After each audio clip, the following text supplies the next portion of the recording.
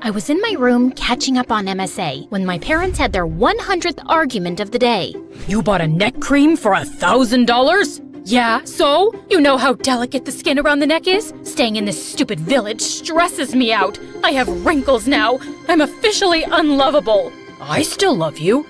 Like that matters. Outer beauty is just a lie, Mother. It's what's inside that counts. If you really want to be loved, you need to fix your personality. And while you're at it, please fix your posture too, or you'll have a hunchback soon.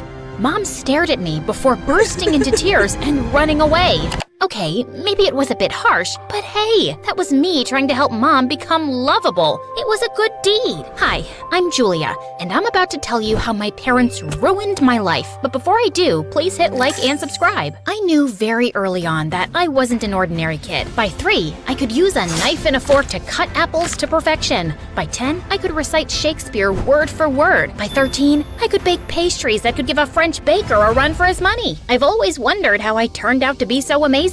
Maybe my great-great-grandma or grandpa was an extremely responsible, talented, sophisticated person, and I got my unique genes from there, because my parents were a total mess. Dad owned a vineyard, and every year he would struggle to create a new wine variety, and every year he'd fail. Mom was a self-involved ex-beauty queen who kept complaining about how she gave up everything for her marriage. Now, her only talent was blowing up money we didn't even have on makeup and skincare. Like this one time when I was 16, Mom bought some anti-aging cream off the internet that gave her a bad reaction, and Dad had to pay a lot for her skin treatment. My face looks like a swollen monkey's butt. This is all your fault. If only you were rich and I could afford plastic surgery. If only you were smart enough to read the label, darling. Did you just call me dumb?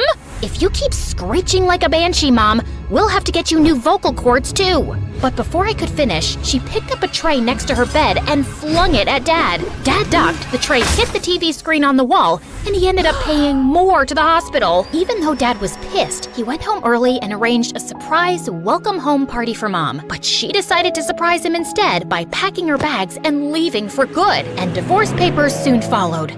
How could she leave me like that? I've done nothing but love her. Please compose yourself, Dad, and let's not cry over spilled milk. What? You'll get over it. I'm not some stone-hearted witch, trust me. I missed my mom too, but I wasn't gonna bawl my eyes out like a silly baby with no self-control. One of those in the house is enough. Dad threw himself into work after that, while I focused on school and picked up baking full-time. By 18, I got a job at a small cafe, and life went back to normal. Then one evening, Dad told me excitedly that he'd finally found an investor, Mr. Sharman, for his new wine batch, and he had invited us over for dinner to talk further. That evening, we were welcomed warmly by Mr. Sharman. He was showing us around his mansion, when suddenly, my world kind of stopped. This really gorgeous guy walked in, sadly with the prettiest girl on his arm. Apparently, he was Mr. Sharman's nephew and financial manager, Darren, and it was hard to keep my eyes off of him. At one point, he was feeding her grapes when one fell down. He bent to pick it up, and I saw the girl staring at me, staring at his butt. I got so flustered that I stepped back and knocked over a huge bowl of punch, getting plenty all over myself. So humiliating. As I cleaned myself up and walked out of the bathroom, I crashed into Darren in the hallway. Wow, are you always this clumsy? Or do I have this effect on you? I am not clumsy. I am the very picture of grace, and you have no effect on me. My date said you were staring at my butt when the accident happened. That's a false accusation, a blatant lie. Why would I be staring at your rear end? It's okay. I don't blame you. I work out a lot. Yes, it shows, and your behind is perfectly sculpted like a Georgia peach. But what does that have to do with me? Your girlfriend sounds like an insecure lady just making up nonsense. I doubt that you would make her insecure. She's a model and you, well, you look and talk like you're Mary Poppins' daughter. No offense. With that, he grinned and just walked off. I loved Mary Poppins, but it didn't feel like a compliment coming from him. I joined Dad and Mr. Sharman, but minutes later, someone tapped on my shoulder, and I nearly passed out when I saw Mom? Surprise! What is happening? Mom told us how she'd met Mr. Sharman on a cruise and they'd fallen in love. They'd been dating for a few months and she only recently moved back to the city. I went to the house and saw that your dad was still poor as a street rat, so I thought of investing in his business and helping him out. Am I not the best ex-wife ever? This is certainly unexpected, but calling yourself the best ex-wife is an exaggeration, Mother. My father and I have something called self-respect, and we'd like to keep it, so please excuse us. I grabbed Dad's hand and we left. We were still reeling from the shock of meeting Mom, but the next evening she showed up at our door begging us to hear her out. I wanted to turn her away, but Dad gave her a chance. I know I left you too abruptly and hurt you, and I'm really sorry. But despite everything, you're still my family. I have a chance to make things right by getting your father the break he deserves, and I'd love to reconnect with my only daughter too. I wanted to be less cynical and believe this was an unselfish act, but I wasn't convinced. Dad, however, was staring at her with stars in his eyes, and he agreed to take Mr. Sharman's investment. After she left, I turned to Dad. I know you want to succeed, but is this really a good idea? Trust me, I know it is. Also, I think your mother's still in love with me, and I have another shot. What? Dad, no, she's happy with her rich boyfriend. We'll see. Good Lord, was this gonna end up with Dad as a weeping disaster again, and I'd be picking up the pieces again? But I couldn't do anything to stop it. Soon, Dad and Mr. Sharman were meeting regularly and getting to know each other before making the deal, while Mom wanted me to hang out with her so we could bond, which meant I had to see a lot more of Darren every time I went over to their house, or when Mom took me to some fancy party. And to my dismay, he even started visiting the coffee shop I was working at every time with a new girl. Can't you find another cafe as your saliva-exchanging rendezvous spot? Your mom told me you're the baker here, and I thought I was doing you a favor by bringing you business. But I get it. Seeing me with all those girls makes you jealous. Do you wish you were one of them, Julia? You can be, you know. I've got 20 minutes before my date turns up. As if I'd ever want to date an insufferable Neanderthal who thinks he's God's gift to women. One kiss from me, and you think I'm God's gift to women too. I'm curious, have you ever kissed anyone? I mean a boy, not your cat or your grandma. Of course I have. I have a very steady boyfriend of 2 years, and I'm wildly in love with him.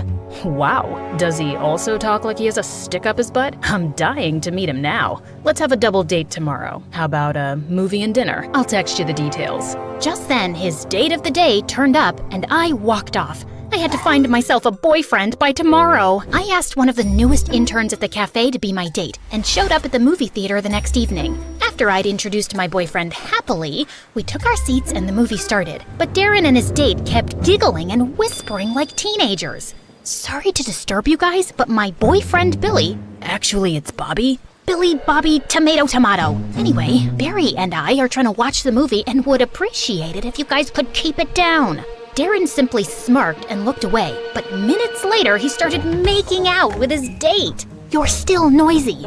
You're still annoying. Cut it out. Bite me. I grabbed Darren's soda and spilled it on his head. He got angry and knocked down my tub of popcorn, and we got into a huge argument. Soon enough, we were thrown out by security.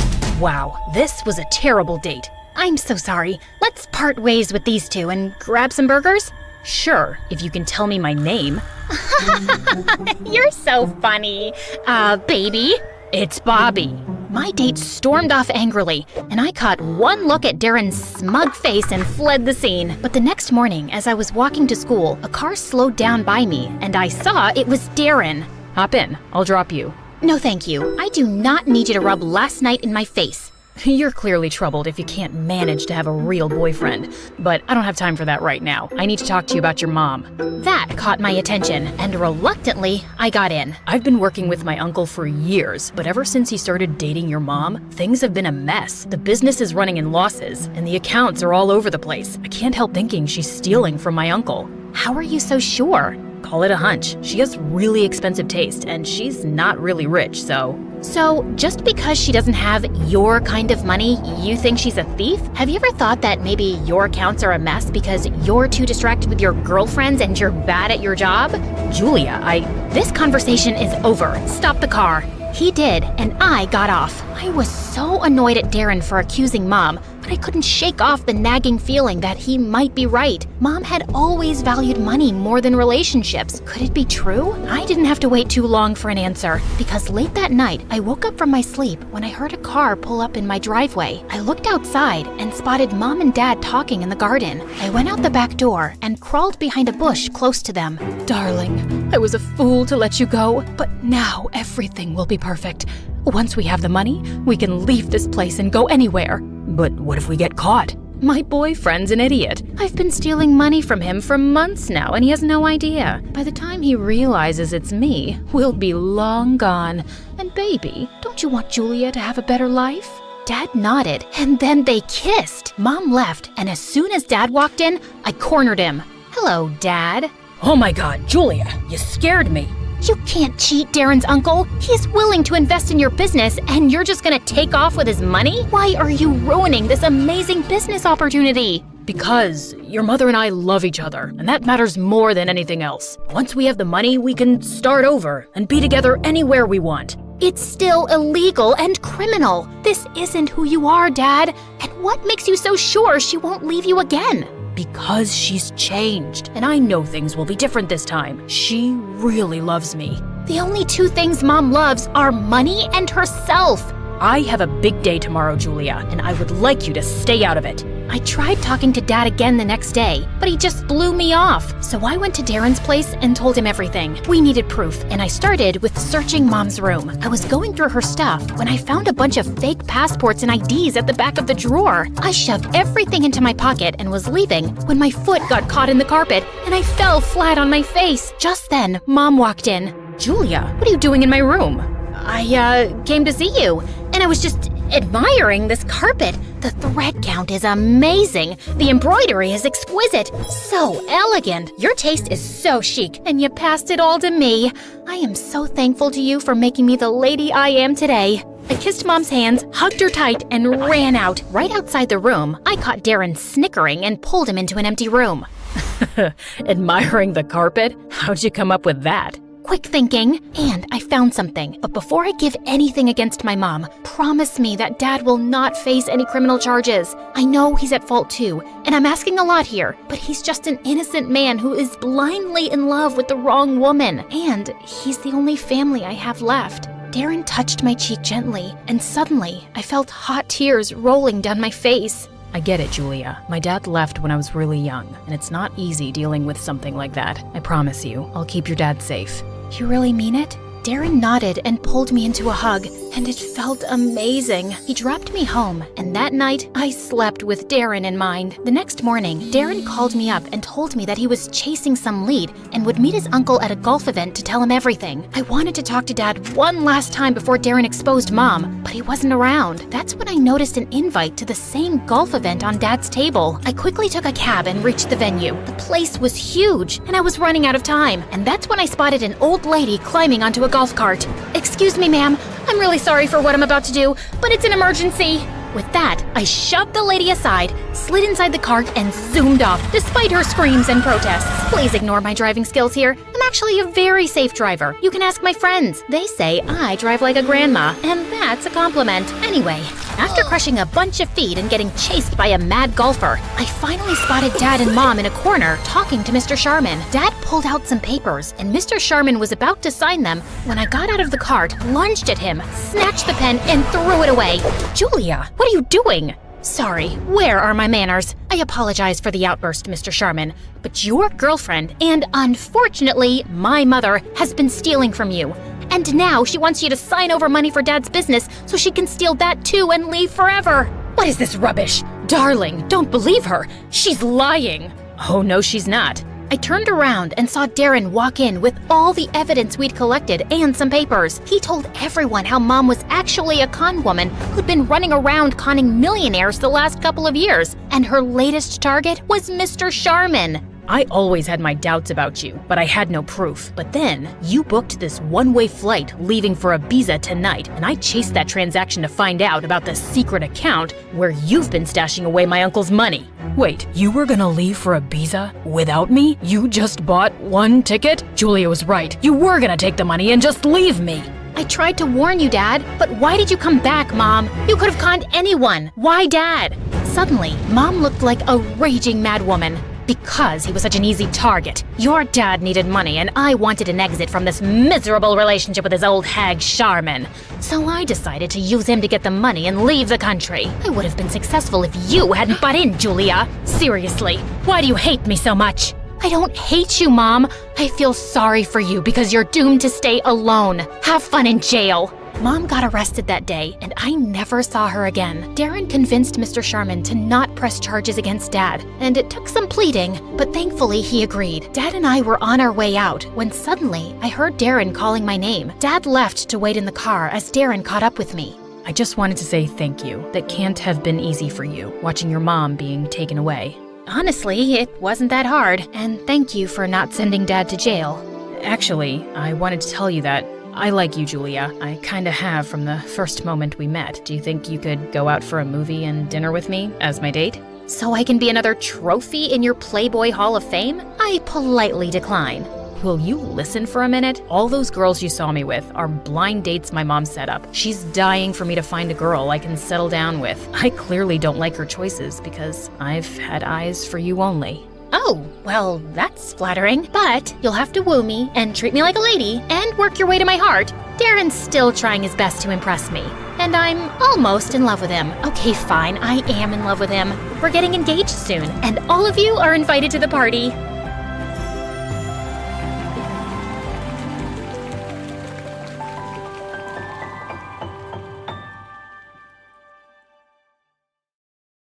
Hi, I'm Marie. Growing up, I liked all things geeky. Comic books, anime, and most of all, video games. I was the kid in elementary school that would sneak behind some trees during recess to play my Nintendo DS instead of socializing. So I never really had any friends. And home wasn't so peachy either.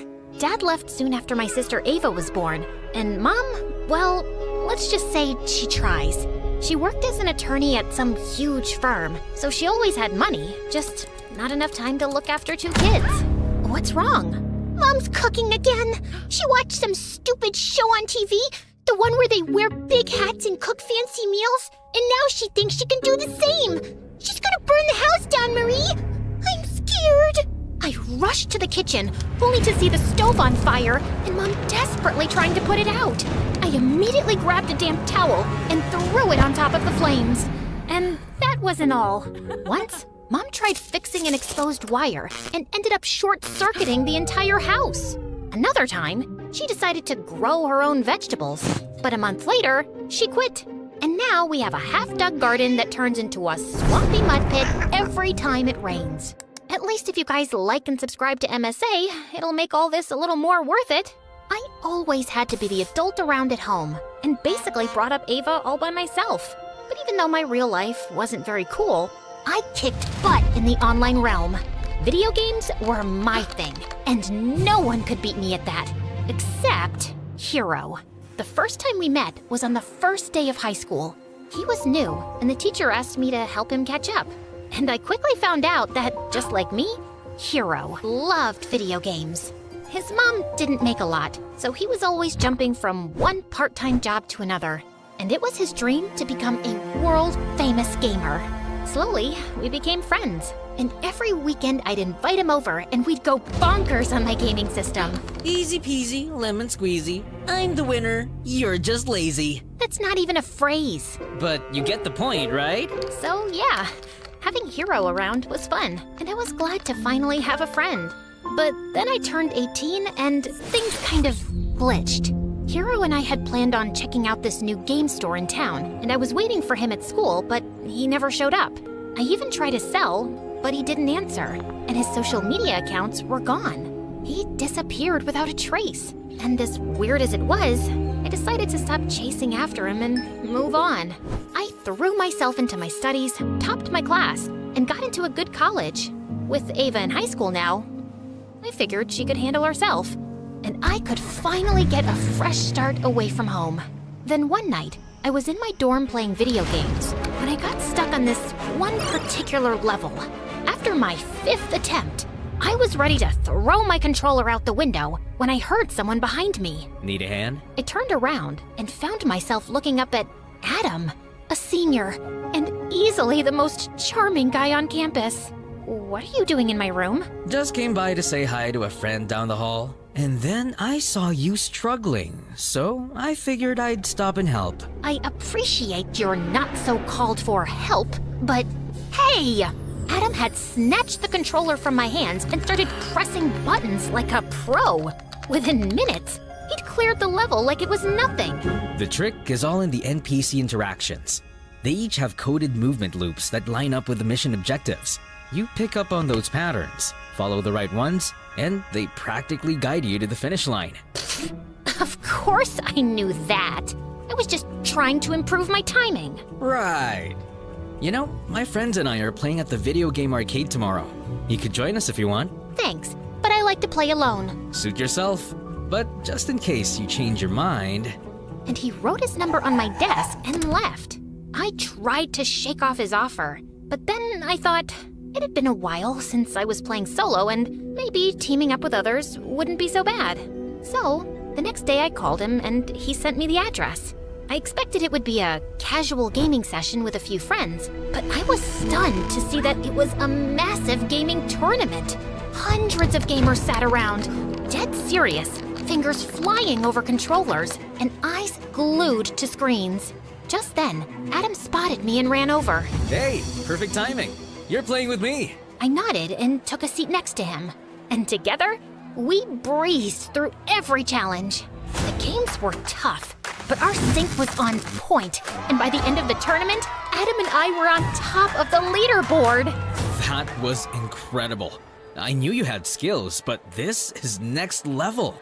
I couldn't even tell it was our first time playing together. You know what? You've got to meet my dad. I don't think I should, but Adam was already pulling me through the crowd before stopping in front of this tall man who looked like he ate gigabytes for breakfast. Dad, this is Mari. I think she'd be perfect for our team. Such a pleasure to meet young prodigies like yourself. Tell me, Maria, has the world of digital gaming always intrigued you? It's Marie. I know, but I prefer Maria. It has a certain melody to it, like the soft patter of keys under one's finger in the heat of play. Sorry, what? He just means you have a nice name. Anyway, Dad's a game developer and a professional gamer himself. He's the reason I picked up gaming. He's my hero, the legend, the person I look up to the most. Also, he'll be coaching us. For what? The tournaments, of course. Adam told me he played for an international esports team. They traveled the world, competed in the biggest tournaments, and now they wanted me to join them. Playing international esports had always been my dream, so it didn't take me long to say yes, and the next few months turned into a wild roller coaster. We traveled from one tournament to the next, diving headfirst into the intense, fast-paced life of esports. And while I loved competing, Adam's dad made things really complicated. Our primary objective is to establish dominance in the early stages by monopolizing resource nodes and obstructing adversarial progression. What is he saying? He wants us to capture as many resource points as we can at the start and block the other team. Why doesn't he just say that? That's just how he talks. You'll get used to it. But Adam's dad's constant hovering and descriptive plans made every practice session feel like a mental marathon, and I just couldn't keep up.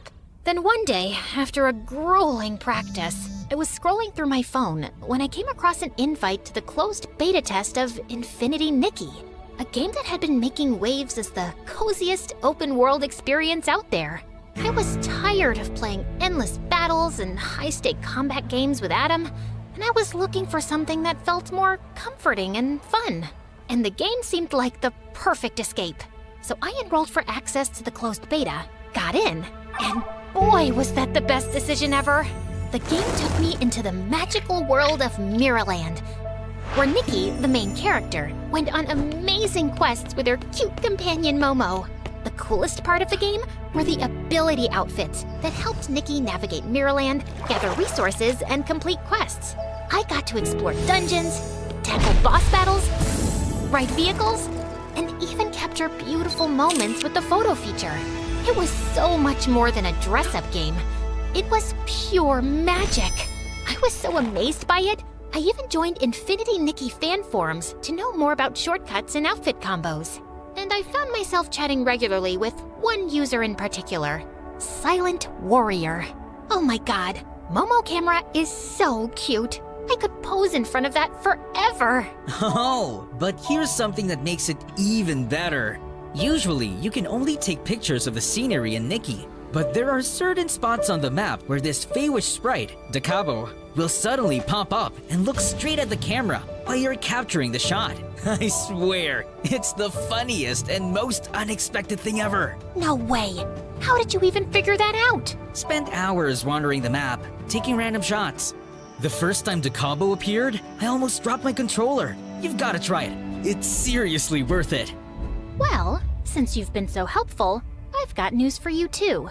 December 6th is actually Nikki's birthday, and to celebrate that special day, all Infinity Nikki players will be getting this stunning new dress called Starlit Celebration, absolutely free of charge. I mean, talk about a sweet deal. But you have to log into the game before December 19th to redeem it, so tell all your friends to download it now. I've already told mine. It felt like I'd found someone who spoke my gaming language, and I really wanted to meet him. So naturally, a week later, I was one of the top players invited to play Infinity Nikki live at an exclusive arena. I walked in feeling excited, and I was at the snack bar getting a soda when another hand reached for the same can. I looked up and froze as I saw Hero smiling at me. Didn't realize this one was yours. Well, it certainly doesn't have your name on it. Just then, the announcer called all gamers to the stage for a quick face-off, and I hurried to the stage. I was settling down in my seat when Hero pulled up the chair next to mine. He opened his mouth to say something, but I shushed him and focused on my game. I entered the breezy meadow, collected a bunch of daisies, and was just enjoying my walk through the vibrant flowers when Momo told me that there was a Whimstar nearby. So I hurried through the meadow, collected the Whimstar, and upgraded to a new outfit. Wow, you're still as good as I remember. Oh, so you do remember me. I thought the way you vanished, you probably forgot all about me. Okay, yes, I deserve that. But I had a reason for leaving so suddenly, Mari. That's when Hero told me that his mom had lost her job, and since they lived in her employer's house, they had to pack up and move to a new town, almost overnight. You could have dropped a text, at least. I just couldn't find the time to. I had to pick up jobs to help Mom out, until I figured out a way to make money through gaming. You have no idea how many times I thought about calling you, but I just didn't know what to say. So when I saw your name on the Infinity Nikki forum, I decided to send you a message as Silent_Warrior. Wait, you're Silent Warrior? So you took me for a fool not once, but twice? That feels good. I'm sorry, I just didn't know if you'd talk to me. I even learned the whole game just to get to this live event and meet you, Mari. So, what do you say? Can we restart? I kinda miss you. Okay, yeah, I missed him too. Hero was the one person who always understood me, and he did genuinely sound sorry for the way he'd acted. So, I agreed, and we reconnected.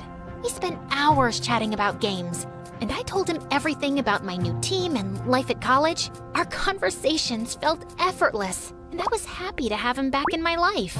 But while things with Hero got better, with Adam, it only got more tense. Maria, grab the plasma cannon next to you. You're wasting essential resources. I'm pinned down by these two enemies. I need to deal with them first to advance. Incorrect.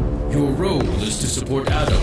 He's leading the mission. Provide suppressing fire, and use that weapon to neutralize the opposition. But if I expose myself, I'll get eliminated. Then strategize smarter. Honestly, you're making me question your tactical skills. Did we make a mistake by bringing you onto the team, Maria? Oh, I don't know, sire. Maybe you did.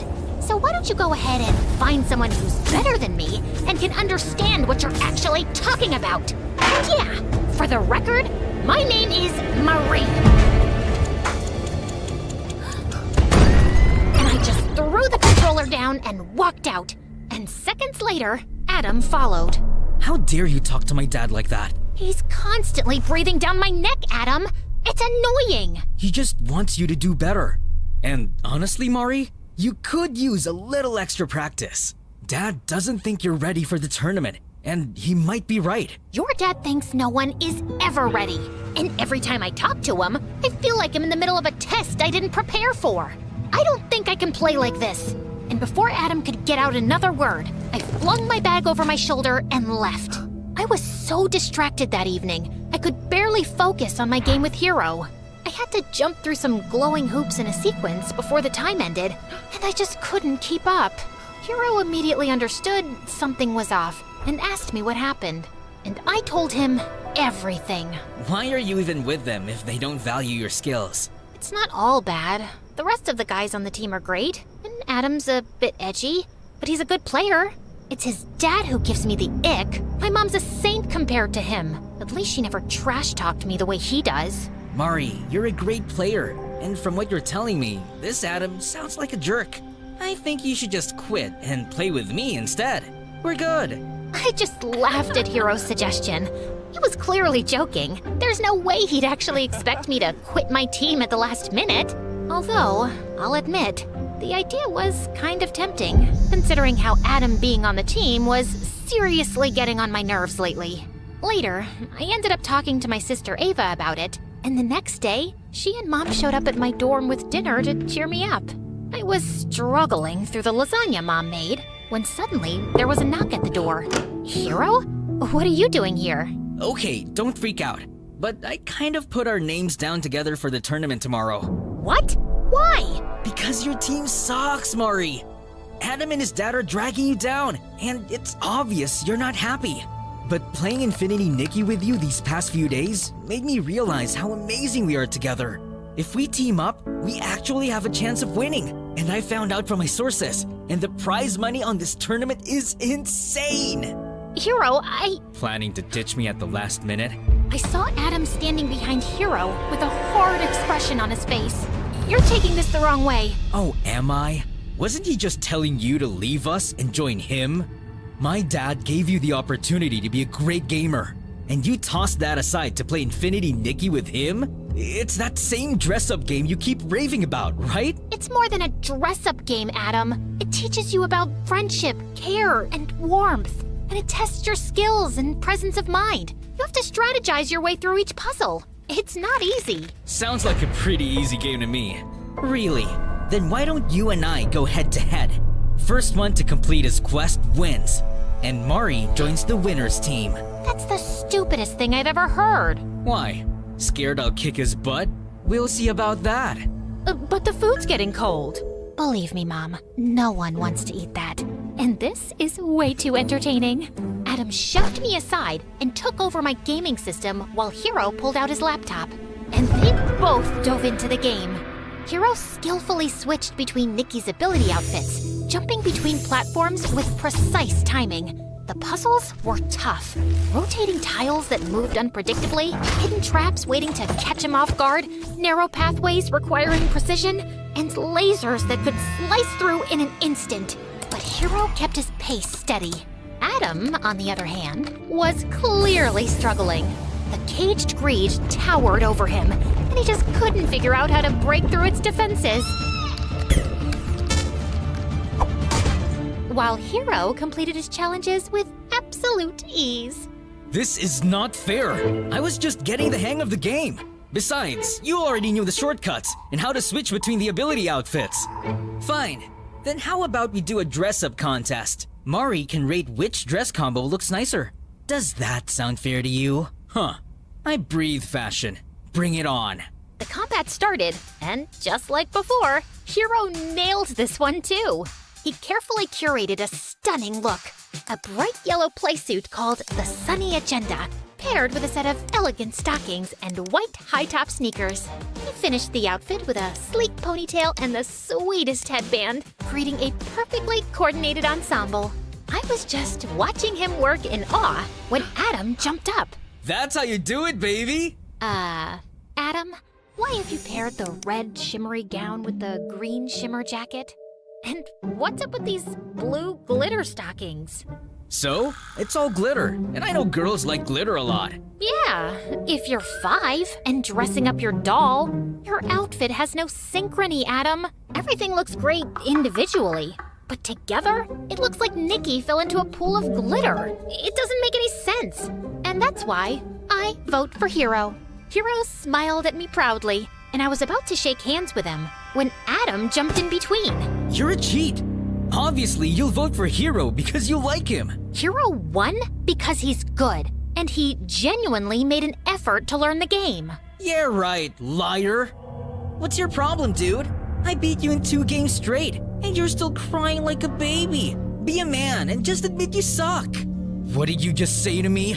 And with that, Adam launched himself at Hero, grabbed his laptop, and threw it across the room. Hero lost his mind, swung back, and the two of them got into a fight. I tried to stop them, but they kept swinging at each other. And then Hero pushed Adam, and he went flying into the table with all the food. Oh my god, I made that with my own 2 hands. It took me hours to get the flavor on point. And somehow it still sucked. What did you just say to me? Ah! Shut it! All of you! What is wrong with y'all? And Mom, I love you, and I'm happy you're here, but you've got to stop cooking. As for you two, I'm not teaming up with either of you. I've decided to go solo. What? Oh, don't look surprised, Adam. After the way you and your dad have pushed us around, it's a miracle I stayed as long as I did. But I'm a gamer with ethics, so I stuck it out for my team when it mattered. And Hero, these past few days have been fun, but you can't just show up and expect me to jump on your team. You didn't even know about this tournament until I mentioned it. And now you want to participate for the prize money? I get that it's a big opportunity, but I can't make decisions like that on a whim. Maybe someday we'll team up again, but for now, I need to do this my own way. And I totally respect your decision. I don't. It's a stupid decision, and I'm not letting you get away that easily. Adam grabbed my hand, but I twisted his arm around in one swift motion, and he winced in pain. Guess I picked up a thing or two from your so-called combat games. Maybe you could learn a little something from Infinity Nikki and handle defeat with a little grace, instead of throwing a tantrum every time things don't go your way. Wait till my dad hears about this. You and your dad can both eat slugs for all I care. Now get out and don't come back. Adam left that night, but I knew he wasn't gonna stay quiet. Not that I cared. I'd already made up my mind to pull my name from that stupid tournament. I didn't want to be part of something that sucked the joy out of the one thing I loved. It was time to take back my happiness, to focus on what made me feel alive again. And for the first time in weeks, I felt free. It's showtime, baby!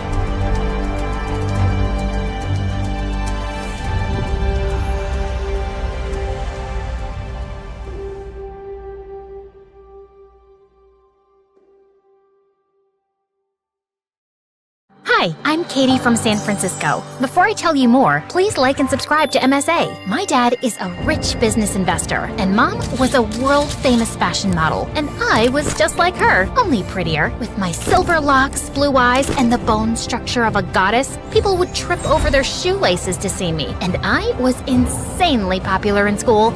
But at home, my twin brother Robert took the cake. Unlike me, who liked to go out with friends and parties, Robert spent his time at home getting straight A's in school and helping Dad in business, and he never forgot to rub his achievements in my face. It seems dear Dad was so pleased with my assistance in that lucrative deal that he decided to give me the world on a silver platter. And by world, I mean private jet. What are you babbling about? Talk like a normal person. Dad's gifting me a jet. Good, now use it to find someone who can tolerate you for more than 30 seconds. Oh wait, that's impossible. Say what you want. I know you're jealous. In your dreams, loser. That weekend, I bawled my eyes out in front of Dad to buy me the most expensive pair of shoes, and Robert hated it. He couldn't stop complaining about how I was a good-for-nothing spoiled brat. But it wasn't my fault that I had more sparkling personality than he did. But despite being the definition of perfection, there was one thing I wasn't so good at, being smart. Like this one time, my ex told me that his dad was an indie author, and I agreed to date him because I thought he was half Indian. But later I found out he was fully white. Such a liar. I hate liars, so I broke up with him.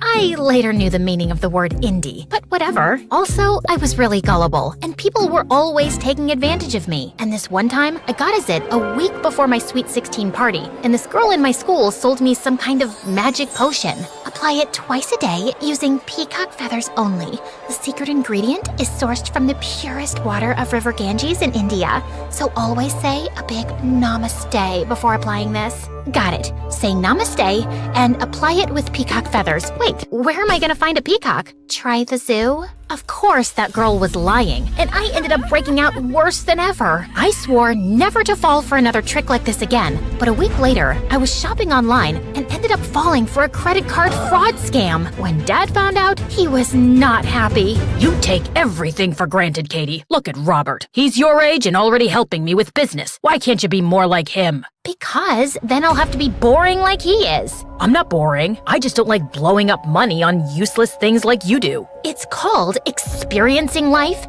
You should try it. It's fun. And you should try to become more responsible instead of being so spoiled and selfish. Blah, blah, blah. You're such a snooze fest. Okay, I've had enough. Robert is right. You need to understand the value of money. That's why I'm taking your credit card away. How am I supposed to pay for things then? Just come to the office tomorrow and I'll find you a job. Earn your money and the card is yours. I did what Dad said and went to the office, but I was bad at everything. I jacked up the printer, spilled coffee on expensive documents, and mailed the wrong file to the wrong client, which cost us a huge deal. I tried apologizing, but Dad blasted me in front of the whole office, cut me off for 3 months, and it was super embarrassing. I was sobbing in the lift lobby when Robert walked up to me. Can you stop hyperventilating? It's not the end of the world. Of course it is. I need money for clothes, makeup, shopping. I cannot be seen in the same outfit twice. Oh my God, this is a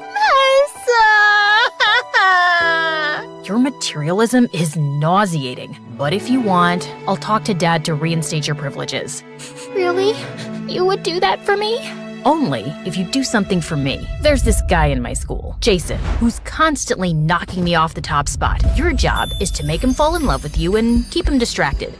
You want me to impress a guy? I can do it in my sleep, with a face mask on while getting a pedicure. Let me finish. If Jason knows you're my sister, he'll never entertain you. You need to get a makeover. You're dyeing your silver hair and wearing lenses. You'll still be pretty, but not I descended from the heavens pretty. Now, do we have a deal? How do I know you won't back out? I won't. I'm a man of my word.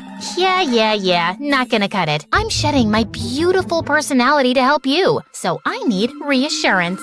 I'm surprised you know that word, but fine, I'll draw a proper contract. The next day, Robert signed the contract and enrolled me in his school under a different name. He told Dad I was going for a yoga retreat to India, and the same night, I moved to the beach house. I changed my hair, wore lenses, did some makeup, and a week later, I was ready to step into my new life as Masha. On my first day, I walked into school feeling confident, but my stupid fake glasses kept sliding off my face. I was just adjusting them when I missed a step, flew right into someone, and fell on my butt. I'm sorry, but are you blind or a complete moron? Before I could finish, I looked up and saw a very handsome guy staring at me. Jason. Robert had shown me his pictures, but that was nothing compared to how he actually looked. He was like Tom Cruise and Brad Pitt had a love child, only taller, cuter, and way more hotter. I was literally speechless. You were saying something? Me? Oh, well, I'm always saying something. Why don't you say something? What? You're absolutely sorry. I'm sorry. And new, Masha. I'm new to the school and my name's Masha. Good for you. Now can you move? You're in my way. Aren't we all in each other's way? You meet someone and you get to know them and find out that they're the one you've been waiting for all your life. It's destiny, or luck, or just how the world works. You see where I'm going with this? But Jason just turned around and left without even answering me. That was kind of rude. Since my first interaction with Jason pretty much blew up in my face, I decided to up my game and sign up for all the same classes Jason was in. I guess luck was on my side because we got paired up as partners in biology class. We meet again. I'm starting to think this is destiny. And I'm starting to think you're stalking me. What? No! The teacher thought it would be a good idea to pair the new girl with the smartest guy in class. I'm guessing that's you. Mm-hmm. You know, biology is in fact one of my favorite subjects. It's just amazing how we can explore so much about nature with... pardon me for asking, but is that a dead cockroach? Yeah, you have a problem? Nope, none at all. I love cockroaches. They're... Excuse me. And with that, I just rushed out of the class and barfed all over the washroom floor. The janitor gave me the stinkiest eye that day, but I slipped in an extra 100 and I guess he was okay. That night, I stalked Jason on social media and found out that, apart from being a genius, he was also a big football fan. So, I booked 2 very expensive front row tickets to the latest game, and the next day when I saw Jason, I walked up to him. Can I help you? You tell me, can you be helped? Are you done being weird? 'Cause I don't like talking to people while I eat. We don't have to talk. I'll just sit here and stare at this, rotten sandwich. What's even in this thing? I can smell cucumbers and maybe that's cheese. Why are you eating this? Can you stop touching my food? Sure.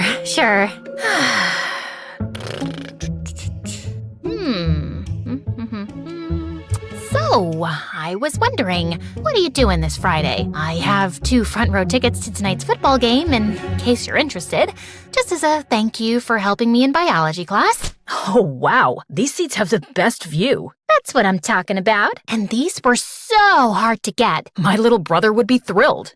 Sorry, what?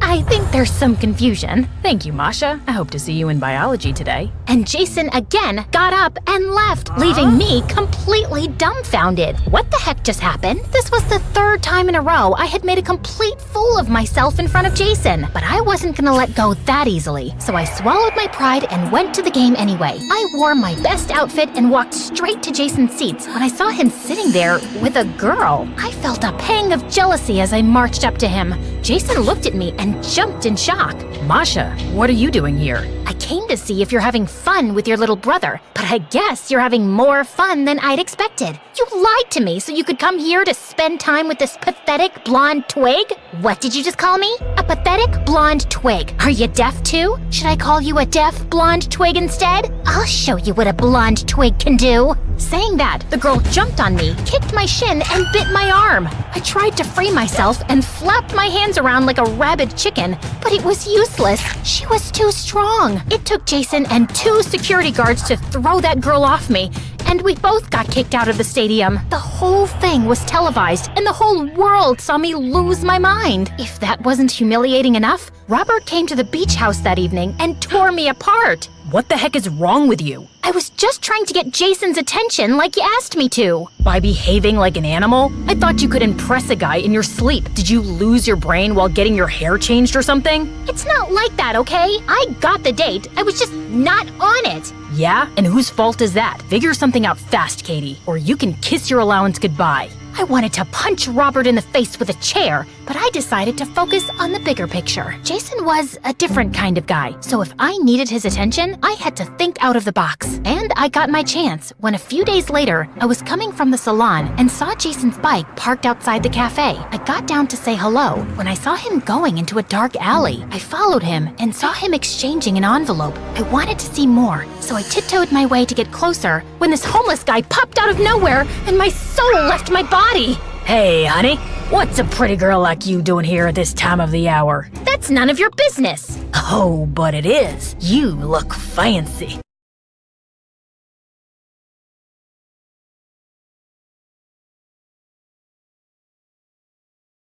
Hi, I'm Joy from Chicago. Please like and subscribe. My parents always loved to call me a unique child. When I was little, I was always making toy buildings out of random stuff. Seashells, bottles, cereal boxes, anything I could get my hands on. I was also kinda shy and found it more fun to help out with chores at home than play with other kids. One day, Mom was teaching me how to make pancakes when she suddenly stopped and stared at me. Sweetie, what's the matter? Am I going too fast for you? No, Mommy, everything's fine. But you keep blinking a lot, like there's something wrong. I hadn't even realized it, so Mom took me to a doctor, and I got diagnosed with an excessive blinking condition. It was nothing serious, but in school, kids started making fun of me for it, and I'd mostly just stay away from them and sit alone.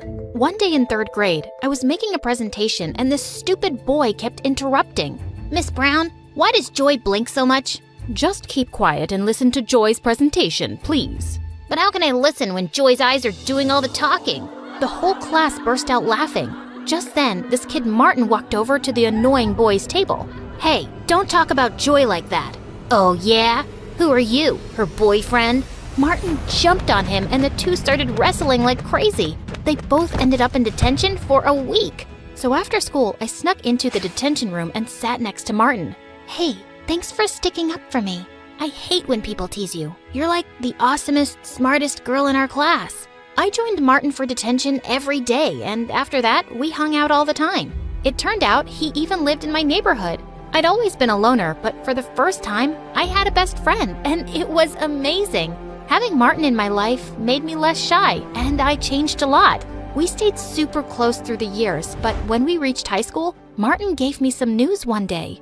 My dad's business really took off, and we're moving to another neighborhood. I'm also going to a private school. Wow, that's super cool, but I'll really miss you. Hey, why don't you apply for a scholarship? Then we can still be at the same school. My parents were happy for me to try to get into a better school, so I applied for the scholarship, and I got in. Little did I know that it was the worst decision ever. On the first day of 9th grade, I almost fell over when I saw Martin there. He was dressed head to toe in designer clothes and was wearing a gold watch? Who are you, and what did you do to my friend? And how much gel is in your hair, dude? This is just how the cool kids dress nowadays. You didn't know that? No. Should I? Yeah, you should. You need a makeover, girl. I just laughed and punched his arm. Later at lunch, a bunch of rich kids walked by our table. "Hey, Martin. I've seen you around my neighborhood. Want to come to my party this Friday?" "Sure. Can I bring Joy with me?" She'll have to buy new shoes first. I bet the one she's wearing right now came from a garbage dump." "Hello, I'm right here, and I love these shoes." "Joy, she's joking. Calm down." The girl walked away with her minions, and I felt so annoyed at Martin. How could he think that comment was a joke? Apparently, there were lots of kids at school who lived in Martin's neighborhood, and it seemed like he was becoming friends with them overnight. That next Monday, I didn't see Martin until lunchtime, with his arm around a really pretty girl. "Hey, saved a seat for you at our usual table." Actually, I have a girlfriend now, so I'm gonna go sit with her." "Oh, okay. Well, have fun."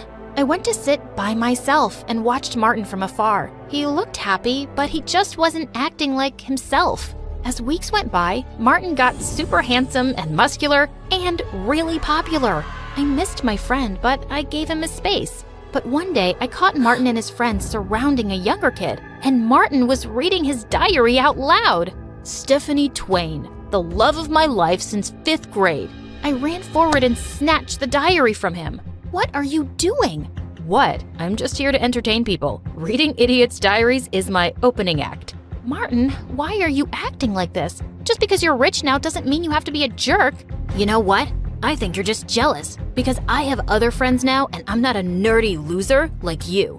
Look at me. I'm Joy, and all I do is study in the library because I have no life. Then Martin started blinking really fast and shaking his head. "Are you making fun of me?" Before I could stop myself, I slapped Martin hard across the face and ran away from there. The whole rest of the day, I had to fight from crying. What a jerk! But when I got home, I forgot my troubles when I found Mom sitting in the kitchen, looking really worried. "What's wrong, Mom?" "Joy, your dad and I are in serious debt. If we don't find a way to get some money soon, we could lose the house." "Lose the house? Are we gonna end up homeless?" No, I shouldn't have said anything. We'll be fine. Don't worry about it, honey." But I did worry about it. I watched MSA videos on YouTube to take my mind off of things, but I didn't get much sleep that night. Weeks went by and things kept changing. I just focused on my studies and saw Martin from a distance, turning into a completely different person. Then one day, a new guy named Cameron arrived at school. He looked like Harry Styles, and based on his Lamborghini, he was clearly rich. All the girls were drooling over him, but I just rolled my eyes and walked away. He was probably just another snooty brat. But I was surprised when Cameron came and sat next to me in my robotics class. He seemed super impressed with the robot hand I was building. I've been working on it for almost a year. "Are you like a genius? You can tell me the truth. You don't have to be modest." I laughed and ended up sitting with Cameron for lunch, and he never once made fun of my blinking or even asked about it. We were having a great time until Martin walked over. "Dude, what's a guy like you doing with someone like Joy?" I'll introduce you to my friends. They're more your type. Martin, why are you such a... Sure, I'll come and say hi right now. Cameron leaned over to me and whispered, Trust me, you just sit back and enjoy the show. I wondered what he was up to as he walked over to Martin's friends. And when Martin introduced his girlfriend, Cameron suddenly took her hand and kissed it. I'm heading to a yacht party tonight. I'll offer you $500 to be my date. His girlfriend instantly pushed Martin away and put her arm through Cameron's.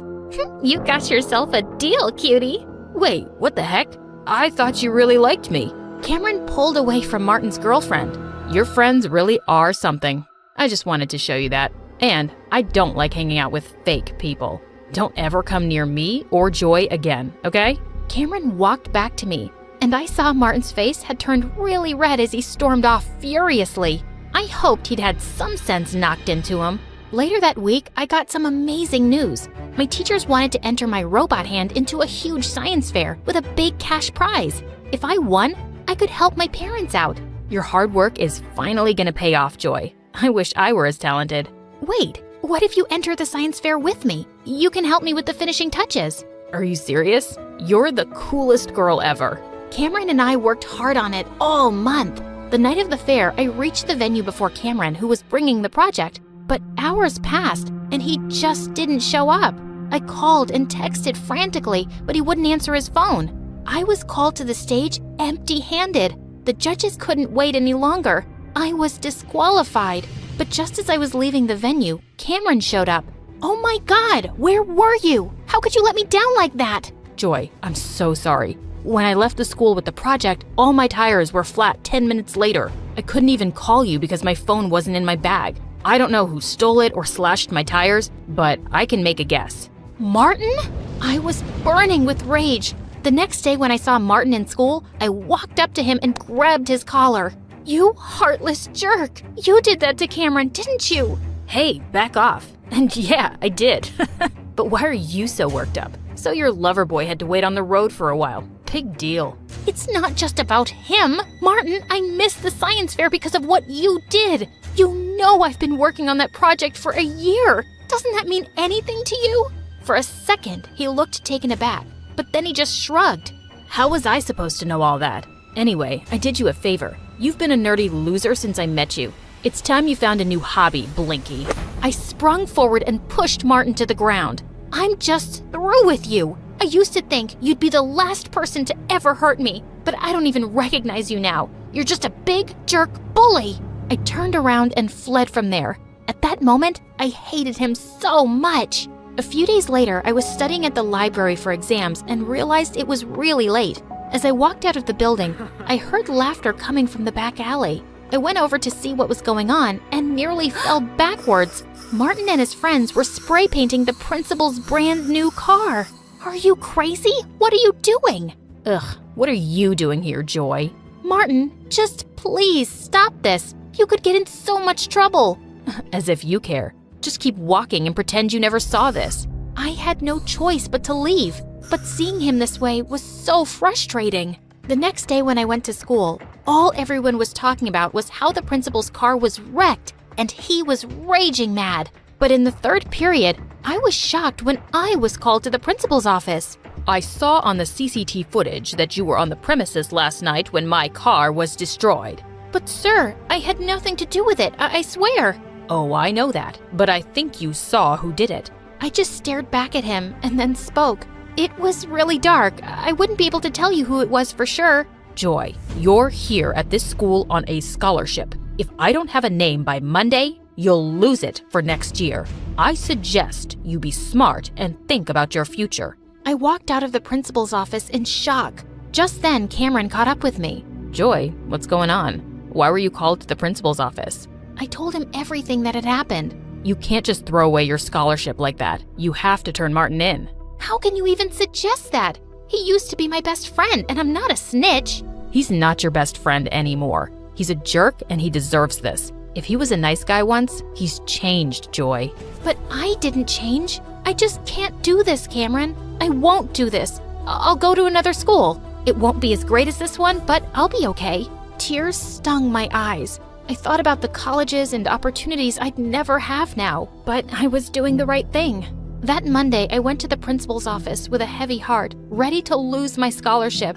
But he told me the most shocking news. Martin had come to his office and confessed to destroying his car. So, what's gonna happen to him now? He's already expelled, of course.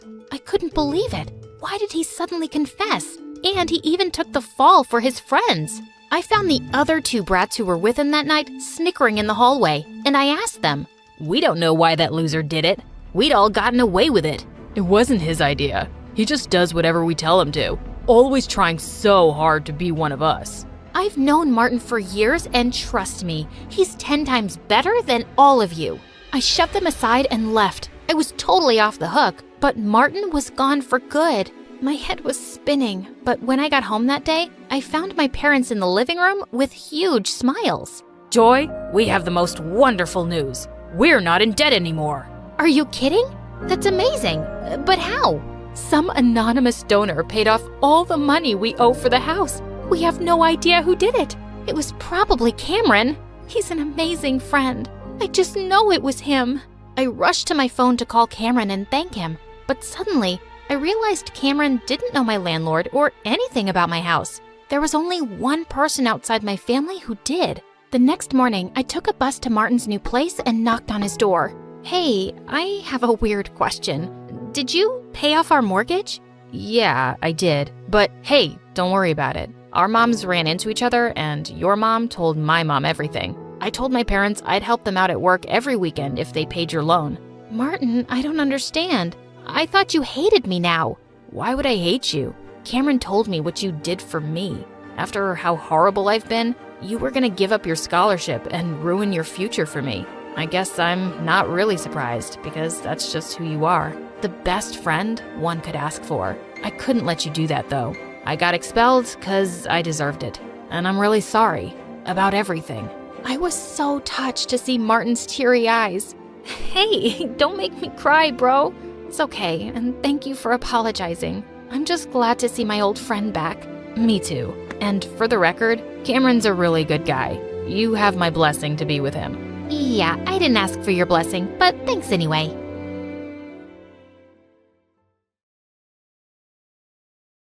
Hi, my name is Alice, and I'm from Rochester, New York. Please like and subscribe. You know how people say that when you meet the love of your life, time stands still and your heart skips a beat? Well, my dad had his own version of it. Love feels like a bunch of fireworks exploding inside your heart. That sounds dangerous. Oh, honey, it's the most beautiful feeling in the world. Dad always tells me about when he met Mom. He was playing on the subway, and when she stepped in, he felt fireworks go off inside of him. And that was it. My life changed forever. Our life changed forever. My mom was a big shot lawyer, and my dad worked as a music teacher at my own school. I inherited my dad's love for music, but wasn't into singing, so I used Mom's lawyer skills on them and convinced them to buy me a drum kit. My life was simply wonderful, but everything changed when I was 12. Mom got stuck on one big case and was working crazy hours, so there was no time for anything else. Not even for me. For months, I kept bugging her to notice me, but the answer was always the same. Not now. I can't, Alice. Of course, this also led to fights between my parents. They used to argue in the kitchen at night when they thought I was asleep. Finally, one night, she just left. There were no explanations, no clues, no goodbye letter, nothing. It was a rough time, but my dad and I always stayed together. As time went by, we both started feeling a little bit better. Despite everything, I never stopped believing in true love, and I eagerly awaited the sensation my father had described so many times. When I turned 16, I witnessed the fireworks of love up close. I was at home cooking an egg when these bratty kids kept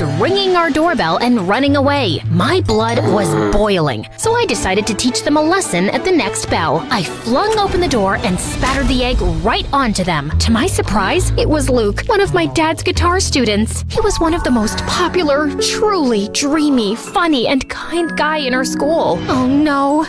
This egg! Lucky you! You just won a tuition discount from Dad! I quickly made this up, but he kept staring at me in complete awe. Then it happened. It struck him like lightning, just like my dad described. The whole fireworks and electricity package. Hi, Alice. I love you. But here's the twist. I didn't feel the same way. However, from that moment on, Luke embarked on a mission to win my heart, while I tried to refuse his advances without hurting him. Flowers for you, Beaut. Bees! It has bees! I baked brownies for you. Thanks, but I prefer vegetables. He invited me to the amusement park, but I pretended to be dizzy when he was gonna kiss me on the Ferris wheel. And then he also asked my father for my hand. So, what do you think? Tell him that he has to provide 4 sheep, 5 cows, and 1 unicorn in exchange. Yet Luke never gave up, and finally, he went all in. He performed for me on my balcony, singing the very same song my dad used to woo my mom back in the day. And I swear I could see Dad helping him the whole time. Then he asked the big question. Do you want to be my girlfriend? Luke, I like you, but I'll take that. I It's a love story, baby. Just say yes. know what you might be thinking. How could you not love Luke back? He sounds like the perfect guy. And you'd be right. He was everything I could have wished for, and more. He even quoted Taylor Swift for me. I decided I should give him a chance. Maybe the fireworks would appear slowly for me. Okay, let's do it. After a few months, things were going great. He was a great boyfriend, and I cared for him. One day, as we hiked up a hill, my foot clumsily met a cluster of rocks. I was about to fall when Luke grabbed my hand and held me. Are you all right? I nodded. The sunlight hit him just right, and he looked just beautiful. He leaned in and he rewarded my safety with a kiss. It was a scene right out of a movie. Come on, guys. You see? I tried, but I just couldn't help feeling nothing. By the time we reached the top of the hill, I decided to end things. Luke deserved someone who could truly love him. After a brief pause, I managed to muster the strength to share my feelings. However, as I looked at him, tears were welling up in his eyes. Alice, there's something I have to tell you. Yes, Luke? I'm thrilled that we're together. I've been looking for the perfect partner for what feels like forever. Tears began to fall down his cheeks, and I hugged Luke tightly. How could I break his heart after that? I just couldn't. I needed a new plan, a way to end things without hurting him. Just then, I got an idea. I needed to find my boyfriend a new girlfriend. Yet, it was easier said than done. Finding the perfect girl for Luke was certainly a tough mission. I introduced him to Sarah in a bowling alley, but it turned out she was only interested in using Luke to make her ex-boyfriend jealous. On trivia night, Claire and Luke had a heated argument about the best pizza toppings. They didn't get along after that. Lastly, how can I forget about Julie? When I introduced her to Luke at a party, it was pretty clear that she was more interested in me than in him, much to Luke's amusement. Of course, he knew nothing of my plan. I introduced so many girls to him, pretending they were my friends, but none of them sparked even the slightest explosion. Luke only seemed to have eyes for me. Darn him! After a few weeks of failures, I was about to give up hope. But then, right in my dad's class, the solution seemed to fall from the sky, almost literally. Boys and girls, we have a new exchange student from South Korea. This is Moon. That new girl seemed quiet, but she was a total stunner. We have a little welcome tradition here. You've got to sing us your favorite song while standing upside down. What? You could actually see Moon's soul leaving her body. Kidding. But come on, it'll be a blast. So, which song are we going with? For a brief moment, Moon seemed to be torn between making a mad dash for the exit, pretending to faint, or fighting my dad to ignore his request. Love Story by Taylor Swift. Bingo! That was the girl who was gonna sweep my boyfriend off his feet. I couldn't have been more thrilled. Above all, she had a beautiful voice. She was perfect for Luke. As soon as the class ended, I walked up to Moon. Hi, I'm Alice. That was amazing. Thank you. I just hope I don't have to do that to introduce myself in math class. Don't worry about it. The gym teacher might make you do some push-ups in front of the whole school, but apart from that, well, that's it. I'm going back to South Korea. She even had a great sense of humor. By the way, the music teacher who just made you sing in front of everyone is my dad. But don't hold that against me. I won't. He seems cool. He is, in his own unique way. Surprisingly, considering that if my plan worked, Moon would steal my boyfriend from me, the two of us immediately hit it off. I was happy to make a new friend, but the most important thing was that I had an inkling right from the start that she and Luke were a match made in heaven. I had to rush to my plan. By the way, I'm in a band. Ever considered becoming a rock star? A rock star? Sure, but only if we get to wear sunglasses indoors. Of course! You can't make great music if you don't look cool. With my master plan in motion, I organized a rehearsal in my garage for that same night. As usual, Luke and I began a friendly battle over which song to play next, but just as the tension was mounting, Moon made her grand entrance. Hi there. When Luke turned to meet her gaze, something magical unfolded between them. Their fireworks were so intense that for a moment I thought the neighbors were bombing my house. Hi, I'm Alice's Luke. Nice to meet you, Alice, Luke.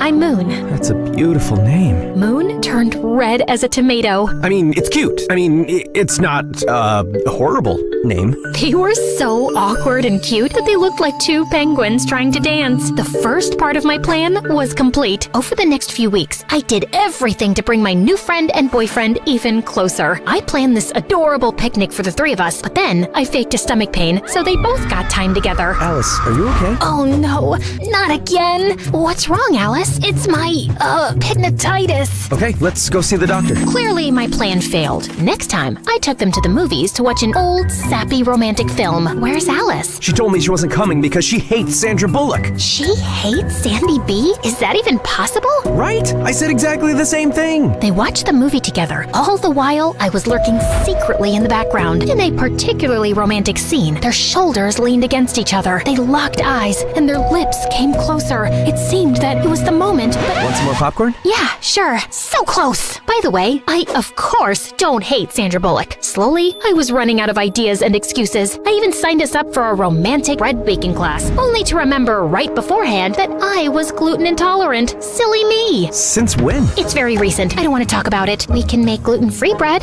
It's not the same. Go on without me. Tragically, I had to keep up that lie and not eat a sandwich in front of them for way too long. Oh, the lengths I went to. But despite all my efforts, nothing was happening. They clearly had feelings for each other, but neither was making the first move. I was determined to give it one final shot, so I orchestrated an irresistibly romantic date at Rochester High Falls, Luke's cherished spot. I prepared the scene, and it looked spectacular. I stood there, admiring my masterpiece. This must have been how Billie Eilish felt when she composed Bad Guy. My plan wasn't complete without the final touch. Two mysterious and alluring letters, one for Luke and one for Moon. That evening, they both arrived thinking the other had organized the date. I should have respected their privacy and left, but I sneaked a peek at the date and sat in a nearby grove with popcorn and soda. It seemed like they were still too shy to make the big move. Just as I was about to fall asleep, Moon slowly moved nearer to Luke's lips. The excitement was so intense that I could feel it moving through my body, particularly in my ankle. In my ankle? I looked at my leg and saw a raccoon clinging to my ankle. Freaked out, I totally lost it. I sprang from the bushes just in time to disrupt their big moment. Alice, what are you doing here? Oh, hi! Just taking a walk. Around the falls? Alone? At night? Well, you know what they say, when nature calls. Don't judge me. That's the best I could come up with. Alice, this isn't what it seems. We were just... Their embarrassment and guilt were clear. I'm sorry. They clearly felt terrible, and I felt even worse. It was entirely my fault. It was time to tell the truth. You don't have to feel guilty. I orchestrated the entire thing. What? You? Yeah. I couldn't help but notice the magic connection between you two. This is my strange way of giving you my wholehearted blessing. Well, at least I told them part of the truth. For a brief moment, Luke and Moon exchanged puzzled glances, and Luke turned to give me an earful. However, after what felt like an eternity, they both enveloped me in a hug simultaneously. Alice, I can't believe you'd do something like this. You could have just spoken to me. And I'm sorry. I tried to fight these feelings. No need to apologize. The heart wants what the heart wants. Are you sure you're okay with this? Absolutely. You two are meant for each other. I'll step aside and let you enjoy the rest of your date. I walked away swiftly, but before I got too far, I turned back to see them finally sharing their first kiss. Well, you could have at least waited for me to leave. Just kidding. Carry on. This may appear like the happily ever after ending, doesn't it? But believe me, there are still some more fireworks to discover. My grand plan had succeeded. Moon was perfect for Luke, and they were really happy. However, sometime later, I started to feel increasingly sad. While I was genuinely thrilled for them, a feeling of loneliness began to take over me. Eventually, I decided to share with my dad my deepest fear. Dad, what if I never experienced those fireworks? Alice, just like music, love has its own tempo. It won't come if you're expecting it. But trust me, sooner or later, your moment will come. But what if I end up with a broken heart, like you when Mom left us? Alice. That can happen. Love is not perfect, but believe me, it's still worth it. After that, I decided to give the whole love thing a rest. I just focused on school, my friends, and of course, music. For several months, everything went smoothly. Surprisingly, my dad was right about love. My moment was bound to come just when I least expected it. Boys and girls, we have a new exchange student, this time from Italy. This is Camillo. And that was it. Boom, boom, boom! Just like my dad had predicted, my moment to feel the fireworks had arrived, and it came on strong when Camilo strolled into the classroom. I couldn't take my eyes off of him.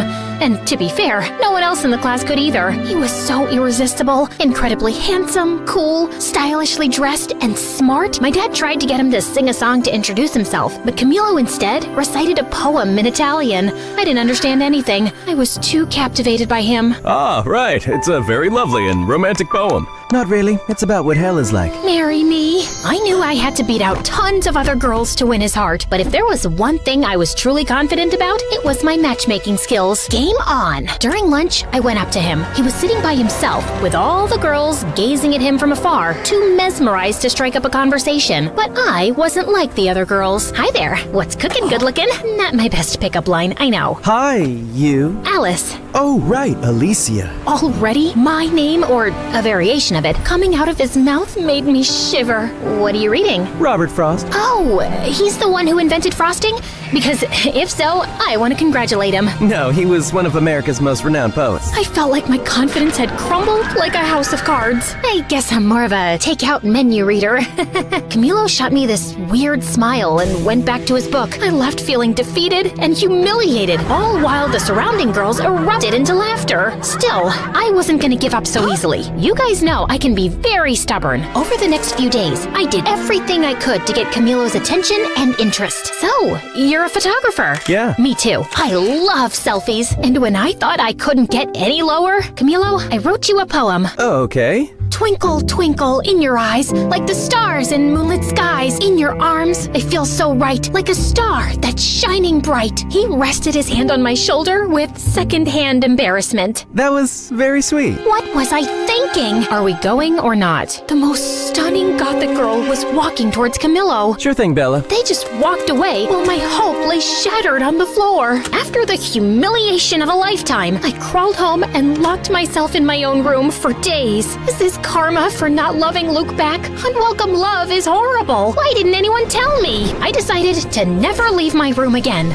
But Luke and Moon swooped in to save the day. Alice, what are you doing? We were worried about you. You haven't been to school for days. And I'm not going back. I'm officially a hermit now. Come on, Alice. You can't give up so easily. What else can I do? He's too cool and smart for me. And he clearly has a thing for goth girls. Well, maybe that can be arranged. Moon showed me the flyer for a costume party happening the next day at school. Maybe this wasn't quite over yet. The following day, I visited Moon's house for the first time for a unique makeover session. She was determined to transform me. And after an intense half hour of makeup and dressing, I emerged as a whole new person. Camilo will be head over heels for you. After a while, I headed downstairs to her kitchen to grab a glass of water. Moon's house was massive and a bit eerie, with dim lighting and an unsettling silence. As I turned the corner, I bumped into a tall, mysterious guy. I let out a scream of surprise. Who are you? I'm Alice, Moon's friend. I glared at him. He was wearing a suit, like a gangster from a lousy movie. I'm Quan, Moon's big brother. Oh, right. Why are you dressed like that? We're going to a costume party. A costume party? So childish. You're like just a year older than us. Besides, you look like you're dressed up too. Whatever, just watch where you're going, kid. Kid? Just then, Moon showed up, probably after hearing my screams. When I turned to face him, Quan had already disappeared down the dark hall. What? Why are you smiling? You know, your brother is a real piece of work. Aha. Moon acted weird. I think that runs in their family. Shortly after, we left for their party. Luke, dressed as a mad scientist, welcomed us. Alice, you look like you just stepped right out of a dark and mysterious fairy tale. Great job, baby. Thanks, baby. Alice, Camilo's there. Go do your thing. dang, girl. Thank you, guys. I took a deep breath and walked towards Camillo, who was dancing with his friend. Of course, he was too cool to wear a costume. With a boost of confidence from my outfit, I saluted them. Hello, my fellow creatures of the night. Alice, what are you wearing? Tonight, I embrace the shadows. I'm a goth. Being a goth is not a costume, you phony. It's a lifestyle. I'm sorry, I didn't mean, of course you didn't. You are just a little suburban princess who gets whatever she wants, playing dress up, and the way Camillo looked at me, that hurt more than any malicious comment. Once again, I was humiliated. For the rest of the party, I hid in the halls of the school. How could I be so stupid? Should I respond? I looked up and saw Quan. What are you even doing here? I thought you were too fierce for a costume party. I am. I'm just here to pick up Moon. I just got her text. She already left with Luke. Oh, okay. Quan leaned his back against the lockers. Rough night? That's an understatement. So, do you want me to take you home, or would you rather stay here crying? What? These are not tears. Don't try to tell me you got something in your eye. Come on, let's go. I was shocked. He was rude, definitely, but not that bad. Quan held out his hand for me to stand up. As I was getting up, our eyes met. Time stood still. Electricity. And yeah, it happened again. Boom, boom, boom. What, did you hit your head or something? No, it's just that, I don't know. Forget about it. I'm fine. If you say so. As Quan drove me home, I kept looking at him out of the corner of my eye the whole trip. I was spellbound. I tried to strike up a conversation with Quan, but he didn't pay much attention to me. So, tell me about yourself. Pass. Come on, what do you like? Silence. Clearly, Quan was not very interested in getting to know me. Soon after, he dropped me home. I couldn't believe it. After years of dreaming about those fireworks feelings, I finally got them. Twice in 1 week. Plot twist, both guys are just not that into me. This was obviously karma. It was Cupid's way of getting back at me. Destiny laughing in my face. Or maybe it was just my teenage hormones. I hate my life. But what I didn't know was that Moon hadn't left the party when Quan arrived. In fact, she was in the bathroom and saw and heard my entire conversation with her brother. Although Quan didn't notice my fireworks explosion, Moon did, and decided it was her turn to play Cupid. Moon started finding excuses and forcing situations for Quan and me to spend time together. She would invite me to her house, but when I arrived, she wasn't there. Is Moon home? For the 4th time this week, she's not. Despite how Quan acted like he didn't care, Moon was determined to make it happen. She even locked us in an escape room. I guess we're gonna have to solve this to get out. This could take a while. The key is under that armchair. Oh, right. Then, Moon planned a movie date with Quan and me, and then left us. Yeah, she used my own little scheme against me. We got into the wrong screening room and ended up watching a children's movie. This is so boring. Wait, are you crying? No, I'm not. You're crying. OMG, you are! Shut up. It's just a beautiful tale of friendship between a duck and a shark. After that, he started talking to me, and slowly, I understood that his whole bad boy facade was simply a shield Quan put up when he moved here to cope with this unknown and new place. He actually could be really kind and sweet. One day, Moon set up a sort of double date with me and Luke and dragged Quan quite literally into a bowling alley. The evening turned out to be an absolute blast. We enjoyed some good food, sent those bowling pins flying, and shared laughs like there was no tomorrow. Quan even dropped his tough guy persona and had an amazing time. I felt that slowly, we two were growing closer. Great strike, Alice. Thanks, I learned from the best. I didn't know I was the best. Who says I was talking about you? The only problem was that Luke found out what Moon was doing and he wasn't too happy about it and cornered me. Alice, Quan's not right for you. He once told me, If you hurt my sister, I'll turn your hair pink. and he walks around in sunglasses indoors too. And don't even get me started on his weird spoons collection. Did you see the massive plastic to fancy spoons display in his room? I'm just worried you'll end up hurt. But I wasn't very convinced. And then the next day, as we were preparing for our band rehearsal, Luke arrived with a surprise visitor. Camillo came to rehearsal, if you girls don't mind. If looks could kill, Luke would be dead now. Oh, that's why you said not to bring Quan. We'll talk later, baby.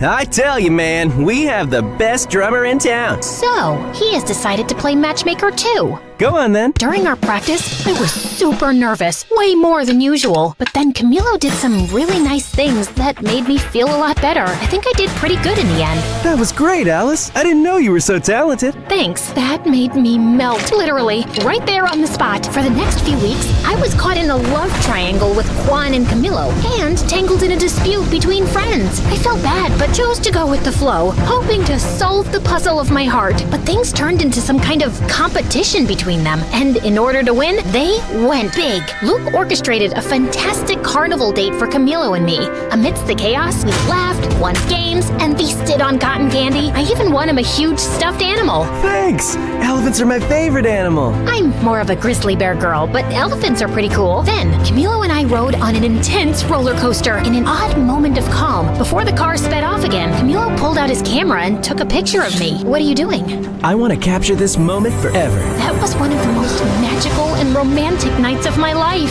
For her part, Moon convinced Quan to take me to his favorite spot, a haven he had never taken anyone to before. It was a dark and murky place. Quan led the way, nodding to some guys. All eyes were on me, so I tried my hardest to copy his attitude. Needless to say, I failed. Quan, we are too young to be here. Relax, what is life without a little risk? Right, but maybe this is a little too dangerous? Okay, I admit it. I was scared, but you would be too if you saw those people there. It looked like the whole cast of Pirates of the Caribbean. Don't worry, Alice. I know the owner and most of the guys. They are cool. Quan took my hand, and not only did I feel safer, but I was also ecstatic. The rest of the night turned out to be surprisingly amazing. Everybody was fun and welcoming. Quan revealed his secret technique to cheat in poker, and an energetic punk band put on a spectacular show. Hours later, we watched the sunrise on the hood of his car at the highest point of the city. Hey, okay, I hear you all yelling, pick a lane, girl. But come on, deciding between Camilo and Quan is like choosing between chocolate and vanilla when you love both. It's driving me nuts too. It was impossible. Like Camilo wrote and recited to me in an open reading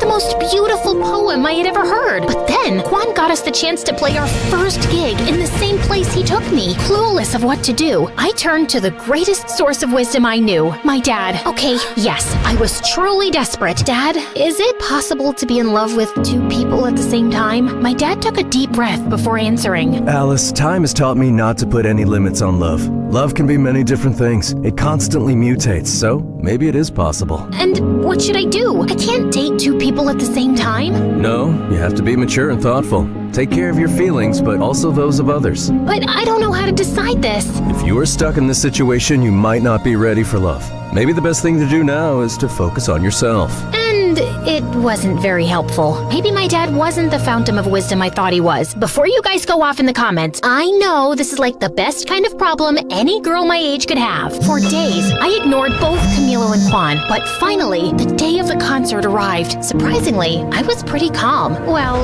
that was until I saw both Quan and Camilo in the audience. At that moment, all my fears surfaced and I completely panicked. I couldn't face it and locked myself in the dressing room's bathroom. Alice, what are you doing? We have to go on stage in 5 minutes. I can't do it. This is all too much pressure. After failing to convince me to go out, Moon and Luke took it out on each other. Why did you invite Camilo? This was Quan's moment. He got us the gig. And Camilo can't be here? He's really supportive of the band too. Why are you doing this? What do you have against my brother? He thinks he's a Yakuza or something like that. And my brother is a great guy. But he's not good enough for Alice. And Camilo is? He's so pretentious. I was listening to their fight behind the bathroom door. It was like I had traveled back in time and they were my parents. I had to put an end to all this chaos. I gathered my strength and opened the door. Stop! This ends now. You can't be fighting over my love life. That doesn't make any sense. But... No buts. We were just trying to help you, like you helped us. I know, but it just doesn't feel right. I was wrong. Love should be spontaneous and free, not something we try to control and mold to fit our convenience. It's my life and I can make my choices. You're right.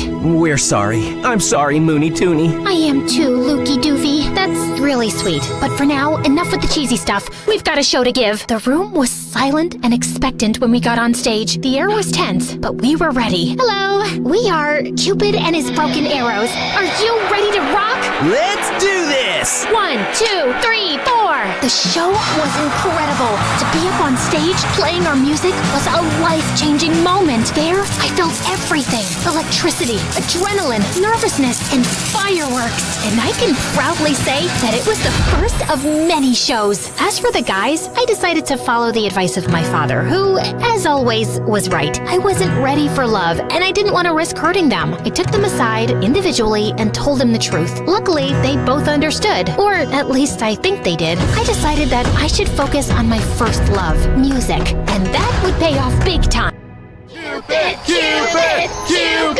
Ladies and gentlemen, are you ready? Well, it's a good thing you are, because this is Cupid and his broken arrows! Oh, hi guys. Yeah, as you can see, a lot has happened since the last time we chatted. Where were we? Oh yes, after our first show at that shabby place, Luke, Moon, and I promised to do everything we could to get to the top of the music world. First, we decided to go on tour. We rented an old van and set off on the road to our dreams. Well, at first, it was looking more like a nightmare than a dream. Not exactly the Four Seasons. Tell me there's no cockroaches. I can't sleep here if there are cockroaches. Of course not, Moon. Maybe just some eight-legged roommates. But I'm sure they're very friendly. The top bed's mine. Those first few weeks were challenging and scary, but Luke, Moon, and I stuck closer than ever. Sometimes literally. Relax, guys. Nothing bad ever happens to teenagers in horror movies, right? Initially, our gigs were confined to really small and quiet venues. Good night. We are Cupid and his broken arrows. Yeah, there were literally more crickets than people, but slowly, people caught wind of our shows. Our songs started popping up everywhere, and we gathered a group of loyal fans. It wasn't an overnight thing, but somehow we became kind of famous. However, the sudden fame had its downsides. The biggest downside of them all was him. That's Trevor, our manager. He discovered us when we were playing in a tiny, sleazy venue in Los Angeles. Hello, kids. I'm gonna make you stars. Talking about terror? Oh, I mean Trevor? See? It's like his name was meant for a crooked manager role. I'm just spitting straight facts here, guys. Where do you dream of playing? Just name it. In the forum? That's a little too ambitious. I'll make it happen. Sky's the limit for us. Despite Moon and Luke's excitement, something didn't smell right to me, so I decided to keep an eye on Trevor. Follow that car! I always wanted to say that. I tailed him to the forum offices. Oh, tailed is what spies say when they follow someone. Too many spy novels, I guess. So, Trevor got out of his car, but returned as if he'd forgotten something. What could it be, you might ask? His briefcase? His parking permit? Maybe his wallet? Well, not exactly. A gun? Who brings a gun to a business meeting? It's like bringing a gun to a business meeting. I figured he was a little shady, but he was actually dangerous. After a while, he walked out of the meeting with a big smile and put his gun back in his suit. Oh my god! That night, after Trevor gave us the news that he got us a slot at the forum, I revealed what my fierce investigation had unmasked. It's over, Trevor. I saw your gun and how you used it to get us this concert. We can't be involved in something as dark as that. Oh, you mean this? Trevor pulled out his gun and pointed it directly at me. My life flashed before my eyes. Moon, Luke, and I screamed in terror as he pulled the trigger. To find out what happened next, join part 4 of the story. Now relax, I'm just kidding. Trevor fired, but all that came out of the gun was water. Phew, that was a close call. Well, maybe not really. Are you crazy? Why are you carrying this with you? For protection, in case, a small cat attacks me. And why did you use it in the meeting? Oh, that! Those guys never water their plants. They were so dry, poor things. Maybe I had misjudged him. Still, if you don't want to be involved in something as dark as me, I understand. Maybe it's for the best. No, Trevor, please don't take this personally. Alice is just like that. Excuse me? Yes, we really want to work with you. Great then. Are you in, Alice? Outvoted, I had no choice but to accept Trevor. His impact was soon felt. He devised everything for us, from trying on silly, smelly costumes, which I'm sure he had stolen from the thrift store to keep the extra money for himself, to making us do some bizarre and really embarrassing publicity stunts. Yet, while I hated to admit it, he did take us to the next level. He even got us a record deal. Maybe he isn't all that bad. He certainly wasn't the worst thing that came with fame. Paparazzi were a real headache. Hey Alice, aren't you dating someone? People want to know about your love life. Oh, it's a full-blown love triangle. Me, my couch, and my Apple. I mean, iPhone. Seriously? Can it get any cringier? Well, I know what you must be thinking. What about Juan and Camilo? You guys are so predictable. Okay, after I told him I was not ready for love, our paths simply parted. Camilo moved to the big city to try his luck as a poet, and Juan went back to South Korea. I had accepted that love wasn't my thing, and I was fine with that. Really, I was. But it seems that not everybody was. Alice, people are interested in you and your love life. We must give them something. And before I could say anything, Trevor launched his enormous Find Alice a Boyfriend operation. When he was choosing from the pictures, from his looks, you'd think he was attempting to assemble an atomic bomb. I wish you people would stop meddling in my love life. You're one to talk.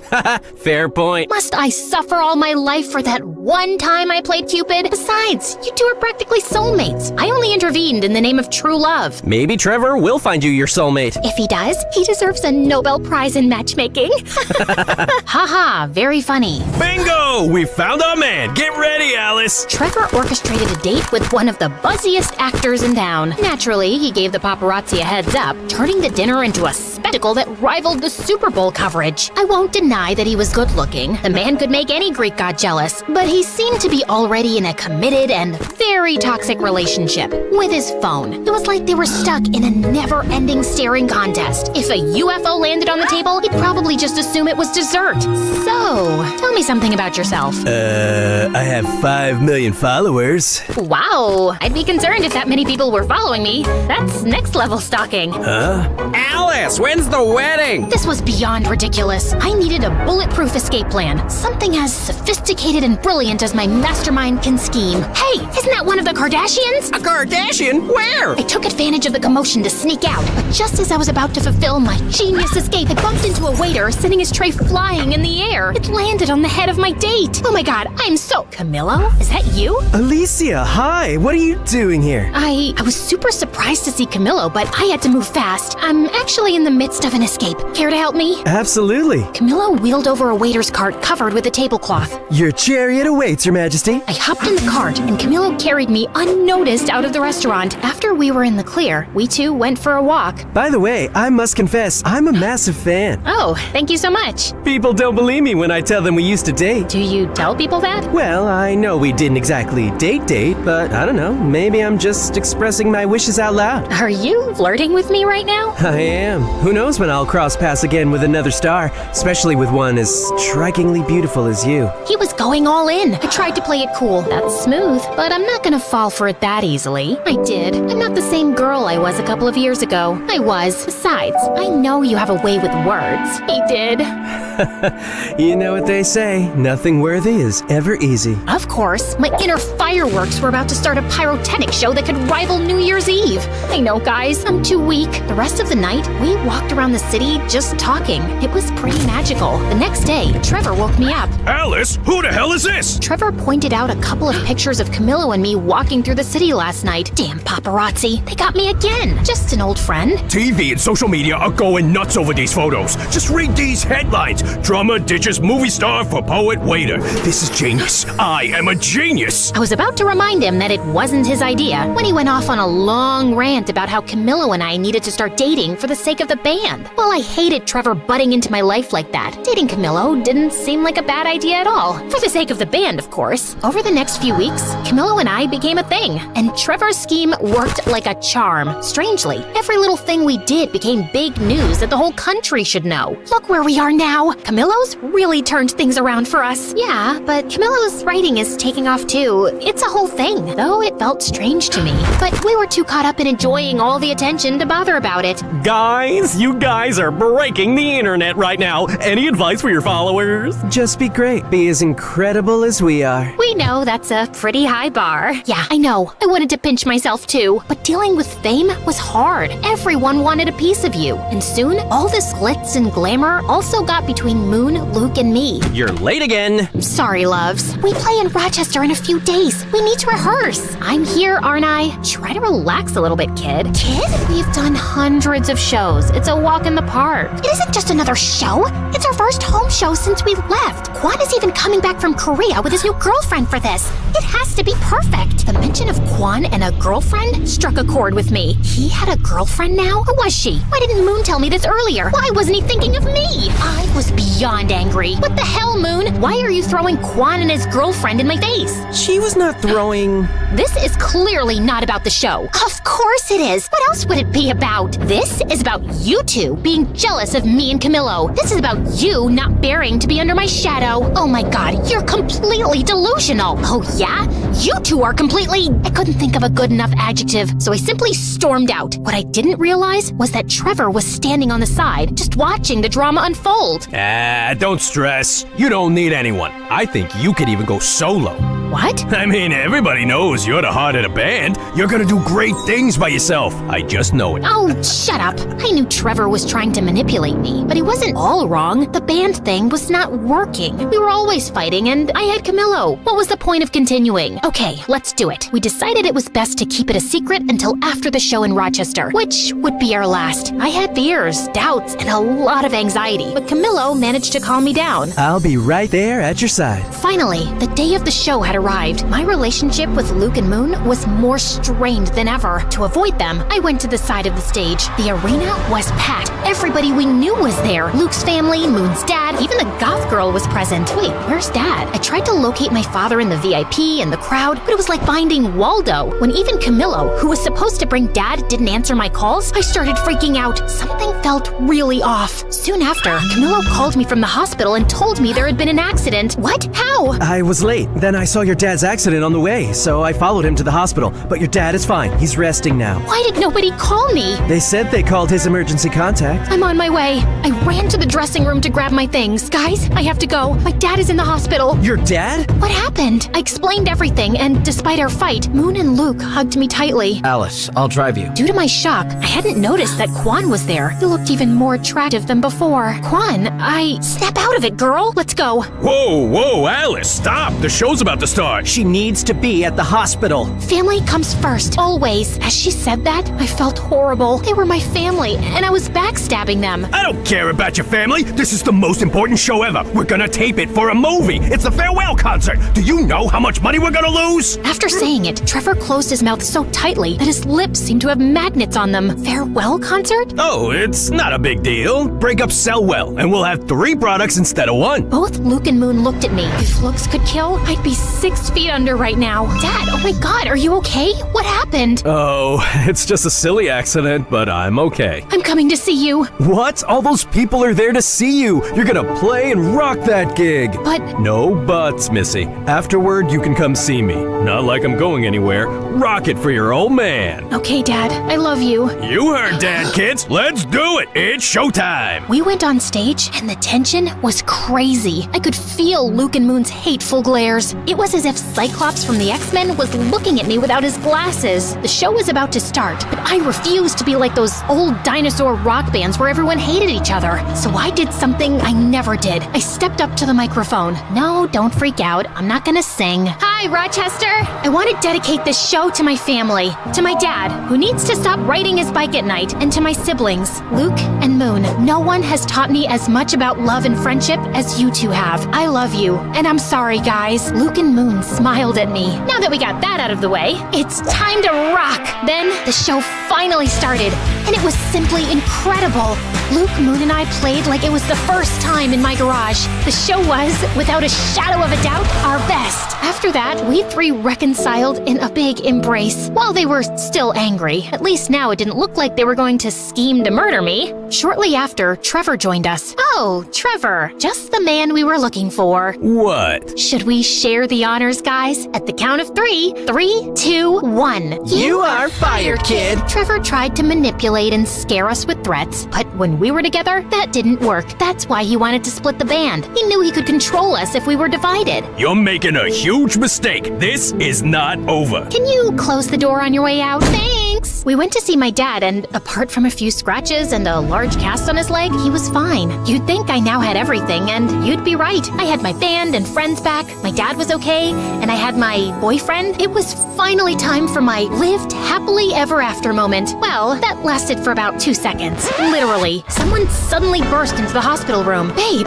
are you all right? Mom? Babe, what are you doing? Alice. Well, I guess now I know who his emergency contact was. My mom looked at me smiling, but when she saw Camillo, her face completely transformed. Alice, get away from him. I was beyond confused. I looked at Camillo. His face revealed that he had something to confess. I imagine your faces right now are exactly like mine at that moment. Once again, fate had a curveball for me. But this is running too long. I know no one likes cliffhangers, but you know what they say, nothing worthy is ever easy.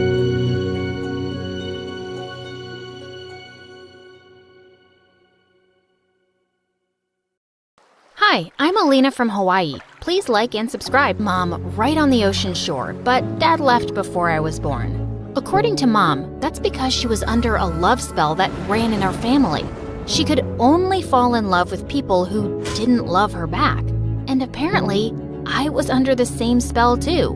Mom told me the only way I could avoid the curse was by staying away from all boys. So whenever we left the house, I'd march around with a toy water gun and sprayed it at any guy that came my way. Girls rule, boys are dumb. Any boy who comes close is gonna get sprayed. I also went to an all-girls school and even wore a custom I Hate Boys t-shirt. Then one day, everything changed. I was swimming in the ocean when the cutest guy ever glided over to me and stared into my eyes.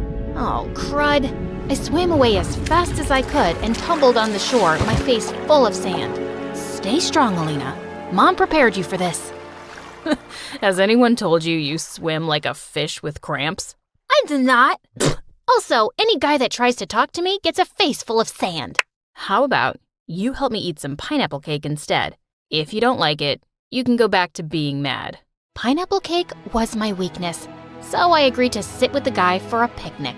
I found out his name was Sage, and we got to know each other a bit. I told him all about my crazy life, my family's love curse, and how I wasn't supposed to talk to boys. A love curse? Your mom sounds like a nutcase. My mom isn't a nutcase. I don't know, she says it's been in my family for generations. I felt guilty for betraying Mom, but I was having fun with Sage and he didn't seem like a bad guy. So after that day, we secretly became friends.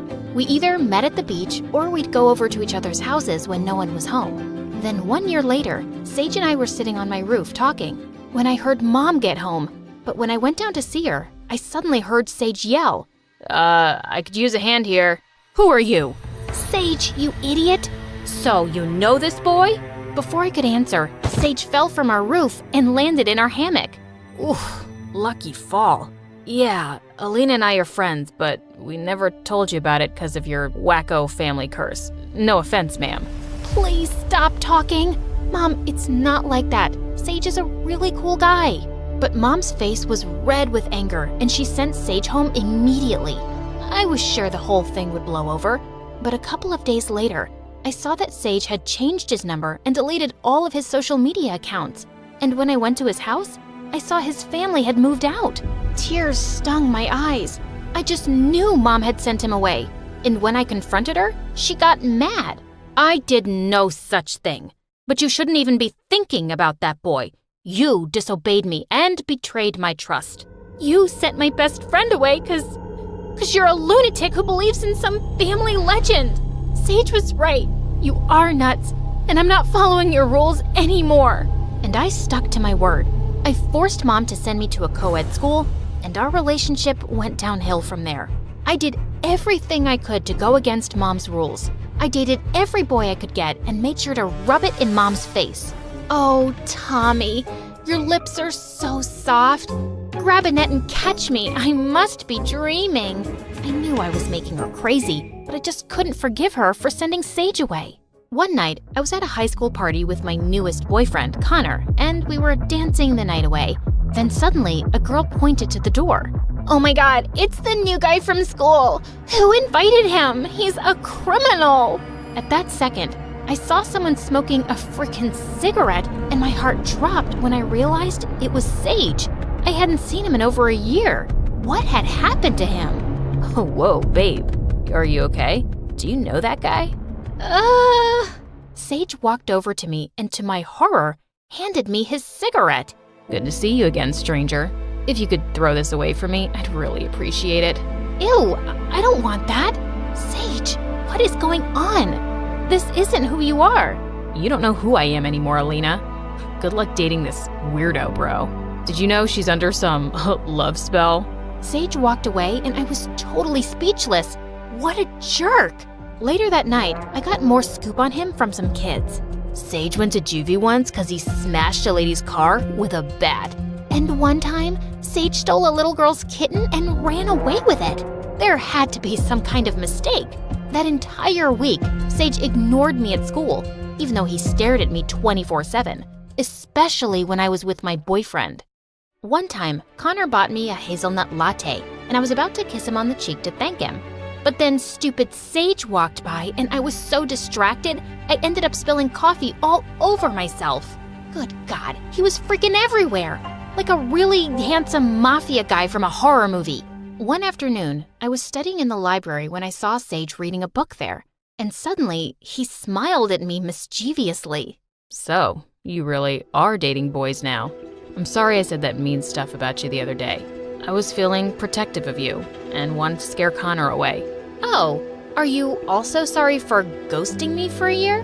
Look, my life is more complicated now than it used to be, but things at school are normal. So, maybe we can try to be friends again? What do you say? Sage squeezed my hand and I felt butterflies. Then suddenly, a hand pulled us apart and it was Connor's. He insisted on sitting with us since he didn't trust me sitting with a so-called criminal. But Sage just left soon after Connor came, which made my heart sink. Later, Connor ended up walking me out and pulled me close under some lovely trees. I know you and that Sage guy used to be close, but it's obvious he's changed. The good thing is, I have you all to myself now. No guy will come in between us. Connor kissed me, and that's when I realized I didn't feel any sparks or anything between us then. What was wrong with me? I am so confused right now. You're perfect. I'm awkward, and I don't think I can date you. Something's stopping me, but I have no idea what it is yet. Ugh, pull it together, Alina. I gotta go. I ran off feeling really guilty about dumping Connor. He was as sweet and perfect as a guy could be. He was furious with me that whole week and started telling everyone what a witch I was. I guess I really hurt him. One afternoon, I walked to the bleachers for some peace and quiet when I saw Sage sitting there alone. Oh, great. You're here. Don't worry. I'm leaving. Alina, can you keep a secret? There's something I've been wanting to tell you since I came here. Sage, you can tell me anything. Okay then. I'm not a criminal. All those stories about me are lies. The real criminal is my dad. He got me involved one time in a robbery, and I got caught. That's why I had to leave town, change my number, and delete my accounts and stuff. I'm so sorry I didn't tell you. The whole town is now filled with lies about me. So, you stealing the kitten was a lie? Of course. I helped a kitten down from a frickin' tree. But it was hard having everyone hate me. I got depressed and started doing dumb things like smoke. Don't worry, I'm gonna quit. It felt so good to have my friend back, except for some reason, he didn't feel like just a friend anymore.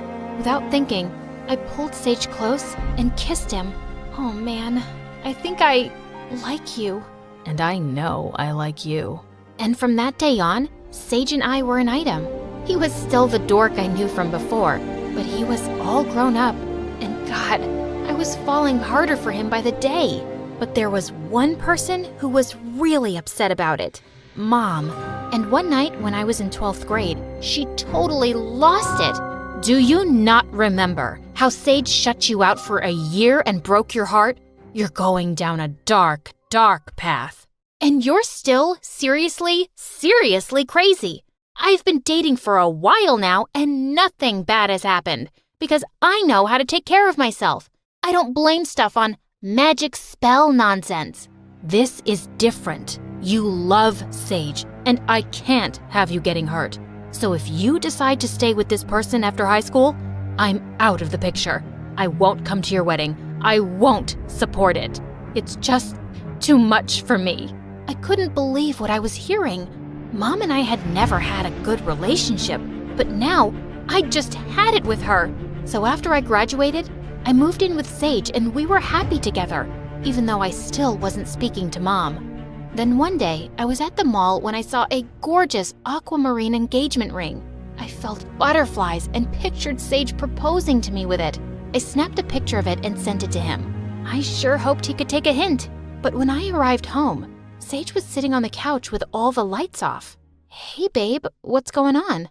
My dad got arrested again. For 2 months. I'm so sorry to hear that, Sage. But I have something that may cheer you up. It's about a text I sent you. About an engagement ring. Ahem, ahem.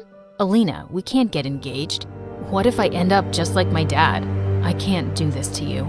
I love you too much. I'm gonna stay at my cousin's place for a while to think things over. I'm sorry. Before I could blink an eye, Sage left, and I was shaking with shock. Did he just break up with me? That's when I burst into tears and drove over to Mom's house. For the first time in years, she held me and tried to calm me down. I'm so sorry about everything. You were right. The curse is real, and I'm such an idiot for not believing you. I wish Sage and I had never even met.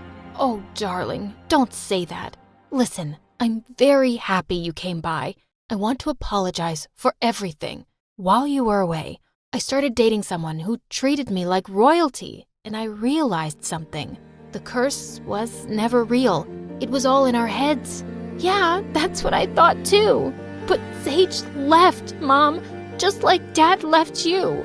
That's just how love is, honey. It's hard, but it can also be the most wonderful thing in the world. I stayed with Mom for a few months after that to think things through. Sage flooded my phone with apology texts and calls, but I needed space from him. Then one day, I went to the doctor and she told me some news. I was pregnant, except there was one problem. I didn't trust my boyfriend one bit to raise a kid with me. How many times do I have to tell you I'm sorry and that I won't leave you again? I was just upset about my dad and I got scared for a second. Well, how do I know you're not gonna get scared for a second time and leave again? I don't need you to help me raise this baby, so just leave, okay? But the truth was, I missed Sage more than anything. And 9 months later in the delivery room, I was still missing him. Then suddenly, Mom walked in with the nurses who were carrying my beautiful baby Michaela. And behind them was Sage.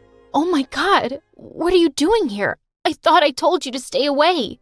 Alina, listen to me. My dad's out of the picture. I reported him and got him arrested after he confessed to more crimes. I don't want someone dangerous like that in my life anymore. I love you, and I want to raise our daughter together. I won't let anything or anyone get in the way of that. So, is that your way of saying you want to meet Michaela?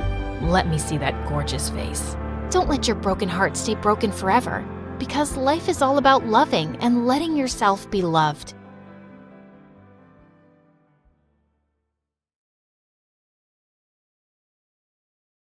Hi, I'm Zara, and this is my story. Please like and subscribe. I was born in a small town in Lebanon to parents who were literally God's angels. Both of them were doctors who worked with a charity organization and treated most patients for free. So obviously, we weren't rich, but we were happy. My parents' kindness rubbed off on me too, and even as a small kid, I couldn't see anyone miserable. But soon after I turned 14, my whole life changed. My parents had gone to Syria as part of a medical team, and a few days later, they were reported missing. As search teams still looked for them, I was sent to live with my aunt and cousin in Turkey. Aunt Rabia was extremely wealthy, and she lived in a huge mansion with her daughter Amel. Aunt welcomed me warmly and showed me around the house. There were beautiful decorative items in every corner. Oh wow, this vase is so pretty. That's Amel's choice. We bought it in Paris last year. You've seen the Eiffel Tower? I've heard it's gorgeous. I suddenly stumbled backwards and knocked the vase off the table, and it shattered into pieces. Oh, I'm so sorry. It's all right. I'll just call someone to clean up the mess, and we'll see the rest of the house later, okay? Gosh, why was I so clumsy? At dinner, I tried to be extra careful not to drop anything, and Aunt noticed my nervousness. Are you still thinking about those vases? Don't worry about it. But just in case Amel says something, don't take it too seriously, okay? What do you mean? Well, her heart's in the right place, but she just has, a different way of expressing her feelings. Just know that we're both very happy to have you here. I wasn't quite sure what Aunt meant, and I was quite curious to meet this mysterious Amel now. Aunt had to leave when she had an important call during dinner, and as I cleared up the plates, a group of laughing girls barged in. One of them spotted me and said, "Hey, you, go get something to drink for me and my friends." This girl must be Amel. "Hi, I'm Zara, and I didn't ask for your name, did I? Just go get me a Coke and an iced tea and a coffee. You know where the kitchen is, right?" I nodded and returned soon with the girls' drinks, and no one even said thank you, which felt odd to me. Just then, one of Amel's friends accidentally knocked over her glass, spilling her drink on the table. Amel snapped her fingers at me, and I wiped up the mess and left. Later, as I was watching TV in the lounge, Amel walked in alone, and she suddenly looked livid. I know you're new, but are you crazy? You're a maid here, not a guest. Actually, I'm not the maid. I'm your cousin, Zara. Amel looked taken aback. So why were you acting like a maid before?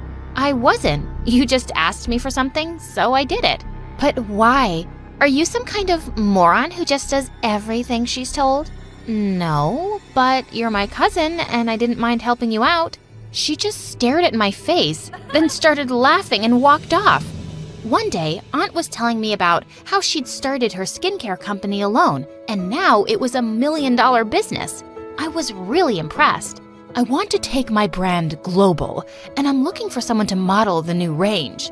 But you're so gorgeous yourself, Aunt. You should be the face of your products. Jeez. Yeah, she's letting you stay in her home, but there's no need to be such a suck-up. No, I'm serious. Aunt is stunning, and you take after her, you know. As if. I guess Mom hasn't told you her little secret yet. And suddenly, she leapt forward and grabbed Aunt's hair. I thought she was gonna hurt her, but then Aunt Rabia's hair came off. It was a wig, and she was completely bald.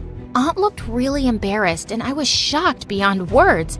But Amel just laughed and walked off singing, Mom is a baldy, Mom is a baldy. Aunt quickly tried to put her wig back on, but I stopped her. Amel shouldn't have done that. But Aunt, you're stunning even without your wig. Oh, Zara, you don't have to say that.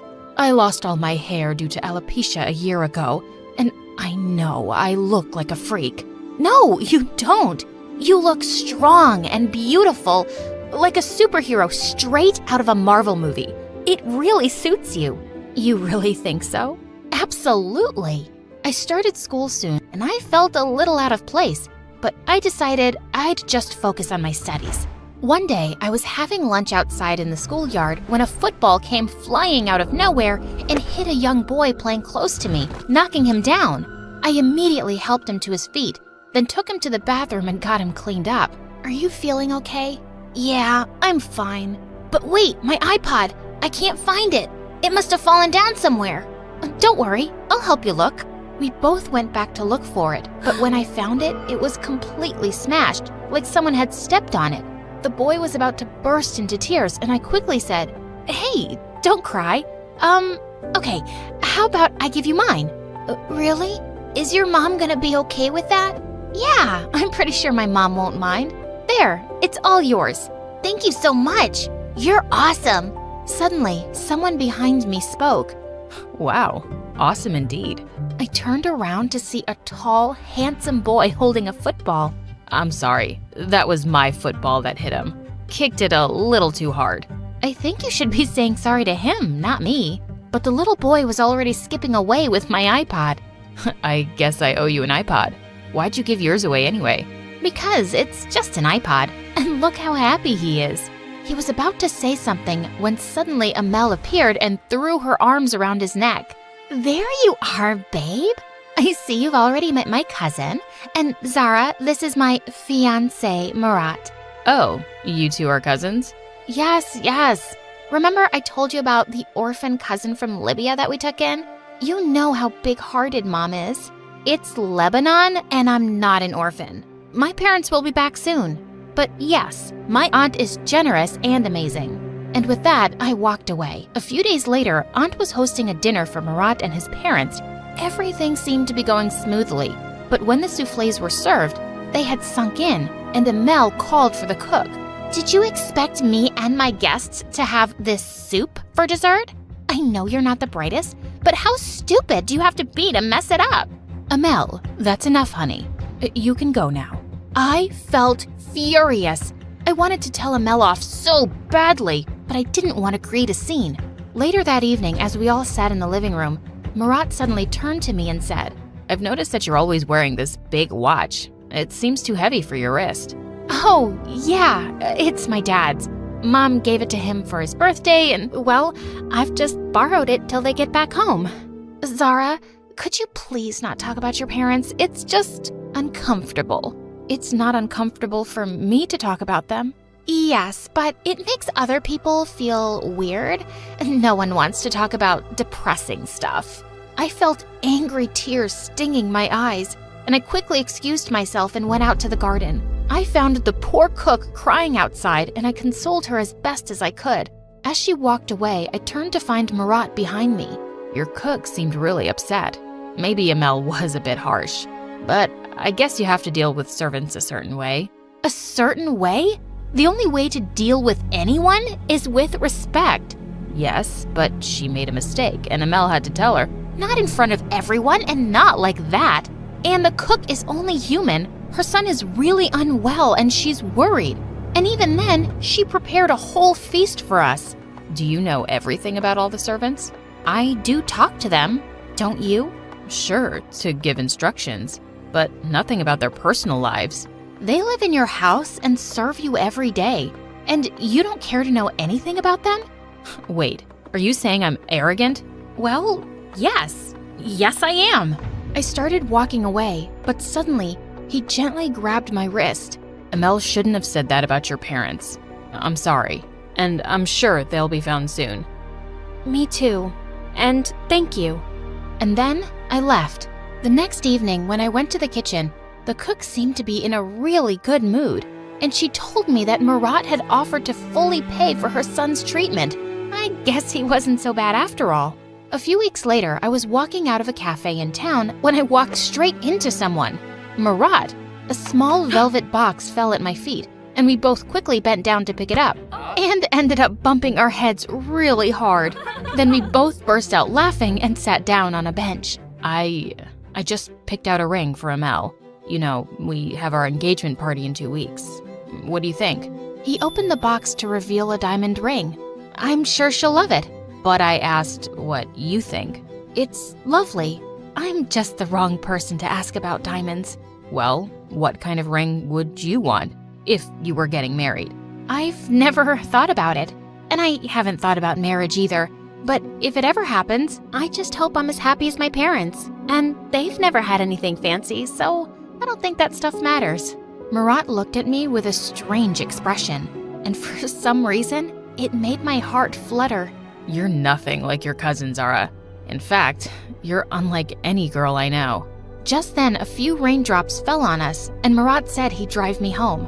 Nope, I'm walking. It'll be fun. But you'll get wet. Exactly. When was the last time you walked in the rain, Murat? Never. That's just sad. It won't kill you, I promise. I started walking, and he joined me. And then it started raining really hard, and he took off his jacket and put it over my head as we ran for cover, laughing like kids. When it slowed down a bit, Murat walked me home, and I asked him if he'd like to come in and see Amel. No, I should be heading home. But thank you, Zara. I haven't laughed this much in ages. You're something else. He smiled, and my heart was fluttering again. I went in, trying to push away that stupid feeling. But just as I was about to walk into my room, someone pushed me hard. It was Amel. What were you doing with Murat, you witch? Hey, can you calm down? We just bumped into each other and he walked me home. Wait a second. Is that Murat's jacket you're wearing? Suddenly, I realized that he'd draped it around my shoulders and I'd forgotten to return it. Look, it started raining and he was just being nice. Listen to me loud and clear, Zara. He's my fiancé and I don't want you hanging out with him. I didn't plan it, Amel. I'll just stay away from him. You don't need to feel so insecure. Suddenly she pounced at me and snatched the jacket away. Why would you make me feel insecure? You're just a poor orphan living on our charity. Someone like him would never even think about someone like you. And neither would I. But if you call me a poor orphan one more time, Amel, I might just punch your face. And with that, I pushed her out of my room and slammed the door shut. I was getting sick of her. After that, I completely avoided Murat in school or any time he visited Amel at home. He was her fiancé, and it was best for me to stay away from him. The engagement party was being hosted by Aunt, and the whole house was buzzing with excitement. But just as they were about to exchange rings, Marat suddenly stopped and looked up at her. Amel, I can't do this. I can't get engaged to you. What? What do you mean? I'm really sorry. I tried, but I just can't convince myself to go through with this. It isn't fair to us both. What are you talking about, Marat? I'm in love with someone else, and it's not you. I'm sorry. Marat left the room and everyone just stood there, speechless with shock. Amel burst into tears and ran off to her room. What had just happened?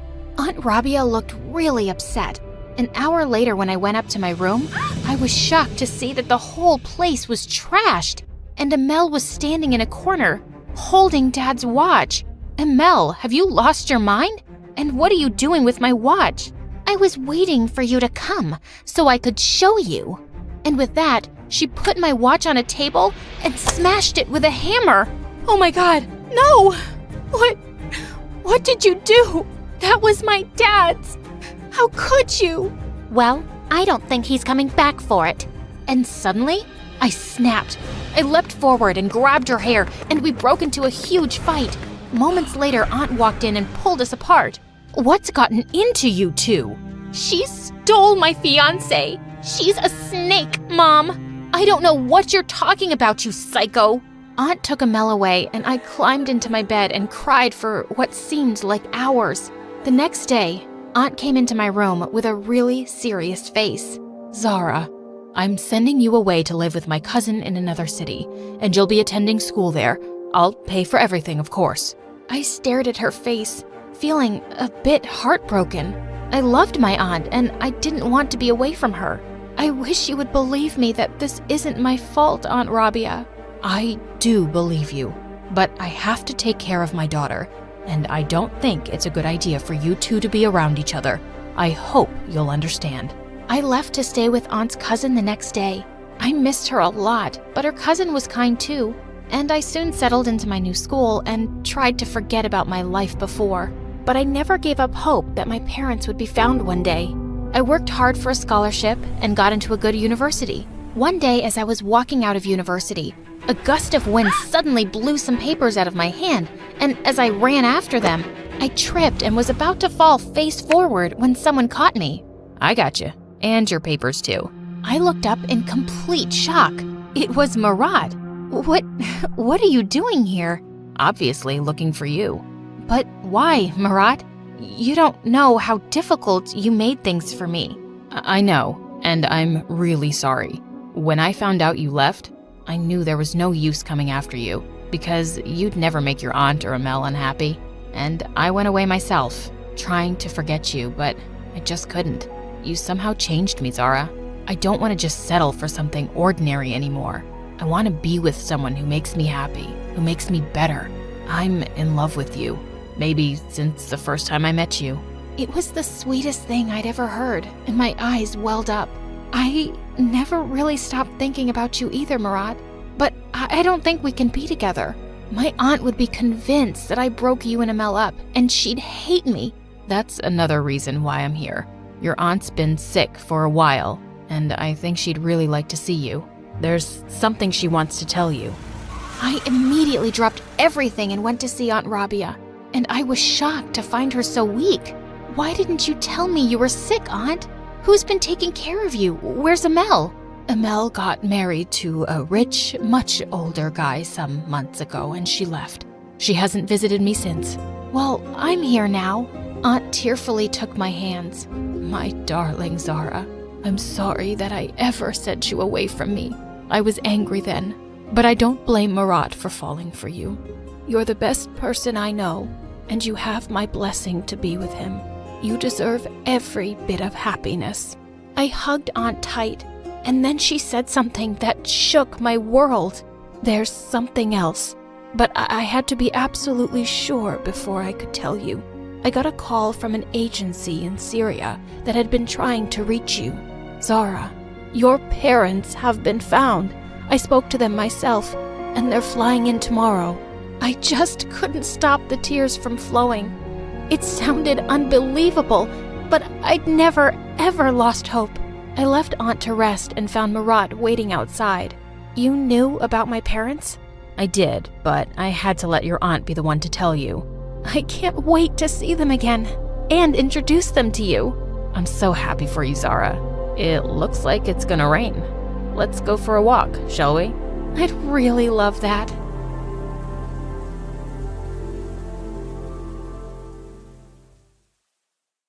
Hey there! My story is a little different from the stories you might have seen on MSA.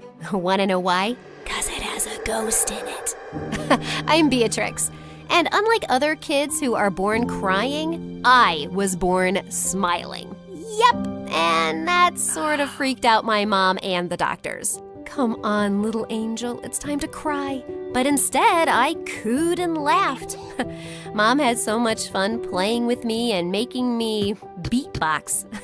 That's the reason she named me Beatrix. Needless to say, growing up, I had a great life, and my parents absolutely adored me.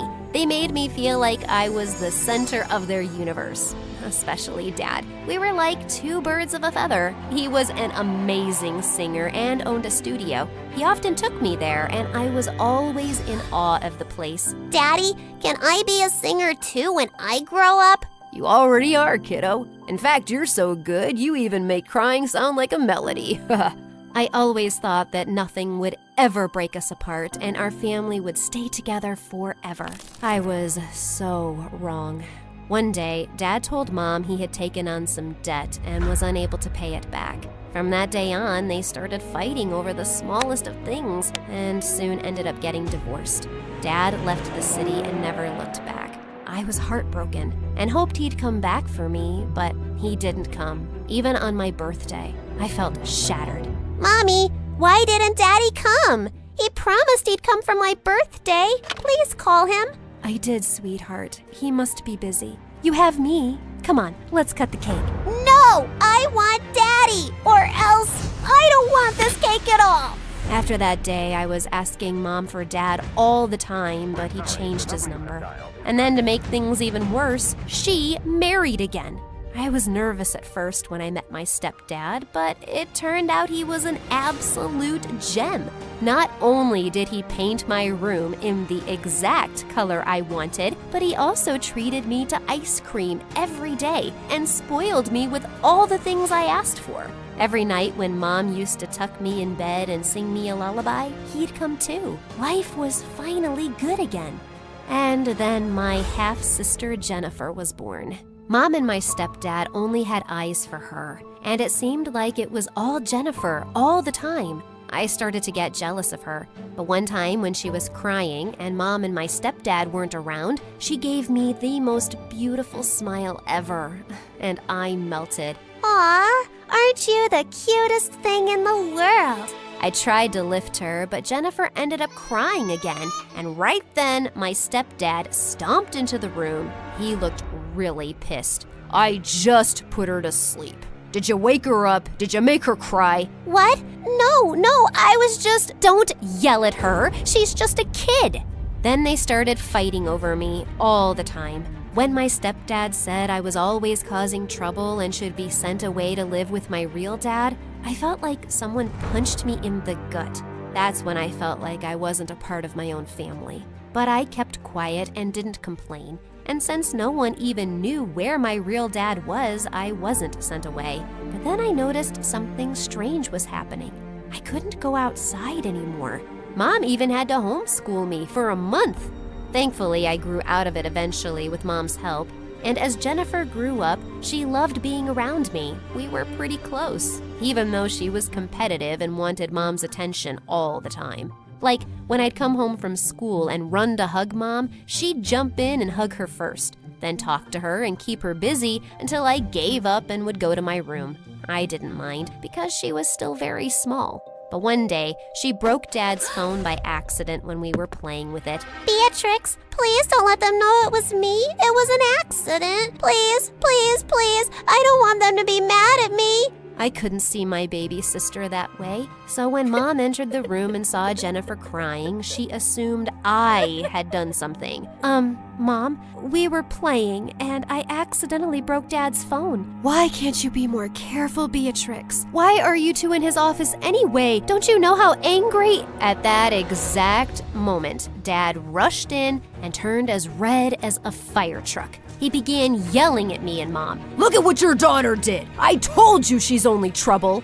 Your daughter? Oh, wow, that hurt. After that fight, I began distancing and avoiding my stepdad every time I saw him. Since at home I had so many problems, school was a relief. There I was part of the music club, and singing always felt like a joy. One time when I was in 12th grade, I was performing in a school play, and the lead had to sing a lullaby but forgot the words. I didn't know them either, but I jumped up and sang the same lullaby Mom used to sing me when I was little. When I was done, there was silence. Oh, shoot, I must have sounded bad. But then, all of a sudden, there was a thunder of applause, and I was stunned. Oh my God, Beatrix, you sounded so amazing! Oh, stop. You're just being nice. Wait, who are you? I'm an ad producer, and I'd like to work with you. But before I could even finish my sentence, the man handed me his card. I called him a couple of days later, and then I found out he wanted me to sing a jingle for a Christmas ad. It was so much fun. When I got paid, I went to Mom and told her I wanted to take her out for dinner, but she seemed so occupied. That's very nice, honey, but I have to go out with your sister tonight. She got 15th position in her class in the exams. Oh, wonderful. Okay, I'll come too. Well, you know how she is. She said it's a mom-daughter thing only. We'll go out some other time. I hope that's all right. Sure. It was pretty clear that Jennifer was more important to her than me. Mom never made the time to go out with me, even as I finished high school and moved out to my own apartment. After a few years, I started to get lots of attention for my singing, and people were totally loving it. I worked hard, and eventually I got a huge show in New York. I was so psyched about it and invited Mom and Jennifer, but minutes before I was supposed to start, Mom said they couldn't come. When I got on stage and saw the crowd and the 2 empty seats in the front row, I suddenly got really nervous and forgot the lyrics. My brain went blank, and since I was on the stage for so long and still hadn't performed, the audience started booing me. I felt my heart sinking, and then everything went dark. When I woke up, I found myself in the hospital. That was supposed to be my big break. Everything is ruined now. It's not, Beatrix. You just need to take it slow. Trust me, you'll be on the stage again soon. Everything will be okay. I wanted to believe her, but right when I was about to step out of my hospital room, I froze at the door and couldn't move. Honey, what's the matter? I don't know. I'm too scared to leave. I hurried back to the bed and refused to move. After talking to the doctor, I was diagnosed with a condition called agoraphobia. It was just like when my dad left. The stage incident triggered the condition I already had but forgot about. It meant I had trouble being in crowds and open spaces. It had been months since I left my home, and Mom was worried sick for me. She suggested I move into the house next to hers. It had been empty for years because the owners had left town. I was fine with it, as long as it was kept locked and I could stay inside. Mom and Jennifer were the only ones allowed in. My stepdad never visited. Jennifer was incredibly understanding, and we grew even closer. Mom came over every day, always spending time and taking care of me. One day, after she left and I was alone, I heard the sound of a door creaking open. I got up to check all the doors in the house and found the back door completely open. That was weird. I remember locking it. Soon after that, weird things started happening. Like, once I noticed the stove was on, even after I was sure I had turned it off. And then my shoes went missing. What was happening? Was I going crazy on top of everything else? I told Jennifer, and she thought the unthinkable. Maybe my house was haunted. I didn't want to believe it, but I couldn't explain it. One day, Jennifer brought over a Ouija board. Why did you bring this? Well, if there is some ghost here, we need to communicate with it and ask what it wants so we can go away. I wasn't too sold on the idea, but I thought I might as well try. Yeah, just like those stupid kids in horror movies. In just a few minutes, it turned out to be a very bad idea. I thought Jennifer was moving the pointer, but she swore it wasn't her. And it definitely wasn't me. It spelled out, "Get out." Huh, awesome! I was even more scared now, and I couldn't move or even leave the house. I was stuck.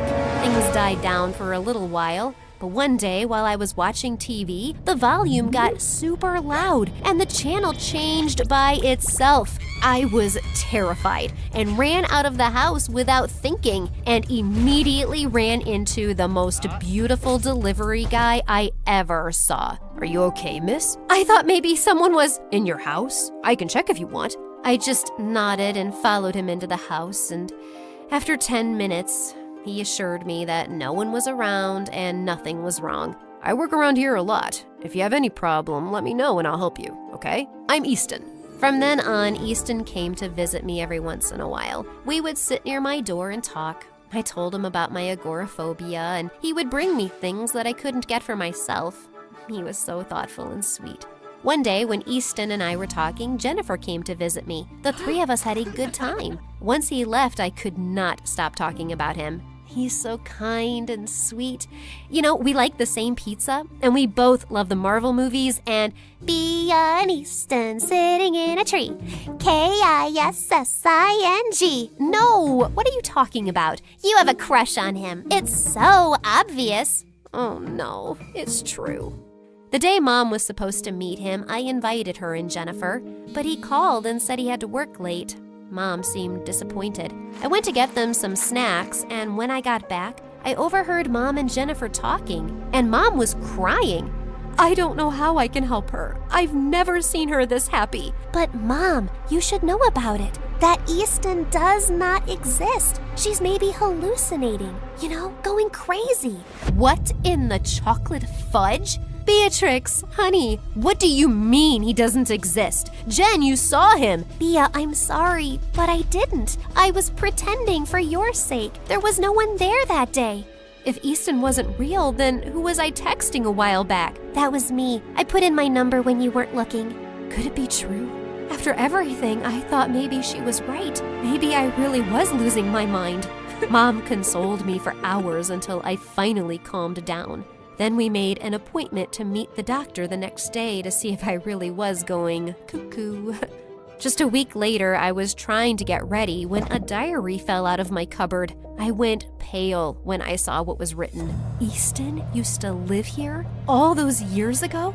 This freaked me out so much that when the doorbell rang, I screamed. I was shaking as I opened the door. But the minute I did, I went pale with fear. It was Easton, standing right in front of me. Beatrix, I'm sorry for not showing up last week. Stay away from me. Why are you haunting me? What do you mean? What's going on? You're not real. You're my imagination. Or a ghost. That explains all the weird things that's been happening. The stove, the TV, the weird... What? Of course I'm real. I don't know what you mean. I began screaming and yelling for Mom. And pretty soon she rushed to me with Jennifer and stepdad following behind her. The minute they saw my frantic state, they went pale, especially Jennifer. Mom, I can see Easton, and I'm scared. I think he's a ghost.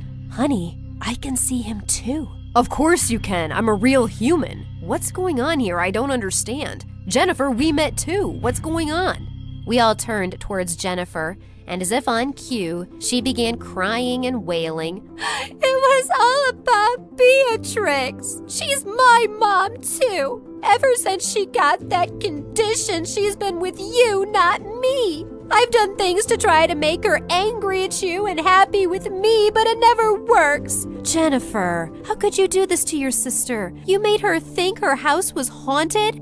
It ain't my fault she's so dumb, believing there was some ghost. Stupid Beatrix. How dare you do all of this? All I've been is nice to you. And you're so ungrateful. But Mom, Dad, I did this all because I love you and want you to myself. Enough. I can't believe you could stoop down to this level, Jennifer. You're the one who has a problem. And this is all my fault. I'm sorry, Beatrix. If I had never behaved that way towards you as a child, Jennifer wouldn't have grown up hating you this way. Easton just stood there, shocked at the entire situation. After talking to him later, we continued to stay friends. Mom and Dad helped me get through my agoraphobia and get better. Jennifer was sent away for therapy and treatment.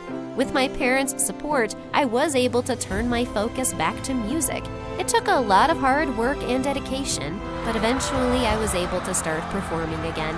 Mom, stepdad, and Easton were all there in the front row when I went on stage again. And when the show was over, Jennifer surprised me with flowers. She was finally better. I'm sorry for everything. You were always a great sister. I was selfish. No more ghost stuff? Never. Good. Let's go to my not haunted house and celebrate.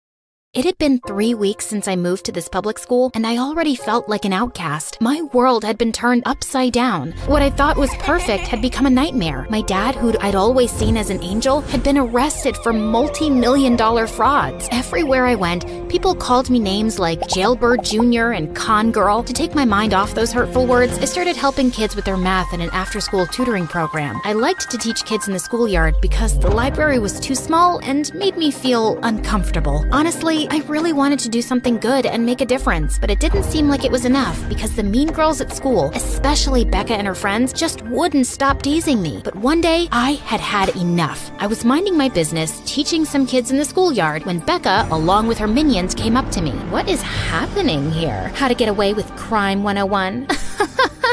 Hey, Haley, how does it feel to have famous criminal parents? Ugh, what I would give to have a mute button for her. What did you say? Becca, I'm not my dad, but you obviously have an unhealthy obsession with me, and that's not my problem. So why don't you focus on yourself instead? Oh, wow.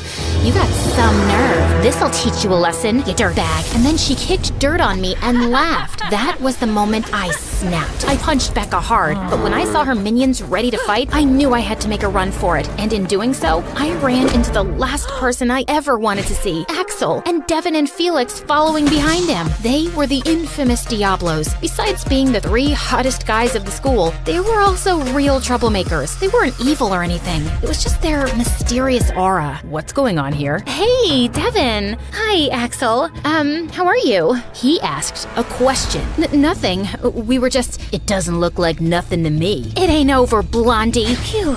I was sure I would be seeing Becca again, but at least she was gone for now. Thanks a lot. Not so fast, princess. I said thank you, right? You owe us big time for getting you out of that Becca mess. Yeah, so from now on, we'll be expecting you to do stuff for us, like do our homework, carry our bags, basically anything we say, and we'll protect you in return. Deal? No. I don't need anyone to protect me, and I absolutely positively did not ask you to rescue me. But since we're such kind-hearted souls, we helped you anyway. And let's not forget, Becca is a 2-time champion in wrestling from our school. So what's it gonna be? You gonna get your butt kicked by Becca, or let us help you? Ugh, the jerk did make a good point. Okay, fine, I'll do it. Don't judge me. I'll be safe this way. Good. See you around, princess. Hi, everyone. I'm Haley. Like and subscribe before I continue. Come on, I'm waiting. It had been a week since I made a deal with the Diablos, and I gotta admit, they've been pretty dang good at keeping me safe. Becca totally steered clear of me, and everyone around school seemed to be giving me the celebrity treatment. Whenever I walked into the cafeteria, kids would scramble to clear a table for me, and when I'd stroll down the hallway, they'd make a path for me like I was a freaking queen. But everything comes with a price. Can't have nice things for free, right? Since the Diablos were acting as my bodyguards, they made me do the lamest stuff ever in return. From carrying their bags to buying them food to being their personal cheerleader while they played basketball. I was even doing their homework, even though I had offered to tutor them tons of times. Nah, my head hurts when I look at books. The idea of studying gives me the chills. When we have you, why should we study? To graduate, Dumbo? One day, I decided I was done with with them and their ridiculous demands. I wasn't getting any time to focus on my tutoring program, and I just wanted the Diablos to be gone. So while doing their next homework, I purposefully got most of the answers wrong, and when they got their grades back, the look on their faces was priceless. Is this really happening? Pinch me, Axel. Pinch me now. I can't believe I got a C+. You sure this was the best you could do?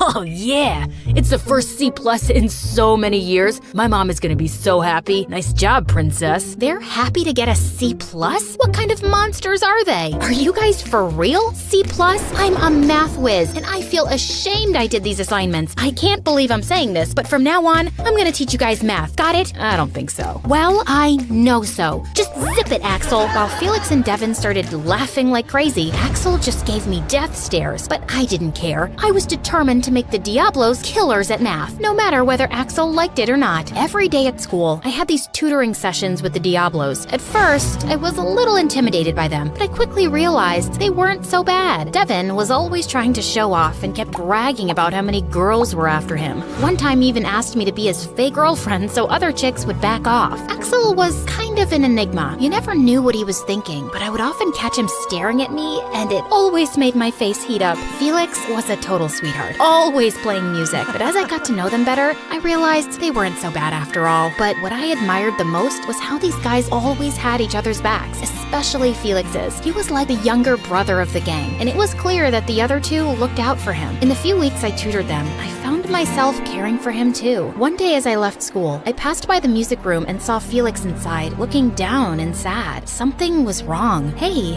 everything all right? It's just that my dad's been really struggling lately. He's not like he used to be, and Mom told me it's because of a huge loss in his business. He's too proud to talk about it, so he's been trying to hide it from us, but I can tell something's wrong. I just miss the old him, and I really want to help him. It really hurt me to see him this way. I feel ya. I miss my dad too. We were so close before he went to prison. Felix, you gotta talk to your dad. Let him know you love him and that you're there for him. Trust me, you're a charmer. He'll listen to you. Felix hugged me and said he felt better. I was happy, and when I left, I saw Axel, and his words took my breath away. Thank you. Sometimes he needs to talk to someone other than us. You're thanking me? Did you hurt your head or something? Sure can ruin a heartwarming moment. Oh, come on. I was just kidding. Now, don't be so grumpy. You can smile a little. It won't bite. Are you seriously trying to tease me? What if I am, Mr. Party Pooper? Saying that, I ran away, and Axel chased me until I spotted the janitor's closet. Without thinking twice, I dived inside, and wouldn't you know it, Axel followed right after me. But before I could blink, the door slammed shut and locked, trapping us both inside. It was one of those doors that could only be opened from the outside. My claustrophobia kicked in, and I started panicking. At first, Axel thought I was playing, but I guess seeing how panicked I was, he was worried. Haley, look at me. Look into my eyes and breathe. I'm here. I'm not going anywhere. You're safe. That's it. Breathe. I can't stay here. Please. I need to get out. We'll be out of here in no time. The janitor stays in the building till evening. He'll come and definitely open the door. Don't worry. As I calmed down, he continued to talk to me softly, and I felt like I was being transported away from the tiny closet. He held me tight, and slowly, my breathing became normal. He wiped away my tears and placed a kiss on my head, making my heart flutter. Did this just really happen? Oh, it did. It was perfect. After that day, something between us changed. Axel was more gentle towards me, and to be honest, I liked it. A couple of days later, I was having a one-on-one math tutoring session with Devin. He was being his usual self, flirting with me and trying to make me laugh, but then he said something that caught me off guard. I love it when you laugh. Haley, I know, I have a crush on you. Yeah, right. Says the biggest flirt ever. No, I'm serious. I've never felt like this for anyone before. The next day at school, I was so worried. I just had to clear things up with Devin and tell him I had feelings for Axel, not him. Hey, Devin, can we talk about, last night? Only if you promise to go to the prom as my date, and I guess be my girlfriend. That's the thing, Devin. I'm sorry, but I don't feel the same way about you. I'm sorry if I gave you the wrong impression. What? You're kidding me. Are you dating someone else? Who is it? Tell me. Is it Axel? What? Not that it's any of your business who I'm with. Right then, out of nowhere, I heard Axel's voice. Perfect. What if it is me? Do you have a problem with Haley and me being together? I should have asked earlier. So Haley, would you like to go? Ouch! You're such a jerk. You knew I liked her. Whoa, they were both mad and looked ready to rumble. Then Felix showed up, looking all kinds of pissed off. Are you crazy? Fighting over some chick? We're brothers. Come on, let's go. Haley, not you. What was that for? None of this was my fault. It had been a couple of days since the fight between Axel and Devin, and I had been avoiding the Diablo Diablos ever since. Felix had been giving me glares, and I had no idea why, but I was about to find out soon. Despite everything, I still missed all 3 of them. I was feeling pretty down, so I decided to focus on my studies to take my mind off of it. Just then, I heard a tap on my window. I looked out and saw Axel hanging there like some kind of Romeo. What are you doing here? I'm here to tell you something. I've been wanting to tell you this for a while now, but I was too scared. Haley, I really like you. Will you go to prom with me? I thought you'd never ask. Prom night was finally here, and I was filled with excitement. As I arrived at the prom, my eyes immediately fell on Axel, who looked stunning in a black tuxedo. Then I heard a voice behind me. It was Devin. Hey, can we talk? What do you want, Devin? I asked for Haley. Are you her personal assistant or something? Devin. Hey, Axel, you go inside. I'll talk to Devin. Haley, I wanted to apologize for the way I behaved. I should have never said the things I did, and I'm really sorry for it. Forgiven, but only on the condition that I get my goofy friend back. Deal. Prom night was amazing, and when I went for some punch, I ran into Becca. I was ready to face her off, but her words took me by total surprise. Hey, I'm really sorry for before, you know? What I did wasn't cool. I was wondering if you could do me a favor. Could you ask Devin to dance with me, please? Glad you realized it. Sure, Devin will dance with you. Come on. At the end of the night, we all gathered to play a round of Truth or Dare. When it was my turn, I chose Truth. Little did I know that Felix had something in store for me. His question left me absolutely shocked. So, Haley, tell me, how can you even look people in the eye after your dad messed up so many people's lives? Yeah, my dad was one of them. Yeah, I took your advice and I talked to my dad. He told me everything about how your dad scammed him. I'm sure you knew what he was doing, but you chose to ignore it and keep getting your nice stuff. Am I right? You know what? You should feel absolutely disgusted with yourself. Felix, she deserves every bit of shame she feels for her dad's terrible actions. Felix's words hit me like a ton of bricks, but what hurt me more was when Axel punched him, all because of me. Without saying a word, I quickly ran out of the party. Axel called after me, but I kept running. I knew that I had come between him and his friends once before, and I didn't want to do it again. I felt so bad that I stopped talking to everyone and didn't even attend my high school graduation. Axel called me numerous times, but I ignored every call. I loved him, but I knew the Diablos were better off without me. But after applying to college, I got accepted, and on my first day walking across the campus, I bumped into someone, into Felix. Hey, Haley, please.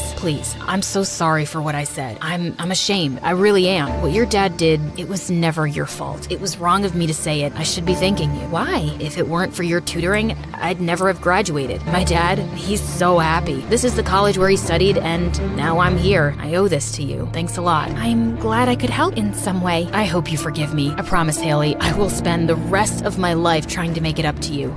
Felix, your words really stung. I always thought of you as a close friend, and so it hurt even more. Although I understand what you were going through when you said those words, so I forgive you. As Felix and I sat and chatted, he told me that Axel hadn't spoken to him since that night, and it made my heart ache. I knew I had to clear things up with Axel and set things right. I could have taken the door, but I wanted to make an impression. Haley, wow, I didn't expect to see you here. Axel, I need to tell you something. I ignored your calls because I didn't want to come between the Diablos. I thought I was doing the right thing, making a sacrifice, but every time I saw your name on my phone, it was like a dagger to the heart. You have no idea how hard it was to ignore your calls, but now I know I was wrong. Axel, I missed you so much. Haley, you have no idea how much I've missed you too over the past few weeks, but I wanted to give you space. But you're here now, and I need to tell you that, Haley, I've fallen for you, and I truly care about you. Axel, I feel the same way. I didn't realize it at first, but I think, no, I know. I love you. I love you too. So, wait, Diablos? They call us that?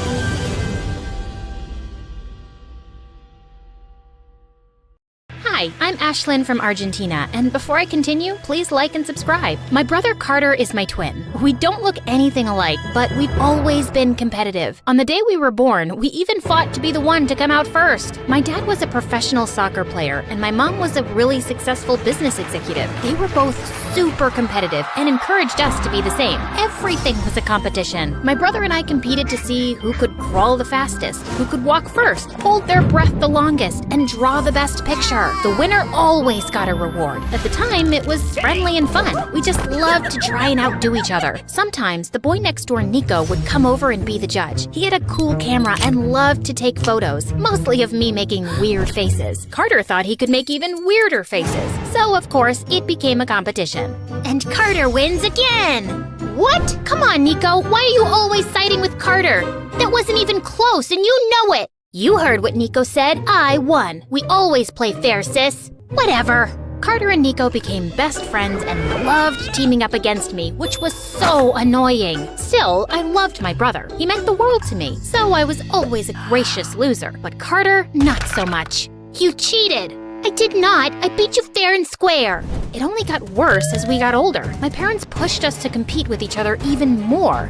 Winning is everything. If I don't win, my team loses. And if I don't win, my company will fail and I'll be out of a job.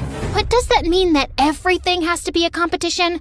Of course it does, dummy. I just wanted to have a normal relationship with my brother, where we didn't always have to prove that we were better than each other. But whatever I did, he had to do it better. I even let him win just so he wouldn't hate me. Not again. I guess you're just better than me. What can I say? Then one day, he crossed a line, and everything changed. When we were in the 10th grade, I was getting straight A's, I was captain of the girls' soccer team, and got the lead in the school play. Carter got B's, didn't even make the boys' soccer team, and only got a tiny part in the play with no lines. He hated that I was doing better than him. He stopped speaking to me in school unless it was to say something mean in front of his friends. Hi, Carter. You want to eat lunch together? Wow, you guys smell something? Someone really needs to take a bath. I could tell that Nico didn't like it, but he never stood up for me. When I announced that I was running for class president, Carter ran against me. Vote for me if you want longer lunch periods. Vote for Ashlyn if you want twice the homework. And then he humiliated me in front of the entire school. You can't be class president if you have secrets, and my sister has a huge one.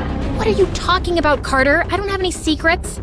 That's not what your diary says. My body froze like an icicle. I did have one big secret, and in that diary, I must have drawn Nico's name 10,000 times in every color, shape, and size. Carter opened one of the pages and held it up so everyone could see. The entire school burst out laughing, and I just exploded. I attacked Carter with all the strength that I had, and it took 5 teachers to pull me off. We were both disqualified from running for president and suspended for a week. I was removed as captain of the soccer team, and they gave the lead in the school play to another girl. I was devastated. I couldn't get over how my own brother could betray me, and now so much of my hard work had gone down the drain. Even my parents were furious with us, but I knew that Carter was secretly happy. In his mind, we were equals again. My life was ruined, and my grades declined. It just wasn't fair. Then one day, I was crying by my locker when I felt a hand on my shoulder. You okay? I turned around to see Nico. My heart started pounding in my chest.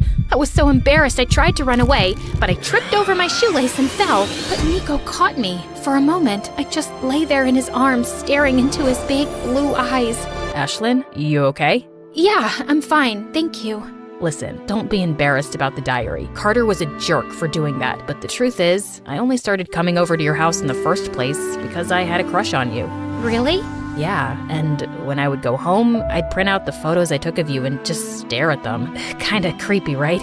About as creepy as having your name written all over my diary. Over the next few weeks, Nico and I spent a lot of time together. And at first, Carter tried to ignore it, but I could tell that it was driving him crazy. I was happy again. My grades went back up, and the girl who took my role in the school play got sick, so I got it back. I even scored the winning goal in our soccer championship game and was awarded Most Valuable Player. Carter finally couldn't take it and confronted Nico and me in the hallway. Nico, you can either be my best friend or hang out with my loser sister, but you can't have it both ways. What's it gonna be? Everyone stopped to watch. I was too terrified to speak. I just stared at Nico, who looked like a little boy lost in the woods. But then he made his decision and walked over to Carter. I rushed up to Nico and grabbed his hand.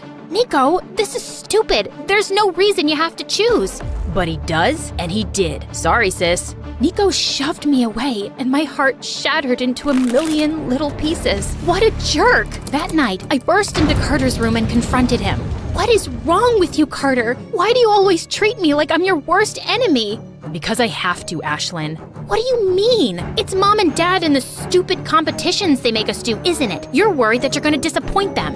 I never said that. I know that's what it was. Look, I forgive you for everything, but let's stop this right now before it completely destroys our relationship, please.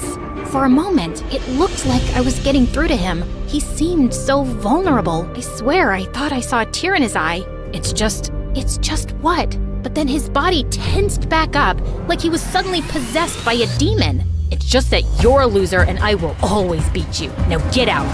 The play was coming up in a couple of weeks, so I made a point of staying away from Carter. I knew he would try to sabotage it for me. Then one day, as I was rehearsing my lines, Nico walked over. Hey, Ashlyn.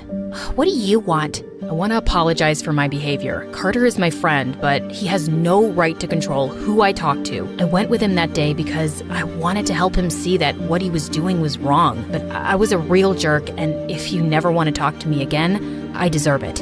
At that moment, I realized how much I truly loved Nico. So I let my anger go, and from that point on, Nico and I were inseparable. On the night of the play, I heard that there was going to be a huge talent agent in the audience. This was my big chance, but when I got up on stage, I completely forgot my lines. I had been so lost in my thoughts about Nico that I lost focus on the play. The theater was silent, but I could see Carter sitting all the way in the back next to Nico, and he was laughing. Then it hit me. This was his plan the whole time. He sent Nico to distract me. I was furious, but I wasn't about to let Carter win. So I gathered myself, took a deep breath, and suddenly, I remembered my lines. I poured all of my anger into the performance, and when the play ended, I got a standing ovation.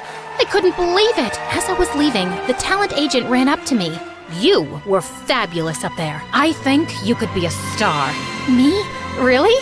Yes, you, Ashlyn. As she handed me her card, I looked for Carter, not because I wanted to rub it in his face, but because I wanted to share it with him. For just a moment, I thought maybe he would be happy for me, but he was gone. I felt like such an idiot for even thinking that. Then Nico came up to me. You were amazing up there.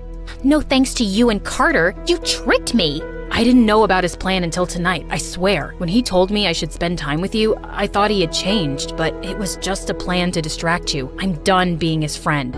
Why should I believe you, Nico? Because I love you, Ashlyn. And then he kissed me. I nearly melted right there in the middle of the theater. But then I caught a glimpse of Carter in the doorway. He looked sad. Over the next few months, I started going out on auditions, and right after graduation, I booked my first movie. Overnight, I became a huge action star. Nico was there for me every step of the way. Every time I booked a new role, Nico would come and visit me on set, but I barely ever saw Carter. He started staying out late at night and skipping school so he didn't graduate. After that, Carter moved to another city. Life was good, but I hated not having Carter around. I worked so hard to get where I am, Nico, and while I should be happy with my success, still, I can't stop thinking about Carter. He's an adult, Ashlyn. He chose to act the way that he did. Instead of trying to make himself better, he tried to tear you down, and it didn't work. I know, but I don't think it's all his fault. My parents turned us against each other from the day we were born. They taught us to be this way. A couple years later, Nico asked me to marry him. I wanted to invite Carter to the wedding, but no one had heard from him or knew where he was. I had an old number for him, and I often left him messages, but he never returned my calls. Then I got nominated for a prestigious acting award for one of my action movies. I was going to be on TV in front of millions of people at the award show, so every designer wanted me to wear their fancy dresses and their really expensive jewelry. I chose a stunning yellow diamond necklace that was worth millions of dollars. I left a message for Carter telling him about the great news. I wasn't sure if he would ever receive it, but it felt good to hear his voice. The night of the award show, something crazy happened. Nico and I stopped at my parents' house so my mom could help me get ready before the show. As Nico and I were walking to our limo, a robber wearing a mask jumped out in front of us. He shoved Nico to the ground and snatched the yellow diamond necklace. I sprang into action and used the kung fu moves I'd learned from my movies. I punched the robber in the face, kicked him in the stomach, grabbed the necklace, and then pinned him to the ground. Ouch, that hurts. I recognized the robber's voice. I snatched off his mask. It was Carter. My parents heard the commotion and ran outside. Carter, what are you doing? I'm so sorry, Ashlyn. I should have listened to you. But I was so obsessed with winning that I ended up losing everything. And now look at me. I haven't eaten in days. So when I heard your message about the award show and the necklace, I decided to steal it. It was a dumb idea. It's okay, Carter. No, it's not. I was a horrible brother and a worse friend. I hope that one day you can forgive me. This is all our fault. We were wrong to always push you two to compete against each other. We didn't realize the damage that we were doing. We are so sorry. We've always been so incredibly proud of both of you. I forgave Carter and my parents. Carter and Nico held my hand as the host took the stage. Then, the host called my name. Get up there, Ashlyn. You won. I walked onto the stage to accept my award. When I looked out and saw Carter, Nico, and my parents smiling up at me, I couldn't help but cry. It was a dream come true.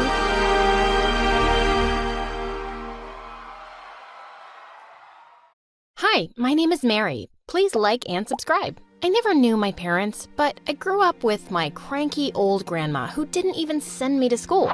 So when I was 8 and she left me at an orphanage, I was ecstatic. As I joined the other kids at dinner and introduced myself, they all stared at me. And then a girl started laughing. Look at that mop on your head. Maybe the warden can use your hair to clean the floors. How about I try first? As she came towards me, a tall girl suddenly stepped in. Get away from her, or I'll knock your teeth out. Ooh, Mommy, I feel so scared. Not.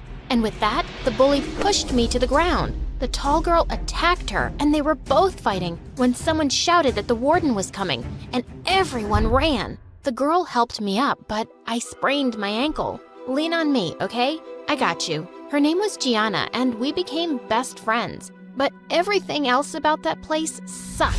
The only good thing in my life was Gianna. When we were 13, we started talking one night about how much we'd like to leave this place, and we made a plan to escape. But just when we'd reached the back door, the warden caught us. We weren't allowed to leave our room for 2 weeks. But I was determined to try once more. What if the warden catches us again? Let's forget about it, Mary. Maybe we're better off here anyway. What if it's terrible out there? But what if it's not? What if it's amazing? And as long as we're together, it'll be fine. A few weeks later, we set a spot where we would meet and run off. But I kept waiting, and she didn't show up. Just then, I heard some footsteps, and it was the frickin' warden. And I ran.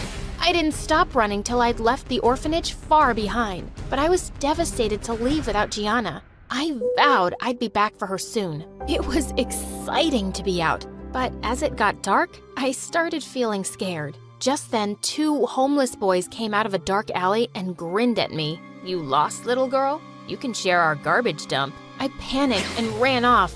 As I turned a corner, I crashed straight into someone. I looked up to see a kind-looking lady who asked me why I was all alone. When I told her everything, she offered to take me to her place, and I felt I could trust her. A blonde girl my age opened the door. Her name was Zoe, and she looked really happy to hear that I'd be staying with them. Ooh, a sleepover. I love slumber parties. Yeah, me too. I had no idea what she was talking about. The next few days were some of the best ever. The lady got me clothes and gave me my own room. Zoe and I got along really well, and we watched tons of videos on this awesome channel MSA that she introduced me to. One night, we were out for dinner, and I was so excited to see the huge spread. I piled my plate high with food and started gobbling it up when some kids started laughing at me. Look at her eating like a horse. Haven't you seen food before, weirdo? Oh, I guess some nice people brought this homeless girl here for food. Look how skinny she is, and her wild hair.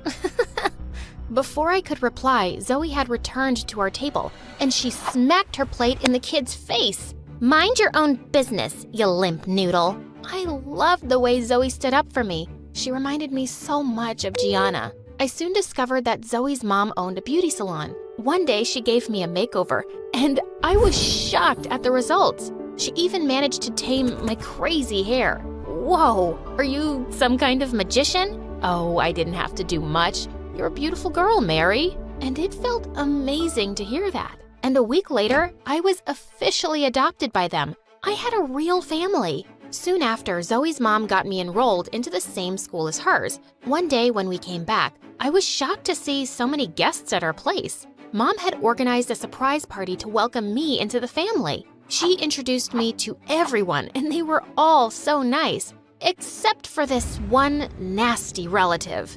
Do you even make enough from your awful makeup business to take care of another child? Oh God, I can't forget the horrible makeup you did on me once. That made me mad. Well, sometimes all the makeup in the world can't fix some faces. Mom and Zoe laughed out loud while the lady turned red and stormed off. I wasn't letting anyone be a jerk to my family. The only thing that was bothering me now was thinking of Gianna at the orphanage. Mom said she'd help find a home for her too, and we went to see her. But I was shocked when the warden told us she'd been adopted. She wouldn't tell us where Gianna had gone, but in my heart, I was satisfied. She had a family like me. Life was good, and over time, I picked up Mom's love of makeup, and she taught me everything she knew. When I was in 10th grade, Mom took me to a shoot once, and the model I worked on absolutely loved her look. The next day, Zoe woke me up excitedly and showed me my Insta account. I had thousands of followers, thanks to that model who had tagged me in her picture. I started attracting tons of clients to Mom's salon. Then one day at school, I saw a familiar face in the corridor, and my heart skipped a beat. Oh my God, it was Gianna! I ran to her and she screamed in delight as the two of us hugged and jumped around. I feel like I'm dreaming. I thought I'd never see you again, Gianna. I can't believe it myself. I'm so happy to see you, and you look amazing. Gianna and I had so much catching up to do. We were in the cafeteria when Zoe came and sat next to me and started eating my food, and Gianna snatched the tray away from her. Hey, what are you doing, weirdo? Get your own lunch. Excuse me? Who are you and what's your problem? Whoa, guys, calm down. This is my friend Gianna. I've told you about her, remember? And this is my sister Zoe. Sister? Yeah, her favorite sister in the whole wide world. And also her current best friend. So get in line, Gianna. The two were smiling, but I could sense the tension. And now the three of us were hanging out together all the time, but I just knew they didn't like each other. Zoe and I were both in the football club, and a few days later when we had a training session, I was surprised and happy to see Gianna was there too. But Zoe clenched her teeth and ran out to the field. We had such an intense training session, and Zoe and Gianna were being so aggressive. Suddenly, Zoe was racing towards the goalpost with the ball when Gianna tried to take it from her, and Zoe crashed to the ground. That's a foul. This cheater pushed me. No, I didn't. You just slipped. Don't be such a crybaby. They were about to attack each other when the coach stopped them and told everyone to take a break. As we rested in the locker room, we suddenly heard screams from the bathroom next door. We went running to see Zoe standing there and Gianna on the floor. Mary, stop your crazy sister. She pulled my hair and flung me against the wall. What? I barely touched you. Zoe, are you insane? It's just stupid football. Just then the coach walked in, and when she saw everything, she suspended Zoe from the club for a month. Zoe stormed off in tears while I helped Gianna up. What had gotten into her? I decided not to tell Mom anything yet and went to Zoe's room to talk. And she was furious with me. How could you take her side, Mary? Zoe, she was hurt and lying on the floor. What did you expect me to do? She came into the bathroom and kept mocking me, and I only pushed her aside to get out of my way. I never pushed her that hard or pulled her hair. She's lying. Why would she do that? Because she's a psycho. But if you want to believe her, go ahead. She pushed me out and slammed the door shut. I didn't know what to believe. I thought I'd talk to Gianna the next day, but I found her limping on crutches. She said she'd sprained her ankle during the fall. But Zoe said she barely pushed you. So, you think I'm faking all this? Why would I do that, Mary? Zoe attacked me. Your life, and you know it. I did know Zoe was unhappy since Gianna had arrived. Later that day, when Zoe saw me and Gianna sitting in the cafeteria, she turned away furiously and went to sit at the farthest corner. This was a nightmare. A few days later, our English teacher, Miss Amy, was getting married, and she'd invited all her students. She'd even hired me as her makeup artist, and Gianna came along to help. Just when I was done with her makeup, I finished it off with a setting spray, and Miss Amy started screaming. Oh my God, my eyes, they're burning. And my skin, what have you done, Mary? I stood there in shock as Miss Amy ran off to wash her face. I use this spray every day. I was about to test it on my skin when Gianna stopped me. Hey, don't. Didn't you see what just happened? Give it here. And with that, she opened the bottle and sniffed it. Mary, this is frickin' pepper spray. What? How could that possibly get mixed up with my makeup? Just then, Zoe and some kids walked in, asking why Miss Amy had gone screaming to the bathroom. Oh, I think we have our answer, Mary. There's only one person who could have switched this out for pepper spray. Zoe. Are you frickin' mental? Mary, don't listen to her. If anyone would do something that crazy, it's Gianna. And how would I do that? You live with her. You had every chance to mess with her makeup. I've just had it with you. And with that, Zoe pounced on Gianna. As the two wrestled, they didn't even notice when Miss Amy walked back in and went crashing straight into her. Get out, all of you. And you, Mary. I'll never forgive you for ruining my wedding day. We were all thrown out, and before I knew it, Miss Amy had posted pictures with her swollen red eyes and face on Instagram. She tagged me and Mom's salon, telling people never to get makeup done from us. People were resharing her pictures like crazy. I couldn't bear to see anyone and shut myself up in my room. I couldn't believe someone would hurt me. It was either my sister or my best friend. I had been appointed as the football team captain recently, and the next day, when all the players were gathered, I made an announcement. I feel that I cannot lead a team where all the members can't play well together. So, I've made a decision to let one player go, and that is Zoe. Zoe stared at me in shock, and then she pounced on me. Seriously? You pathetic jerk. I welcomed you into my home. I made you my sister, and this is what I get? I hate you, and I'll never forgive you. I wish we could throw you back in that orphanage. As some kids pulled her away, she stormed off furiously, and I ran off to the bathroom. Gianna came running after me. Wow, Mary, I can't believe you actually chose me over your stupid sister. Now you've lost her, and that makes me really happy. What? What do you mean? I mean, I want you to suffer. Just like you made me suffer when you left me at the orphanage. That night, when we were running away, I didn't come to the meeting spot thinking you wouldn't go without me. But you did. You just abandoned me. You didn't come on purpose? I thought the warden had caught you. And I didn't abandon you, Gianna. I came to the orphanage again looking for you. I don't believe you. You just left me and got yourself a sister. You replaced me. Yes, I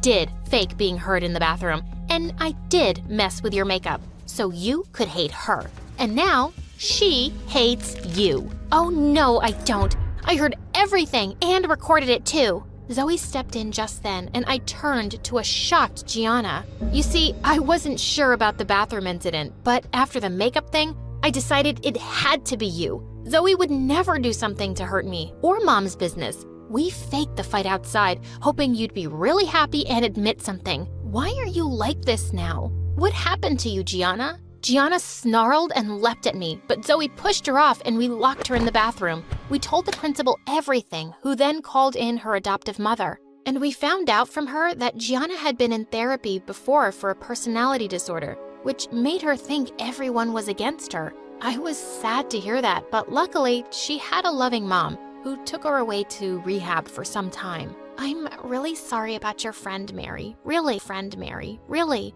And I have to admit, I was jealous when she came back into your life. I hope she'll be better soon, and maybe we can be friends again someday. But you've got nothing to worry about, Zoe. You are, and always will be, my sister.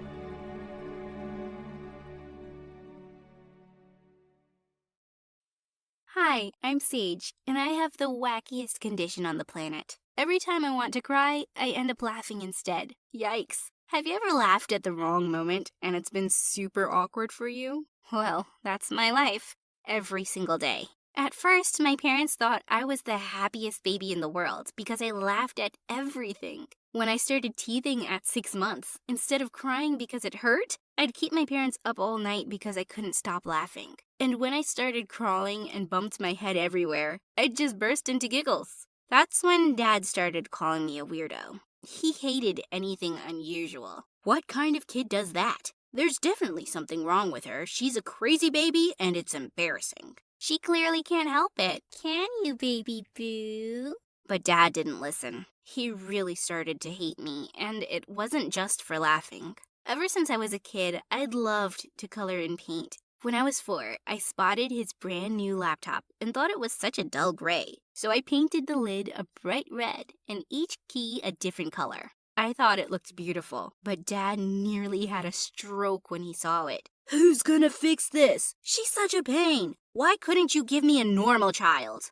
Even though I was just a kid, his words stung, so of course I burst into laughter, which just made him angrier. But it wasn't just Dad. Everyone misunderstood me all the time. One day in first grade, Monica, the richest girl in my class, was crying because her dog was stolen. You lost your dog? What kind of a person steals a dog? That's so sad. Everyone hugging her turned to me in shock. Monica looked at me with sheer hatred. Get out, Sage, you're so mean! After that, I became the mean witch in class. Everyone started picking on me, especially Monica. And no matter how hard I tried to explain that I didn't mean to laugh, no one seemed to believe me. I wanted so badly to be normal. I started watching the saddest movies, listened to the most heartbreaking songs, and read the newspaper to get all the worst news. Nothing helped, because I still burst into giggles at my grandma's funeral. I was actually so sad. I loved my grandma. But as I cackled away, everyone stared at me like I was crazy, and I ran off. Over the years, Mom came up with a way to cheer me up. Every time Dad got mad at me, she put $1 in a jar in my room. By the end of each month, I had enough money to buy art supplies. But obviously I hid this from Dad because he didn't want to spend a single cent on me. In the 6th grade, I entered an art contest in school. I worked really hard to make a nice painting with my cheap paints and paper. But as soon as Monica saw I was participating, she just had to one-up me. She took classes with a fancy art tutor and brought her expensive canvas and paints. She won by a landslide. I was so disappointed that I wanted to cry. So, in the crowded hall, I burst into laughter instead. The art teacher turned to me confused. What's so funny, Sage? Are you making fun of Monica's work? No, I swear. She's just laughing because she's a sore, crazy loser. Well, I had a bad reputation back then, and everyone thought I was mean. I stopped entering art competitions after that. I stayed in my room all day, and nothing Mom did cheered me up. After my homework, I'd spent the rest of the evening painting away and posting pictures to my art account on Instagram. Until one day in 8th grade, I got a really unexpected message there from a stranger. I just loved your painting. I want to buy it. Will you take $150 for it? Someone wanted to buy my painting? For the first time in weeks, I was flying. When I got the money from selling it, I bought more supplies and started painting my butt off. For the next few months, everything I made got sold immediately. I was so over the moon. So one day in the cafeteria, while Monica was going on and on about her fancy French art teacher, I casually mentioned I'd sold 10 paintings for $150 each. Monica was livid. She practically choked on the caviar she was eating. There's no way you and your trashy art will sell on my watch. Oh, and how do you think you're gonna stop it? You'll see. And just a few days later, I did see how low Monica could go. Someone stole my sketch pad from my bag. And right after, a new Instagram account sprung up with all my artwork on it. I knew it was Monica, obviously. I ran to complain to my teachers, but I was pretty upset and couldn't stop laughing. So they all thought I was joking. Why would I do this when I'm so much better than her? Monica convinced everyone that I was a jealous liar who tried to frame her. And then she and her minions started blaming me for all kinds of things I'd never done. One day, she put super glue on the teacher's chair, and when the teacher got up, the chair was stuck to her butt. As everyone started giggling and she tried to pull it off, her skirt ripped. Monica pointed straight at me. I saw her with the glue. You can even check her locker. As everyone stared at me accusingly, I laughed until my stomach ached. And that's how I started ending up in detention every week, because teachers thought I was rude and a troublemaker. At first, I was furious, but suddenly I realized I loved detention. No one could bother me here, and I could paint in peace for hours. As I was busy painting one day, someone tapped me on the shoulder and I turned to see a boy who gently wiped my cheek with a tissue. You had some paint on your face. I just stared at him like a dummy. Who was this cutie? I've seen your paintings and they're amazing. Well, you're amazing. Do you think you could teach me? Eugene was a new boy at school who got stuck in detention often because he'd always prove his teachers wrong. I became his detention art tutor. He was really kind and clever, and somehow he didn't judge me for my laughing. I don't think you're crazy or mean at all. It could be a medical condition, you know? Maybe my dad can help. He's a neuroscientist. I did go see his dad one day without telling my parents. He explained that I had a condition where my brain would get the wrong signal when I felt sad, and my body's response was laughing instead of crying. He said it wasn't in my control at all, and I never needed to feel bad about it. A week later, Eugene made an adorable hand-painted card to ask me to go out with him. Of course I said yes! One day, I was putting away my stuff in the locker when Eugene came running to me excitedly with a poster for a national art contest. You should enter this, Sage. You're really talented. I'm sure you can win. Just then, I heard Monica's nasty voice behind us. Ew, why are you telling this crazy loser that she's talented and raising her hopes for no good reason? Because he's my boyfriend, that's why. And why are you even talking to him? My step-cousin is your boyfriend? Are you out of your pea-sized mind? It's my turn to laugh at you.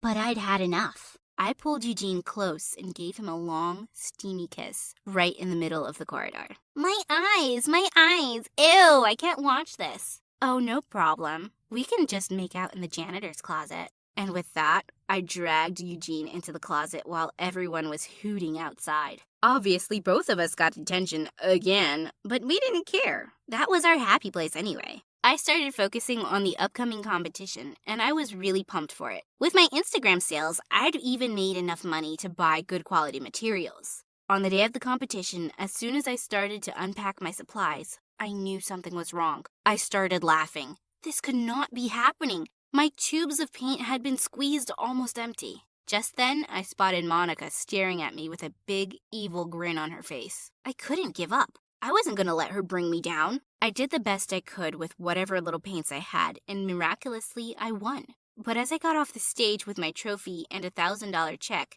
Monica walked up to me. You think you can fool everyone, but I know you're just a big fraud. I was wondering who that idiot was who keeps commenting on your Instagram and buying your paintings. And well, I had them tracked down. All this time, you've been pretending to be a great artist when your mommy has been buying your lame art. What are you talking about?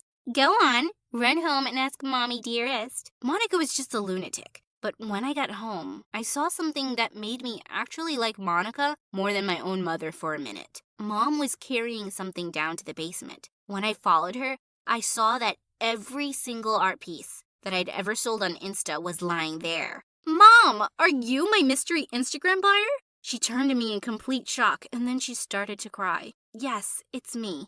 You were so sad after losing that contest, and I just wanted to encourage you. You lied to me. All this time, I thought I was actually good enough. Honey, you are really good, and that's the truth. I only bought these paintings to make you believe in yourself. You what? We turned around to see Dad in the doorway, looking beyond furious.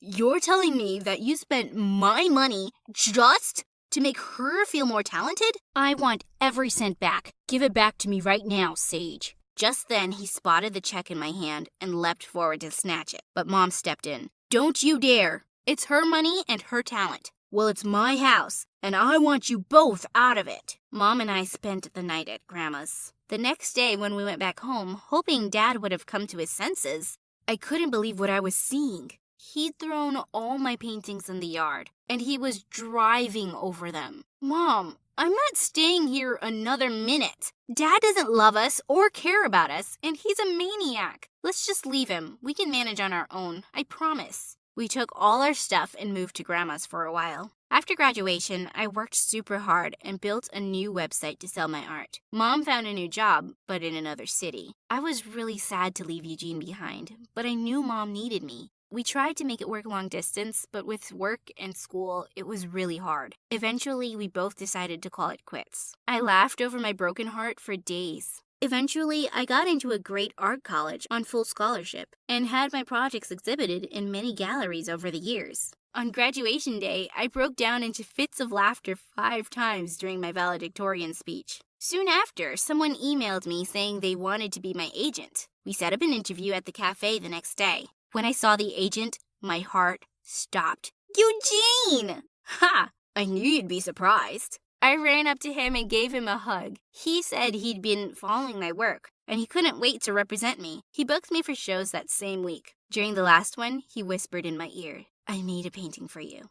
Do you want to see it?" I followed him to the end of the gallery and saw a painting of me and Eugene sitting in detention at school. I felt so moved. Suddenly, I felt something I'd never felt before. Wet tears streaming down my face. Was I finally crying? It was the best time of my life because that's when I fell in love with you. Sage, do you want to be with me again? I threw myself in his arms and gave him a kiss. Yes! Eugene was actually so excited that he'd made me cry. This had to be the weirdest romantic moment ever. 2 years later, we got married. We have 3 children, and the youngest, Freya, is just like me. No tears, only laughs. Mom, am I weird? Everyone else gets to cry. Why can't I? No, you're strong and you just laugh everything off, even when things are hard. You're not weird. You're absolutely okay. I made sure that not only her, but none of the kids in her school would be bullied. I studied to be an art therapist and started after-school programs for kids to help them channel their emotions into art. Little by little, I tried to make things better for our kids every day. Hi everyone, I'm Lexi. Like and subscribe to get the gift you've been wishing for. Growing up, my parents were always super supportive of me and gave me everything I ever wanted. Even though they were self-made millionaires, they still made sure I understood the importance of hard work. But I was kinda bad with money. I had a spending problem, not on myself, only on my friends. I loved to treat my friends with nice things, like picking up the tab at restaurants, and they'd always act so grateful. Little did I know, their niceness was all 'cause of my money. But it all came crashing down one day. And that's when I saw their true faces. When I was 13, my friends asked me to keep watch outside the library. And 10 minutes later, there were loud noises. All of them ran, and I was caught with a bag that had a bunch of firecrackers in it. But I didn't do anything, I swear. Believe me. She got tricked again? She's so dumb. I'm standing right here. Miss Cole, please. But none of it worked, and I was sent to detention for an entire week. At first, I was keeping to myself in detention because the kids were all mean. But one day, I was doing my homework when I heard a voice. It was the kid who usually sat there. "You have to do it this way. Here." "Oh, thank you. You look familiar. Do we know each other?" "Wow, we're in all the same classes. I'm Zach." "Never mind. Sorry, I've been so busy with my friends that I haven't had the chance to meet anyone new."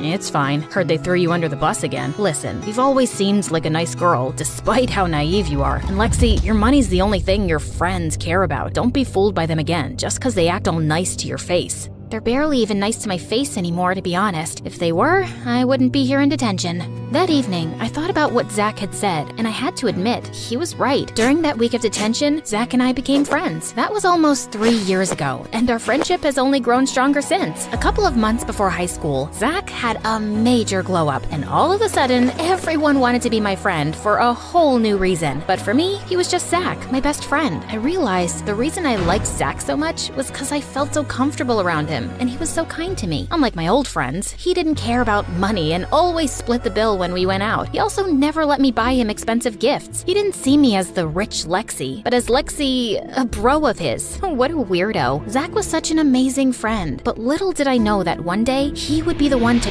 turn my world upside down. Once, when I got the highest grades in 10th grade, Zach threw me a surprise party with my parents. It was totally awesome. So many huge celebrities were invited, including Iris. I loved her. The party was a blast, and I had an amazing time. Can this day get any better? Turns out, no, it couldn't. But it could get weirder. I was in for the biggest plot twist of my life, like the twist at the end of the movie The Sixth Sense. As I was walking up to my room after seeing off my friends, I heard my parents arguing, which was really weird because they hardly ever fought. "No, we can't tell her. What if she leaves? She's my baby." "But she has a right to know. We should have given her the letter when she was younger, but we kept putting it off. We can't keep her in the dark forever. It's time. She should know about her real family." "Mom? Dad? What are you talking about?" "Honey, we can explain." Before they could stop me, I snatched the letter off the table, and then my entire world crumbled. "Is this real? I'm not your daughter?" "Of course you're our daughter. You'll always be our baby girl. But it is true that we are not your biological parents." "How could you keep this from me?" "Lexi, we're sorry. This is not how you were supposed to find out. We wanted to tell you sooner, but your mom, birth mom, left that note when she left you and your brother at the orphanage." "Brother? I have a freaking brother? What else haven't you told me?" Sweetie, please, calm down. You look pale. I think I need to lie down. That was a lot of information for me to take in. 16 years of me living here, and I find out now that I was adopted and have a twin brother who was adopted by another family? I was furious at my parents and refused to talk to them for weeks. When Zach tried to force me to talk to them, I told him everything. How could they do this? You're angry right now, but you have to remember, your parents never let you feel like you weren't their own. The love they have for you, it's real, no matter what it says on a piece of paper. When you calm down, you'll realize how lucky you are. Not everyone is this lucky, Lexi. I know I would give anything to have a family like yours. That made me feel sad for Zach. His parents had split when he was 10, and it had been just his mom and him ever since. And I realized Zach was right. I forgot how much my parents actually loved and cared for me. I rushed to them and apologized. I was determined to find my brother. From the letter, I knew his first name was Mark. I just needed a last name. So I called the orphanage every day to ask for my brother's last name, but they didn't budge. I even asked my dad to make a big donation. Might as well use all this money for some good, but it didn't work. Looks like money can't buy everything, huh? Zach then had the most brilliant idea. He suggested we both volunteer at the orphanage and snoop around for the details. Oh my god, I love you. And your amazing brain. Sorry. Volunteering gave me a new perspective. All these little kids without parents, I was just like them when I was their age. I hoped they'd be lucky enough to find great parents like I did. Of course, I didn't let that distract me from my mission. After a couple of days, I found my way to the file cabinet and searched, jotting down all the last names of every mark that had ever stayed there. But trying to contact each of these marks was more tiring than I thought it would be. Most of them thought I was trying to scam them. It wasn't until Zach pointed out that I realized I could just look for the date of birth for each of these guys, cause duh, we were twins. I know, you don't have to say it. Zach, oh my god, there's 2 of them. Oh, thank you. I'm gonna contact the families right now. Lexi, wait, take a deep breath. You don't want to just call them and drop the news, hey, I might be your twin. How about you let me do it? I'll look into it, and before you know it, Mark will show up. I agreed with him, but I couldn't help feeling anxious for days. What if Mark is in another part of the world? What if he has no idea I even exist? Or worse, what if he hates me? I couldn't eat or sleep properly because the entire thing stressed me out. My parents were sweethearts, though. They tried to calm me down and distract me when we suddenly heard the doorbell. I rushed to open it, only to find Zach standing there with a confused look. Did you find Mark? I'm still looking, but this guy showed up. Are you Lexi? Wow, it's so crazy to finally meet you. You look just like I expected. I'm getting goosebumps. I'm Mark, your twin brother. What? I couldn't believe my eyes. My twin, my own brother, was standing here in front of me. I cried and hugged him. You know those heartwarming reunion videos on YouTube? Never thought I'd be one of those people. We had the same hair color, the same eye color. We even laughed the same. But he was much taller and had an English accent. Turns out his adopted family had taken him to the UK, and he came all the way from there to look for me. He showed me the adoption certificate. My parents told me the truth a year ago, and since then, I've been trying to find you. And a couple of weeks ago, I finally got your address and had to come right away. I had to see my sister. Look, I even have the birth certificate and my adoption papers from the orphanage. Oh, I'm so glad. You have no idea how much I've looked for you. Mark stayed with us for a couple of weeks, and we did our best to make him feel at home. I showed him around my school, got along with Zach, and best of all, I got to introduce someone as cool as him as my brother. All the girls at school were even drooling over him. It was probably because of the accent. He told me all about his life, the UK, and his projects and fundraisers that he started in order to help as many people as he can. He was like the perfect brother. I was so caught up spending time with Mark that I was losing touch with Zach. Whenever Mark wasn't hanging out with me, he was with Zach. It was like they were long-lost twins, honestly. Zach was always asking Mark questions, and my brother seemed to enjoy talking to him. Are you in love with my brother? What? No, why? You keep following him around like a lovesick puppy. What's going on? It's nothing like that. It's just something doesn't smell right about him. Is that jealousy I'm detecting? Don't worry, Zach. There's one girl always on your side. Me, your best friend. No thanks. But seriously though, something's off. I know, I've kind of been MIA. I've just been trying to make up for lost time with my brother. But don't worry, I haven't forgotten about you, Zach. But Zach continued to follow Mark more than usual, even at home. One day, I caught him snooping around Mark's stuff, and I confronted him, asking why he was so obsessed with him. Because I don't trust him. I don't want you getting hurt.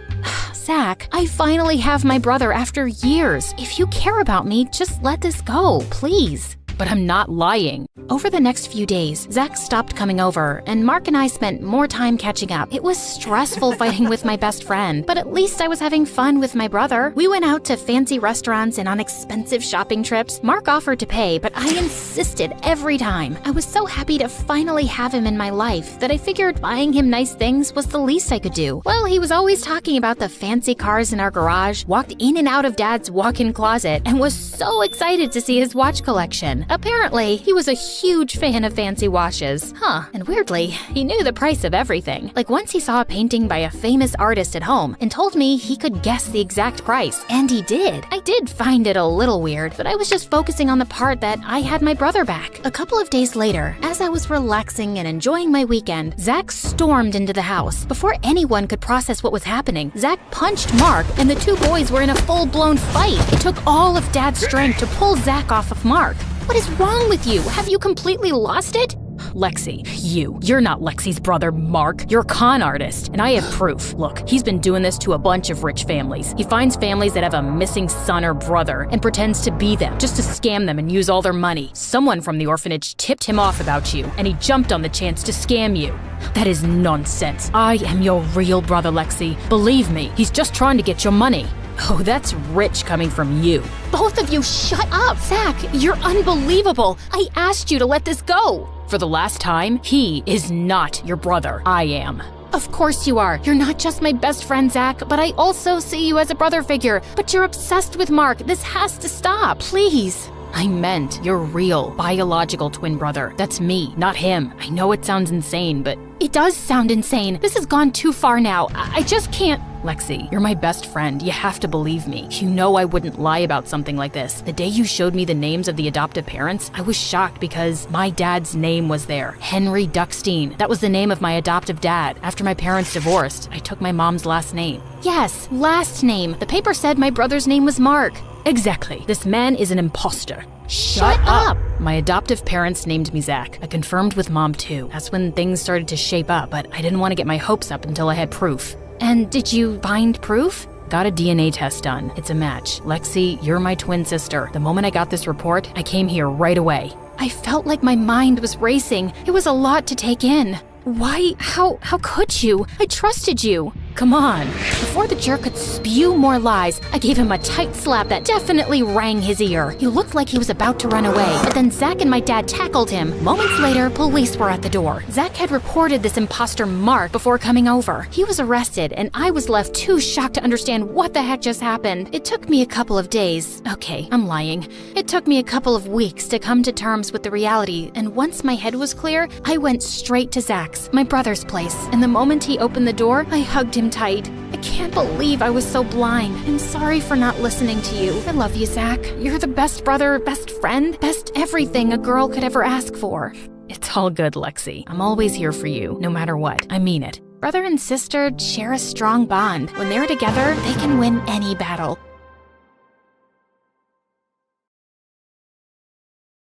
Hi, I'm Leah from Indiana. Before I continue, please hit like and subscribe. Since I was a baby, I was meant to be a dancer. I could dance before I could even walk. I would do the cha-cha while cleaning my room, and bust a move while brushing my teeth, and of course, I was shaking it all the way to and from school. People smiled and laughed when they saw me, but I never cared. When I was 10, I would watch my friends head off to dance class after school. It would tear me up inside to see them living my dream. I came home one day as my mom was finishing her makeup. Mom, can I please go to dance class? All my friends are going. You're not going. You have no idea how much that class costs. There was no other parent to ask at that time. Just me and Mom and whoever she was dating that week. But Mommy, please. I swear, I'll do your laundry and chores, and when I make money from ballet, you'll get makeup from Sephora. I'll take you shopping, whatever you want. Pretty please. This means everything in the world to me. We'll see if that ever happens. Right now, I don't have time for this. I'm going to be late. The answer is no, and that's final. She left me alone in the cold house while she sped off in Ted or Fred's Ferrari to some fancy dinner. For me, another night of instant noodles. I felt devastated with how my life was going, just dreaming about my dream of dancing. But then I turned 12. I was alone, like always, and before I could blow out my candle on my plain cupcake, it flickered out. Oh no, there's still so much to wish for. I was about to leave for school when Mom barged in. Hold on, Leah. You have mail. My mom handed me a card with my name and address on it. Who's it from, Mommy? To Leah, from Aunt Lucy. Who's Aunt Lucy? I haven't spoken to her in years. I don't talk to that side of the family. She gave me a ticket. Mom snatched it immediately from my hand. That's not a ticket. It's a check for $10 million. My mom went crazy. It was like she stepped into a Louis Vuitton fever dream. I didn't even know she was that loaded. I could do so much with this. I could buy a Gucci dress, an MK bag, and a diamond set. And I can't wait to see the look on Mary's face. She'll be fuming. And oh, that Tony who dumped me, he'll come crawling back like a puppy, begging me to take him back. I didn't remember the last time my mom looked so happy. She showered me with hugs and kisses, even making me twirl around like a ballerina. I had so much to ask Aunt Lucy, but Mom said she didn't have her number or anything. And when I turned 14, Mom decided to move. So we packed up everything and headed to New York City. That's right, the Big Apple, the city that never sleeps. We were ready to start a new life. I finally signed up for dance lessons at an art school. Me, the girl who used to have holes in her shoes, had ballet slippers. I practiced every day until my legs cramped, but I was ecstatic. My mom also had new friends, like Tiffany, Chanel, and Fendi. I had always wanted to be close to Mom, so I joined her shopping sprees, and it worked out great. I guess that's what I was always missing. We would spend our time stocking the malls for the best clothes, handbags, and of course, shoes. Oh, Leah, we have to get these too. I was covered with shopping bags and balancing shoe boxes while scooting through the aisles. I could barely see in front of me through Mom's haul. Hurry up! We don't want to miss the first drop of Balenciaga's new collection. I'm right behind you. But honestly, when we were in these very posh stores, I felt like a princess. I was offered fancy drinks, tried on expensive dresses, and best of all, I felt so close to my mom. I walked out of the dressing room in a sparkling dress. Now spin around. Beautiful, so beautiful. We'll take it. I looked at myself in the mirror. I could barely recognize myself, but maybe this is who I was supposed to be. I carefully teetered in the heels my mom had picked out for me, but crashed into the mirror. Do you think we could look at some flats? While I spent so much time with my mom, I might have been distracted from my dancing. My dance teacher seemed to be losing patience with me. Okay, Leah, you're up next. Saute. I smiled nervously at my dance teacher, attempting to jump, but fumbled the landing. The other students giggled at me. Have you been practicing? Yes, of course. I lied. What time did I have to practice? School was out at 3. I told my mom I would be at Bloomingdale's by 4. I mean, it was so unreasonable. Besides, I never looked more like a ballerina. The clothes, the hair, the shoes, the makeup. I was the definition of what a ballerina looked like. It wasn't my problem if my teachers couldn't see it. By the time I was 16, me and my mom had our routine down. Shopping, dining, and dining. Mom had friends she'd visit while I was in school, and we'd chat about them over dinner. And you wouldn't believe her hair. It's turned this terrible orange color. And her roots? Oh, her roots could be seen from outer space. Honestly, Leah, I'm beginning to think you're my only real friend. She loved me. My mom loved me. Just then, 2 men walked into the restaurant and surrounded us with serious faces. Jeannie Roberts? Yes? What is your problem? They flashed their badges at us. It was the police. You have to come with us. Excuse me? I am not done with my dinner. I want to speak to your manager. Jeannie Roberts, we need to talk to you about your tax evasion. This is ridiculous. You don't have the right person. You're gonna ruin my blouse. Mom, what's going on? Leah, I will call you as soon as I can. Can you let up a little? This is silk. The police dragged my mom out of the restaurant. I didn't know what else to do, so I ran back to our apartment. I paced and cried, staring at my phone. My mom was arrested. What on earth could I do? Finally, at midnight, the doorbell rang, and it was Mom. Mom, what's going on? Listen, I have to be quick. You need to get help. Otherwise, they'll put me away for good. They said tax evasion, but you haven't done anything. We have the money. Tell the police we have millions of dollars. We don't, Leah. It's gone. My stomach dropped. I need you to get me out of this trouble. I need you to go see Aunt Lucy and ask for the money. They have people watching me. They'll pounce on me if I try to leave the city. But you said you didn't know anything about her. Yeah, I just remembered her address. Go to her and get the money so I can get out of here. I had no other choice. It was just me alone, and I had to save my mom. I hopped on the first train I could find. There were 1 million people on the subway, and I squeezed my way through the crowd. The train car jerked, and the guy's soda splashed all over my face. He glared at me. Hey, watch it. But he splashed me. Finally, I arrived at my aunt's house and knocked on the door. Her house towered over me with dozens of closed shutters and fading awnings. I'm not interested in buying anything. I'm not selling anything. I'm Leah.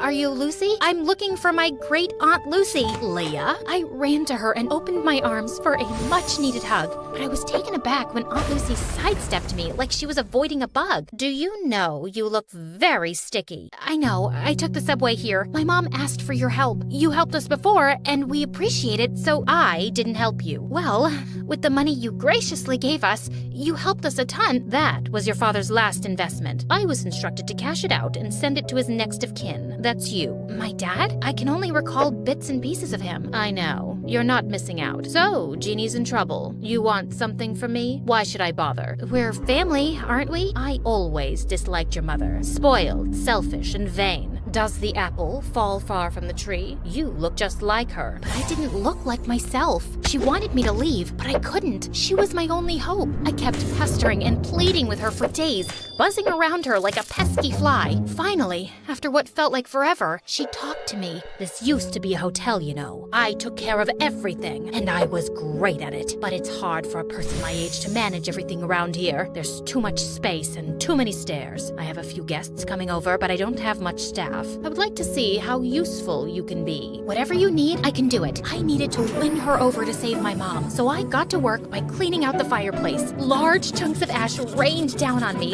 covering the floor in a thick blanket of gray. Oh my God, what a mess. Leave this and go wash your face. And when I scrubbed the windows, one of the panes cracked and a large piece of glass fell. I caught the glass right before it hit the floor. Oh no. I heard some guests coming, so I quickly shoved the glass under the bedspread. A large older man entered the room and plopped down on the bed. The glass made a large crunching noise and the man screamed. New sheets. You must need new bed sheets. I scampered out of the room and caught Aunt Lucy giving me the death stare. On the way to get new bed sheets, I bumped into a flower vase and knocked water everywhere. I sprinted off into the hall and grabbed the mop to clean, and then thud, the rest of the guests slipped and fell. Oops, I think I forgot the wet floor sign. Ugh, it's gonna be one of those days. I totally screwed up, and I knew there was no way she'd forgive me. So I hid from her, and when she finally found me, I started bawling like a baby. She couldn't be mad at a sobbing girl, right? I could see her face soften, and I figured I had a chance to get on her good side. I tried to make up for all the mistakes I had made. I gave my aunt a foot massage, made her fresh juices and warm soup, and in my final efforts, I polished her dresser and found a music box. Don't break it. Oh, I wouldn't. I love it. I'm a ballerina too. Well, maybe. I used to be. You're a little young for used to be anything. For me, this ballet feels like Aunt Lucy and I were finally talking, and it felt like the ice was melting. She told me how she used to be a dancer. When I was a baby, my dad would tell her all about how much I loved dancing. I finally got through to my aunt, but I still needed her help. I brought up how desperate I was to save my mom. I was wrong. You're not like your mother at all. Okay, enough of all this. Let's go. We took a car downtown and met my mom. What on earth happened, Jeannie? You are still as disappointing as ever. Ugh, here we go. Why did you even bother to come here? You could have sent the money with Leah, but I guess belittling an innocent woman is more your speed. Aunt Lucy asked Mom for her tax forms, but all she got was silence. Mom, just give her the paperwork. She'll help us. What's wrong with you? Okay, fine. I'll just leave.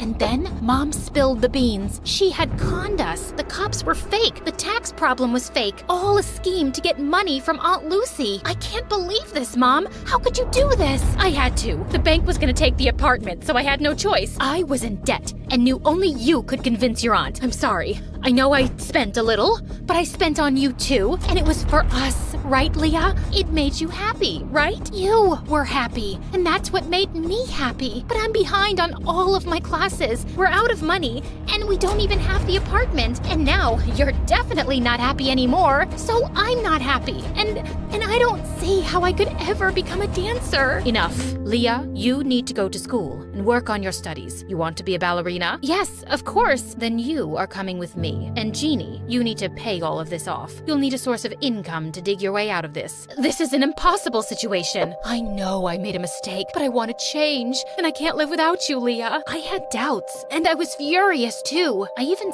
stepped outside with my aunt to leave, but then I realized I couldn't abandon my mom, not even after all the things she did. Okay, Mom, I think we should try to be a family, all of us together. I believed that this time it was gonna work out. The three of us went back to the hotel and were ready to start our new lives together. But the next morning, Mom, I ran around the hotel but couldn't find my mom. Her clothes and purse were gone. I searched up and down until I got to the front desk. The cashier's box was completely empty. She left and took my Aunt Lucy's money. I was devastated. I brought her here, and it all happened because of me. What should I do? I had brought on enough trouble, and I had to earn and return every penny back to my aunt. Leah, are you leaving too? I'm so sorry, Aunt Lucy. I just wanted us to be a family. I don't want to cause you any more trouble. I thought it would be better if I just left. I'm so sorry about my mom. I wanted to believe that she would be different, but she wasn't. Just the same horrible, selfish woman. Leah, you don't have to go. It's not your fault. We're family. Sometimes the family you're given isn't the family you end up with, and that is okay. Really? Really, I love you. And I do have some good news. I made a few phone calls, and you have an audition next week. Oh, thank you. I love you too, Aunt Lucy. At the audition, I danced my heart out, and for the first time ever, I was supported and loved by my Aunt Lucy. And that sounds like the perfect kind of family to me.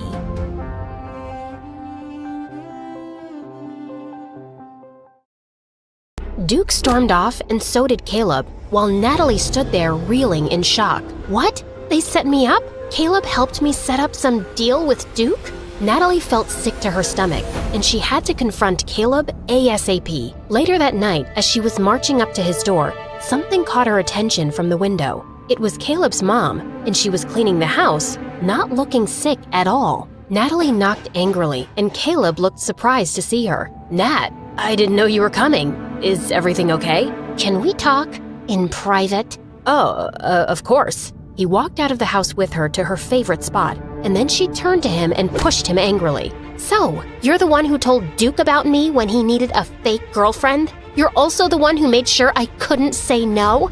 You ruined that statue and framed me. How could you do this to me? Nat.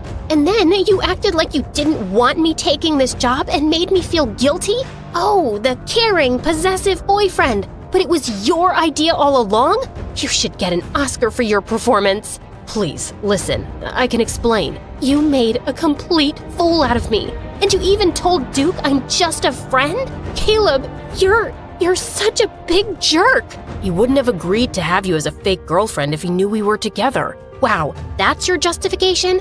You just used me like a stupid toy to get money out of him. And not for your sick mom because she seems to be just fine now. Who are you, man? I don't even know you. And it looks like I never did. Nat, it's not like that. Shut up. We're done. Do you hear me? We are done. Natalie didn't wait for his response before storming off. Caleb couldn't stop feeling devastated and broke down to his stepdad. Natalie broke up with me, Dad. Forget about her then. When you have the money, you can marry any girl you want. You're too brilliant for her anyway. Try to target someone rich. Marrying into wealth will give you a lifetime of security. Caleb was stunned at his stepdad's words. He did want to be rich and have a much easier life, but he couldn't forget Natalie just like that. Dad, Nat means a lot to me. I wanted the money, but I never meant to lose her in the process. And why would some rich girl want me, a poor farm boy? I have a plan, and if this succeeds, we're gonna live in the city like royalty. But I need to make sure I can trust you not to mess things up by getting emotional. Of course you can trust me, Dad. Mr. Cross smirked as he revealed his long-time plan of stealing some diamonds and money from the Harrisons. But that's a really big crime. What if we get caught? I've been working for them long enough to know every corner of the mansion. I know when to make the move and how to get away scot-free. Besides, it's not really stealing. Think of this as payment for taking advantage of the poor and treating us like dirt. This is about justice, kid, and your future. Mr. Cross eventually convinced the ambitious Caleb, but he still wasn't ready to let Natalie go. he would try to make her forgive him and win her back. Meanwhile, Natalie almost went to Duke to confront him too and end the contract immediately,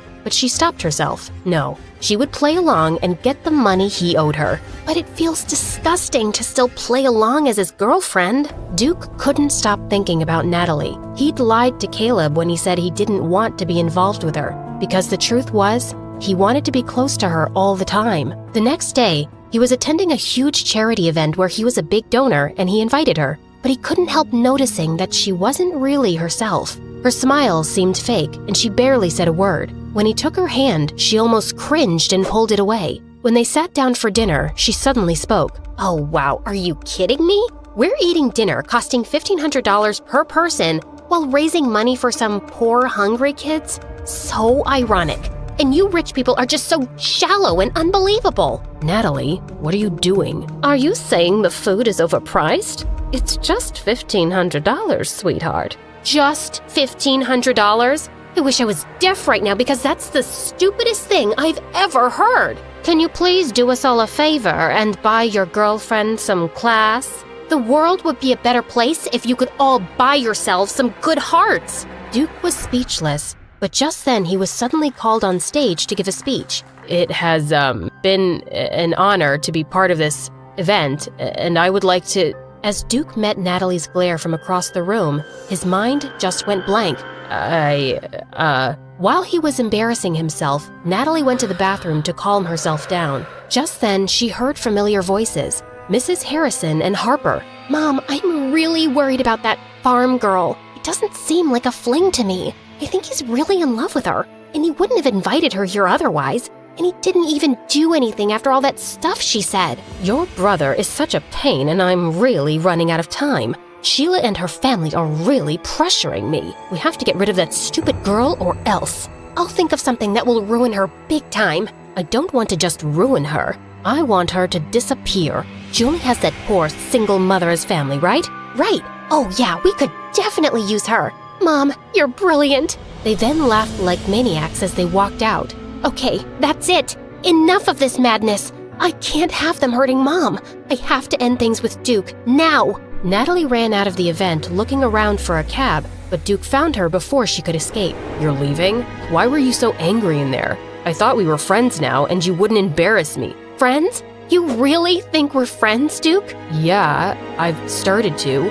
I care about you, Natalie. And there's something I've been wanting to tell you for a while, but I haven't had the guts to. What? I know this will make you even angrier, and... Just say it! A month ago, our gardener introduced me to his son Caleb, and we became friends. I told him about Mom pressuring me to date this crazy girl, and how I'd lied about already having a girlfriend. I asked Caleb if he knew a girl who could pretend to play the part for a while. I didn't want anyone from school.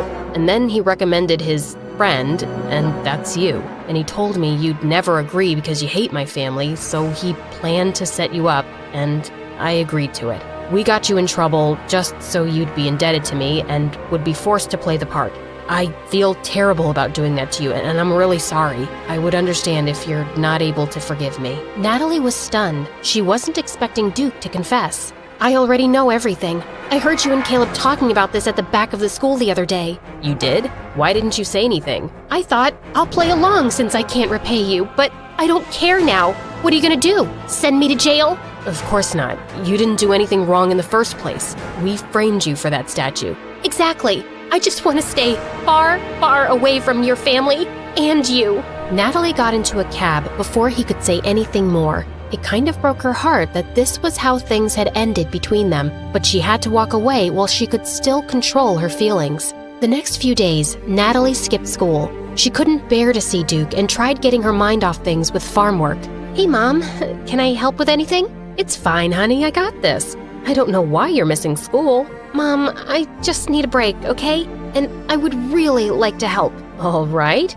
Get some grains from the back and feed the chickens. Just as Natalie returned with her grains, she saw her mom sidestep one of the geese, lose her balance, and hit her head on a rock. Mom! Her mom was rushed to the hospital and needed surgery, but Natalie simply couldn't afford the amount. She felt desperate and helpless, and then thought of the one person who could help her, Duke. I'm such an idiot. Why did I end things with him for free? He made me compromise my values and self-respect. I should get back with him to make him pay the price of my dignity, then dump him again. Ugh, why did I even love this jerk? Back at the Harrisons' mansion, Duke had been missing Natalie and his heart leapt when she suddenly gave him a call. I'm sorry for the way things went down between us the other day. I was just really hurt because you lied to me. Can we meet tonight at the cafe? I'll be there at 7. But when he got there, he found Natalie panicking. Duke, I have to go to the hospital right away. Mom had an accident. He immediately drove her to the hospital, and it broke his heart seeing Natalie cry. Later that day, he heard her talking to the doctor about the price for the surgery. I'll pay for it. Duke, no, you don't have to. Just think of it as a payment for all those days you worked for me. He kept insisting, and Natalie pretended to refuse, but eventually agreed. I don't know how to thank you. Don't think about it. Let's just hope your mom wakes up soon. I really hope so too. Wanting to comfort her, Duke pulled her into a hug, and Natalie just found herself hugging him back. As she lifted her face, their eyes met and her heartbeat became wild. You're so beautiful. When Natalie realized what was happening, she immediately excused herself to the bathroom. Focus, Natalie. He's a jerk and his family is crazy. Don't get carried away. Meanwhile, Harper and Mrs. Harrison decided that dinner would be the perfect time to break Duke. So, how's Natalie, darling? Maybe you should invite her to have dinner with us again. She's busy taking care of her mom, who's in the hospital. Oh, really? We didn't even do anything to her mom yet. What? Duke, are you sure that's why your girlfriend can't come over? Yes, Mom, I'm sure. Or is it because she's your fake girlfriend and you've been feeding me a bunch of lies? What? What are you talking about? Just then, Harper started playing Duke and Natalie's conversation on her phone, where Duke confessed that he needed a fake girlfriend because of his mom. I am so disappointed in you, Duke. You lied to me. You will end this stupid charade now. Mom, just stop it. Stop it with all this pressure. Yes, I lied to you, but you pushed me to do it. And Natalie may have been my fake girlfriend, but I love her now. Nonsense. Get rid of that gold digger and date Sheila instead. Or you can forget about being my son and all these privileges you were born with. That midnight, Caleb and his stepdad were successful in opening the Harrison safe. These are... Wow. Dad, we're gonna be rich. I told you, son. Now, let's put everything into these bags. Hurry. The father and son were almost done getting everything in the vault when the door suddenly burst open and the Harrison security team barged in with policemen. The next day, the news was all over town that Mr. Cross and Caleb had been arrested for theft at the Harrison mansion. Natalie could hardly believe her ears. She didn't love Caleb anymore, but he'd been her friend since they were kids, and she had to see him. Nat, thank God you're here. You gotta help us. Please, ask Duke to make his family forgive us. Caleb, why did you do it? When did you become this person? How can you not understand, Nat? We've always hated those rich people. They've worked our parents to the bone and always mistreated us.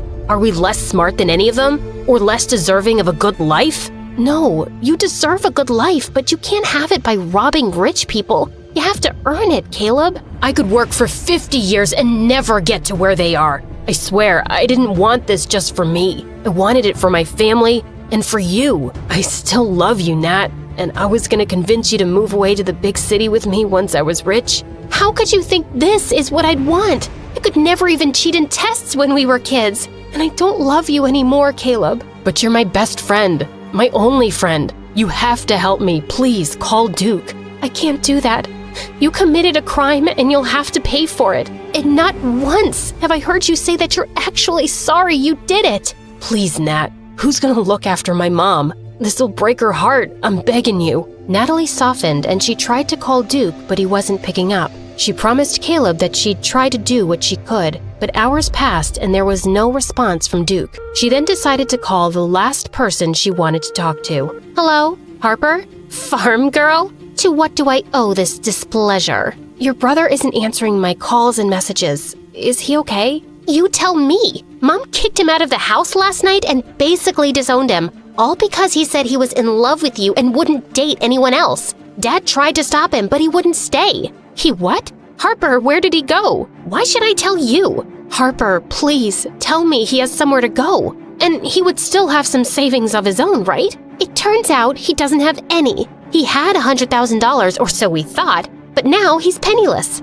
He wouldn't tell me where he spent that money, but I can easily guess it was on you, you gold digger. She was actually right. Mom's surgery had cost $100,000, and it looked like Duke had given all his savings to me. She tried to call Harper again, who blocked her number, so she had no choice but to go to the mansion. How dare you come here, you filthy, lying peasant! I just wanted to ask where Duke went because I'm worried. Drop the act, girl. We all know how fake everything was. My brother was so stupid for actually falling in love with you. Yes, it was fake at first, but I've fallen in love with him too, for real. Please, you have to find out where he went. Suddenly, someone started bawling from the door. It was Sheila with her parents. Mrs. Harrison wasn't expecting their visit, and the blood drained from her face. Who's this girl? Where's my Duke? He's mine. He's only mine. Give him back to me. We are destined to be with each other. Sheila started screaming and breaking everything she saw, and her mom rushed to calm her down. Meanwhile, her dad was furious.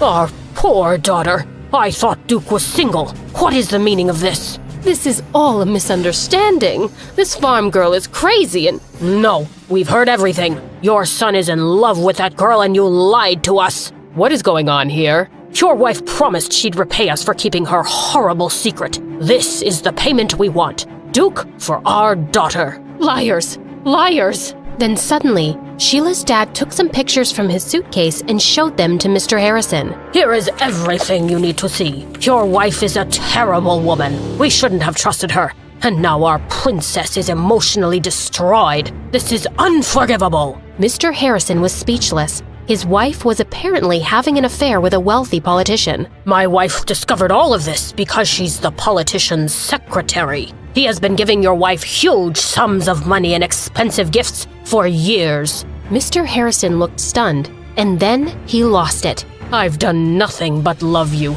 given in to every stupid tantrum, giving you everything you wanted, but it wasn't good enough for you, and now you've made our son miserable too, just to cover your own dirty secrets. Get out of my house, now! No, you can't do this to me, honey. I'll leave him for you. But Mr. Harrison ignored her and ordered their security to drag her outside. Dad, what are you doing to Mom? Can't you just forgive her? If you want to stay in this house, you will listen to me and stop being such a spoiled brat. Otherwise, you can leave with your mother. Is that understood, Harper? Yes, Dad. Mr. Harrison then called the police to help him find his son. Natalie then remembered about this secret place Duke once took her to. She went there alone and found him.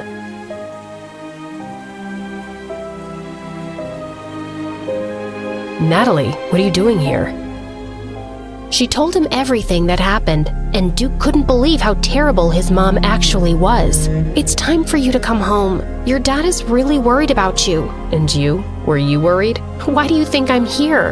And how could you be foolish enough to give me all your savings? It was for your mom, Natalie. It's foolish not to take care of the people you love, and I love you. I love you too, Duke. I never thought I could, and I really didn't want to, trust me. But you've made me fall in love with you. I can't help it. Okay, so in that case, you need to sign another contract with me. Depends. What kind of contract is that? A contract to be my baby queen forever. Oh my God, please don't ever call me that again. I'll think about it.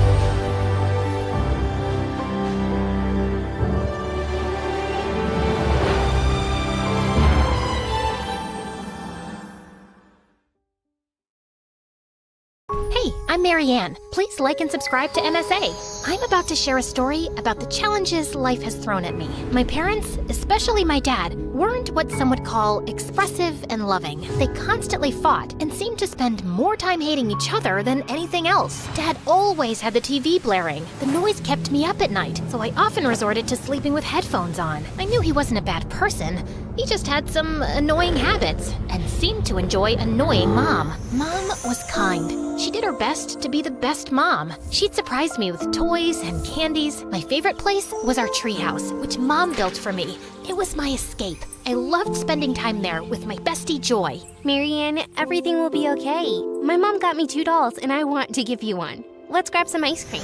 Joy was my best friend since kindergarten. She always knew how to cheer me up, sharing her toys with me. We were inseparable, so much so that some people at school mistook us for twins. Plus, Joy had an amazing voice. Sometimes she sang to me until I fell asleep in the treehouse. Joy's family seemed perfect. Her mom was a successful fashion designer, and her dad was a police officer. Sometimes I found myself wishing I was part of her family, but I'd immediately feel guilty knowing my mom loved me. When I was 16, my gymnastics coach said I should compete in another state. Excited, I asked my parents for money to go. Dad, busy with his motorbike, brushed me off. Wish I could, honey, but I gotta paint the bike.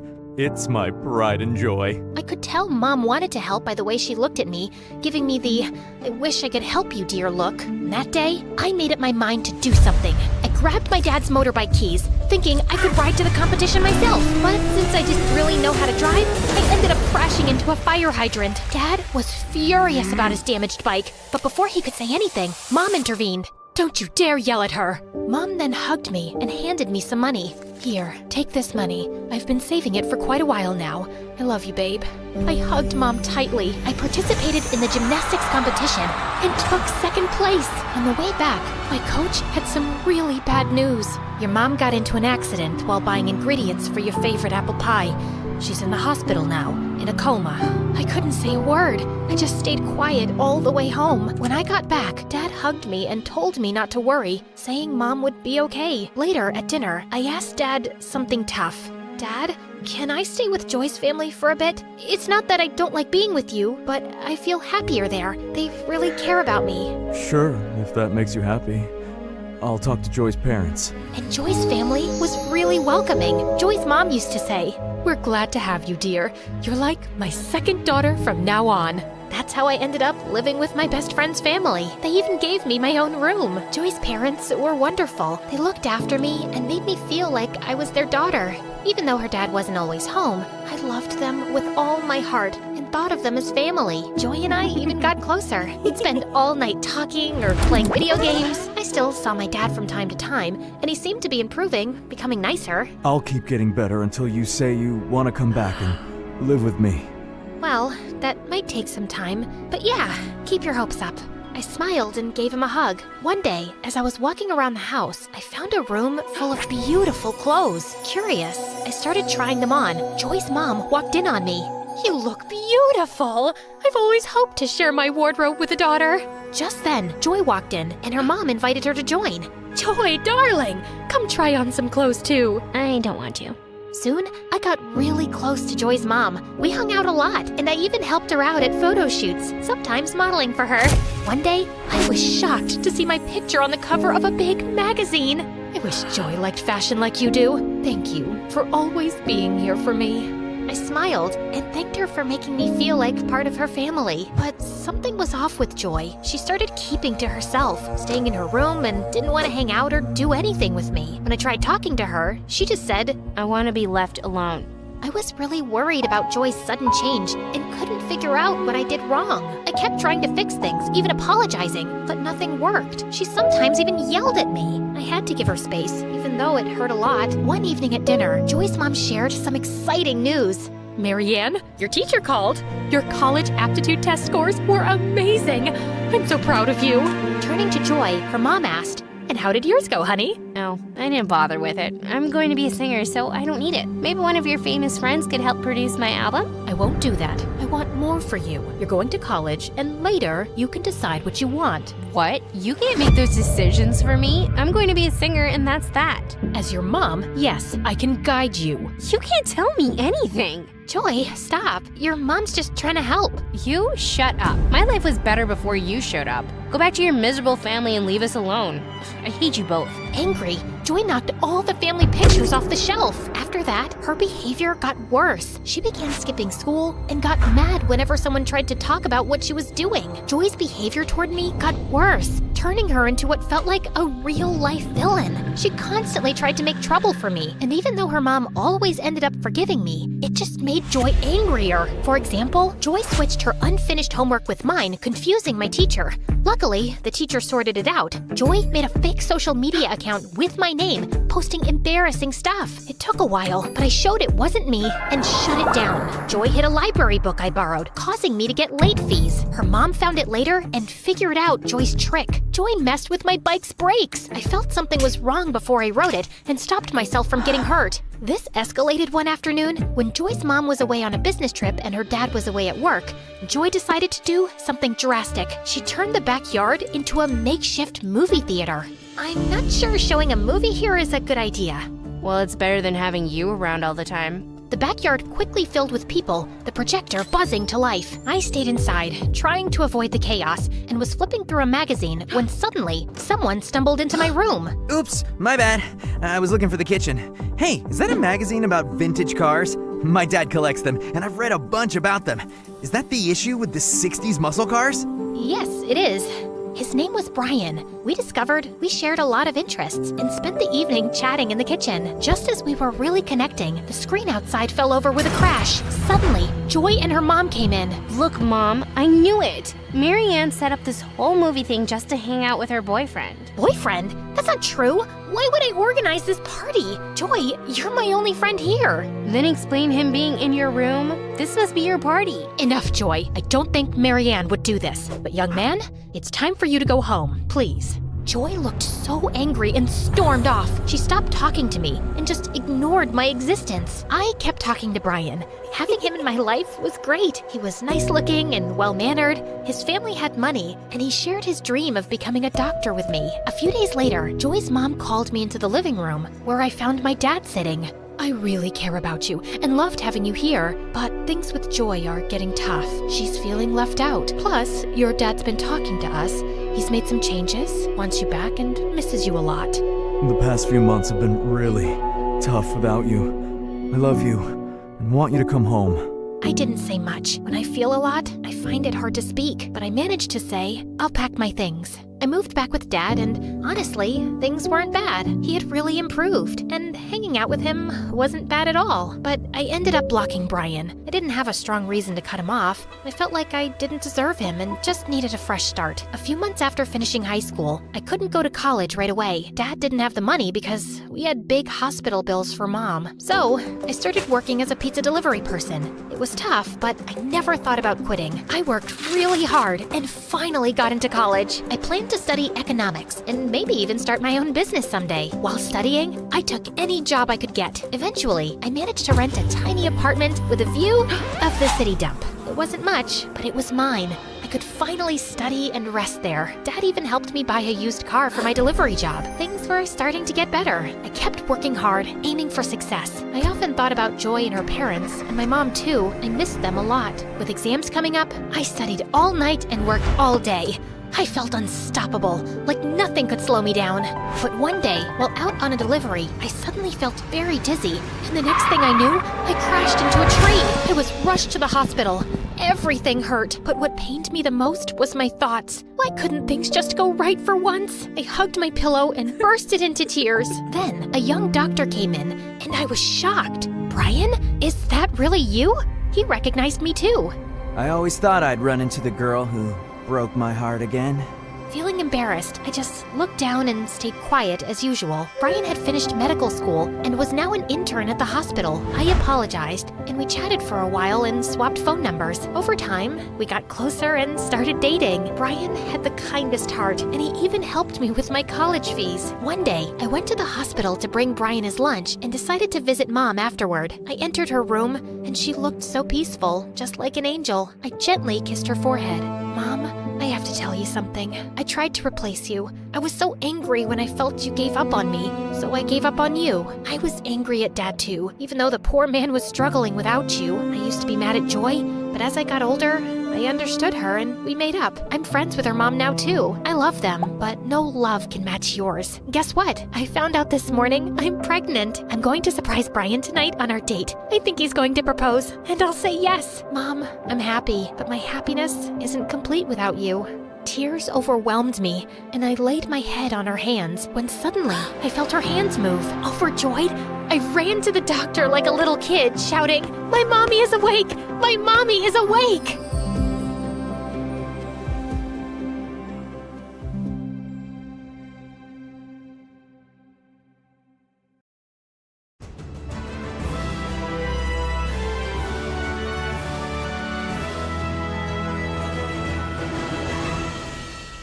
Relaxing in a beautiful hotel in Paris with the cutest French boy smiling at you from across the pool is just perfectly splendid in every way. My personal assistant / best friend Lexi rushed towards me while holding a letter. She read it out loud. Fancy a date on my yacht tonight? Meet me at 7 on the harbor. The boy across the pool winked at me. That night, I learned that his name was Pierre, and he treated me like a princess. But our splendid date was interrupted by a panicked call from Lexi. Your dad's secretary called, and he's just sent the jet for us to leave right now. Ugh, he must have been mad because I'd been absent from school for a week now. I so didn't need school. I said my goodbyes to Pierre, who said he wanted to see me again, but I just smiled and left. Oh, hey there. My name is Blair, and I have an almost perfect life. I'm as smart as Einstein himself. There's only one little problem. I'm dyslexic. But it's no big deal because I have Lexi to read everything for me. I used to be number 1 in literally everything,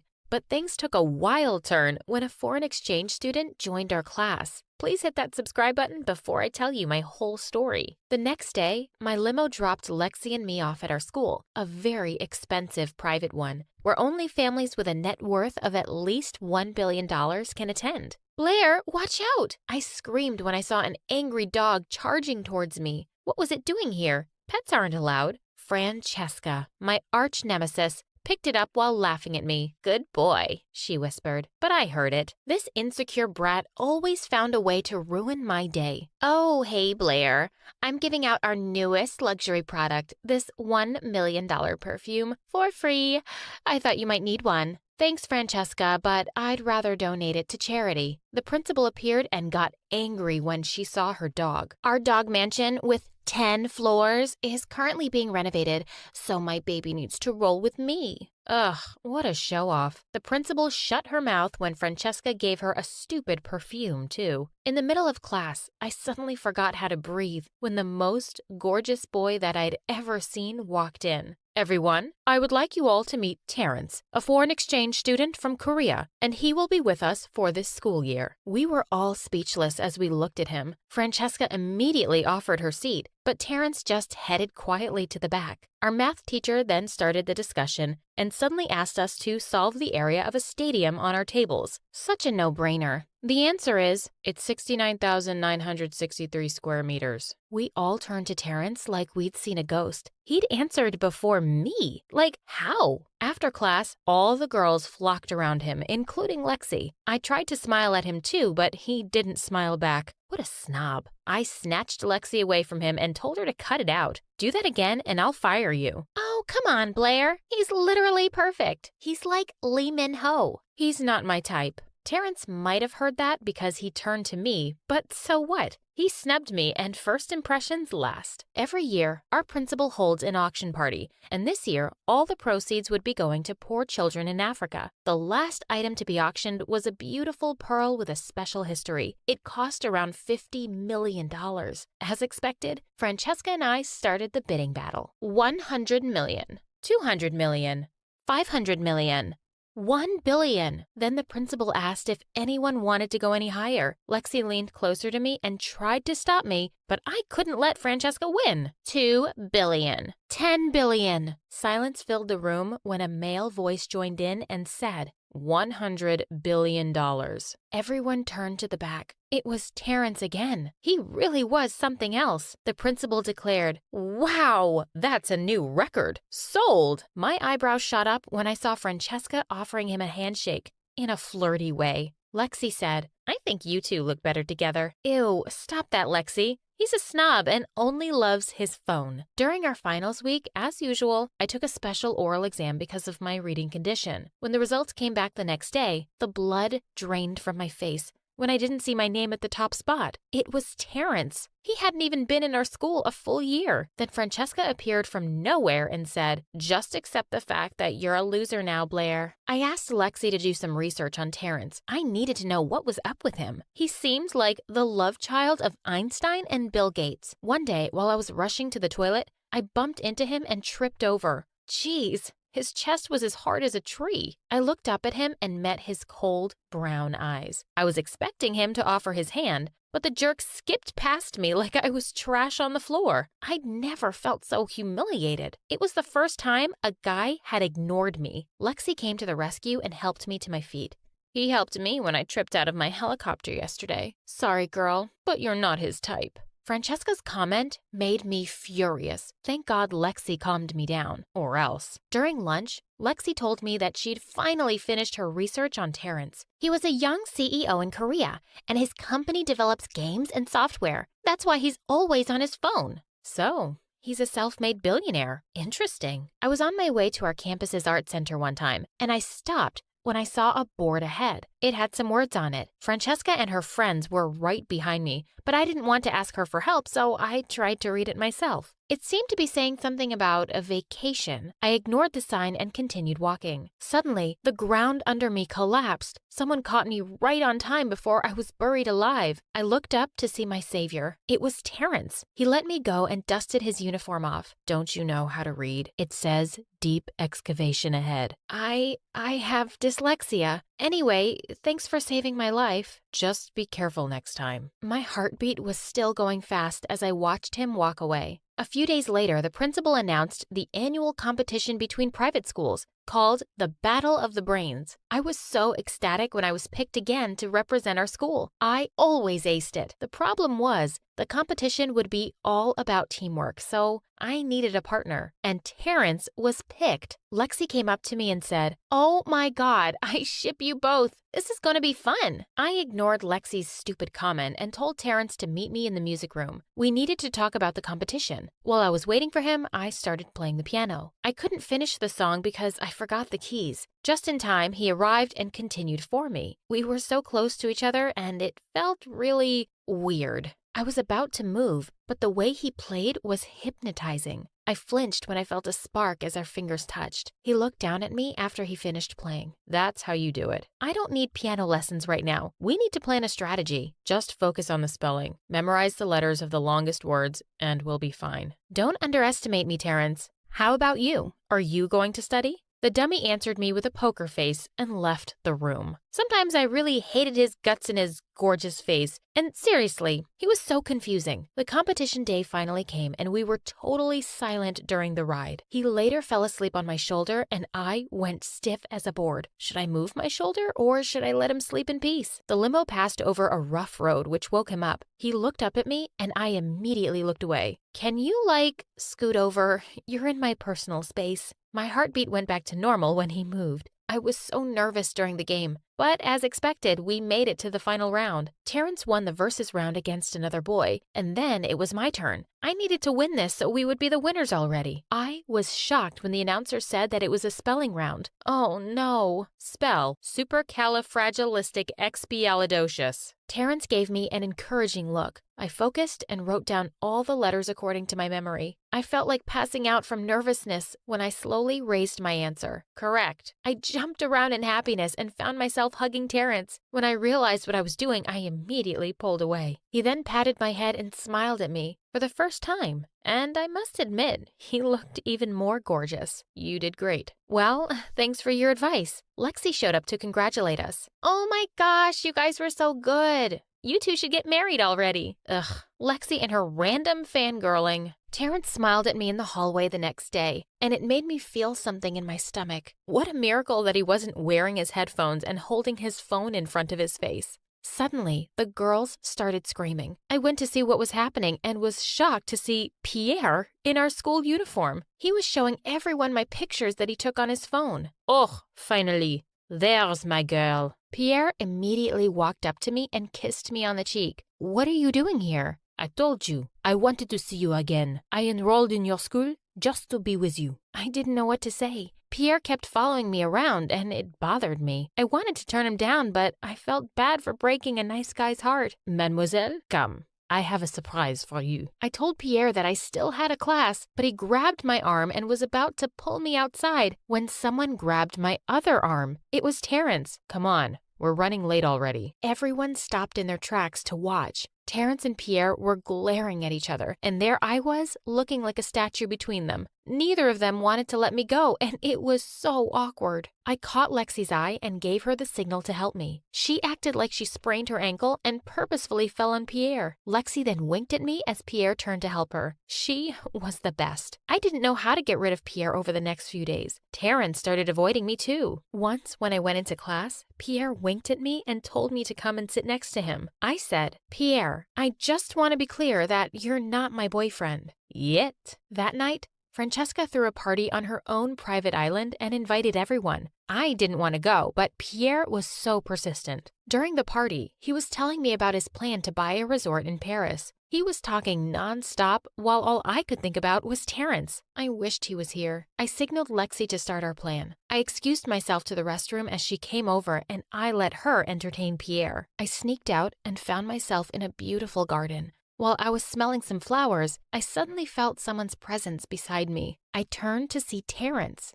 "You're here. I didn't think you'd come." "Francesca came over to my place yesterday and invited me." "What?" I wanted to ask him what else she did at his place, but I chickened out. He was looking up at the sky and suddenly a snowflake dropped on his forehead and he slowly closed his eyes. It was a beautiful moment, and I just found myself staring. "It's the first snow of the year." "Oh. Is it?" He seemed to be so happy about it, and I wondered why. "Where's your boyfriend?" "He's not my boyfriend. I just met him in Paris last time I was there." "I'm relieved." "What do you mean?" The snow continued falling over us. He stepped closer and suddenly kissed me on the forehead. "I like you, Blair." I wasn't expecting that. My heartbeat was so loud I was shaking. Moments later, I finally gave in to my attraction. I think I like you too." "Let's get out of here." I told him that only my dad had access to our helicopter, but he just gave me a smug smile and said, "That's not a problem." Did he plan ahead or what? The helicopter flew us to a beautiful place, and while we were enjoying the marvelous view beneath us, I felt his hand holding mine. It gave me an electric feeling. I'd never felt this way before. After our helicopter date, he brought me to this Korean restaurant and made me taste their delicious specialties. We fought over the bill and he won and paid for it.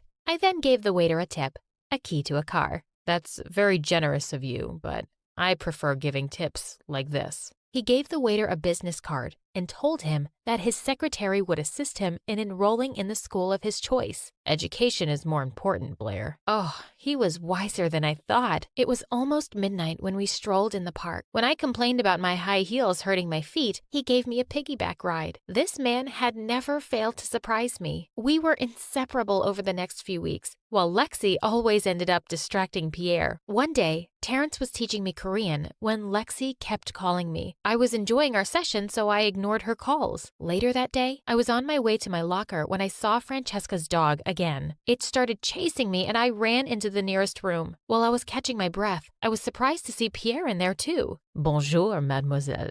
Miss me?" Before I could react, he suddenly kissed me. I was so shocked that I couldn't move. I slapped him and walked out to look for Lexi, but I couldn't find her anywhere. She wasn't answering my calls either. Where was she when I needed her? The next day, everyone was looking at me like I'd done something terrible, which I apparently did because an anonymous account had posted a picture of me kissing Pierre on Instagram. No, it was all a mistake. I asked Lexi about it, but she was so mad at me. What did I do? That pervert made a move on me. You weren't there when I needed you because you only care about Terrence now.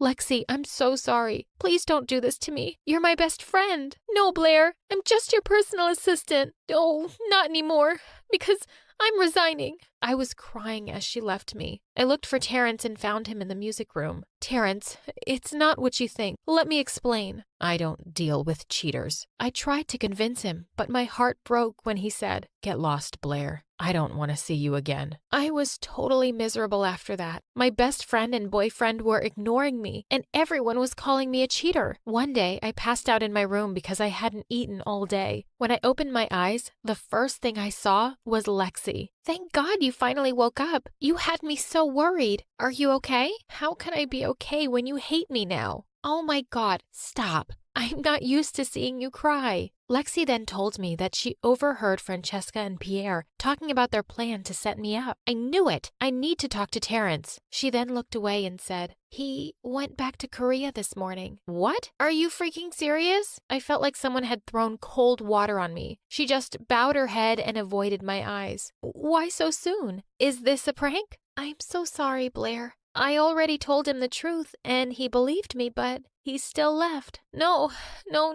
This can't be happening. I tried to get up, but Lexi told me that my doctor had advised that I shouldn't leave bed yet. I called Terrence, but his phone wasn't on. I checked his social media accounts and confirmed that he was already back in Korea. I just wanted to sleep and hope that it was all a dream. The next day, I woke up to Lexi's scream. She pulled me out of bed and dragged me outside. There was an unfamiliar jet landing outside. A handsome boy then stepped out, and I swear, my heart jumped with joy when I realized who it was. I ran up to him and hugged him. He apologized for doubting me and for not telling me about him leaving. I just needed to finish my surprise for you. He then showed me an app on his phone. You can download this from the App Store. I've specially developed this for dyslexics. Oh my God, this is amazing. I love you, Terrence. I love you more, my Blair. I was so over the moon when he finally kissed me. Another cute Korean guy came out and Lexi looked like she just peed her pants. Terrence introduced him as Andrew, his brother, and Lexi started jumping in excitement. Thank God you have a brother. Terrence and I just laughed as we held each other's hands. Honey, you're saying it wrong. It's, that was delicious, Mommy. I would like some more. Now come on, say it again. Mom's English accent was just as bad as this advertisement. I knew exactly what I had to do. Blah, blah, blah, blah. Hi, I'm Harper, and I'm one of the biggest television stars. Before I continue, please do like and subscribe. Growing up, I always loved watching TV shows, and it was all because of Mom. She wanted to be an actress but couldn't make it, so she made sure I became one, even though I never really wanted to. I was pretty, so I got a few gigs, and before I knew it, I was acting in several movies and TV shows and became extremely famous. But it wasn't as perfect as it looked. Mom, can I hang out with Tara? She has a new pool. There's no point being friends with her, Harper. She's your competition. All of them are. They're just pretending to be nice. When they have what they want from you, they'll pretend like you don't exist. Mom was so insecure, she even homeschooled me so I could attend all the rehearsals, acting classes, and auditions. But when I was 12, I was famous enough to not need any of that. And through a tantrum, I was finally sent to school. And I did very well, or so I thought, because a month later, I found out that Mom would give gifts to the teachers to give me good grades. It was a big scandal, and I was left totally embarrassed. I was back being homeschooled, stuck with my mom, and with no friends at all. Friends are stupid distractions. You have a career to make. Yeah, you would say that. Unfortunately, you can't buy friends with money. Ugh, she was the worst. And with time, I started hating her more. We would fight almost every day. All I wanted was to live a normal life, and all she cared about was money. Once, when I was 17, she lied to me to get an audition for a high-paying role that was clearly for someone older than me. She is 15. She's just a little short. Look at her portfolio. She has way more experience than all the other kids here. I couldn't believe she would go this far for money, so I went behind Mom's back and declared on my social media that I would donate a big chunk of my money to charity. Mom had no choice but to agree, since everyone already knew. This is outrageous, Harper. You should have told me before making this dumb decision to give all your money to an army of peasants. How could you hide the truth? Well, I learned it from the best. Besides, those underprivileged kids need that money more than us. Why can't you just concentrate on acting and leave the money to me? What's done is done, but there's always a way to fix it, and I will do that whether you like it or not. I didn't care about my mom's empty threats, but I got the shock of my life when she went behind my back and handed over a check with a lesser amount and her signature. It was then that I found out that all of the money was under Mom's name. She was stealing from me. That was the last straw. When I turned 18, I decided to quit acting. You can't! I am still the one that decides whether you can quit or not. Why are you smirking? How dare you behave? I'm not a child anymore. I can decide what I do with my life. Also, I'm suing you for stealing my money. The look on my mom's face was priceless. Mom swore she would take all my money since she drove me around to get the jobs and auditions. I ignored her and packed up my things to move out. I had finally received my own money from my last acting job and was free. You want to know what I did first? I went straight to the beach by my new house with a big tub of ice cream and enjoyed the view. I was ready to live an almost normal life. People still recognized me now and again, but it felt different now because I didn't have to pretend to be happy anymore. But the tabloids had a field day because of my drama. My case against Mom was the headline everywhere, and Mom made it worse by tainting my name on interviews. I can't believe she could do something like this to me. All I've done is put her first. Being a single mom was not easy, and I'm sorry. Mom continued this act, and some people took her side. She called me several times to threaten me to come back, but I just blocked her. This was the first time I had to do things by myself, and I was a little scared. Okay, let's do this. Let's see. So this goes here, and the detergent here, and ta-da! Well, that wasn't so difficult. I don't know why I was so worried. Just then, the washing machine began shaking like there was a tornado in there, and there was detergent bubbles frothing out of the machine. Did I put in too much detergent? I tried opening the door to check, but my clothes went flying around the room.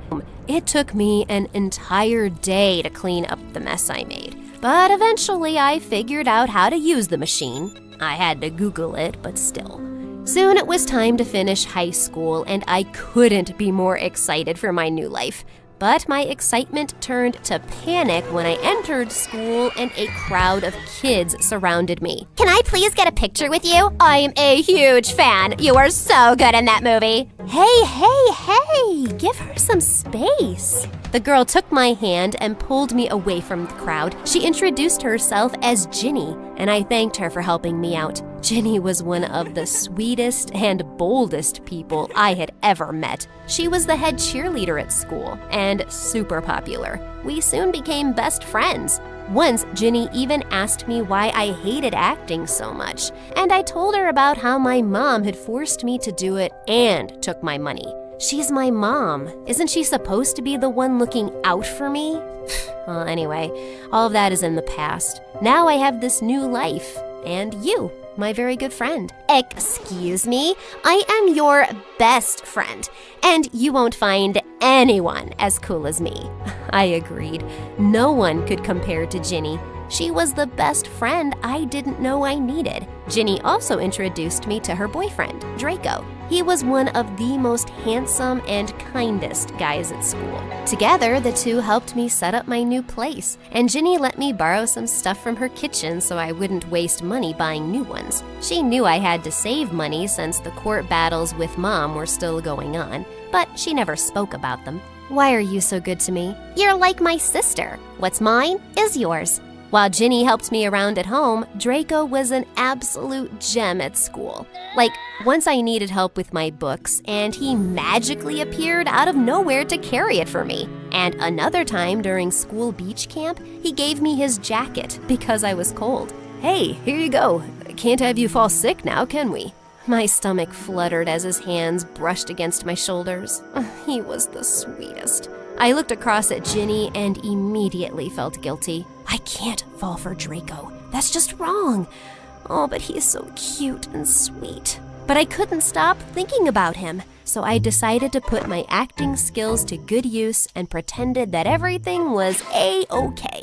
I started avoiding Draco, but for some reason he kept showing up wherever I went. And then one day, while I waited for Ginny to get done with her cheer practice, Draco came and sat right next to me. Ugh, what is he doing here? Harper, I actually have a small favor to ask of you. I tried getting a reservation at this fancy restaurant for Ginny's birthday surprise, but I couldn't. I was wondering if you could use your celebrity status and get a reservation. I know it might sound weird, but it's for Ginny. No, actually, it's quite sweet. I'll see what I can do. I told him we'll go and talk personally to the manager, and he agreed. The next evening, as we walked into the restaurant, Ginny called, asking me if I wanted to join her for a movie, but I refused, saying I was busy. She's at the movies? By the look on his face, it was obvious that he didn't know about Ginny's plan. I wanted to ask him more, but decided against it. It wasn't my place. I spoke to the manager and got a reservation, and he even offered us free dinner that night. But just as we sat down, I could feel something was troubling Draco. Okay, spill. What's on your mind? I don't know, but I think Ginny is gonna break up with me. What? Why? She loves you, dummy. Isn't it obvious? She never tells me where she is, and we hardly go on dates because she's always so busy. We've been together since we were kids. I don't know what I'll do without her. Watching Draco so helpless broke my heart. I don't know what came over me. I instantly put my hand over his. For a moment, our eyes met, and all I could think was kissing him. You don't think it's in my head? Huh? Yeah, I think head is all. I mean, you're right. I don't think I'm feeling too well. Let's leave. We left immediately. But on the ride back home, I couldn't stop thinking about how much he loved her. With Draco still on my mind, I reached my front gate, but to my horror, it was broken. Someone was in my house. I held my keys as a weapon, and then my mom walked into the living room. She had the most evil smile when she saw me. Aw, look at my little baby all grown up, living by herself. Mummy is so proud of you. What? How did you get in here? It's a crime, you know. It's not a crime to come and see my own daughter. What do you want? Why are you here? All in good time, honey. First, tell me, why are you ruining your name? A good thing I followed you around. I would have never seen you flirting with your best friend's boyfriend. I thought you were one of the good ones, but turns out you'll do what it takes to get what's yours, just like your mother. What are you talking about? Mom flashed her phone with a photo of me with Draco from the restaurant, and I was shocked. Oh, not so fast. If you want this to remain a secret, then drop the court case. Give me what's mine, and let's get you back to work. I was turning red with rage. I had had enough with her. I was not flirting with him, and you're the one ruining my name by saying mean things at interviews. I'm not playing your games. Leave. We'll see who your friend believes. Last chance. Come with me or have your friendship ruined. I'd rather be broke than work with you or give you my money again, Mom. She left. I couldn't believe that she would stoop this low to get her way. I knew I had to meet Ginny before Mom did. I know how manipulative she can actually be.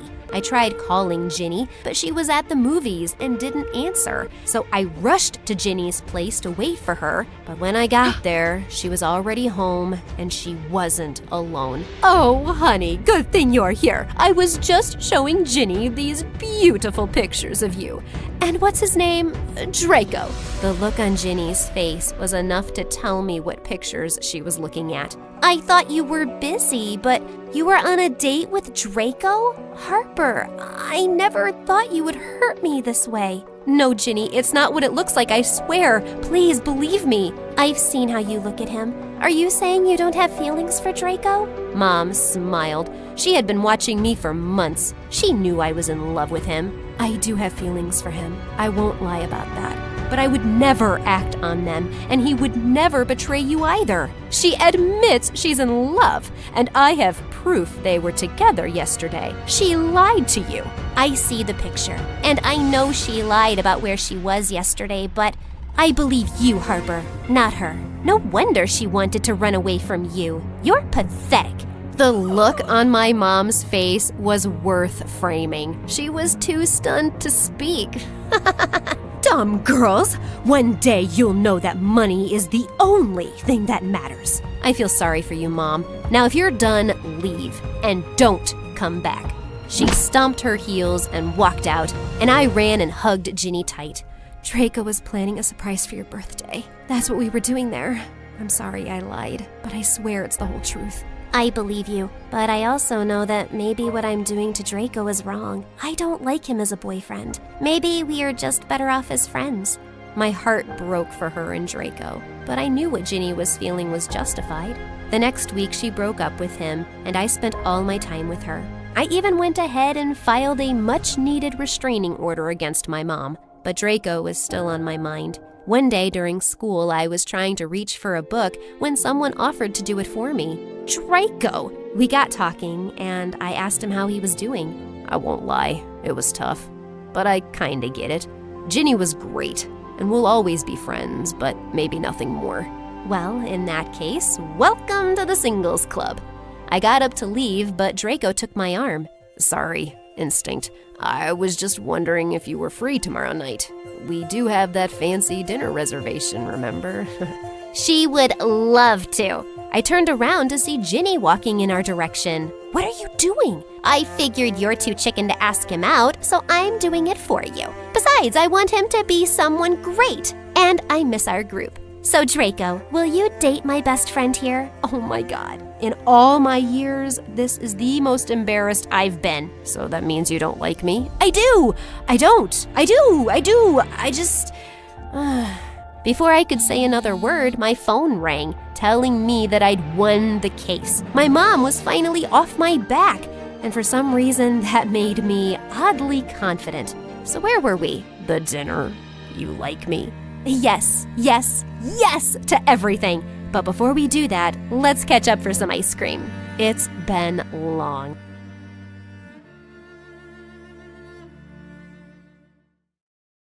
Hi, my name is Farah and I'm from Egypt. Please like and subscribe. I was born in the wealthiest household in our town, and I was raised by my single mom, who I absolutely adored. Mom had an untreatable eye condition, and even with her special glasses, she could only see partly. But that wasn't Mom's biggest problem. Her biggest weakness was that she had a heart of gold, and she trusted everyone blindly. Like once when I was 6, I'd just come back from school when I found a woman in a wheelchair weeping in our garden, and Mom was crying too. What's wrong, Mom? Oh, this poor woman. She lost her house in a fire, and she can't even work because her leg got burned. Go get my checkbook, honey. I looked over at the woman as she quickly pulled down her skirt, and I instantly felt suspicious. I leapt forward and pulled her skirt back.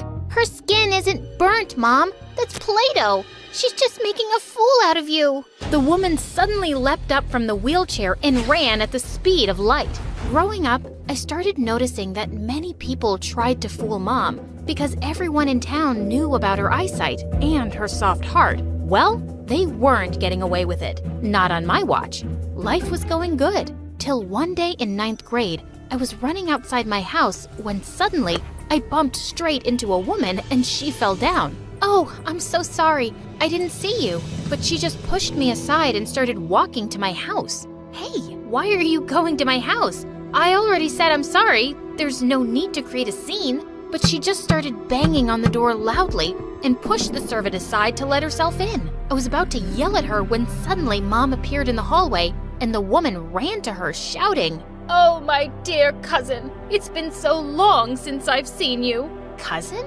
Jamel, is that really you? Wow, we haven't met in a decade. Yes, it's me.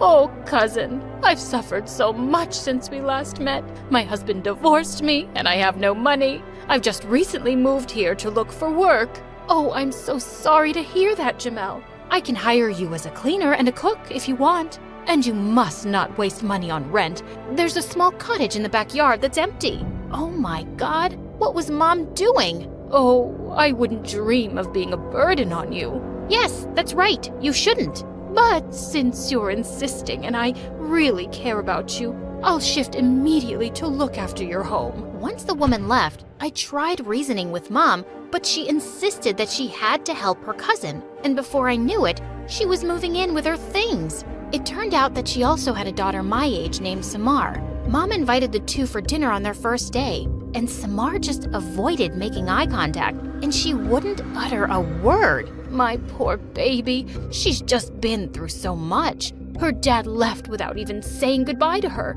and she's really taken it to heart. She did look quite sad, and I felt sorry for her. I tried talking to her a few times, but she'd always run off like a scared rabbit. Jamel Auntie started working at our house, and I had to admit, she was an excellent cook. She was really bossy and took over all the chores, but Mom didn't seem to mind. For some reason, she even seemed to enjoy Jamel Auntie's company, so I stayed quiet. A few days before the end of summer vacation, I was reading one of my new course books when I caught Samar staring at me, and Jamel Auntie suddenly spoke. Oh, Farah, how lucky you are. I've always wanted to send Samar to a really good school, but it's never been possible. Things got so bad last year that I just took her out. Samar isn't enrolled in school? Why didn't you say so before? I'll have her admitted to Farah's school first thing tomorrow.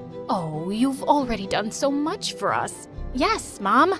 I'm sure Samar can go to a good public school with Jamal Auntie's salary. But since you think of Samar like your own daughter, of course I can't say no. Ugh, this woman. I knew that she was just taking advantage of Mom, but I felt like a brat saying Mom shouldn't send Samar to my school, so I let it go. Maybe it would be good for her. All the way to school, Samar was silent, and I was sure she must be nervous. But when we entered the classroom, suddenly she tossed her bag onto a table, flipped her hair back, and climbed onto a chair. Hey guys, you must all be wondering who the new pretty girl is, right? I'm Samar, and I can't wait to be friends with y'all. I stared at her in shock. What just happened to the scared, shy girl at home? I decided to confront her during recess, and I found her in the cafeteria sitting right next to frickin' Marwa. Marwa was the meanest girl in class and my biggest racing rival. And now she seemed to be Samar's best friend. I walked up to Samar,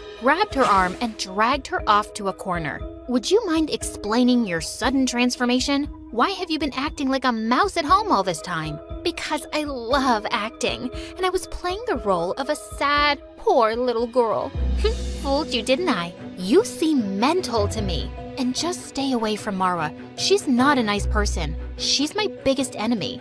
But she's not my enemy. And with that, she just turned around and left. I was still in shock. Who was this girl? Later that day during sports class, I was out on the racing track practicing for a big game when suddenly I slipped over some marbles and came crashing to the ground. That's when I spotted Marwa and her gang laughing their heads off. You're so pathetic, Marwa. Trying to get me out of the race so I can't beat you? Wow, you're such a genius. And yeah, all I care about is winning. I don't care how I do it. I felt so mad that I picked up a football lying nearby and threw it straight at her face. Suddenly, all the kids on the ground got divided into two teams, mine and Marwa's, and we started throwing balls at each other. And it made me so mad to see Samar attacking me the most enthusiastically. Such a snake. We were all called to the principal's office and got detention for a week. But when we got home and Mom asked Samar how her first day was,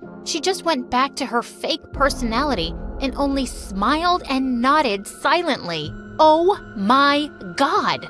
Stop doing that, you psycho! Go on, tell Mom how you're already friends with a bully. And Mom, she speaks just fine too. This is all acting. Samar's lips started to shake and she burst into tears. Farah, maybe you think my daughter isn't good enough to go to your school, but you don't have to treat her this way. She's been through a lot.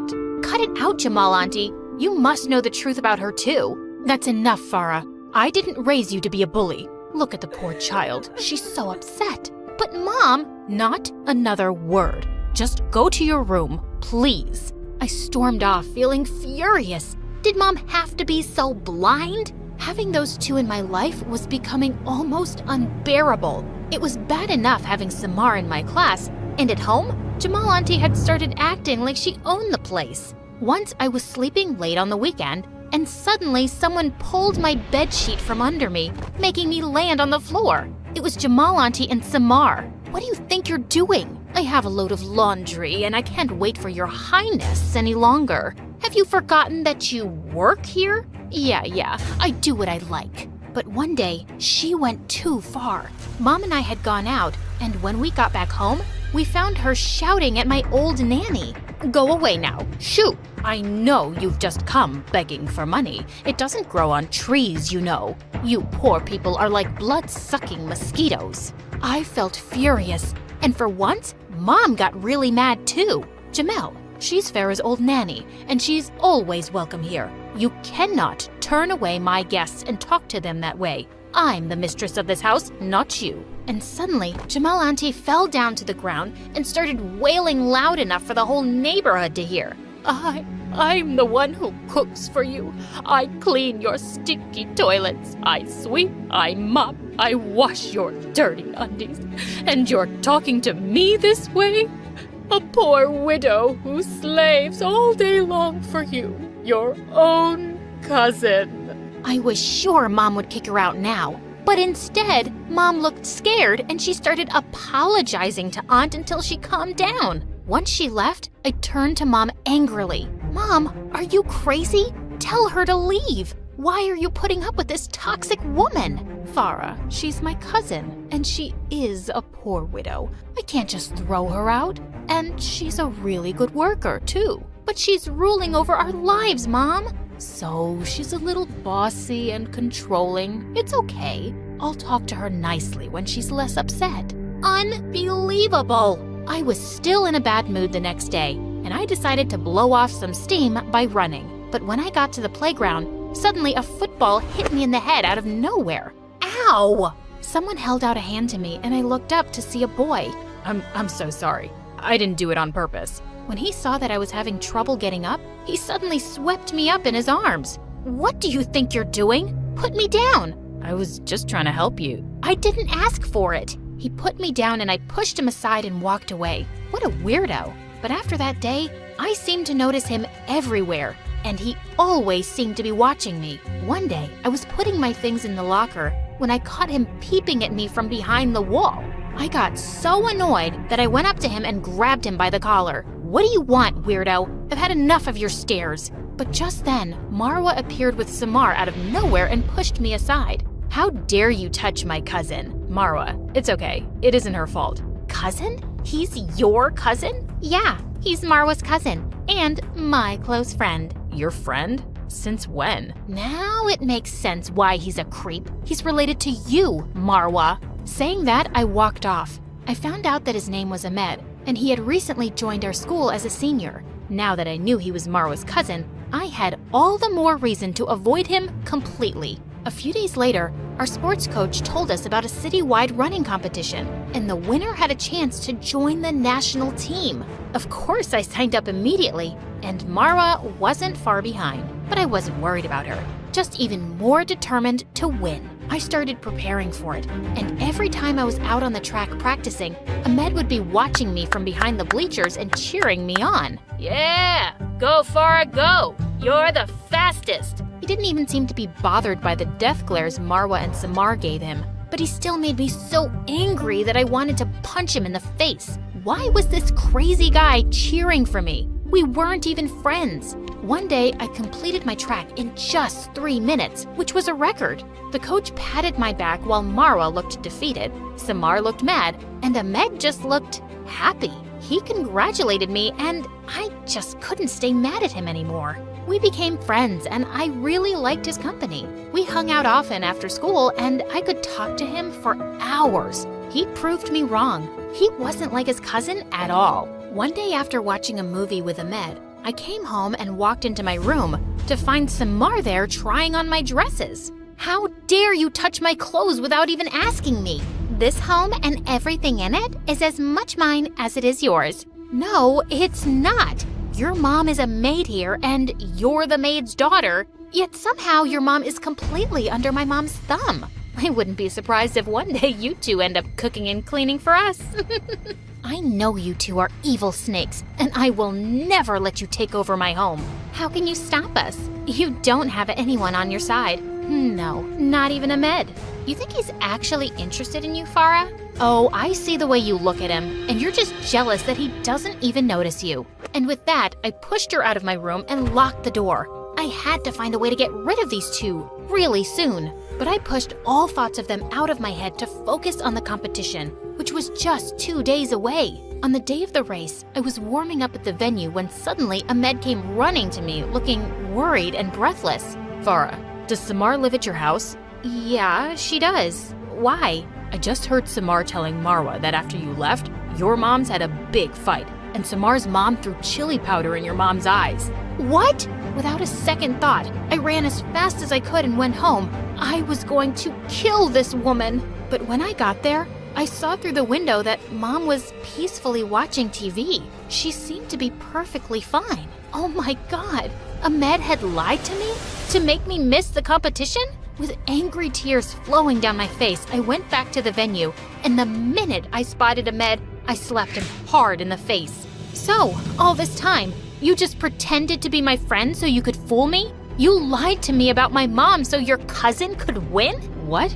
I didn't lie, Farah. I just stormed off, refusing to hear another word. I'd always thought Mom was foolish for trusting people, and now I'd done just that. Trusting Marwa's cousin was a huge mistake. I found out that Marwa had won the competition, and I left there immediately. I couldn't bear to see her win the trophy. When I got home, I didn't feel like going inside and seeing anyone. I was sitting on the swing in my garden when I heard Samar behind me. It's so much fun to be surrounded by a bunch of fools. What are you talking about? I mean, why is everyone so stupid? It was so easy to make Ahmed believe the lie about your mom. And you were foolish enough to believe him too. What? So he didn't make it up? It was you? Duh, you're as stupid as your mom.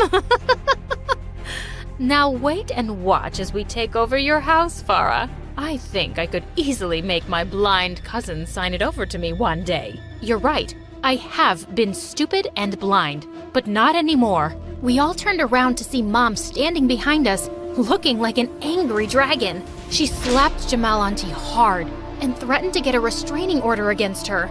Then she had the servants throw out their belongings immediately in the street. Mom hugged me tight and apologized for not believing me earlier. I forgave her instantly as I hugged her back.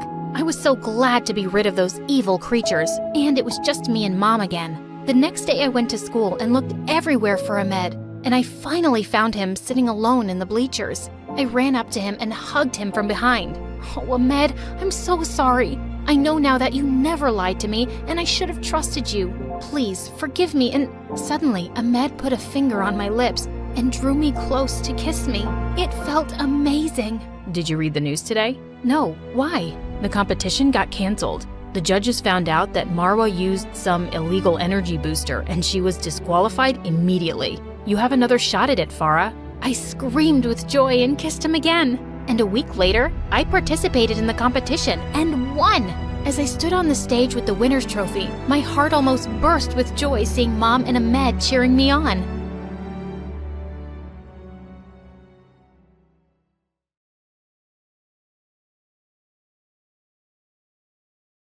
Hi, I'm Kiara from Norway. Please like and subscribe. From the moment I was born, my dad decided I'd be the future of our small country. He was the head of the government and was loved and respected by everyone. Dad always wanted me to be like him, so my training started pretty young. You must have seen kids running after butterflies in the park or jumping on couches. Well, I never did any of that.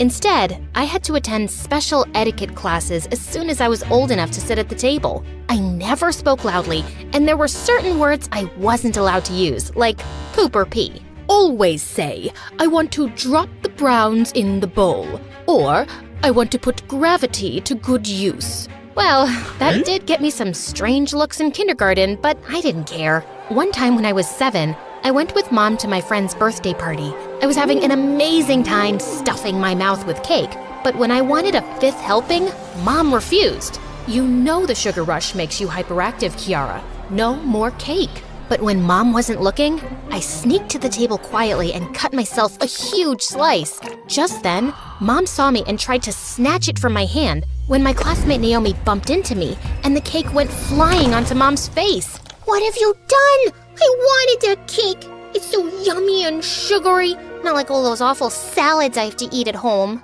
Here, have mine. This one's even more sugary since I added strawberry syrup on top. And here's a secret. Salads taste much better when you put chocolate sauce on it. That was genius. I tried her recipe that night, and the sugar rush made me go wild. I transformed into a little tornado bouncing off the walls, destroying everything in sight. And Dad was not amused. He gave me the biggest lecture on how I needed to behave responsibly and grounded me for a week with no gadgets, no storybooks, and no desserts. This should teach you how to live a disciplined life. I sulked for hours, but knew better than to argue with Dad. The next day at school, Naomi asked me if I tried her recipe, and I told her the truth. But that's so lame. If kids won't eat sugar, then who will? We can't have the sugar factories go bankrupt, right? After that day, Naomi brought sweet treats for me every day, and soon, we became best friends. Meanwhile at school, I studied my butt off to ensure I topped my grades.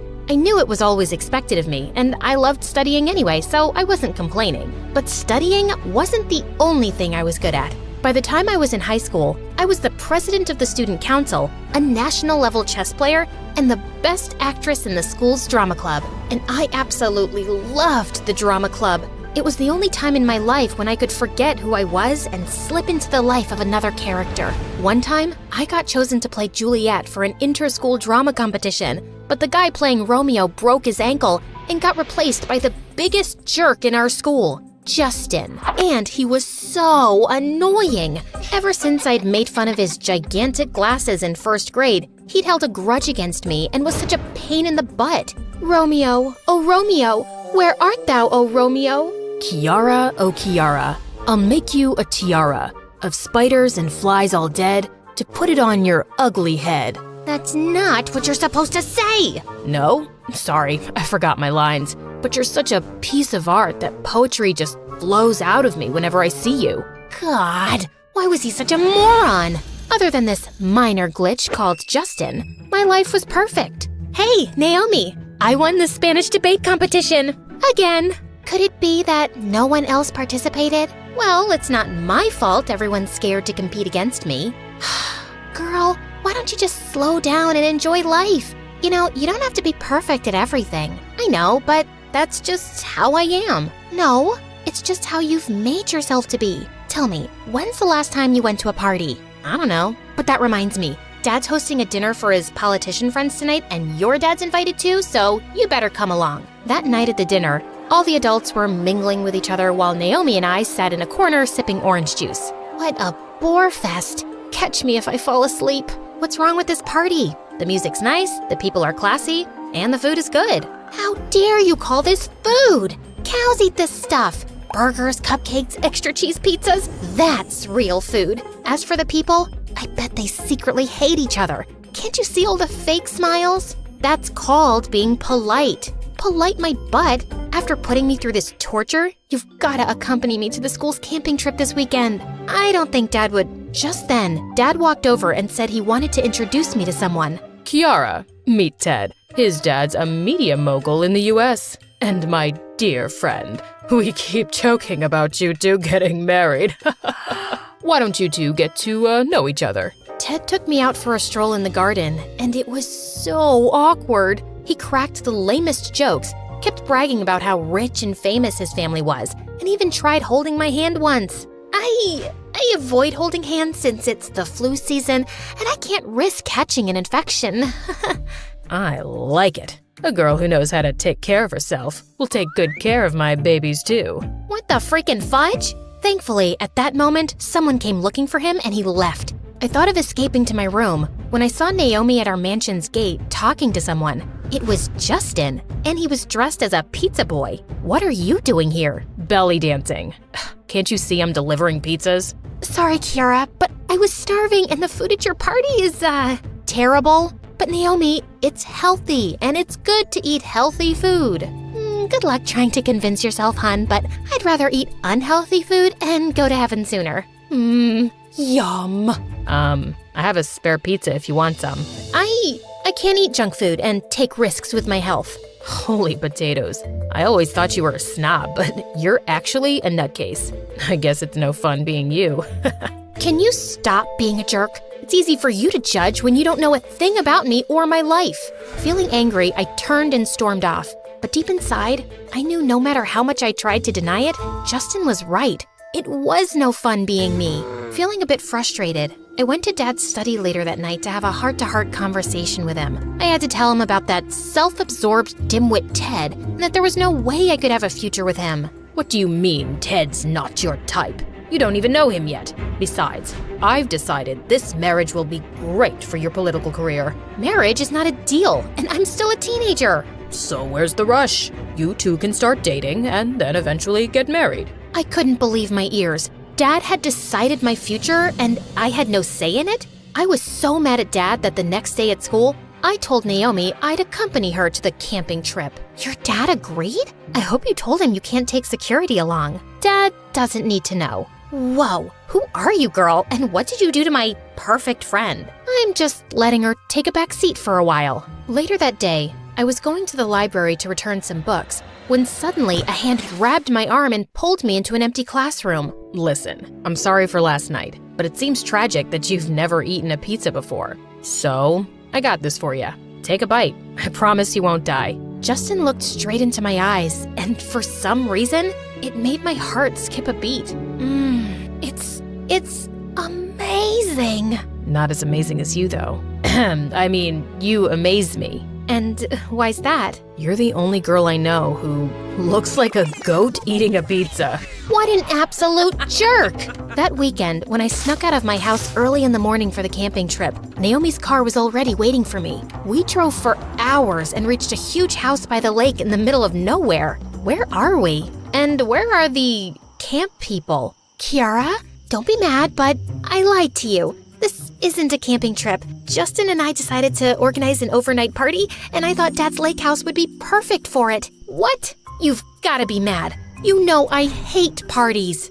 That's 'cause you've never been to one. Come on, Kiara, it's just one night. Even though I was super mad at Naomi, I agreed since I had no other option. Her driver had already left after dropping us off.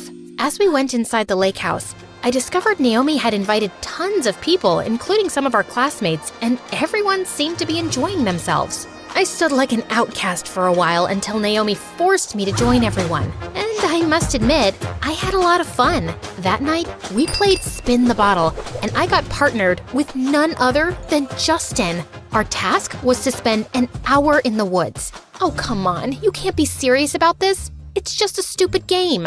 Guys, I think Kiara's too chicken to do this. She's a scaredy cat. Me? Scared? You've gotta be kidding. I marched ahead of Justin, and in a matter of minutes, we were out in the woods. Justin asked me to stop, but I was determined to prove my bravery. So I kept going, and soon we were lost. You idiot. How are we gonna go back? No one's ever called me an idiot.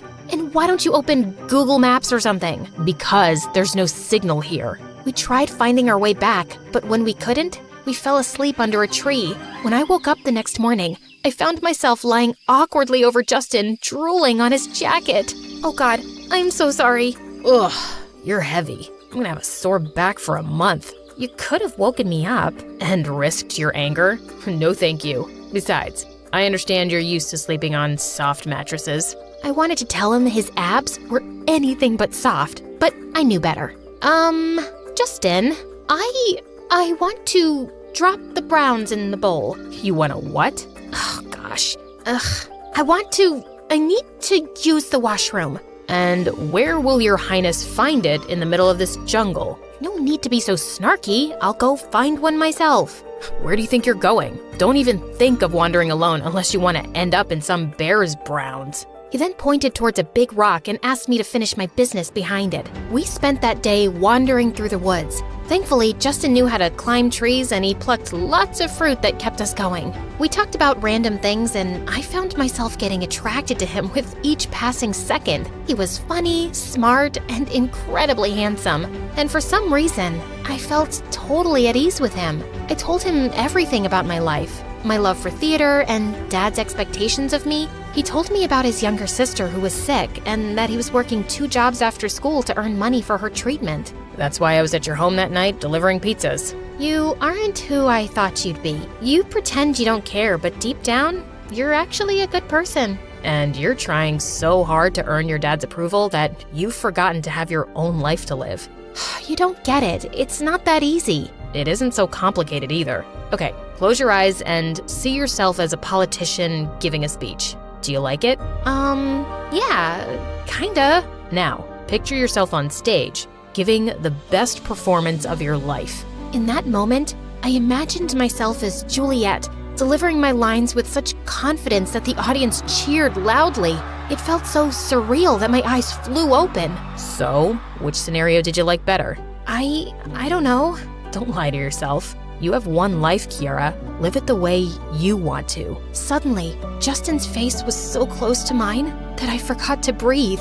Then he gently lifted my chin and kissed me. It was the most magical moment of my life. Just then, we heard the sound of helicopters and we started shouting and waving like maniacs to catch their attention. Soon, a team of paramedics rescued us, and when I finally reached home, I thought Dad would be relieved to see me. But to my surprise, he looked furious. I can't believe you would be so reckless, Kiara. Do you have any idea how much negative publicity we've got? Dad, I was lost in the woods for hours, and all you care about is negative publicity?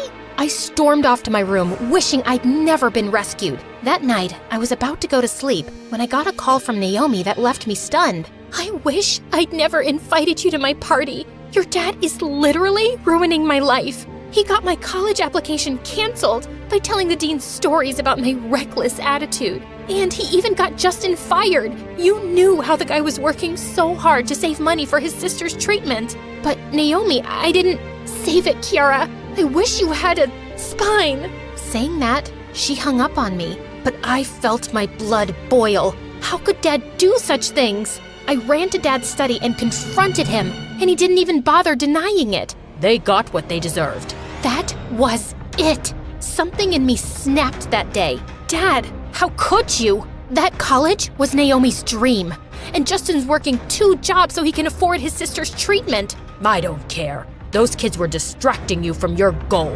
My goal? Says who? Did you even consider for a second that I may not want to be a politician? All my life, I worked so hard to make you happy, but I just can't do it anymore. For the first time in my life, I shouted at Dad, and he looked stunned. The next 2 days, I refused to eat anything until Justin got his jobs back and Naomi's admission was restored. Ultimately, Dad had to listen to me. Then, when I told Dad a few days later that I planned to join an acting school in the US after I finished high school, he threw a massive fit. But I was no longer the Kiara he could dominate. I knew Dad had bribed the college dean into kicking Naomi out, so I threatened to tell the press about it. I'll create a massive media frenzy, one you'll never come out of. I knew Dad's reputation meant everything to him, so he had to agree. I moved to the US, and over the next few years, I worked my butt off and became a popular actress. One day, I was backstage after a performance when I heard a familiar voice. Autograph, please? Yeah, for me too. Justin? Naomi? I was so happy to see them both that I jumped and hugged them. We sat and talked for hours. I told Naomi how I felt so ashamed of what Dad did that I never contacted them. I thought they hated me. Naomi told me she'd graduated from an even better college and apologized for her bad temper that day. And Justin told me how he'd saved up enough money for his sister's surgery and had even started his own pizza chain back in Norway. I am just so happy for you guys. Can you maybe make me even happier? By going to dinner with me. How does this weekend sound? Oh, really? And what if I say no? I'll try again and again and again. I shut him up with a kiss as Naomi cheered us on.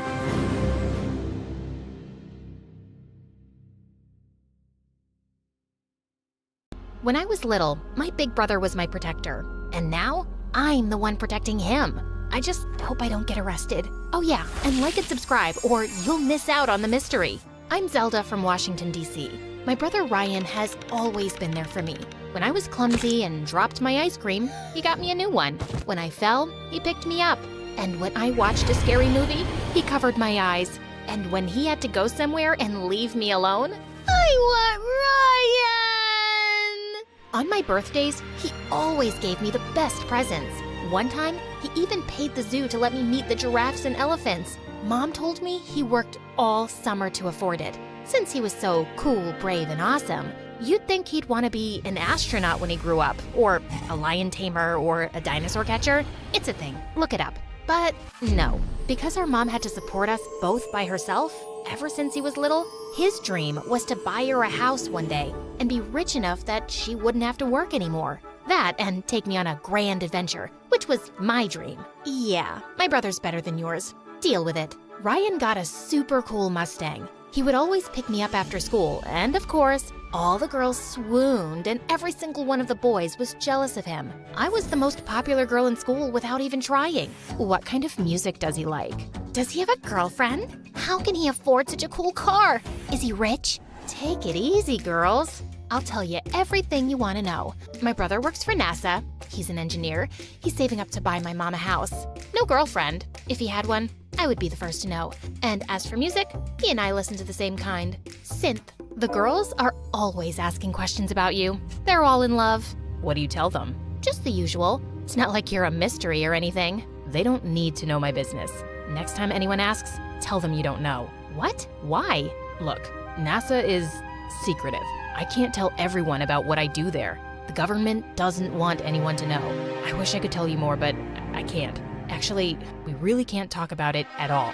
I've already told you too much. Just be cool about it, okay? What? No. I want to know everything. Tell me immediately. Maybe someday I'll be able to explain, but for now, keep everything I said between us. Ryan, that's not fair. Life's not fair. Here we are. Go on. I have to go back to work. I'll see you on your birthday. My birthday's next week. I have school tomorrow. You have to pick me up. Oh, right. Ryan, I'm worried. You're acting weird. Don't worry, little Z. I can handle myself. He dropped me off and drove away like he always did. Except this time, something felt different. Government jobs are very hush-hush. I'm sure he's perfectly safe. Please, respect his wishes and just leave him alone, okay, honey? He forgot my birthday. He never forgets my birthday. He's been a little distracted lately, just a little stressed. But he's okay, I promise. But I knew Ryan more than anyone, and he seemed worried. The next day, I waited outside our house for him to pick me up like he always did, but this time, he didn't show up. OMG, what happened? You're soaked. Didn't your brother pick you up? No, and he didn't call either. Something's wrong. I texted him all day, but there was no response. After school, with all the girls waiting to see him like they always did, I stood at the curb, looking right, left, waiting, calling, and yeah, you guessed it, he didn't show up. My brother, who had been there for me since the day I was born, was now missing. Mom, I can't find Ryan anywhere. He won't answer his phone, and he didn't pick me up today. Oh, honey, I'm sorry, I forgot to tell you. He texted last night and said his phone's dying. He'll be getting a new one soon, but he won't be able to reach us for a few days. Why didn't he tell me? He was acting strange yesterday in the car. Something is going on with him. What if they heard us? Who? The government. What if they listened to our conversation and now... Honey, you're just so used to him being around and now you're extra worried. This is probably the longest he's been away from you since he graduated college, isn't it? Well, yeah, but it's strange that he didn't text me when he texted you. And why didn't he pick me up? Maybe he had car trouble and couldn't call you. Don't worry. Your brother can take care of himself. He always has. Why wasn't Mom more worried? Everything felt wrong. Was I just being paranoid? She left in a hurry to go to work, and I was alone with my thoughts. Everything Mom said was true. But then again, he really was acting weird yesterday. And just because Mom got a text from his phone doesn't mean it was really him. I had to be sure. I rushed to the bus stop and went to the only place I knew I could get some answers, NASA. I would say he was an engineer, just like he told us, so they wouldn't suspect I knew anything more, which I guess I didn't really. I couldn't believe the giant space shuttle and huge NASA logo out front. This place was intense. At the front desk, I asked if I could speak to my brother. "What's his name, darling?" I told her and waited while she was on the phone. While she talked to the person on the other line, she looked at me as if there was something she didn't want me to know. "Sorry, sweetie. No one here has that name." That's when I saw two men in black suits and sunglasses at the end of the hall looking at me. Or were they looking at me? Maybe they were just waiting for someone. I didn't want to find out, so I hurried out of there. I had no idea what was going on. It didn't make sense. Unless they really didn't want anyone to know where he worked because he was part of some top secret mission. Without any other choice, I decided there was only one more place I could go to try to find him and find some answers. His apartment. I had only been there one time when I was about to move in a year ago, but I had written down the address. The building was super tall and fancy. I ran to the door and pressed the number to his unit. When an old woman answered, I asked if my brother lived there, thinking maybe she was the maid. No, he doesn't live here. Sorry. My head was spinning. What the heck was going on? I saw my brother almost every day since we were little. I knew him, didn't I? A black SUV parked right behind me on the curb. I couldn't see through the tinted windows. I ran. Just then, I got a text from Ryan. All it said was an address that I didn't recognize. I tried to call, but there was no answer. What if it wasn't really him? I could be walking right into a trap. I got on the bus and headed that way. I couldn't go to the police yet. I had nothing to report. But what if I was going into a trap? But he was my brother, my protector. I had to try. Whatever it was I was heading into, I had to be brave. The sun went down. The street of the address was dark and dirty. My mom would never let me come here alone. Then I found it, a broken down old motel. I climbed the steps and knocked on the door, my hands shaking. It opened, and I saw a beautiful young woman standing in front of me. Zelda, who are you? I'm May, your brother's girlfriend. Come in. I walked into the small room and saw Ryan sitting there, his head down like he was crying. I ran and hugged him. I'm so glad you're okay. I've been looking everywhere for you. What's going on?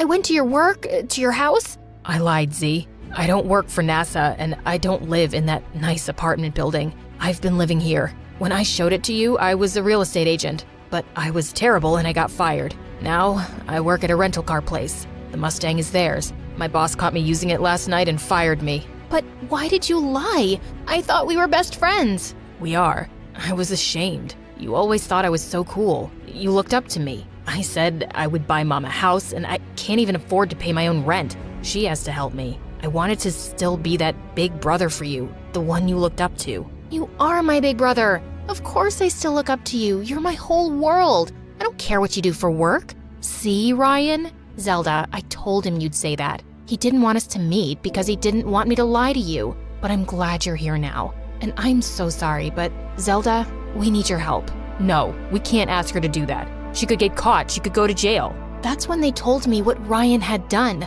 I was in total shock. My brother was so angry at his boss when he was fired that before he left, he snuck into the office and stole money from the safe. You did what? I know, it was stupid. It was a mistake. The security guard is there now. He knows me. When they open tomorrow, they'll see the money's gone and your brother will be on the video. We only have until 7 a.m. before I go to jail and my life is ruined. My heart was pounding, my hands sweating. I couldn't believe this was happening. I know he said he was angry, but this? I don't understand. That's not you. Why did you do it? I wanted to pay back Mom for all the money she let me borrow. I'll go. I'll put it back. No. Zelda, if the security guard ever sees him, he'll be caught. If he sees you, he won't know who you are. You can run. But this is my mistake. I'll face the consequences myself. I wouldn't help you steal money, but we're not stealing it. We're putting it back. So I'll help you because you've always helped me.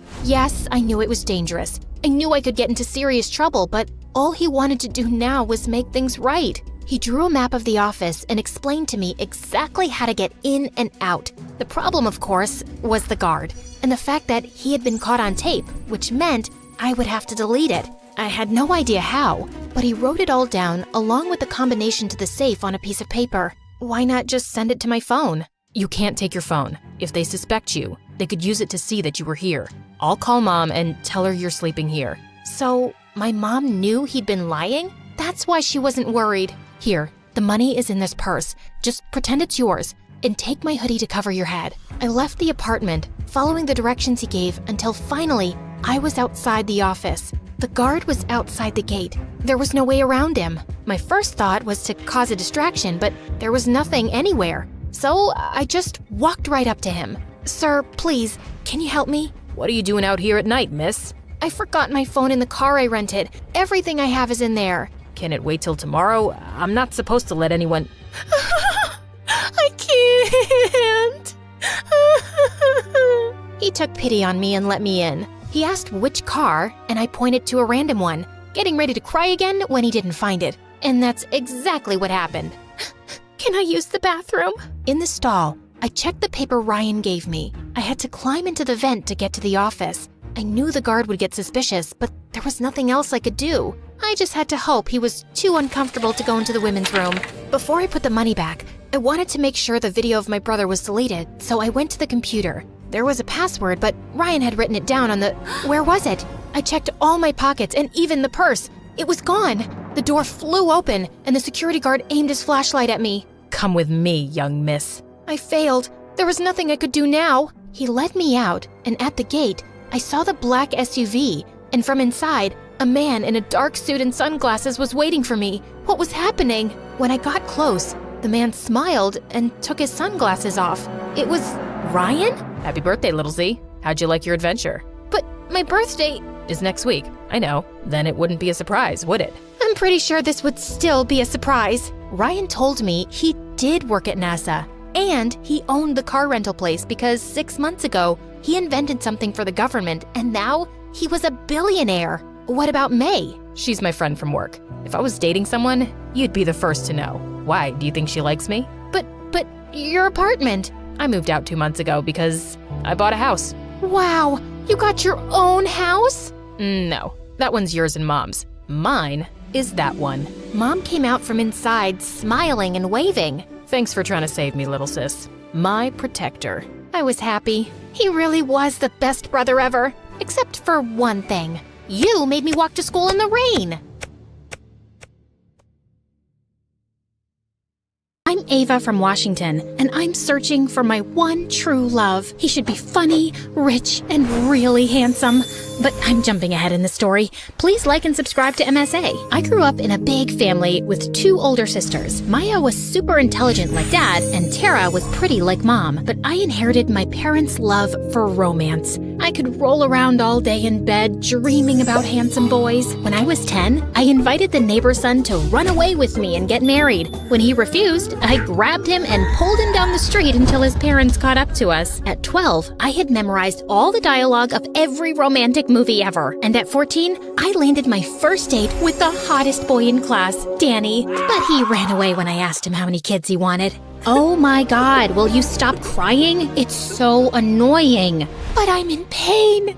My heart is dying. I might need a transplant, who knows? Did you know heartbreak could give you anxiety, stress, even lead to a heart attack? Do you want me to die, Maya? Stop overreacting. And where did you even learn all that? I know you're not that smart. Ask Brain 2, of course. It's my only friend in pain. The only thing that understands me. She answers all my questions, unlike you, who judges me all the freaking time. That's because it's an application and it can't hear you whining. Whatever. Just leave me alone. I was heartbroken for days, and Danny told everyone what a freak I was, so no one ever asked me out again. I didn't lose hope, though, and continued to work on my romance skills. But this time, I went a level up and started reading old romantic novels. Slowly, I fell in love with these books, and after I graduated school, I joined a literature course at a reputed college and picked up a job at a nearby library. One time, I was lost in reading when this guy tapped me on my shoulder. Hi, I'm sorry, can you help me? I'm Alex, and I'm looking for a rare book and... Alex was saying something, but my attention was fixed on his friend Sam. He was so handsome. It was like he'd walked straight out of the pages of my book. I swear I could see a halo around his head. I gave Alex the wrong direction to search for a book, so I could spend more time with Sam, and we had a great conversation. He asked me out before leaving, and obviously I said yes. On our first date, he took me to a fancy restaurant, And I was kind of disappointed when Alex also showed up. So when Sam went to the bathroom, I asked Alex why he was here. He's scared of meeting new people in public. This one time, he went on a blind date and the girl chased him with his fork because he ate her fries.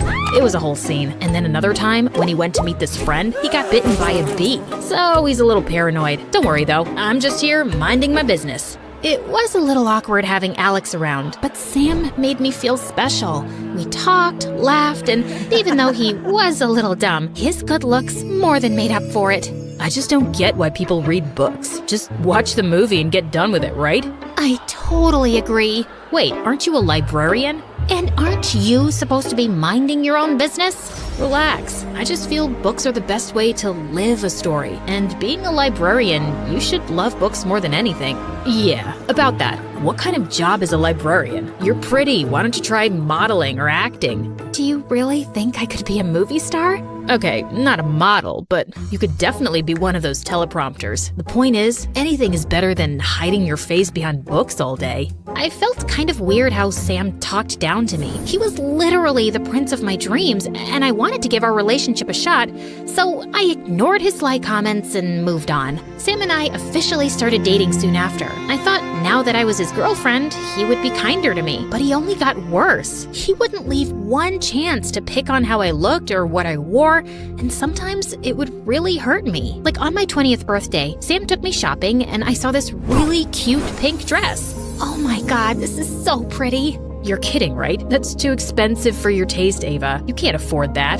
But I saved up, and I think... Okay, you need at least 20 years to save up for this dress. I can buy it for you, but I don't want to spoil you. I think men and women are equal and should pay for their own things. You get what I'm saying? Yeah, but Great, then buy something cheaper. What? Don't look at me like that. I just want to encourage you to earn more. I can't take a librarian to my parents' dinner, okay? You want me to meet your parents?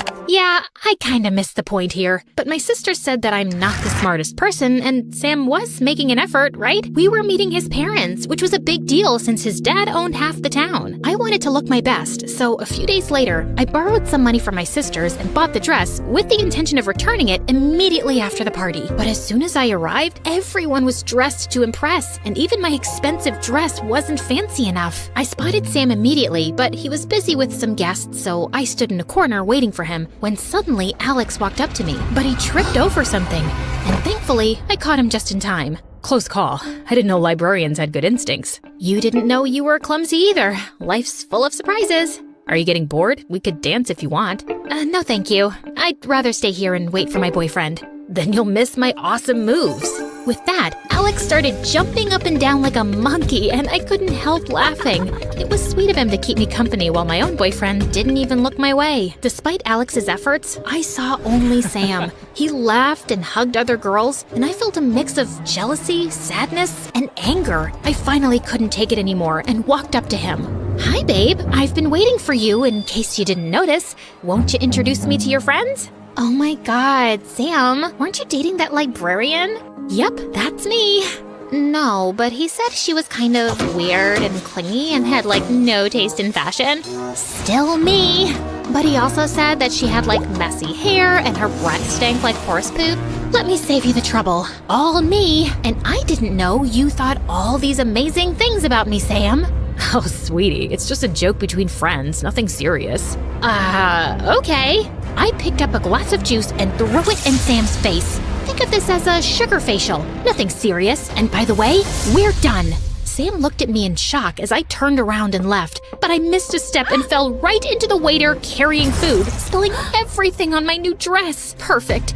I was broke and boyfriendless the same day. Sam tried calling me all night, but I didn't answer. And the next day in the library, I was still reeling from last night's events when Alex walked up to me. Wow, how typical. Sam couldn't come, so he sent his secretary to make up for his behavior. First of all, I'm not Sam's secretary. His family and mine are close, so we know each other. And I came to give you this. I saw the tag on your dress last night and thought you might need a new one. I'm sorry. I'm still mad and I took it out on you. I can't believe Sam would turn out to be such a jerk. He's always been like this. Alex told me that his ex-girlfriend had cheated on him with Sam. There was a scandal because the girl's parents worked with Sam's dad, and they started spilling information on how he wasn't paying taxes. Sam's dad had to pay a huge penalty, and he got the whole family sent away. No one knows what happened to them after that.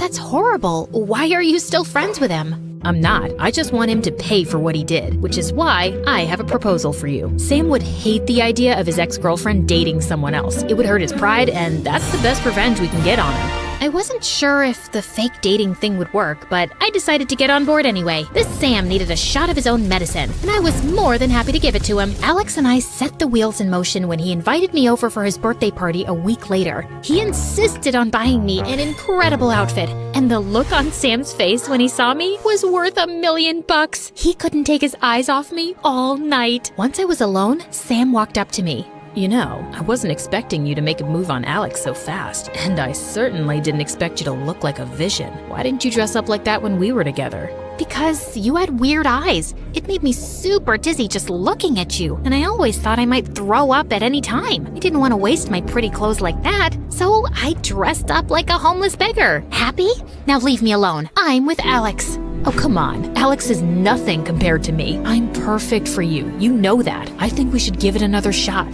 Thanks for the offer, but I'll pass. Also, your fly's open. Sam flushed red as I walked away giggling. The next few weeks, Sam followed me around like a puppy. He would go to the library and stare at me for hours till I got the security guards to kick him out. At college, he would wait around with flowers. The plan was working. Sam was anxious and jealous, and I couldn't be happier. Meanwhile, Alex and I hung out every night plotting our next moves. Unlike Sam, Alex was always sweet to me, and I learned that he loved traveling. I went to Italy one time and they gave me a lobster to eat. I ended up breaking my front teeth.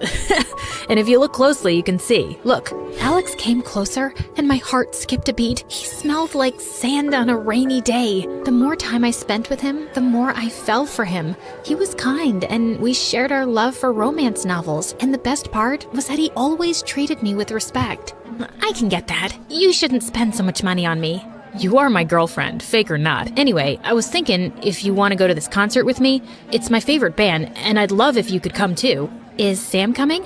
I guess. Is it important that he comes? Yeah, of course. He needs to be there if we want to make him jealous. Duh.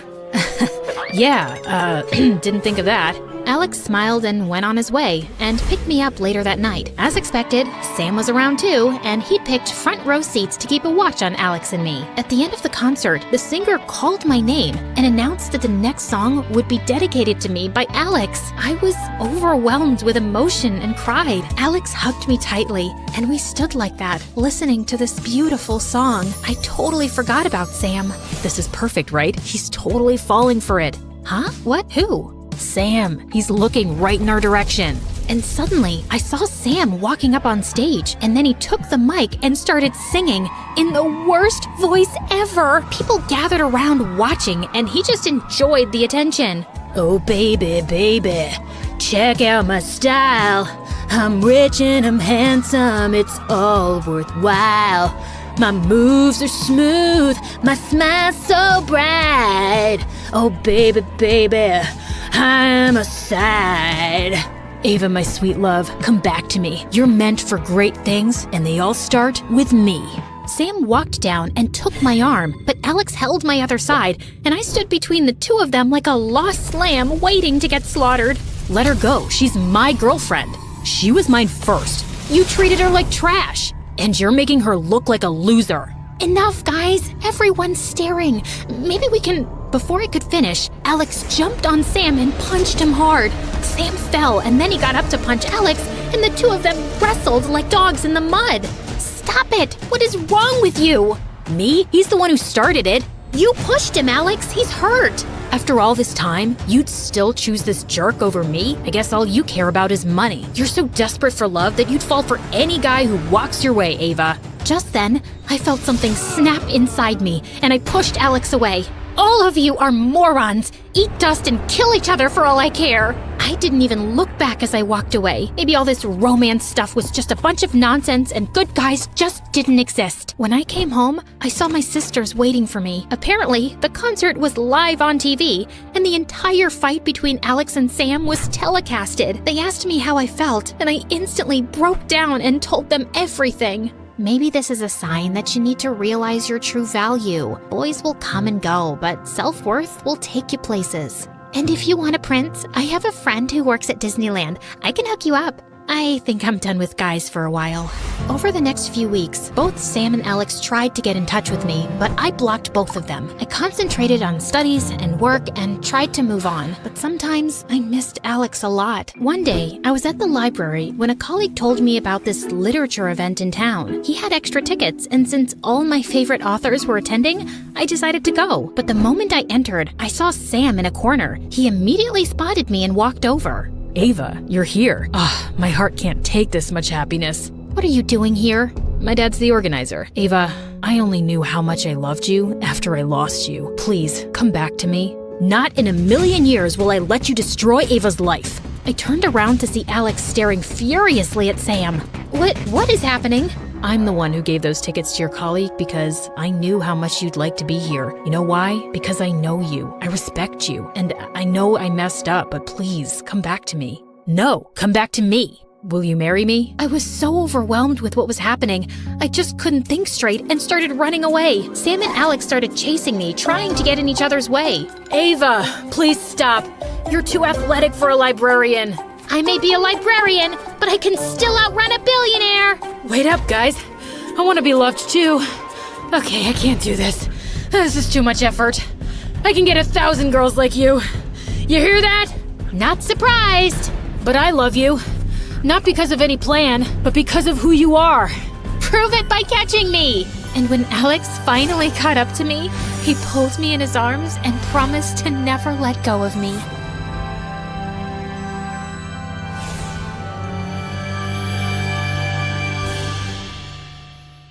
Hi, I'm Abina, and I live in an orphanage in Ghana. And before you start feeling sorry for me and blah, blah, blah, relax, man. Everyone is super chill here. The coffee is bomb, and I have a little brother who worships me. So I guess that's why I've never wanted to get adopted. Before I continue, please like and subscribe. Ever since I could remember, rich, stupid foreigners would come every month to take one of us home with them. But I knew they were just using us to brag about how they'd done such a noble deed by adopting a poor orphan. So whenever those snobs would drop by with their camera phones and designer clothes, I'd convince my brother Kofi to help me mess with them. Come see our room. We just got new blankets. Sweetie, I'm taking a selfie with... Our new blankets smell like lavender. Ah! Is that pee? Silly me. I forgot. We have a bedwetting problem. A bedwetting problem! The woman ended up bursting into tears from the awful smell. So traumatic. But one day, the warden had had enough of my behavior. You're 14 years old now, and Kofi's 8. It's important for your development to have parents. So the next time a visitor arrives, you better behave yourself. I was about to refuse, but I wanted Kofi to be happy and healthy, so I gave in. Except when a couple finally decided to take us home, I immediately disliked them. Apparently, they were both philanthropists who loved doing charity work. They were just too sweet, and I had a bad feeling about these people. Just like that, they whisked us from our beloved home to some mansion in America. Who wants to see their new room? Do you want to see your big boy bed, my cutie wooty widow mouse? Ew, gross. We hate mice, and don't talk to Kofi like he's a baby. Of course, dear. I'll try again. Yo, dudes. Who wants to see their $1 billion golden baller sleeping place? You hear me, bro? There's gotta be a cliff I can jump off of. At least I had a giant bed with a mattress from heaven. But the next day, things took an awful turn. I discovered that Kofi and I were all over the news, and the paparazzi were right outside our window. Were my new parents famous? How come you didn't tell us you guys were celebrity philanthropists? I don't want to live in the public eye, and I've got an 8-year-old brother. I don't want his picture everywhere online. Oh, come on. Being a celebrity is fun. You never have to wait in line. You get free stuff. Give it a chance, Abena. It's Abena. I've told you 3 times. You know what? Just call me Abby, since I'm an American now. Mom looked hurt when I said that, and from that day on, things went downhill. Mom and I fought about everything imaginable. Like, she'd get mad because I hated being interviewed by reporters, or because I hated the itchy $1,000 clothes she bought me, or the fact that she kept feeding Kofi fancy food that he wasn't used to, even though I told her to just give us something more simple. By the time school started, I was exhausted from all the media attention, and I didn't want a bunch of kids coming up to me since I was the famous Ghanaian orphan that they were fascinated with. So I decided to ditch class and hang out in the school garden. Then suddenly, I heard a voice near me. Hey, are you okay? I looked over to see a boy my age with neon hair dressed in rags. Even the clothes I wore at the orphanage were nicer than his. No? I don't know. My parents are annoying. Your biceps are gorgeous. Never mind. The guy just laughed, and suddenly, I found myself pouring my heart to a total stranger about everything that had happened. I found out his name was Carter, and we went to the same school. He apparently skipped classes regularly so he'd have enough energy to work nighttime shifts, and it was all because his parents barely had enough money to buy food. I felt bad for Carter, but I was kind of relieved to finally meet someone here who wasn't rich. He ended up walking me home, but when we arrived, Mom greeted us at the door, and she immediately asked Carter to leave. Abby, I know that boy. He lives in a trailer outside our neighborhood. I want you to stay away from him.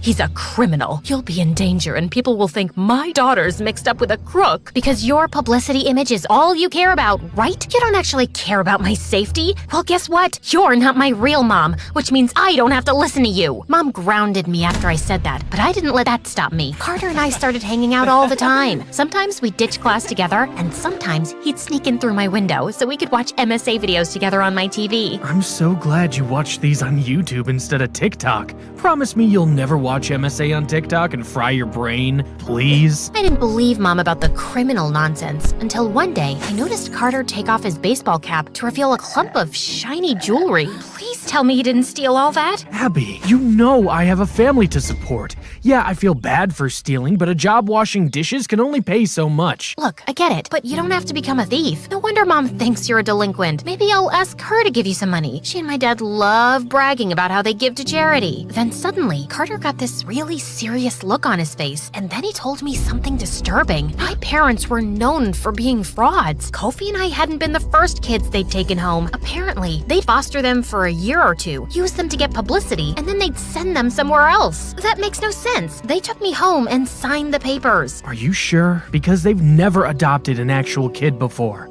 Look, I don't know the logistics. I just don't want you getting hurt. I know it's only been a short time, but I've grown to care about you, Abby. I was about to confront Mom and Dad when I got home, but when I arrived, I was hit with awful news. Kofi was in the hospital due to food poisoning, and he was really sick. This is all your fault. I told you a million times not to feed my brother fancy food like caviar because he's not used to it. Now he's sick, and it's all because you two were too stuck up to give him something like rice and beans. Abby, it's not fair to blame us for something like this. The food poisoning could have been from anything. Plus, he'll be fine. Why are you making such a big deal about food poisoning? It's not about the freaking food poisoning. It's about you two being selfish, irresponsible jerks that don't care about us. Mom and Dad apologized and reassured me, but I didn't listen. I knew now that Carter was right. My brother and I weren't safe with these people. So as soon as Kofi was better, I crafted a plan to run away from home. Carter said Kofi and I could stay with his family in the meantime, while he would help find new parents who weren't horribly selfish. So one night at 1 a.m., I turned off the location services on my phone and helped Kofi sneak out the window. I don't want to run away. These people are nice and they take good care of us. They seem nice, Kofi, but they don't really care about us. We'll be living in another foster home in another year. Trust me. Says who? Your new boyfriend Carter, who you've known for like 5 minutes and who also happens to be a thief? I know you're not actually this dumb. It's not like he wants to be a thief. He has a family to support, and I still would trust a thief over any adoptive parents who could hurt us. Carter picked us up in his car a few minutes later, but Kofi wasn't speaking to me. I felt bad, but I was doing the right thing by protecting us, right? Besides, Carter's parents were happy to let us stay with them for the time being. Yeah, they lived in a one-bedroom trailer, and Kofi and I had to sleep on a floor mattress, but it was still so much better than staying with parents who didn't care about us. The next morning, Carter told me that he had disguises in case the cops came looking for us. No, I want to go back home. You can't do this to us. You can't take us away from Mom and Dad just because you heard some rumor to live in a one-bedroom trailer with your boyfriend. It's not like I have a choice. I'm doing this for you and your safety. Mom and Dad are frauds. Why? Because they like bragging to the media about how they adopted us? Big deal. They still care about us, and they're still giving us a great life. You're just trying to find excuses to run away because of what happened 6 years ago. Right then, Carter asked me what my brother was talking about, but I wanted to change the subject. I didn't tell Carter about how my parents had gone missing at work one day, and no one had ever been able to find them. And that's why we'd been at the freaking orphanage in the first place. You'll do anything to avoid being hurt again. You'd even rather live with your criminal boyfriend and believe a ridiculous rumor than let another family take care of us. I knew Kofi was right, and maybe staying with Carter wasn't the best option, especially because as days passed, I learned that he wasn't just poor, and he didn't just steal to support his family. I was drifting off to sleep one night when I heard laughing outside, and I opened the door to find him sitting with a bunch of guys and unwrapping towels filled with money. No, do not tell me you're in a gang. Well, we all have families to feed, and now that you and Kofi are staying with us, I want to make sure I can support you guys. I don't want all of us to have to live in a one-bedroom trailer. Here, babe, I stole $50,000 just for you and your brother. Carter, I can't accept this. You can't keep stealing. It's wrong, and I don't think we should be together either. I appreciate what you're doing for me, but I think it's best if Kofi and I leave. No, please, don't leave me. You're the only thing that makes me happy. Nobody at school wants to be friends with me because I'm a poor loser, and no one in the neighborhood wants to associate with me because I'm a thief. Before Carter could finish his sentence, I heard police cars, and that's when Mom and Dad came running over and crying. I guess they did care about us after all, and Kofi seemed overjoyed to see them. I started to warm up and apologize to my parents for running away. Then suddenly, a policeman handcuffed Carter and said he was taking him to juvie for 3 years. It's thanks to you two that we've been able to do an investigation and track down how much money this guy's stolen. And he dated my daughter and put both her and her brother at risk. My heart suddenly stopped as I saw Carter's parents beg and cry and apologize. I knew it was wrong what Carter had done, but did he really need to be away from his family for 3 years? I tried not to think about it as Mom and Dad drove us home and said we could do whatever we wanted. Watch movies, order in, go to Disneyland. They were good people, and I had been wrong all along. Instead, I'd put my brother in danger and got a boy taken away from his starving family, all because I was too traumatized to trust anyone to adopt me. I felt practically ill with guilt. The next day, I finally went to school for the first time without ditching class, and everyone was interested in being my friend since I'd been all over the news and I'd dated a known delinquent. So what's it like dating a real thief? Have you dated thieves before in Ghana? Is it true all of them have rock hard abs? I don't know. Why would I know that? By the time I got home, I felt like I was literally gonna die of guilt. And then things got even crazier. Mom and Dad called Kofi and I into their study because our old warden had called. She wanted to check in and see how things were going. We told her we loved fostering you two, and the truth is, we want to adopt you. What do you mean? I thought you already adopted us. Oh, no. Usually, we foster children for a few years and then we find them a home. Your warden sent you off with us because you'd have better living conditions. But we love you two so much that we want to keep you. So Carter had been right about the whole fostering thing, but he'd been wrong about them trying to hurt us. He'd just been looking out for Kofi and me. He was a good guy. I couldn't let him sit in juvie for 3 years. You guys can adopt us, but on one condition. You have to help out Carter's family. They don't have any money or food. That's the only reason why Carter formed a gang and became a crook in the first place. Yeah, he committed some bad crimes and I won't date him anymore, but he's a good person and shouldn't have to stay in juvie for 3 years. To my surprise, my parents actually agreed, and the four of us went together to talk to the police about Carter's situation. My new mom even insisted on buying his family a new house. Thanks, Mom. That means a lot. Did you just call me Mom? Well, you did agree to adopt me, and I've kind of been a jerk to you. We hugged at that moment, and it made me feel warm inside, but there was one more person I needed to talk to. I'm really sorry I got you into this mess. You might still have to go to a disciplinary school, but you won't have to stay here for 3 years. Don't apologize. That's what you get for forming a frickin' gang. Thanks for looking out for me, Abby. I know we need to break up, but I'm glad we're still friends. Actually, my real name is Abina. Why don't you call me that from now on? And yeah, of course we're friends. I've never had anyone look out for me the way you did. So, will I see you again soon, Abina? You sure will.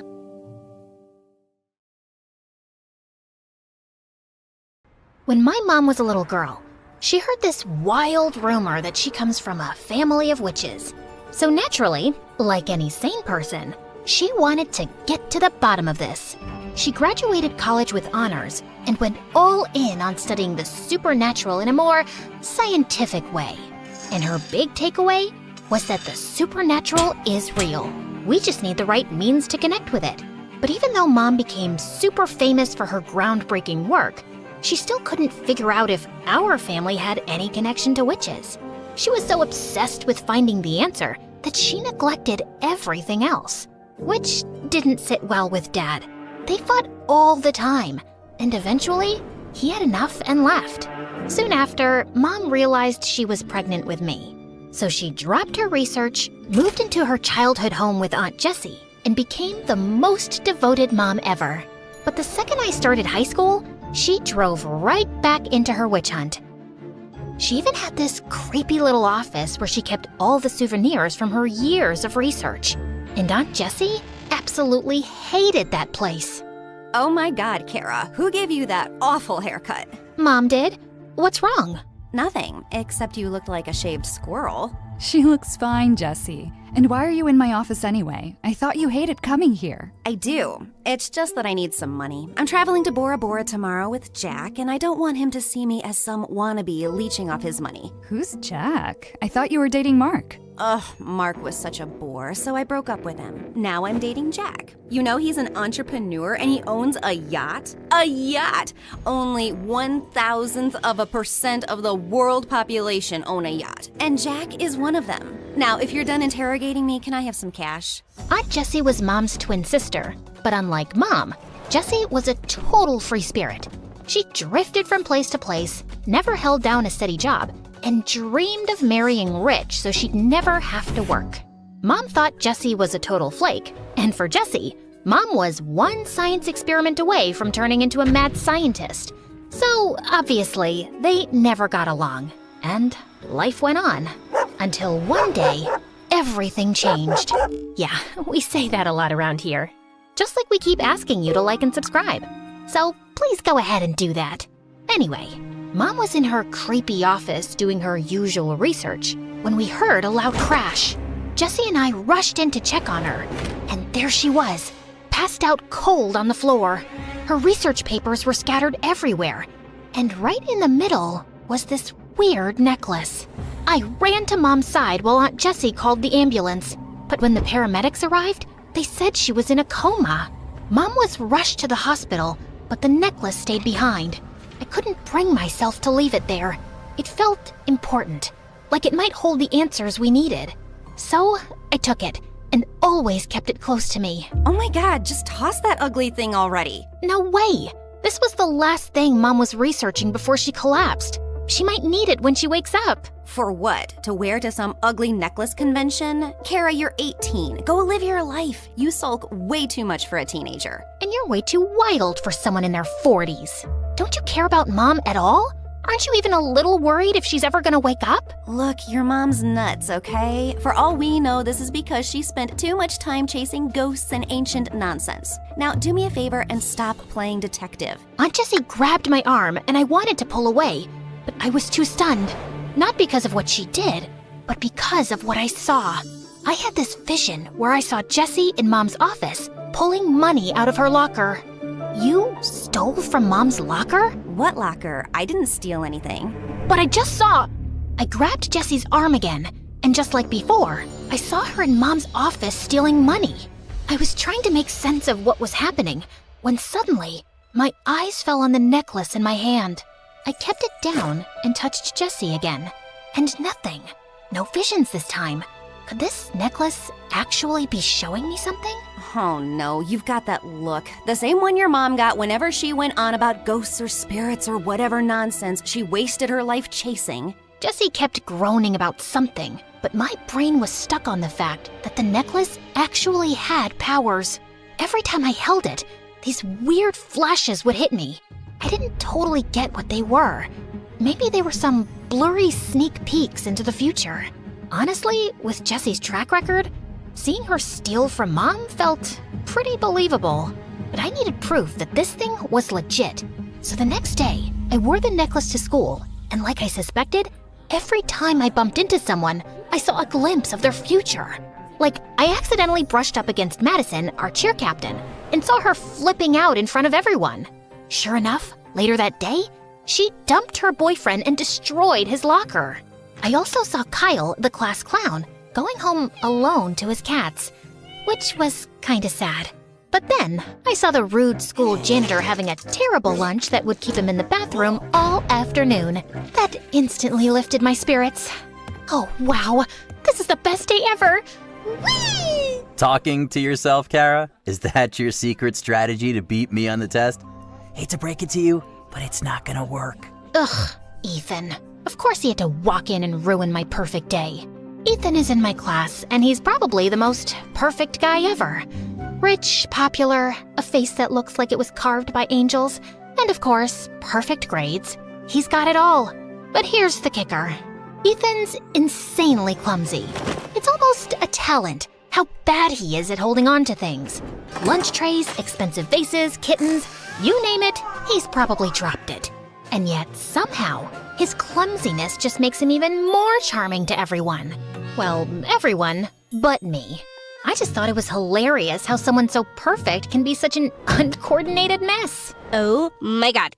Ethan, are you okay? Did you hurt yourself? Yeah, I'm fine. Just slipped a little, no big deal. Quick, someone get ice. Call the nurse. Ethan, how many fingers am I holding up? 2? What's so funny? Oh, nothing. It's just, isn't this a little dramatic? He just tripped. He's not dying. Just for the record, I could have seriously hurt myself. What if I hit my head and broke my neck? Would that be serious enough for you? Oh my god, you're fine. You may have a concussion, but that's about it. And you literally fall every day, Ethan. Multiple times a day. And you're walking just fine, aren't you? Ethan gave me the stink eye. And since then, he's been in this weird, unspoken competition with me. He tries to beat me at everything. Grades, gym class, who gets to the front of the cafeteria line first. And even though I have no idea why he's doing that, one thing's for sure. There's no way I'm letting him win. I'm here. I'm not late. Ew, what's that smell? Did you run here? Just ask Kara and I'll lend you a couple bucks for the bus next time you're late. At least I can run without tripping over a rock and rolling down the street. I don't need to run. I have a car with a private driver. And thank God for that. Or God knows how many people you would have run over by now, you clumsy fool. How dare you! Ethan lunged at me, but his foot caught on the desk, and he crashed right into me. As soon as we touched, I had this crazy vision of Ethan wandering through a forest, moving deeper like he was searching for something. And then suddenly, he reached the edge of the cliff and fell. If you keep staring at me like that, you'll fall in love. Ugh, as if. Get off me. And yeah, maybe stay away from cliffs for a while, okay? What? Did you not get enough oxygen to your brain while running over here? Just then the teacher walked in and we rushed back to our seats. That entire day, I couldn't help keeping an eye on Ethan.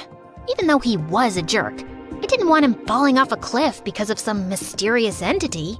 That would break too many hearts at school.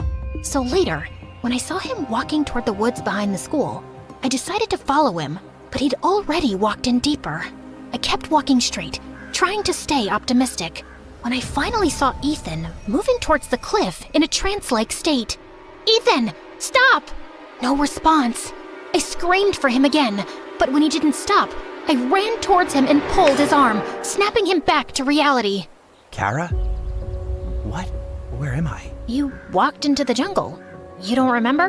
No, I remember being at football practice, and now I'm just here? How did I even get here? And wait, how'd you know where to find me? Were you following me? You were, weren't you? Why? Did one of my dad's enemies send you to keep an eye on me? Tell me! For a second, I panicked. Ethan's dad was a senator, and me showing up out of nowhere was definitely weird. Especially because we didn't get along. I could understand why he'd be paranoid, so I had no choice but to tell him the whole truth. So you're telling me this necklace gives you the power to look into the future? Yeah. And I know it sounds super made up, but I swear to God, it's true. And if you don't believe me... No, I actually believe you.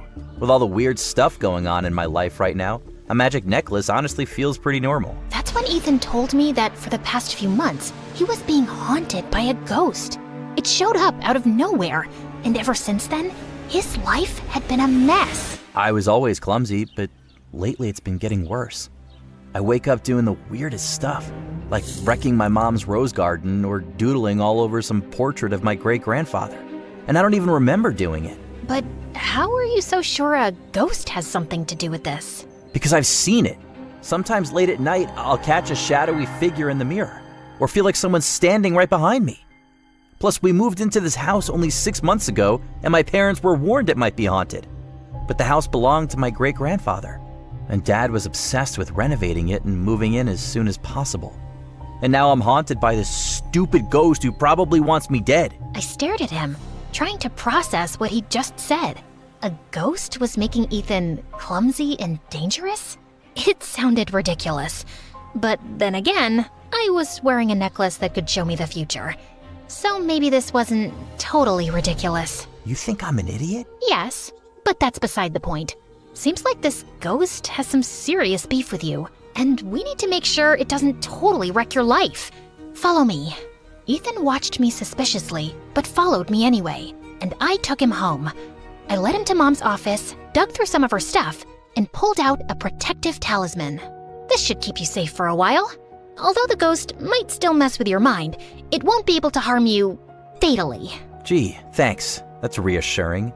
But how do you even know this stuff works? My mom was a researcher of the supernatural. I picked up a thing or two growing up in this chaos. That is, until she got sick. But I'm sure she'll be fine in no time. And this time when she's back, I'm not letting her out of my sight for even 1 second. At least you have that hope. I live in the same house as my parents, and I barely see them. Last month, when I kept waking up in random places around the house, my dad just hired a sleep specialist, then a psychiatrist, then a guard to lock my door at night. Not once did he ask me what was actually wrong. Just threw money at it until it looked fixed and I didn't cause any drama. That sounds rough, but I guess we all have our battles. I guess we do. Since then, Ethan and I were practically inseparable. Honestly, it wasn't by choice. Ethan was convinced he couldn't survive without me. And to be fair, he wasn't entirely wrong. At first, the things I saw ahead of time were small, like stopping him from burning his tongue on hot cocoa or mixing up sugar and salt. But as the week went on, things got way more intense. First, I saved him from falling into the fountain in the school courtyard. Then it was dodging a soccer ball that almost slammed into his face. But things got really serious during science class when he nearly mixed 2 dangerous chemicals together, and I had to jump out of my seat to stop him. It looks like every time I stop you from a disaster, the ghost just gets angrier and pushes you into an even bigger one. We need to stop this. Did you sprinkle salt along the floor right up against the walls of your room like I asked you to? That's the only way to keep the ghost out of your room. Of course I did, but the cleaning staff always sweeps it up and complains to my parents about the mess. They think I've lost my mind. Then ask one of your bodyguards to watch over you at night. You've got plenty of those, don't you? What am I, 5? My parents would think it's weird. You have to come up with a better solution. Like what? I can't watch you 24/7, Ethan. There's got to be another way. I have an idea. Ethan's brilliant idea was to sneak me into his massive walk-in closet overnight without anyone noticing. But why can't I just come in through the front door like a normal person? I mean, you're kind of popular. Don't you have friends coming over all the time? You mean those kids I hang with at school? They're only around because my dad's loaded. None of them are real friends. And even if they were, my dad's way too paranoid to let anyone in without running them through 100 security checks. Seriously, sneaking in is just easier. And way more claustrophobic. You'll survive. But it was tougher than it looked. Ethan's place was like a fortress. Big, sprawling gardens, guards crawling everywhere with dogs that would rip you apart. Even his closet was bigger than my room. So I slipped in and waited for Ethan while his guards patrolled the house. But with the blackout, the air felt heavy, and I started to feel dizzy. Before I knew it, everything went dark, and I passed out. When I opened my eyes, I wasn't in the closet anymore.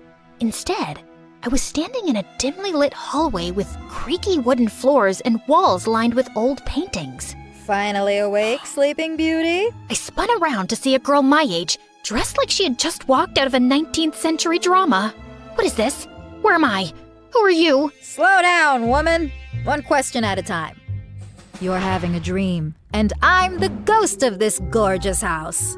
You're the one haunting Ethan? Haunting is such a dramatic word. Let's just say I'm invested in his miserable little life. Why? Because I enjoy tormenting pretty boys. In life, I scarcely had the time for such amusements, but now, as a ghost, I can slip in and out of their lives as I please.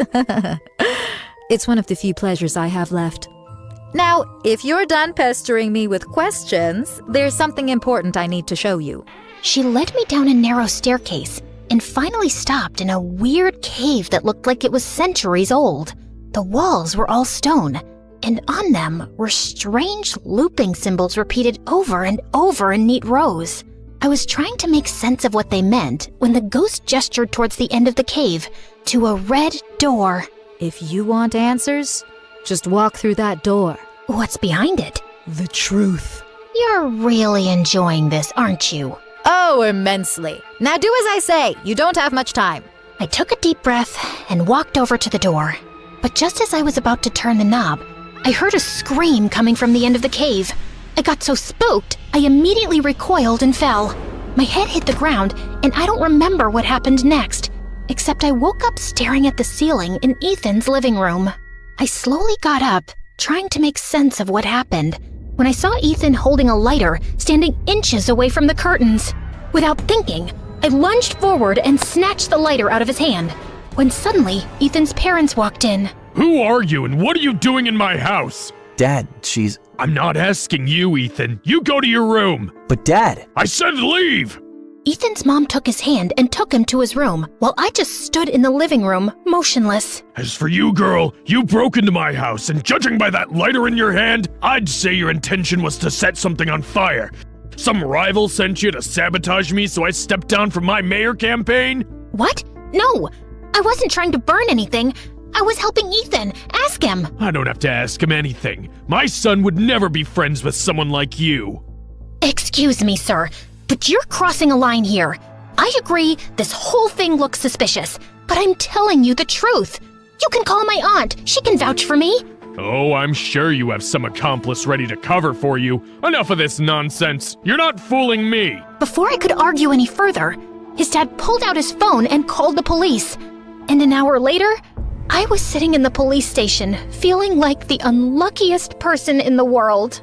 I was just about to lose my mind when Jesse burst through the doors and dragged me home. Of all the stupid, reckless, irresponsible things you could have done, Kara, you broke into someone's house? I didn't! Ethan called me there. He's my friend. So you're telling me you have rich friends like that guy Ethan, and you never told me? How could you do that? The least you should have done was to introduce me to his father. For the love of God, Jesse, his dad's married. Where are your morals? Who needs morals when you can be rich? And his dad's a politician, right? Everyone knows politicians are always looking for trophy wives. I'm sure I'd fit right in. Now do me a favor and arrange a meeting. I will do no such thing, you freak. What? I'll talk to him after break. Tomorrow at school. I didn't, because Ethan didn't turn up at school the next day, which kind of had me worried. I even called him, but he didn't answer.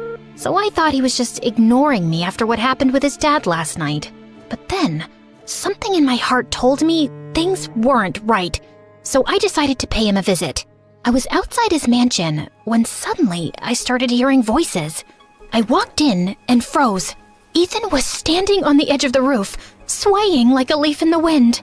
His parents were shouting up at him. Guards were barking into their walkie-talkies. But no one was making a move to save him. Ethan, sweetie, please wake up. But Ethan didn't move.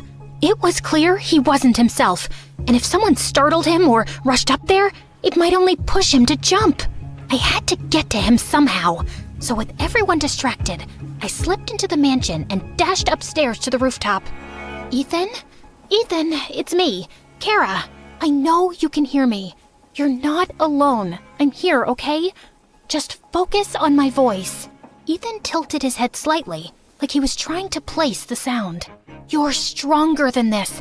Whatever's got a hold on you, it doesn't control you. You're Ethan, the guy who trips over air and somehow still looks cool doing it. You're not a puppet. Fight it! For a moment, nothing happened. Then slowly, he turned his head to look at me. Kara? It's me. I've got you. I won't let go, I promise. Finally, he reached out, and the moment our hands touched, I yanked him away from the edge with all my strength.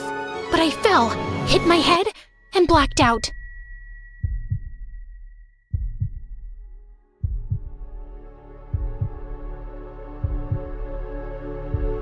And when I woke up, I was in Ethan's room.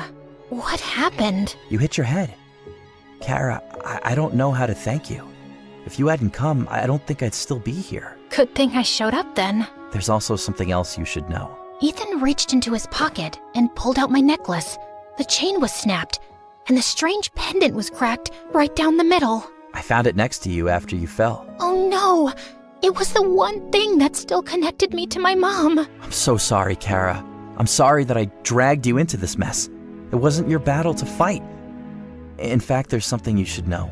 And Ethan told me that he wasn't actually possessed, but had a rare psychological disorder that caused blackouts and hallucinations. It started when he was a kid, but it went away. We thought it was fine until these past few months. He started having these episodes. His dad's political campaign, the pressure, moving into this old place with all its creepy stories. It must have triggered it again. And we tried to keep him safe, secured the entire place, but we failed. My parents didn't tell me this because they thought I might freak out and maybe the condition will worsen. But what's worse than jumping off a roof? Sorry, bad time to joke. But the bottom line is that I'm truly sorry for everything I've put you through. And I'd really love it if we could be friends. Ethan was still talking when my phone buzzed. It was Aunt Jessie, and she told me that Mom was finally awake. I told Ethan, and he immediately offered to take me to the hospital. As soon as we reached the hospital, I rushed into Mom's room and held her tight. Oh, thank God. I was so scared I'd never get to see you again. Oh, my sweet girl, I missed you too. And I've got to say this, you've been so brave. But Mom, I messed up. I broke the necklace. Well, you kind of did me a favor there. Mom's eyes drifted to the broken necklace, and she told me that it wasn't just some souvenir, but an ancient relic designed to imprison souls. I studied it thinking it would confirm our family's history with witchcraft.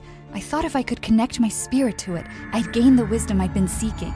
Instead, the necklace trapped me. My body stayed here in a coma, but my spirit was locked inside. But when it broke, it lost its hold.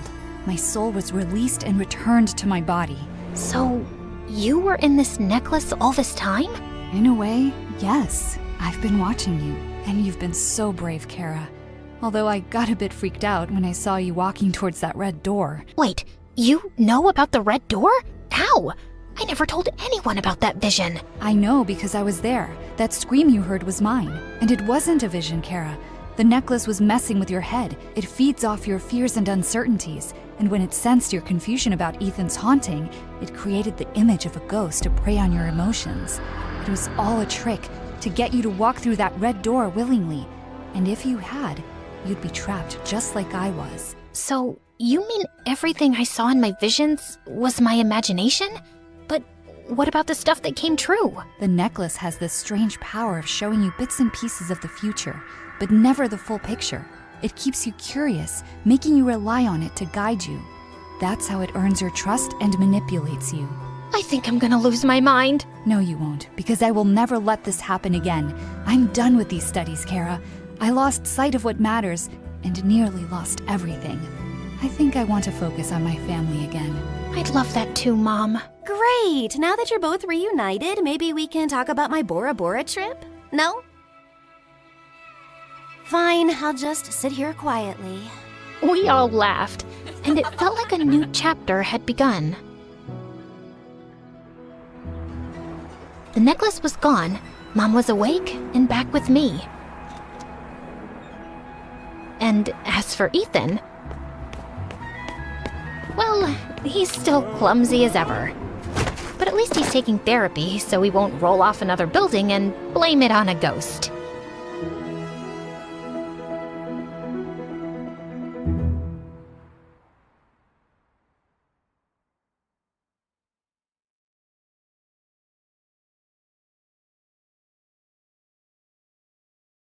Hi, I'm Greta. I live with my single mom on a busy Miami street. Please like and subscribe. I've always been a late bloomer. Born 2 weeks after Mom's due date, took 2 years to speak my first word, and growing up, I wasn't a very social person, but my mom was so talkative. She could blabber nonstop about a burnt omelet for a whole day. But whenever I was around, I was her subject. Once when I was 4, we had a family gathering and all my aunt's sons were playing with me. Suddenly, Mom went bonkers with their parents. Look at your boys. I don't even know why they like her. You know, she still wears diapers at night. One night, I tried to train her to sleep without diapers. That was it. When I woke up, there was poop all over the room. On the floor, on the bed, on the door, on the closet, on her toys. Ew, that's a factory of poop. Yeah, but that's nothing. Yesterday at the grocery store, Mama, stop. Stop this right now. Everyone was laughing and I burst into tears and ran away. But Mom continued her story again like nothing happened. On my first day of school, Mom walked with me. As we were about to enter, she grabbed my bag from behind and there started my first class. You're a careless, stupid little girl, so keep this in mind. Stay away from making friends, 'cause you never know who's good or bad inside, especially no boys. Focus on studying. That's why you're going to school. Hear me? Mom, let me go. If you keep talking, I'll be late for my first day at class. I ran off, and guess what's the first thing I did in class? I made friends with Kathy, who also happened to be my neighbor. One day, I asked Kathy to join us for dinner without telling Mom, but when she turned up at our door, Mom couldn't refuse. I was so happy to have my friend over, but soon I realized what a big mistake I'd made.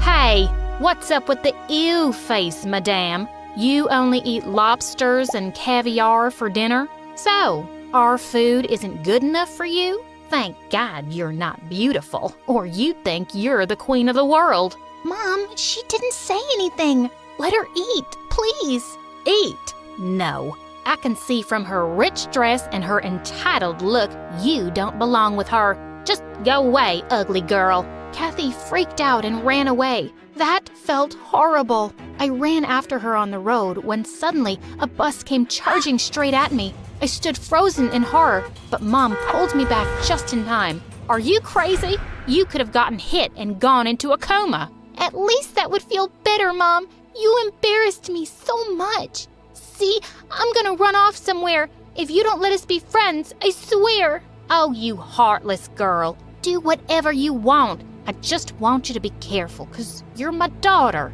Ugh, I don't know if all moms are the same or if it's just her. Years went by and Kathy and I became the closest. On her 10th birthday, they had a party and I attended it with my mom. When she heard Kathy say the price of their cake was $900, she lost it. Woo-wee! Why spend so much money on a cake while she can use it for her daughter's plastic surgery? Man, Kathy is ugly. Mom, quiet. What can Kathy do about it? She didn't create herself. Well, she can, actually. It's the 21st century, not a big deal. I saw Kathy looking really upset as some people laughed, and her mom asked us to leave. It was so embarrassing. Mom, stop. Are you crazy?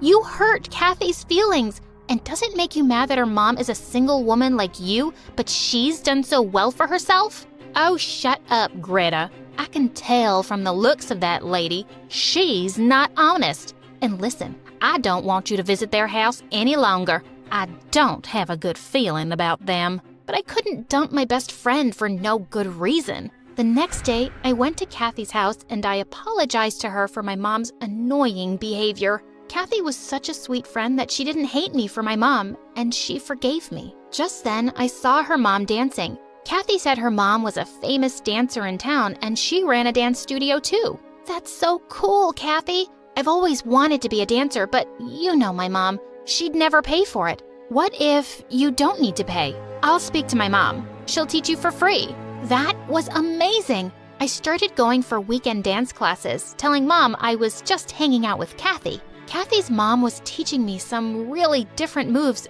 I'd never seen before, and she said it was the new trend. I was practicing at home one night when Mom came into my room and she burst out laughing. Where did you learn that from? That's insane. OMG, I can't stop laughing. What's so funny, Mom? Clearly you have no idea about the hot trend. And I learned this from a professional dancer. Professional? What? Oh no. These moves with claps and snaps? That's not dancing, really. Enough, Mom. I'm sick of this. Just leave me alone. I pushed her out of my room and closed the door. God. Weeks later, we had a talent show. All the parents and teachers were going to be there, and I was freaking confident. I was going to get some big applause for my dance and prove my mom wrong. The moment I got on the stage and the music started, there was so much noise from the audience. Wow, they were loving it. But seconds later, they started throwing paper balls and shouting, "Out, out, out, out, out, out, out, out." I stood frozen in shock. What? Just then I heard Mom yelling from the crowd. "I warned you about these foolish dance moves, Greta. I told you. But no, you didn't listen. See now? Why don't you ever listen to your mommy?" Seriously, Mom? I couldn't be more embarrassed. I ran home angrily. I was super mad at both my mom and Kathy's mom. How could she teach me this stupid dance? I didn't talk to my mom for days, and I stayed inside my blanket house. I'd only let my hand out of the bed to grab food from Mom. I wasn't gonna forgive any of them.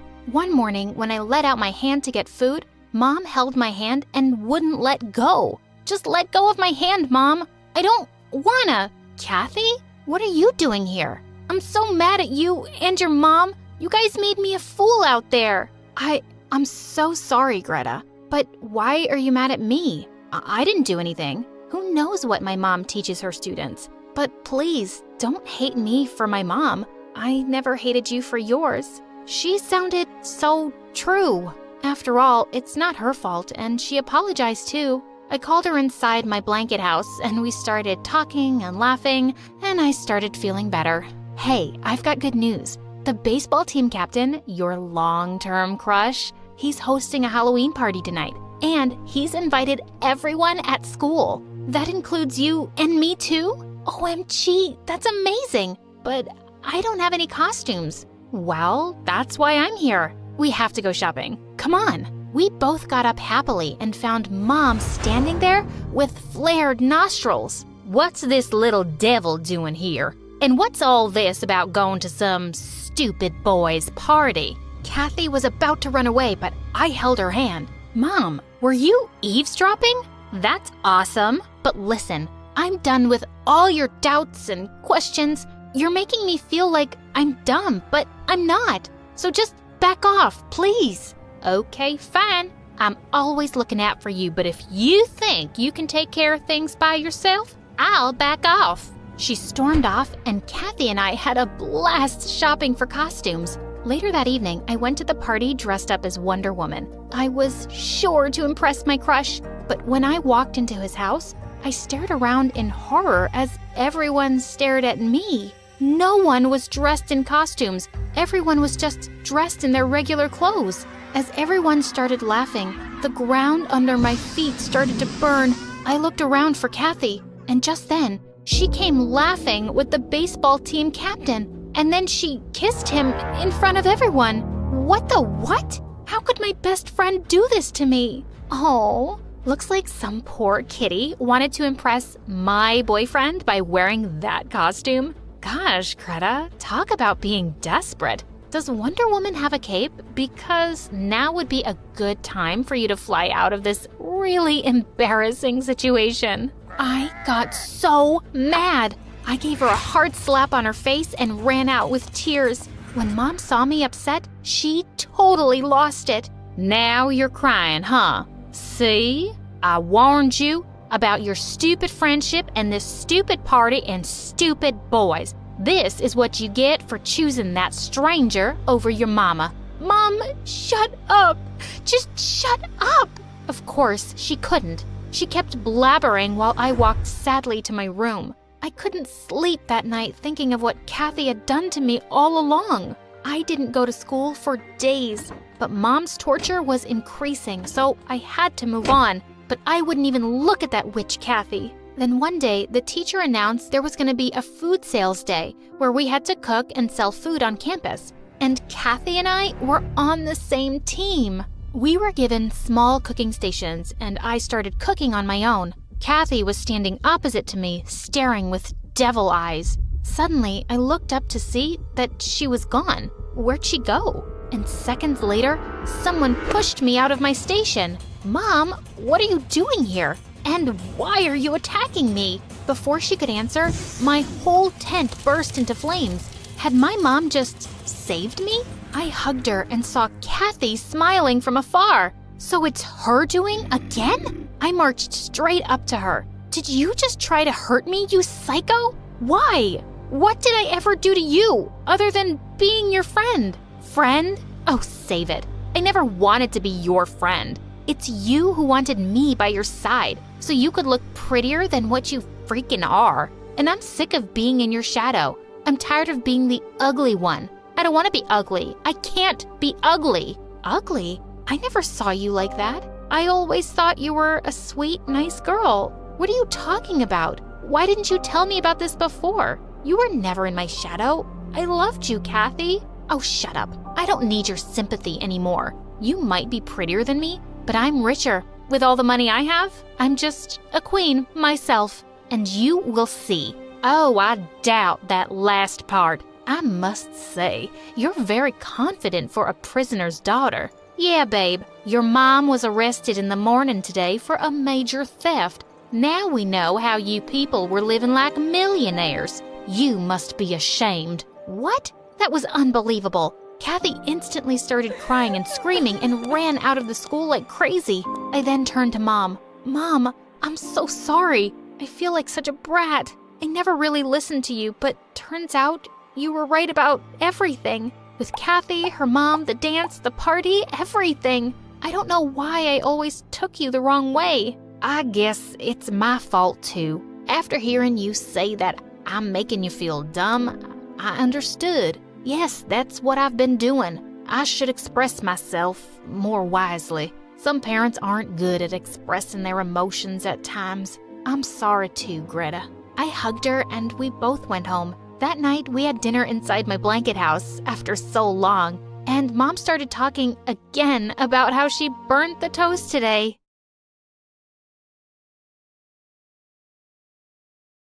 Hi, I'm Sasha from Los Angeles, and my mom is my best friend in the world. But we weren't always so close. In fact, we'd have the most epic fights every day. But before I continue, please like and subscribe. Mom grew up in Louisiana near the bayou, and she was always a little weird. Her best friends were animals, and she had a thick southern accent, and she'd say the strangest things. It's hotter than a goat's butt in a pepper patch. But everyone was nice to her because she came from the wealthiest family in town. She met my dad in high school. They fell in love, got married, and had me. But when I turned 5, Dad begged Mom to move to California. A couple of weeks after we moved into our new house, I started to notice Mom acting strange. Late at night, she'd march up and down the sidewalk, glare up at the windows, and sneak into Dad's study. One day, I asked Mom all about it. Oh, honey, that didn't happen. It was just your imagination. Nuh-uh, you did it every night this week. Then Mom gave me the strangest look. And that night, I heard Mom and Dad arguing, and a couple of days later, Dad moved out. After Dad left, Mom tried to make me happy, but she only made things worse. On my 10th birthday, she threw me a huge party in our backyard with dozens of kids from school and their parents. But when my mom opened her mouth, it was a disaster. Well, butter my backside and call me a biscuit. Excuse me, what? I'm as happy as a tick on a dog. All the kids laughed at my mom. Even their parents thought she was a joke. I got so mad, I sprayed them all with the water hose. They ran away screaming. But to my surprise, instead of thanking me, Mom grounded me for a week. As the years passed, I started to notice that Mom was way too nice. When I was in middle school, Mom inherited millions of dollars. She donated a ton of it to several hospitals, and Mom's name was in all the newspapers. Next day, strangers started coming to our house to ask her for money for their fake charities and stupid businesses. We have to save the toothpicks. Teeth are suffering all around the world. Imagine a plate that could talk to you, then walk into the kitchen and clean itself. Dinner would never be the same. Mom just couldn't tell them no, but the moment they left, they'd call Mom an idiot and spend the money on expensive clothes and fancy cars. Of course, I didn't let them get away with it. I snuck into Mom's office and found all their addresses. Then, I'd toilet paper their house, leave poop on their doorstep, slash their tires, and leave notes demanding that they give Mom her money back or else. It was exhausting protecting Mom all the time, and I swear she never learned. We'd argue for hours about her ridiculous habits, but she refused to change. Dad was worried about Mom too, so he started to come around more. It felt really good having him back in my life. He was the best dad in the world. He took me to the movies, shopping sprees at the mall, and he even let me plan a special vacation to Las Vegas for the two of us when Mom was out of town. I was so excited. I used Mom's credit card to book a fancy room at a luxury casino with the finest restaurants on the planet. Nothing but the best for my daughter. We'd just stepped into the airport when Mom showed up and ruined everything. She canceled the trip and dragged me back home. A week later, I called Dad to apologize for Mom's behavior. Your mom's crazy. I can't stand her anymore. Can we hang out this weekend? Sorry, I'm busy. Maybe another time. I kept calling, trying to make plans with Dad, but he always made up some excuse, and when he didn't call me for my 15th birthday, I was devastated. Mom caught me crying in my room. The next day, she told me someone special was here to see me. I raced down the stairs. I just knew it was Dad, but instead, it was a huge pig named Sam, and she said he'd be my new best friend. Sam followed me around the house. He ate my homework and pooped everywhere, but after a while, I learned to love him. We took long walks in the neighborhood every day. As you can imagine, everyone in town thought I was a crazy psycho, except for my neighbor Josh. Wow, cool. Is that a pig? No, Sherlock, he's a unicorn. Can I pet him? No. For weeks, every time Josh saw me walking Sam, he'd run up and try to talk to me. One time, he even bought me an ice cream cone. It's hot. I was thinking that you'd want one. I wasn't sure if you wanted a cone or a cup. Oh no, it's melting. Oh, now your fingers are all sticky. I'm fine. It's no big deal. I'm so sorry. That wasn't smart. I can do better, I promise. Hold on, I'll run and get you a cup. Another time, Josh bought me a hat, a popsicle, a sandwich, a whole pizza, and a t-shirt with our faces on it. Even though he was annoying and talked about the most random things, I started to enjoy his company and developed the tiniest crush. I even let him pet Sam.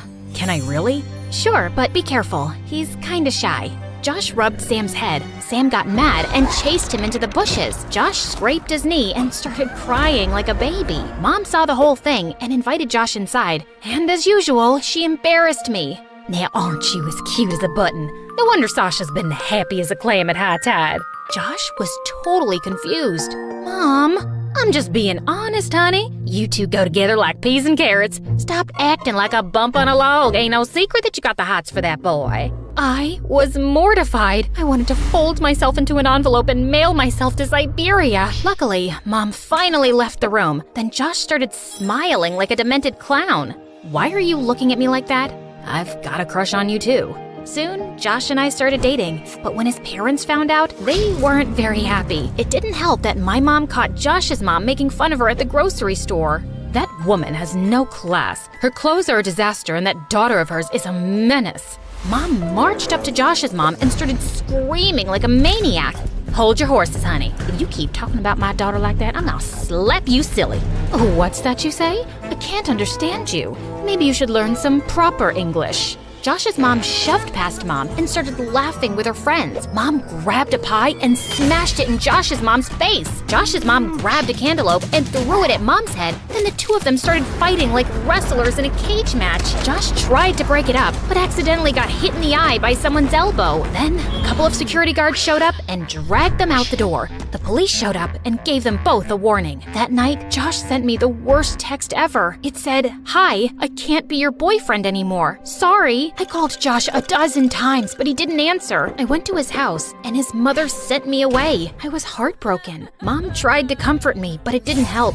The truth was that my mom was ruining my life, and I started to really resent her. I wanted her to change, but I knew she never would. But things started looking up in the fall. I was accepted to a fancy private school across town, and since no one knew me, it was the perfect time to reinvent myself. Changed my hair, bought new clothes, and practiced being cool in the mirror. When school started, the most amazing thing happened. The popular girls loved me. I landed wanted a spot on the cheerleading team, and the cutest boy in school asked me out. To my surprise, I saw Josh in the hallway. He was a new student like me. He tried to say hello, but I totally ignored him. I was way out of his league. Life was perfect until Mom messed up everything. I was hanging out with Lacey and the rest of the cheerleaders when Mom showed up at school to pick me up. Look at that lady. Is that a lizard on her shoulder? Oh, no way. Is she walking a pig? They started laughing at Mom, and I wanted to fit in, so I started laughing too. I know, right? She's so disgusting. I felt bad about it at first, but I couldn't go back to being a freak. I tried to steer my friends away, but Mom saw me and rushed over. Aren't y'all precious? Fine as a frog's hair split 4 ways. It's so nice to finally meet your friend, Sasha. Then the worst thing happened. Sam squealed and then pooped on Lacey's shoes. The entire ride home, I was raging mad. I didn't talk to Mom for the rest of the night. The next morning at school was the worst. Lacey and the other kids couldn't stop talking about Mom. Who was that crazy woman, and how did she know your name? I lied and told her that Mom was my maid, and she was too poor and crazy to live by herself, so she lived at my house, and my real parents owned a successful multinational business, and they traveled to a new country every week on their private jet. Too bad for you. That really stinks. I'd have fired her a long time ago. Yeah, I know. It's hard, but I've learned to live with it. Josh overheard me talking to Lacey and ambushed me at my locker 10 minutes later. What's wrong with you, Sasha? Why would you say those mean things about your mom? Why do you care? You broke up with me because of her. It wasn't like that. It's complicated. Just like your stupid face. My parents gave me an ultimatum. They said that if I kept dating you, then they wouldn't pay my school tuition, or give me an allowance, or buy me a car. Breaking up with you was the worst decision I ever made. I regret it every day, but I didn't think I had a choice. But now I know I was wrong. I think we can make this work, but even if we can't get back together, maybe we could at least be friends? I've got plenty of friends. I'm really worried about you. You shouldn't have to pretend to be someone you're not just to fit in with those jerks. At least those jerks didn't drop me when things got inconvenient. I stormed off. I couldn't believe that Josh had the nerve to judge me. As the days passed, I ignored Mom and spent all my free time with my new friends. Then I got a phone call from my dad. He asked me to meet him after school. Promise me you won't tell your mom. You must realize by now that she's crazy. I've been trying to contact you for years, but she refused to let me see you. I met Dad at a cafe, and we talked for hours. He told me about his fabulous new life as an artist and how he traveled the world and made tons of money, but I never remembered seeing any of his paintings. He even invited me to travel with him for the summer. Then this strange man came in and Dad got really nervous. I love you, honey. I have to go, but I promise I'll make things up to you. Dad gave me a big hug and he left with the man. All of a sudden, I felt like I was 5 again, watching Dad leave. A typhoon of tears rolled down my cheeks. I was so angry that I'd missed out on having a dad for so many years because of Mom. By the time I got home, it was really late and Mom was upset with me. Honey, we need to talk. You don't walk Sam anymore. You hardly spend any time with me. And every time I try to talk to you, you're madder than a wet hen and tougher than a $2 steak. What does that even mean? You've been difficult, and you used to be sweet as cherry pie. What's going on? It's you! You're weird and strange, and everyone thinks you're a freak. You're embarrassing, and you've been ruining my life since I was 5. Even Dad says you're crazy, and I know you've been keeping him away from me. Mom looked at me like she'd seen a ghost. What are you talking about? Dad told me everything. He even invited me to travel with him for the summer. He's an artist now, and he's awesome. Your father is lying like a dog on a rug. I should have told you earlier, but your dad has some problems. He's a thief and a con artist, and he owes a lot of money to some really bad men. I didn't believe her. I couldn't. My dad was a good guy. She was the crazy one. I was so angry, I screamed. I couldn't stand being in the same room with her for another second. I turned and ran out the front door. Then, the craziest thing happened. This van rolled up, and the scary man from the cafe jumped out. He grabbed me and tried to pull me into his car. Mom and Sam appeared out of nowhere.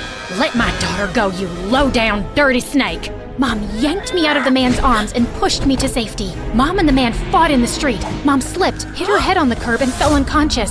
Sam bit the man on his butt, and the man ran away screaming. A couple of neighbors called the ambulance. When we got to the hospital, they rushed Mom into emergency surgery. The police told me that they'd caught the man trying to leave town. He and my dad hatched a plan to kidnap me and hold me for ransom. My dad even had an anonymous note on his computer that he was going to send to Mom demanding $2 million for my return. The police arrested them both and threw them in jail. I felt horrible. I couldn't stop crying. Then I turned to see Josh, and he gave me the biggest hug. This is all my fault. Mom tried to tell me the truth about Dad, but I didn't believe her. You can't blame yourself, Sasha. We all make mistakes. I'm sure your mother knows that you love her. What matters is you're here for her now.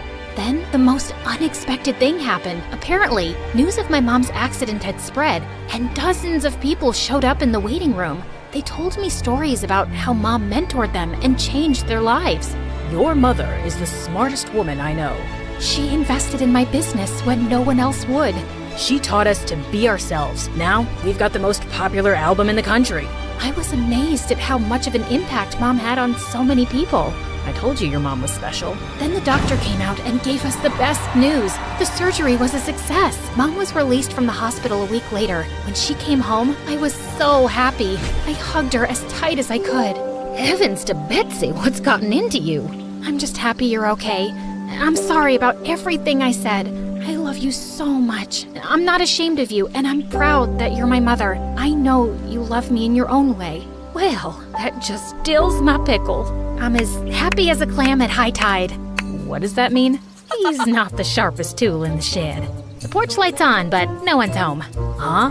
We're just kidding. You're the smartest kid I know. I pulled Josh close, and just as I was about to kiss him, Sam jumped between us and licked my face.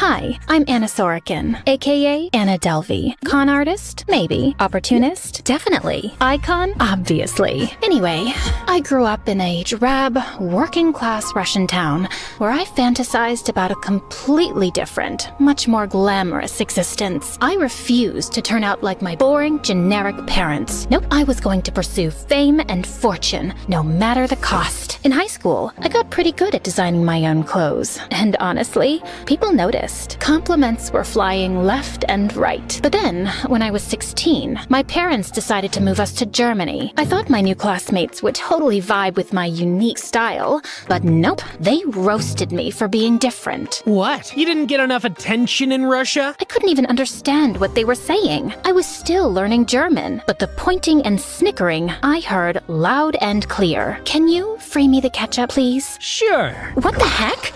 You said free the ketchup! Just then, I grabbed my harmonica bottle, taking a sip before casually playing a tune on the cap's built-in harmonica. I wasn't even thinking about it, just something I did. But suddenly, all eyes were on me. Wait, what was that? What was what? The bottle. You played it like a harmonica. Oh, yeah. It's a water bottle and a harmonica, obviously. That's insane! I need one. By the next week, I had ordered a few bottles for them from Amazon. They acted all grateful. For a while, I thought, maybe this is it. Maybe they'll start being nice to me. Then, a few days later... So, there aren't any left from the ones you gave us? Can I have yours? It's for my sister. I hesitated, but handed it over, thinking this has to be a turning point. Spoiler alert, it wasn't. They stayed mean. By the way, grab your harmonica bottle from the link in the description, guys. I was holding back tears. No way could I let them see me cry. They'd tear me apart. So I bolted to the bathroom and let it all out. But as I sat there, staring at the same ugly black loafers peeking out from the stalls, it hit me. They're the ones who have it all wrong. Just small-town sheep with zero taste. Me?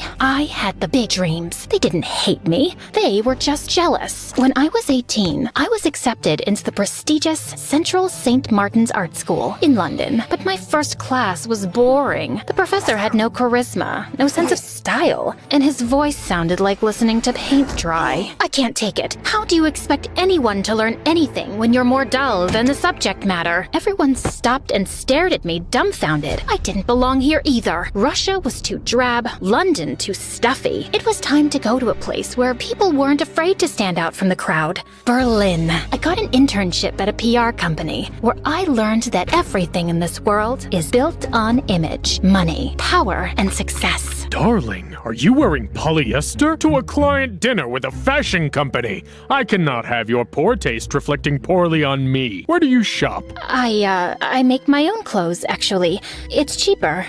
Interesting. Very interesting. I could tell my boss totally lost respect for me after that. No one takes a poor person seriously. Ugh, I quit the internship before I could get fired. I was ready to fake it till I made it. It was time to inhabit the successful fashionista I would one day become. I moved to Paris with $20 in my pocket to pursue an internship with Purple magazine. My great aunt was the first woman in our family to wear a tube top in Russia. She was so counterculture. Let me bring that love of the bold to your magazine. You won't regret it. It worked. I was hired on the spot, but Paris was expensive for a 20-year-old, and $400 a month wasn't enough to fake being glamorous. So I asked for a job and didn't get it.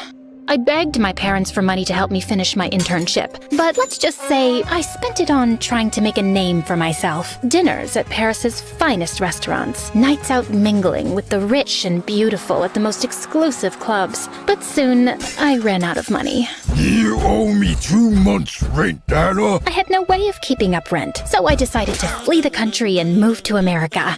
48 hours later, I arrived in New York City and checked into the chicest hotel in Manhattan. I used my Purple magazine ID badge to gain access to an exclusive event at New York Fashion Week, and with my blazing blue power suit, I arrived on the red carpet, confidently posing for pics. People seemed to believe I was someone, because suddenly, click, click, click, photos were being snapped of me left and right. The taller I stood, the more interested people were to know me. A woman a little older, maybe 23, with perfect hair, started chatting me up. Oh my gosh, I love your blazer. Where did you get it? Custom made by moi. Oh, I think I detected an accent. Where are you from, if you don't mind me? Oh, no, not at all. I'm from Germany, Berlin. Oh, no way. I have friends in Berlin. What's your last name? Delvey. Okay, I lied. But I was trying to reinvent myself. I didn't want to be seen as the poor, working-class girl from Russia. Your badge says Sorokin and I don't see you on the list. Can I see ID? Ugh, sorry. I'm going through a divorce and I keep forgetting it's not finalized. ID. If I showed my ID, the woman would know I wasn't on the list, and Rachel would know I wasn't from Germany. So I rifled through my purse, pretending to look for my wallet. Oh my gosh. Ugh, I think I left it at home. I can't go back there. He's there. I can't see him. I'm sorry. It's been... And then I started weeping, a skill I practiced back in Russia. Oh my gosh, honey, don't cry. Your makeup is going to smudge. Rachel must have actually believed me, because soon she was lying to the check-in woman. She's with me. It's okay. My guest canceled. Please, she's clearly going through a lot. The check-in woman looked at me pitifully, and then stoically nodded, letting me through. Oh my god, thank you. Thank you.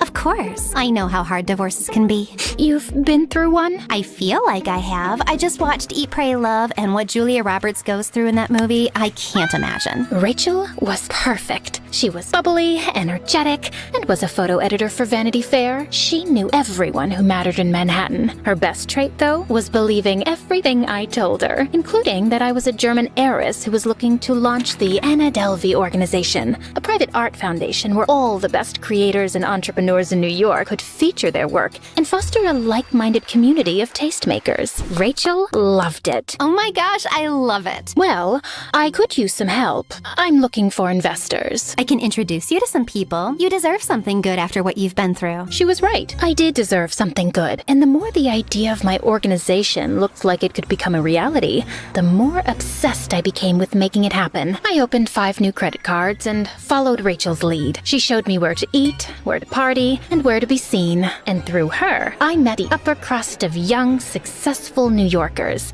DJs, chefs, architects, artists. But finding investors was taking longer than expected. Within weeks, my credit cards were almost maxed out. I needed to go big or go home, literally. So I hosted a swanky party in the Hamptons and invited the wealthiest people I knew. But on the day of the party, there was a slight hiccup. What do you mean your credit card isn't working? My ex-husband must have accidentally canceled it or something.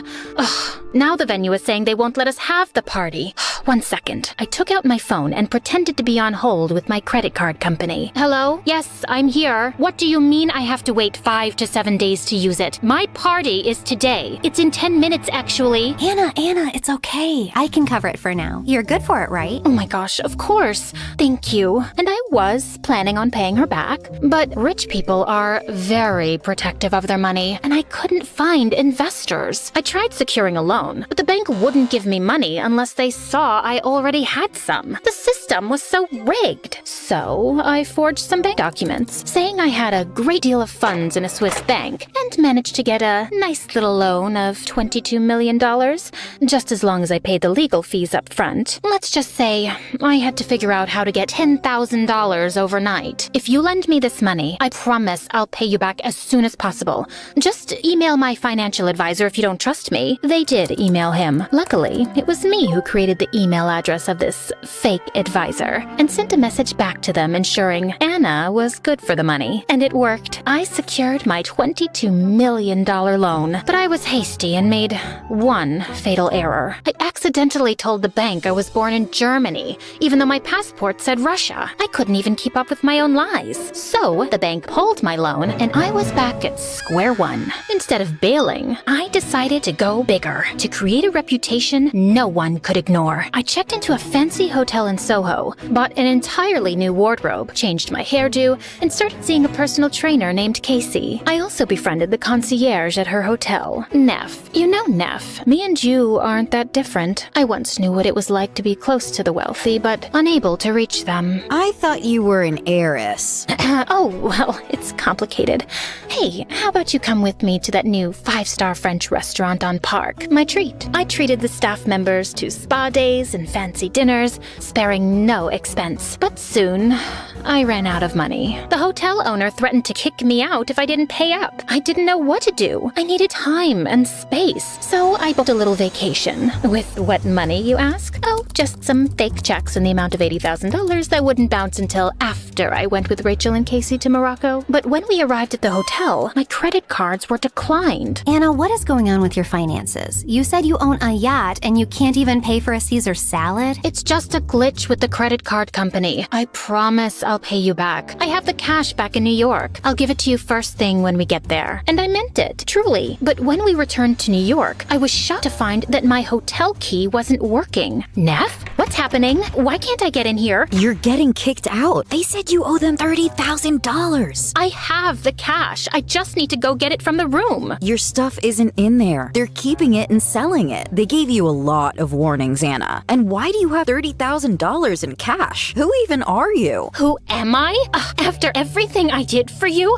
So ungrateful. Luckily, this country loves to give away credit cards like candy, so I just got a brand new one and checked into the Beekman Hotel, continuing my business plan with a renewed desperation. My strategy was this: get a loan from one bank and pay off the debt at the other bank. When the second bank realized I couldn't pay, I opened up a new account at a new bank and got a loan. It worked as long as I kept moving. Unfortunately, that meant I couldn't stay at any one hotel long enough to make an impression on the money-hoarding elite. By the end of 2017, I had lived in more than 7 hotels on credit alone. By my 8th hotel, my credit card was declined and I had to leave. But when I tried to get a new credit card, I was denied. Overnight, I was homeless, sleeping in my car on the side of a loud Manhattan street. Okay, I have friends. It'll all be fine. I always figure it out. Anna, where have you been? Where is the money you owe me? Rachel, I'm sorry. My life has just been crazy. I'll tell you all about it at lunch. Just meet me tomorrow and I'll bring the money. Promise. You sound freezing. Are you okay? I thought about telling her the truth. I really did. But I didn't want to hear it myself. Never better. At dinner, Rachel was staring daggers at me from across the table. I'll have the braised short rib. Thank you. Who's paying for this? Don't worry about it. I've got it. You don't look so good, Anna. Really? Is it my bangs? No. Where is my money? So, look, I'm still working on... Anna, do you have my money or do you not? Please, Rachel, I need a place to stay. I promise I will get you the money. But right now, I'm sleeping on the streets. I don't believe anything you say anymore. Wait. If you try reaching out to me again, my lawyers will be the ones answering. I was speechless, and I totally lost my appetite. With my head heavy, I walked to the bathroom, but as I was opening the door, a big, burly hand grabbed mine. I looked up and saw the gruffest, nastiest-looking cop glaring down at me. I need you to come with me. The cop slapped his handcuffs on me, dragging me out of the restaurant. He shoved me into the back of his cop car. When I arrived at the police station, they tossed me in a cell like a criminal. Hey, you can't do this. I want my lawyer. I get a phone call, don't I? You owe a lot of people a lot of money. I don't know what you're talking about. Consider this a warning. You're gonna spend the night for attempting to dine and dash. What? And if you don't pay your debts within 30 days, the FBI is coming for you. 4 hotels are threatening to sue, 6 restaurants, 4 clubs. Should I go on? I think I might have growled at him. He slammed the metal bar doors. At least I had a place to sleep for the night, I guess. Ugh, this sucked. I had to admit it. I had failed. The next morning, I decided to cut my losses and leave New York City. But as I was taking the subway to the airport, an advertisement caught my eye for a fancy rehabilitation center in Los Angeles, like the place celebs would go to. I Googled it, and it was totally that place. It was like a sign from above telling me what to do next. I needed to go to Malibu for rehab, so I booked a ticket with my credit card and arrived at the beautiful beach resort. But a month later, the rehab said my credit cards weren't working and gave me the boot. You're just going to kick me to the streets? What kind of rehabilitation place is this? I didn't even meet any celebrities there, and none of the rich people would invest in my foundation. The whole thing was a flop. As I watched the waves crash into the shore, I felt empty. Maybe it was time to admit I'd never win this game. It was rigged in favor of the rich, and I'd always be just poor. I was all alone, with nothing. Tears started pouring out of me, and then I got a phone call. Rachel? Anna, I'm sorry I abandoned you and said such horrible things. I heard you're not in a very good place. Can we meet for lunch? I want to make it up to you. I was actually relieved to hear someone's familiar voice, but still livid, obviously. I don't know. You treated me very cruelly, but I guess one lunch couldn't hurt. Great. Meet me at the 5-star sushi spot you love. See you tomorrow night. Wait, tomorrow night? I was in Los Angeles, but I had no one else to turn to and nowhere else to go. And maybe this would be my chance to start over the right way. So I took a cab to the airport and bought a red-eye to New York. On the plane, I made a list of all the ethical ways I would try to achieve my dream. Hey, maybe I had learned something in rehab. I arrived the next morning, enthusiastic to start my new life. And when I met Rachel for sushi, she actually appeared happy to see me. I told Rachel about all the celebrities I'd met in rehab and all the new life lessons I'd learned. Wow, you were only there for a month, but sounds like it was really good for you. I'm so happy. I just gotta run to the bathroom real quick. Be right back. Okay. Honestly, it felt nice to have a friend again. Plus, she offered to cover the bill. She was taking a while in the bathroom, though. I got up to check on her, but a man was blocking my way. Wait, it wasn't just a man. It was that horrible cop again. Excuse me? Ma'am, I'm gonna need you to come with me. Ma'am? You're under arrest for failing to pay over $150,000 in debt to credit card companies, hotels, and your peers. You have committed a federal offense. Anything you do or say will be held. The officer slapped handcuffs on my wrist and kept reading me my rights. I was so caught off guard. On my way out, I saw Rachel emerge from the bathroom, smirking. Rachel, help me. Tell them they're wrong. Anna, I'm the one who called them. I did some digging, and I know you were never married. And I know you're not an heiress. And I don't know what else you've been lying about, but I know this for sure. You're a crook and a fraud. Traitor! The cops dragged me out of the restaurant in front of celebrity diners, fashion designers, models, all of the people I had spent years trying to impress. Everyone was staring. It was humiliating. And outside the restaurant, the scene was even more chaotic. Paparazzi were snapping photos left and right. Apparently, Rachel had gone to the press with a juicy story about a fake heiress. I was devastated until I came to a realization. People were taking my photos. They were looking at me. When I got to the police station, I saw my story being televised on primetime news. Anna Delvey, a self-proclaimed socialite and heiress from Germany, swindled her way through New York City. She is now standing trial for her crimes. Rachel didn't realize it, but she had finally gotten people to pay attention to me. I started bursting out laughing.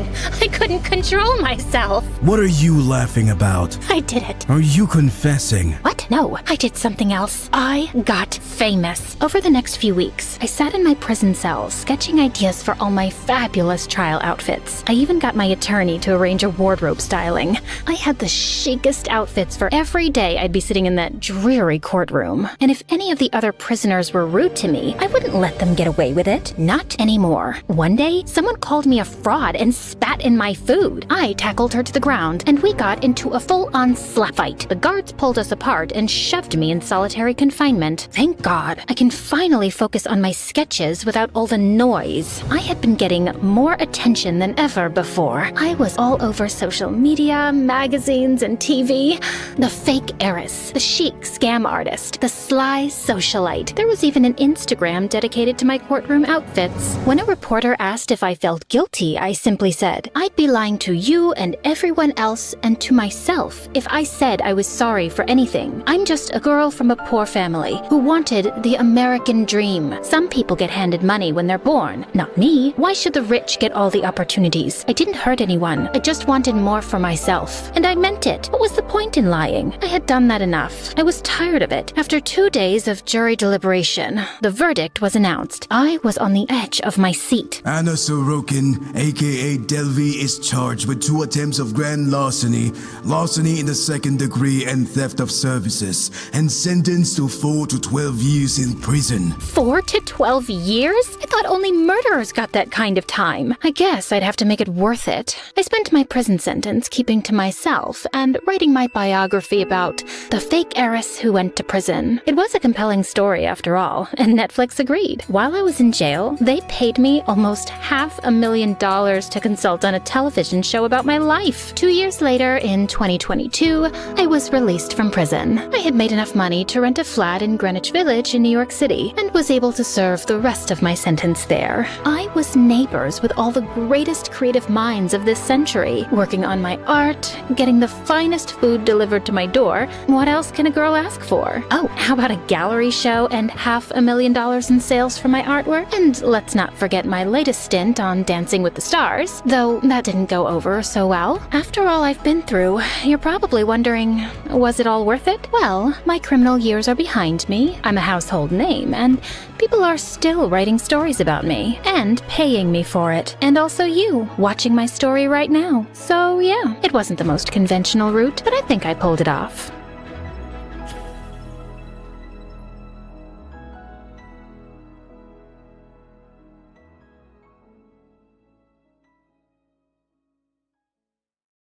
I'm Adley from Boston. Please like and subscribe, because my story animated will give $1,000 to one lucky person in the next coming 7 days. My mom got pregnant many years ago after she married my dad, and they were both overjoyed to have a daughter. After my birth, they were waiting anxiously for me when the nurse walked in, looking nervous. I'm not sure if you want to see her. Oh my God. Is she ugly? I'm going to have a heart attack if she's ugly. I think she's a dwarf. Mom leapt forward and took me from the nurse, and Dad stared at me in horror. I was really tiny and ugly, like a frog. I'll have you fired, you moron. I don't care what my daughter looks like. She's mine, and she's beautiful. So what if she's a bit small? But as years went by and my progress was monitored by doctors, I was diagnosed with slower growth than most people, which meant I'd always look younger than I actually am. Mom didn't care, as long as I was healthy, but Dad couldn't handle it. How is it even possible? Everyone in my family is practically a basketball player. Be honest with me, woman. Is she even mine? Mom started screaming and throwing things at him, and he went running out of the door, and that's the last I ever saw of him. Once, when I was 6, Mom took me to a birthday party at her boss's house. I was really excited to meet other kids, but the minute they saw me, they all started staring and then laughing. OMG, just look at it. It's so tiny. With that, the birthday girl Brenda took my hairband off. Hey, give it back, you jerk. Catch it if you can, shorty. Come on, jump a little higher. Suddenly, I lost it. I climbed onto a chair and pounced on her, and we went crashing into the pile of birthday presents, which landed straight in the pool. As Brenda screamed, Mom's boss came running and went ballistic. Who is this out-of-control toddler? Where did she come from? That's my daughter, Adley. But you said your daughter was 6 years old. I don't know who this child is. I'm calling the police. Her boss just picked me up and started carrying me away. Oh my God, she's mine. But her crazy boss wouldn't let us go till the cops arrived. Of course, Mom was able to prove I was her kid, but she was so furious. She flung a piece of cake at her boss's face. I'm not working for you, psycho. I quit. Even though Mom was struggling to find a new job, she soon enrolled me in the best school around. On the first day, I was about to go inside the building when a giant limo almost bumped into me. Hey, are you blind? You could have hurt me. A girl got down from the car, and it was that awful Brenda.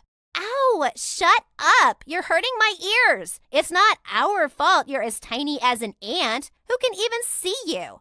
She spat on my shoes and walked off. And when I went to my classroom, I discovered she was in my class. Ugh. And all the kids were flocking around her like she was the queen of the school. Over the years, Brenda never failed to mock me. But it wasn't just her. It felt as if I walked into school every day wearing some ridiculous costume because someone was sure to point and laugh. Where's your lower half, shorty, buried in the ground? Which dwarf are you, sleepy, mopey, or grumpy? I was so sick of it all. So, in the 7th grade, I decided to do something about it. I Googled how to increase your height, and there were so many tips. One of them was hanging. I didn't have a pull-up bar, so I decided to stretch from a tree branch. But just as I stepped on it, it snapped under my weight, and I fell to the ground, hurting my leg.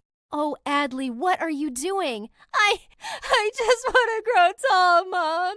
Everyone else just keeps getting taller. What's wrong with me? Honey, there's nothing wrong with you. So what if you're not as tall as everyone else? It doesn't make you less smart or kind or beautiful. I waited so long to have you, Adley, and I wouldn't change a thing. You're perfect. Mom's words really stuck with me. It was okay to not be like everyone else. A few days later, when I was heading out for home, I suddenly saw the school bus leaving without me. I ran and waved and shouted, but it just went faster. The driver probably couldn't even see me. Just then, I tripped over something and fell face first into a muddy puddle. As I got up, I saw some kids on the side staring at me, and I snapped. What? What are you looking at? Didn't your parents ever tell you it's rude to stare? Is it so weird that I'm short, or do I have something on my face? To make things even worse, Brenda walked out just then, and she started cackling when she saw me. Ew, are you covered in poop, Adley? Because something sure stinks. I think it's your mouth, you awful witch. I attacked her, and she screamed. She managed to push me off and jumped onto a bench, but I bit her leg really hard. We were both sent to the principal's office, and our moms were called in. They were not happy to see each other. But worse, the principal said I would be expelled. What? You're going to expel my daughter? Well, ma'am, biting other students is unacceptable. And bullying is acceptable? Because my daughter's been getting bullied under your nose every day, and you've done nothing. I know why you're punishing Adley. It's because that woman is much richer than I am, isn't it? You wait and see. I'm going to sue you. Mom wasn't kidding. She did sue the school for not protecting kids from bullying, and the school board actually settled. They fired the principal, suspended Brenda for a month, and we got $100,000 as compensation. I had the best month of my life in school without Brenda. And then Mom and I took a fantastic trip to Europe over summer break. A few days before school was about to start, I came home from the library one evening and found a boy sleeping on my bed. Thief! There's a thief in my room! The boy suddenly jumped up, and I saw he was very tall and really cute. Just then, Mom came running and told me he was her friend's son, Andrew, from France. He'd be staying with us for a few months because he was here as an exchange student in my school. But why is he sleeping in my bed? I guess I got the wrong room. Take a chill pill, tiny loser. I hated him already. And for good reason. Andrew was so annoying. He left his giant shoes everywhere that I kept tripping over. He put all my snacks in the highest kitchen cupboard, and the worst, he hogged the TV remote all evening. One day, Mom had gone out, and it was just the two of us at home. We decided to order food, and he took over everything. Yes, hello, McDonald's. I'd like one cheeseburger, extra large fries, and a Coke. And for my little friend, one Happy Meal. It comes with a toy, right? I stared at him furiously as he just hung up, and then he switched on the sports channel. Hey, no, we're not watching football again. It's my turn. I want to watch my show. Oh, that's not happening, dwarf girl. I wasn't having it this time. I ran to the TV screen and hugged it, blocking his view. He kept yelling at me, and then suddenly leapt off the sofa and just picked me up. I kicked and screamed, but he just dropped me in my room and locked me in. Oh my God. How was I gonna stand him at home and at school? On the first day of 8th grade, I walked in with newfound confidence in my European wardrobe. Of course, Brenda gave me death glares all morning, but the rest gave me plenty of compliments. As I sat down in the cafeteria later, some kid who looked like a 5th grader joined me at my table and put a red rose next to me. What are you doing? Oh, it's my first day here, and I'm already in love with you. You're so beautiful. I'm a little older than you, but that doesn't bother you, right? I'm marrying you as soon as I graduate high school. What? This idiot thought I was younger than him? Just then, I spotted Brenda and her minions howling with laughter. OMG, this is epic. You guys look so cute together. You'll surely be the hottest new couple in school. But suddenly, Andrew pushed the kid aside and sat really close to me, kissing me on the cheek. Hey, babe, I was looking everywhere for you.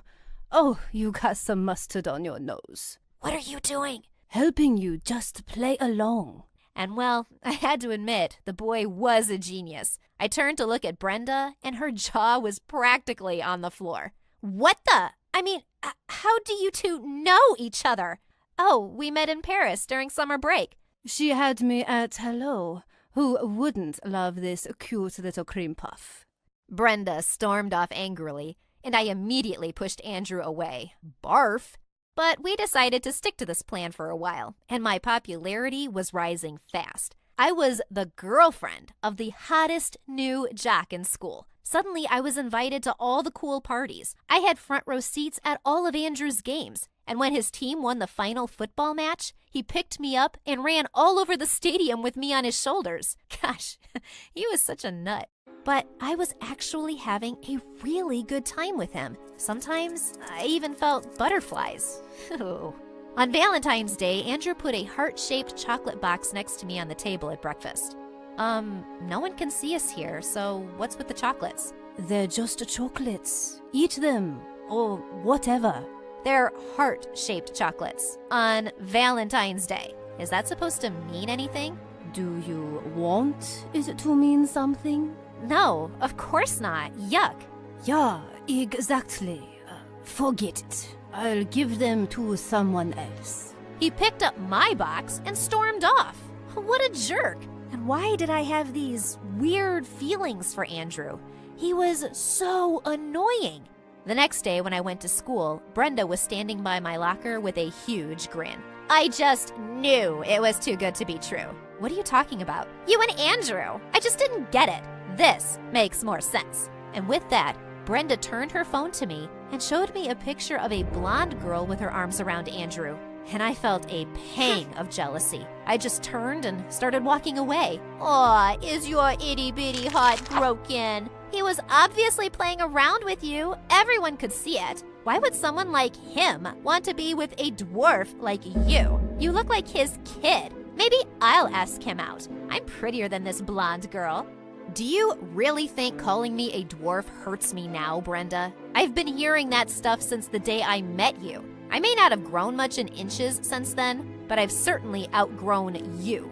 You don't bother me anymore, and I like myself just as I am. Go ahead, ask Andrew out, but trust me, he's gonna turn you down. because he knows what a small, petty, mean mommy's princess looks like. Suddenly, Brenda snarled and attacked me. As I was trying to push her off, I was pulled away by Andrew, and standing next to Brenda was the new principal. You were given a strict warning last time, and I saw you attack this girl for no reason with my very own eyes. You're expelled, Brenda. And with that, he angrily marched her away. That witch had it coming. Adley, are you okay? What are you two fighting about? Oh, just get lost. Go back to your dumb girlfriend. What dumb girlfriend? I don't have one, but I'm trying to get one. Yeah, go on then. Who's stopping you? You idiot. I want you to be my girlfriend. I like you. I stared at him in shock and then smiled. Oh, yeah, well, who wouldn't want a cute little cream puff like me? Andrew grinned, and I stepped onto a stool and pulled him in for a kiss.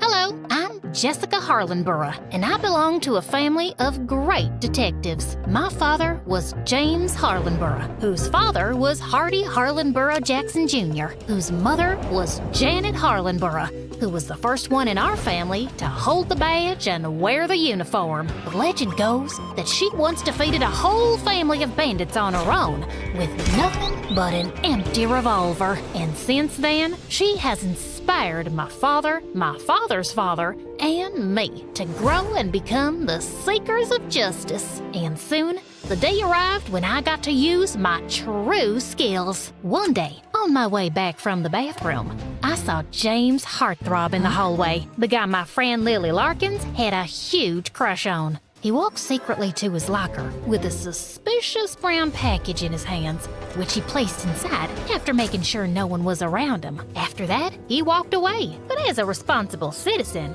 and the head of the Student Welfare Association, I followed him to a corner as he made a phone call, and I heard every word. I secured the package. Good job. We will execute our plan tomorrow at noon. If everything goes well, we'll not only succeed in our goals, but we'll also leave enough money to be comfortable for the rest of our lives. As soon as he ended the call, he looked sideways again. I made sure I was hidden from view.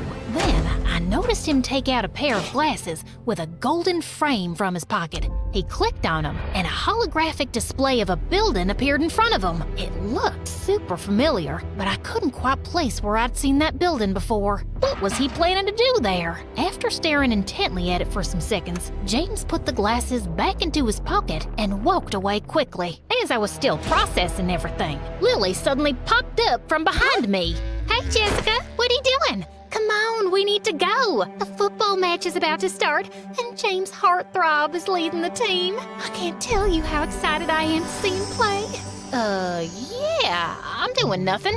Let's go to the game. While I walked to the field with her, I kept thinking about that package. After a recent security scare, all students' bags were checked at the gate, and it would be difficult to bring in a package wrapped up like that. And who was James talking to? I was sure in my bones that something big and evil was about to go down, and I had to stop it. Halfway through the game, while Lily was busy cheering for James Heartthrob, I snuck out of there and made my way to James's locker. Having noticed the password earlier, I unlocked it, and the package was there. But to my disappointment, it was empty. But the brown paper wrapping outside had information about where it had come from. Taking out the pen from my pocket, I noticed the address and the name of the sender. Just then, I heard some footsteps approaching, and I ran across the corridor and hid behind one of the classroom doors. It was James Heartthrob again. He took his phone out of his backpack and went back to the same corner as before. Hey, listen,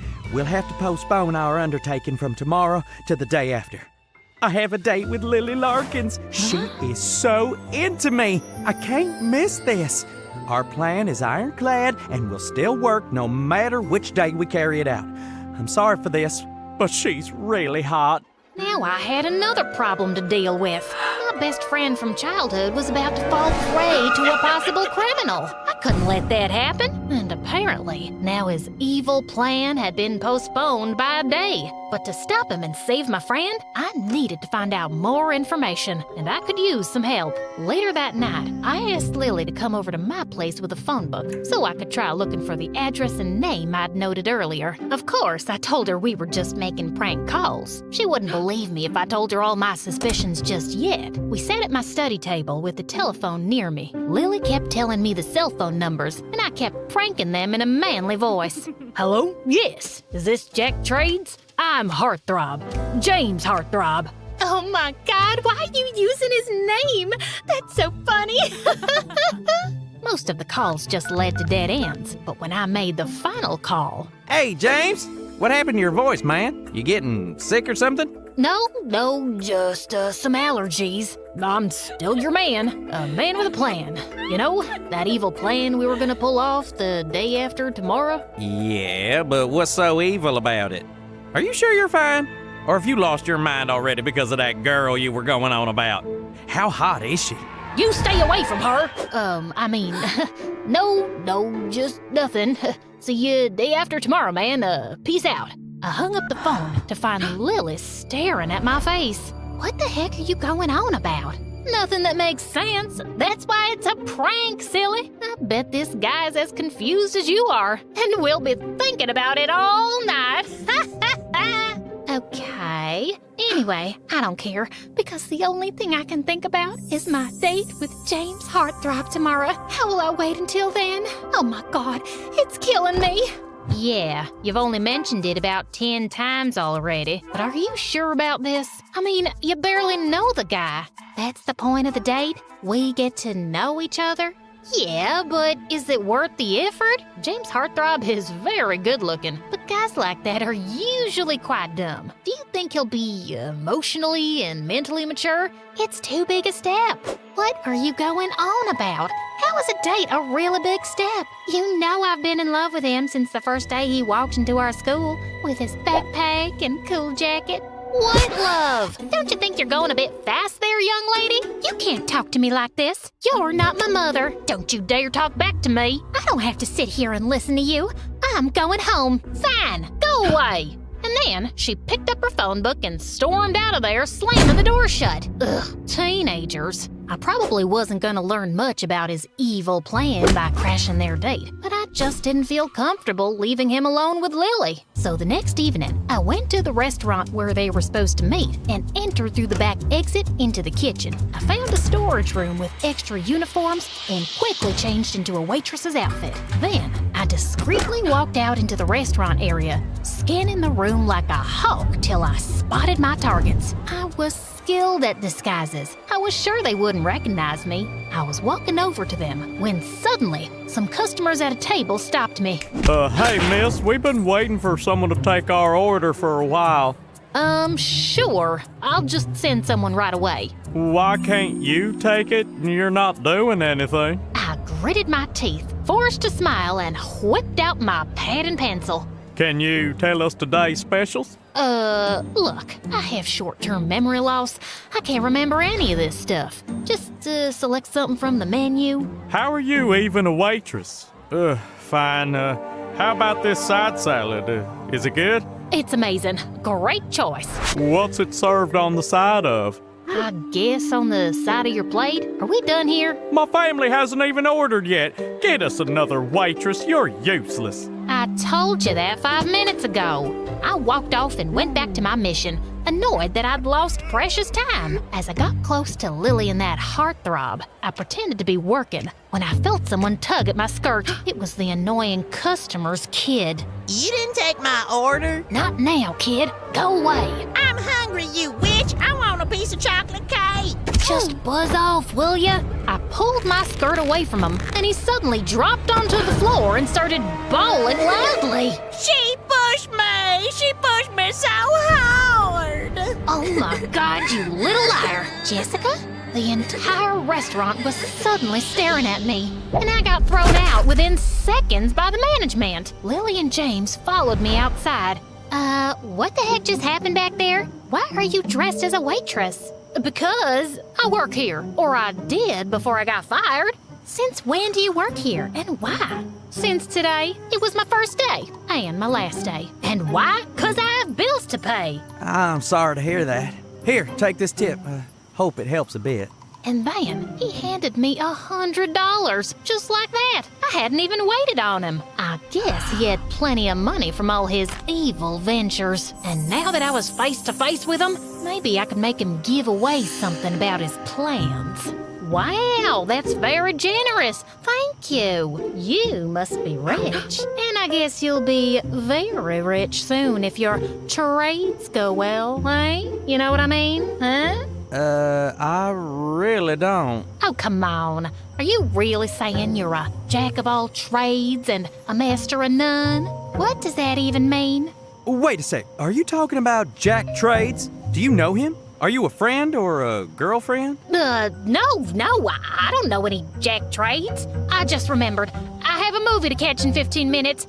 I'll see you tomorrow, Lily. And with that, I ran off. Wow, this guy was cunning. Instead of giving anything away, he'd started questioning me instead. As I was walking down the street, I passed by a building and then suddenly stopped in my tracks. I slowly walked back to face the building from the front, and then it hit me. Texas State Bank. That was the building that had been in the hologram. And then it all clicked into place. James Heartthrob was planning to rob Texas State Bank with Jack Trades as an accomplice. Of course that would make them super rich. But I was gonna get him.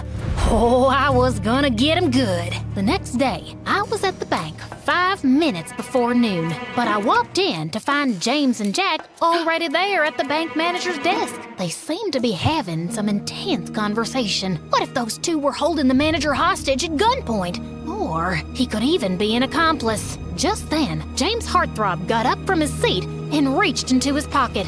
And I couldn't wait anymore. I rushed towards them and threw myself at James, tackling him to the ground. Ow! What do you think you're... Shut up, James. Just then, I spotted another accomplice carrying a gun, and I tackled him too.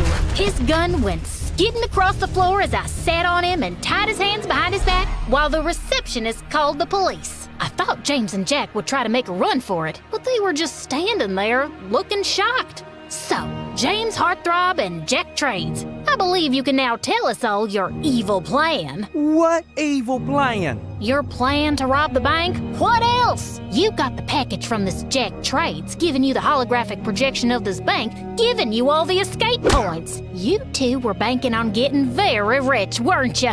Banking. I made a clever pun. Anyway, were you holding the manager hostage, or is he in on it too? What? Jessica, you've got it all wrong. That device is our creation, and we were going to ask this bank official to give us a loan to fund it. The device was for demonstration. What? That's it? Yep. That's when I realized that the guy under my foot was, in fact, a real robber. And James Heartthrob was not guilty. But to save me from further embarrassment, the cops came in and took that guy into custody and gave me a badge of honor. And the next day, my photo was in the newspaper as well, with the headline, "Schoolgirl Solves Her First Case." So, it all worked out for the best. Next day, I went to school and saw James Heartthrob closing his locker. I walked up to him. "Hey, James, I'm sorry. I didn't mean to..." Accuse me of a crime? I don't know what I was thinking. He was looking at me with an amused face. You seem to have a wild imagination, and you're super nosy. But tackling a guy with a gun was pretty brave, actually. You're interesting, Jessica Harlanborough, and you're forgiven. Well, thank you. That ended the conversation. Did you see any sparks here between us? James swears he felt some at that point, but I really didn't. Also, it turned out that James and Lily didn't enjoy their first date and decided not to go ahead with the relationship. We all graduated high school, and some years later, I became a detective. No surprises there. Also, I reconnected with James Heartthrob. We dated for a while, and then we got married. As for Lily, she was our maid of honor. And yeah, some things went wrong at the wedding, and I accused her of sabotaging my big day out of jealousy. But it turns out she had nothing to do with it. Yeah, that was awkward, but our friendship is still strong. Ironclad, unbreakable, uncrackable, unscratchable, if you will.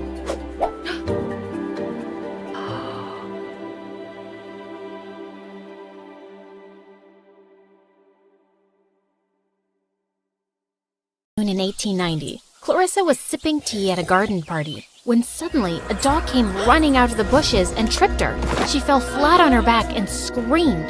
Everyone rushed her inside quickly because Clarissa was heavily pregnant.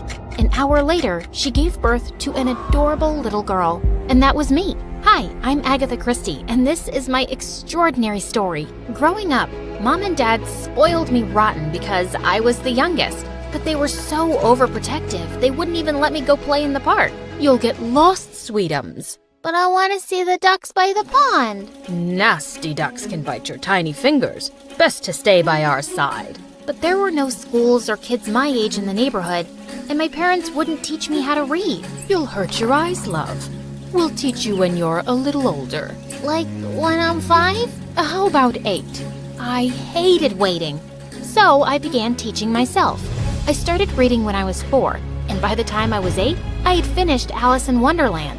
And I loved telling stories just as much. I didn't have any real friends, but my imaginary ones heard many of the tales I made up. I even had a poem published in the local newspaper when I was just 11. Life was good, but then everything suddenly changed. Dad fell ill and passed away, and a year later, my sister got married and my brother moved overseas. It was just me and my mom in our big house, and money was running out. I eventually wanted to get a job, but Mom refused. You're a lady, Agatha. We don't take jobs. We get husbands who provide for us. I'm 15, and waiting for a husband sounds stupid. You're a gentleman's daughter, love, and you can only make money by marrying well. Mom sent me off to boarding school in Paris to learn music, and I thought this was my chance to make money by becoming a professional opera singer or a pianist. But after 2 years, I gave up that goal because it was quite obvious I just didn't have the talent. I went back to find Mom looking weak, and it broke my heart that her life wasn't as good as before. One day we were out for a walk when we passed an antique shop, and Mom stopped to admire a beautiful pearl brooch. Should we ask the price, Mom? Sweetheart, I already know we can't afford it. Come, let's go.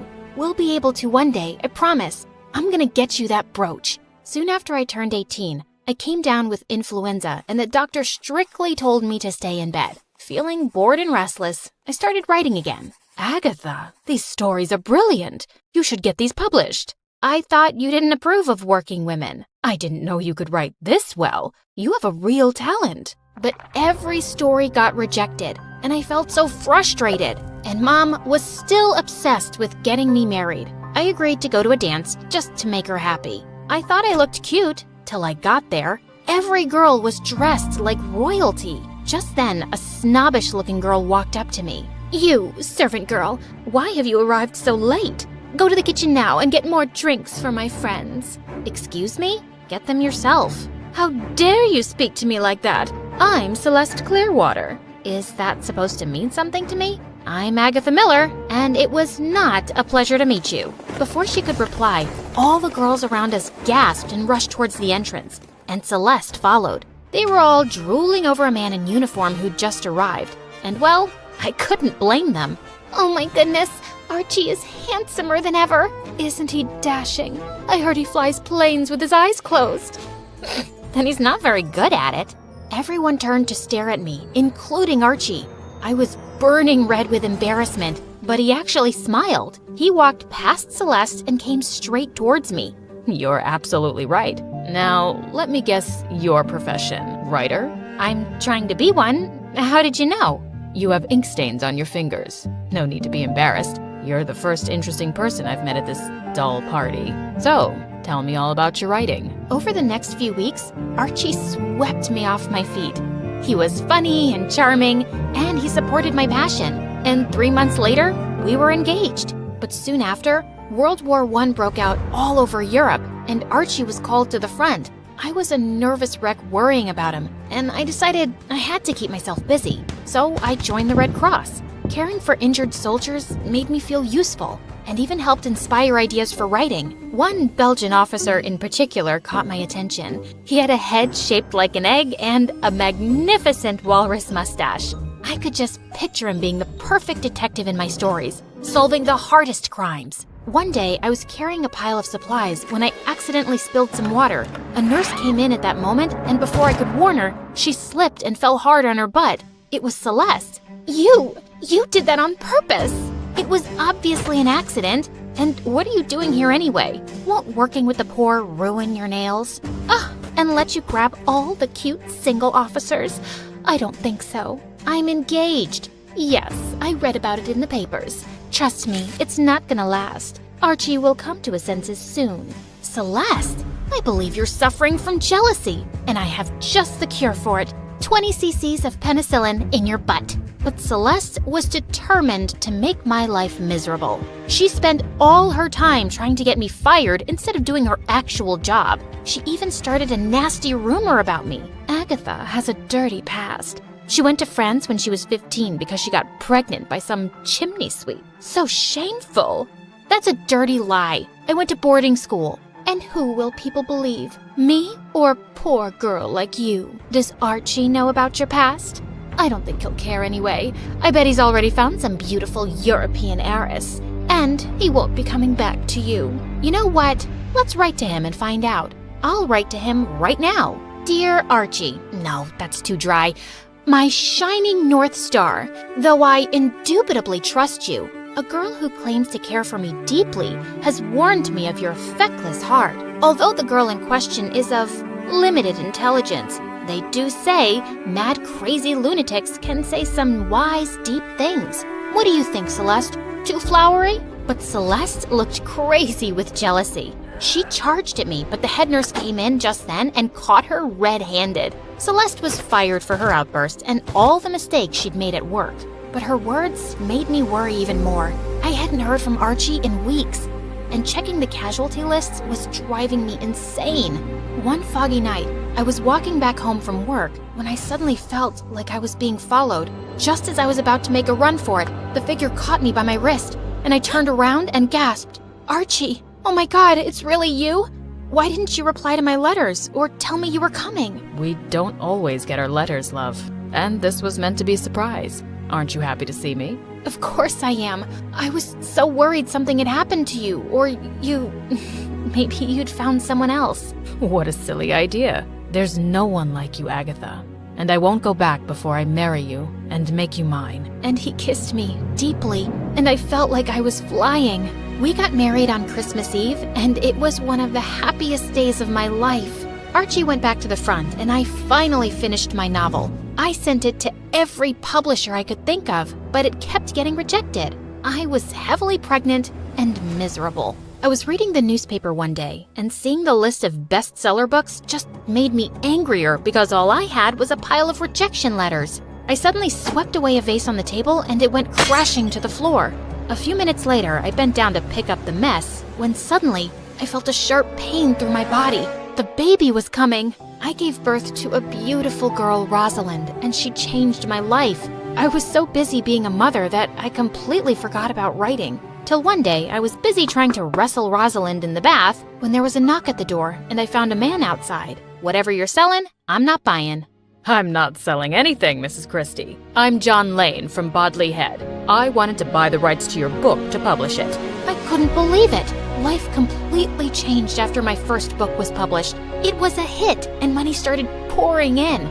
We were able to move to a better house, and on my next visit back home, I bought that antique pearl brooch Mom had once admired in the shop window. I kept writing novels like crazy, and my books were getting rave reviews. Everywhere I went, people wanted me to sign their copies. "Excuse me, please tell us about your next book, Mrs. Christie." I don't want to give any spoilers, but you'll be on the edge of your seat. But slowly, my personal life was turning into a mess. Agatha, you got ink stains all over my handkerchiefs. It was an accident. I'll have them washed. Of course. The famous Agatha Christie can't be bothered to take care of the house or her daughter. She has a maid for all of that. Why are you being so mean? You loved this about me. You said you didn't want a dull wife. You're hardly a wife to me at all these days. We were fighting every day, and things were getting worse, till one day I got the most terrible news. Mom was really sick, and I had to see her right away. But I was too late, and I didn't get to say goodbye. Mom had been my biggest support, and I was heartbroken. I was going through her things one day when Archie came downstairs looking serious, his bags packed. I want a divorce. I'm in love with someone else and I want to marry her. What? You're a heartless man, Archie. My mom just passed away and you want to humiliate me just because I'm more famous than you? You love your fame more than anything. You have no one to blame but yourself. And he just left. My mind refused to accept it. I was so upset. I packed my bags and went out for a drive. I didn't know where I was going. I just wanted to get away. And then I disappeared. When I opened my eyes, I was in a hotel room in Yorkshire and I had no idea how I'd gotten there. I saw some newspapers on the table and my jaw dropped in shock. My picture was plastered on the front pages with missing written on top. Apparently, the whole country had been looking for me for 11 days, trying to solve the mystery of my disappearance. But I had no memory of what had happened in all that time. What is the last thing you remember, Mrs. Christie? I remember being in my car and driving at night, and I was very upset. That's it. The doctor said I had a nervous breakdown that had washed my memory for those days. I was pale and weak, and many people thought I was faking my amnesia. I heard she did it to frame her poor husband for kidnapping. He left her, and who can blame him? I bet she was relaxing at some spa while the country spent so much money looking for her. Despicable. I was heartbroken, and my confidence was destroyed. I agreed to the divorce and decided to get away from everything. I hated leaving Rosalind behind with my sister, but I was too weak to take her along. I'm going to find the biggest candy in the world and bring it back for you. Get well soon, Mommy.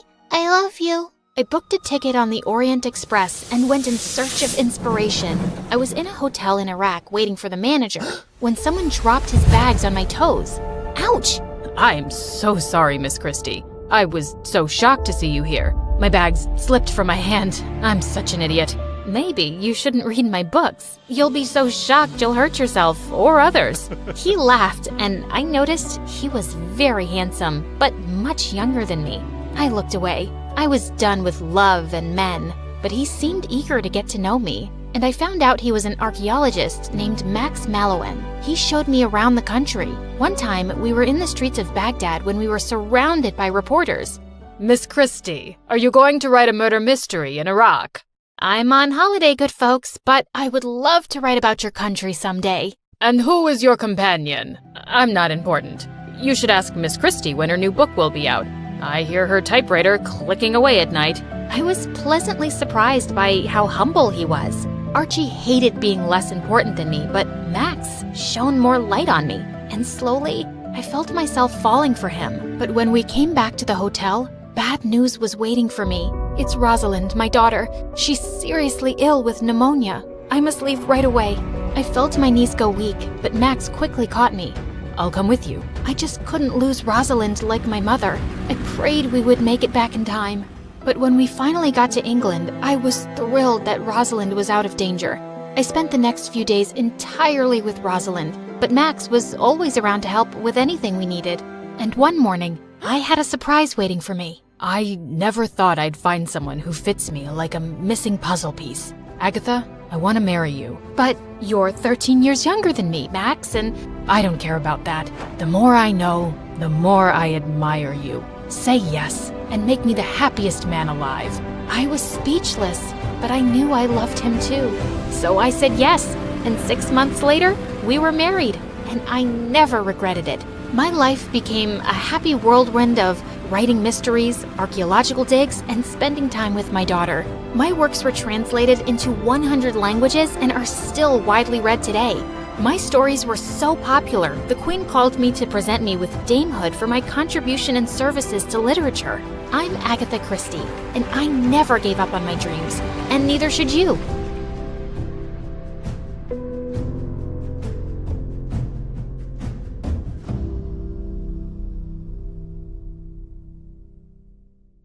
Hi, I'm Amanda. Before I tell you my crazy story, please like and subscribe. I was 5 when I realized my parents were famous for all the wrong reasons. They were rich lawyers who were known for defending the bad guys. People in the neighborhood hated us and would leave horrible notes, throw stink bombs, or trash in our driveway almost every day. Ew, someone put cat poop on the doorstep.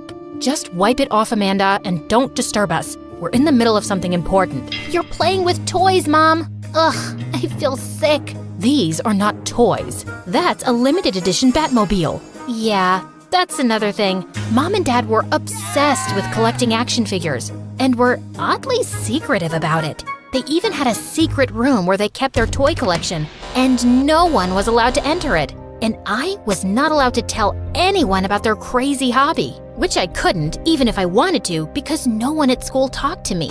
Every time my parents would win a case, kids would drive me crazy with sly comments. Who knew people could stoop so low for money? My dad always said they were creepy. Oh yeah? Did he also tell you that your breath smells like poop? No? Well, then he isn't as honest as you think, because you stink!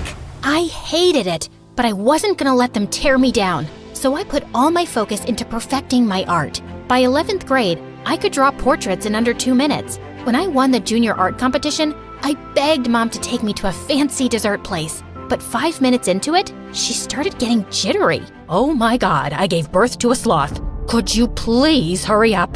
Jeez, Mom, what's the rush? I'll get brain freeze. There's an auction online for a rare Iron Man figure that I can't miss, so eat faster. I tried, but Mom kept glancing at the phone, and it made me anxious. After a while, she told me to take the bus and just left. At least I could eat in peace now. Just as I was leaving, I saw a girl my age staring at the food displayed in the shop. Hey there, do you want something?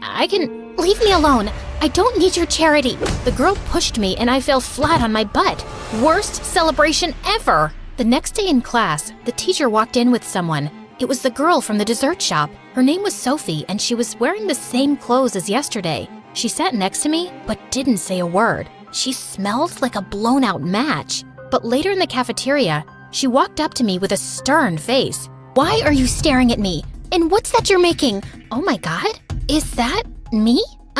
Yeah. I just like the background and the light, so no one has ever sketched me before. You're really good.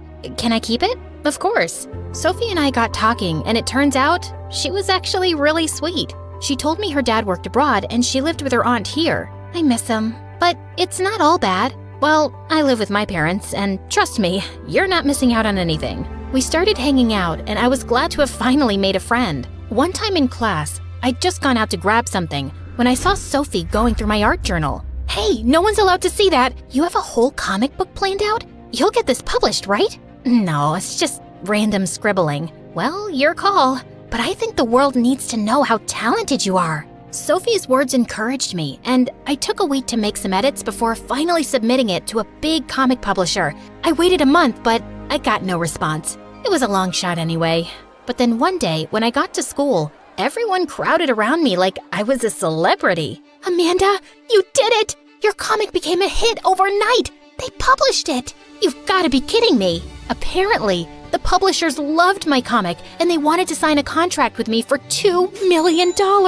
When I told my parents, they thought I was joking, till they actually saw the contract. I didn't know you could draw like that, Amanda. You would notice if you weren't so busy playing with your toys. After that, my parents started giving me a lot more attention. They got me a new sketching set and would spend hours discussing ideas, which were mostly useless. You should make your own superhero who can make frogs rain from the sky. Imagine having an action figure like that. How cool would that be? Yeah, no thanks. I'll figure out something. But in reality, I was struggling to come up with ideas. With the publishers on my back asking for a new manuscript, the pressure was building.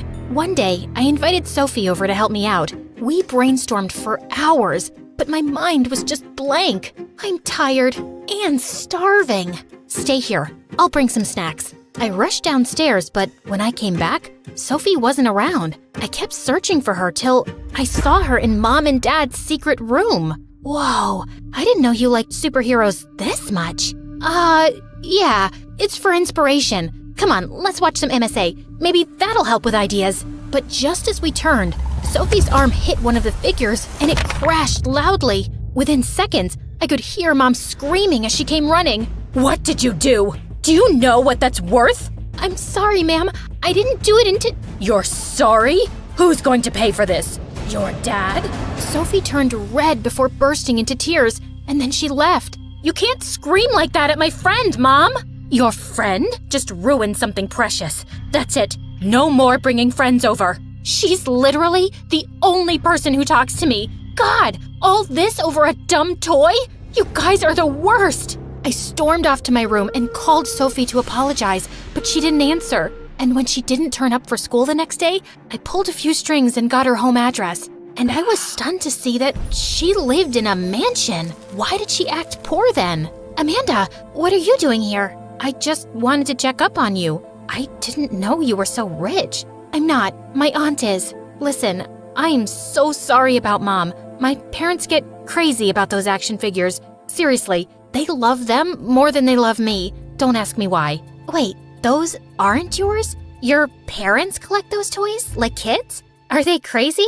Sophie suddenly burst out laughing, and I felt a bit angry. I know it's weird, but they're not crazy. I just came here to apologize.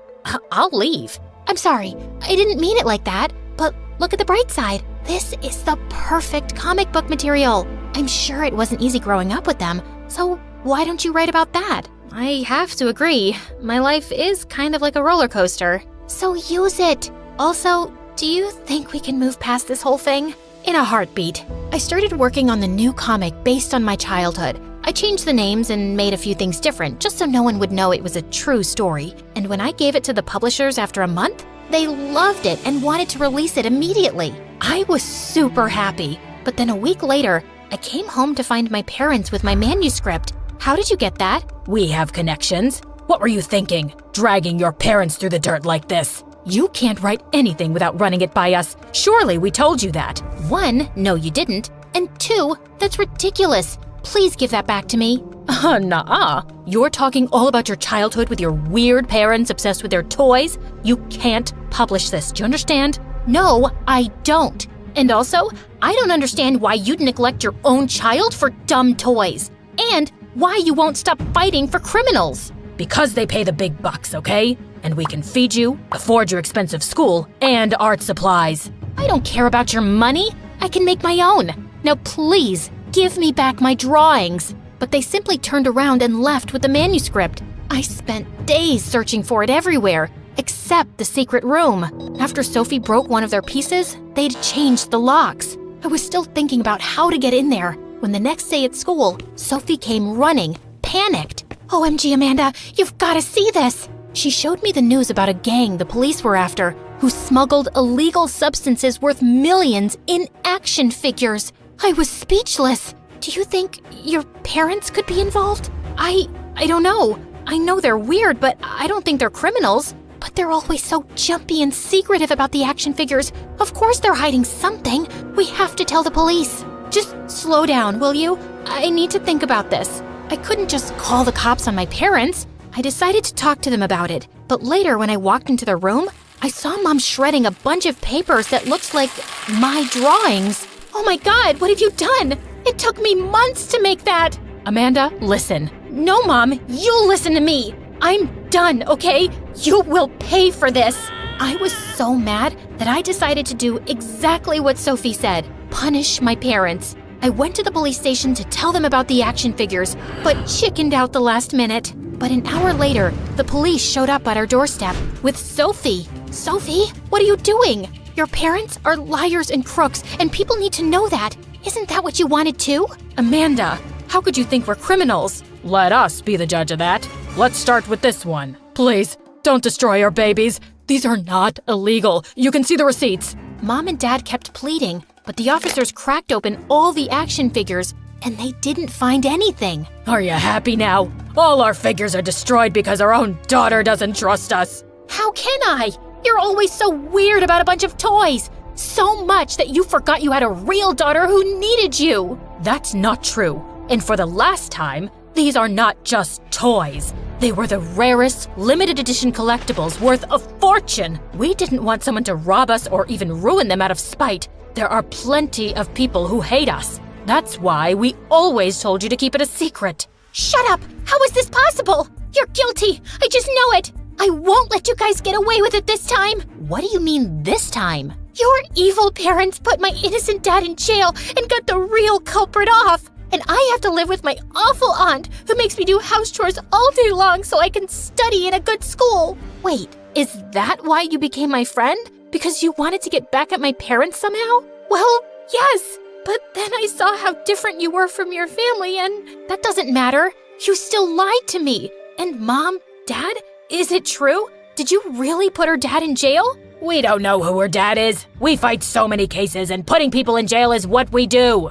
You guys are heartless. Maybe you're not criminals, but you have committed some pretty big blunders. You've ignored me all my life and never cared about how your jobs or hobbies affected me. You've even destroyed my comic that I worked so hard on. Your comic is in my office. What you saw that day was some useless drawings I found in my drawer. I tried to tell you, but you were so melodramatic, like always. I'll give you that dumb thing back. That doesn't make anything right. And you know what? I'm done with you. All of you. Amanda, don't bother explaining. After that day, I ignored Sophie and stopped talking to my parents. Maybe they started feeling a bit bad because they tried making amends by helping get Sophie's dad out of jail. I was happy for her, but I wasn't ready to forgive my parents yet. Sophie left town soon after, and I didn't hear from her again. I got my manuscript published in a month, and it was even better received than the first one. The money I earned was enough to put me through a good art school, and I left home for good. Soon I got busy with studies and writing a new comic, and a whole year went by. One day, I was at a comic book store when someone tapped on my shoulder. Sophie, it really is you. I'm so happy to see you, Amanda. Sophie, you look so different. What are you doing here? I work here now. We moved to this town after Dad got out, and we're doing well for ourselves. Listen, Amanda, I wanted to call you a long time ago, but I didn't know if you'd talk to me. What I did was wrong. I was angry and foolish, and you didn't deserve that. Dang right I didn't. But who could blame you, honestly? My parents destroyed your family, so I get why you were so angry. Does that mean you're not mad at me? Maybe a little, but not as much. Let's talk more over coffee? Sounds good to me.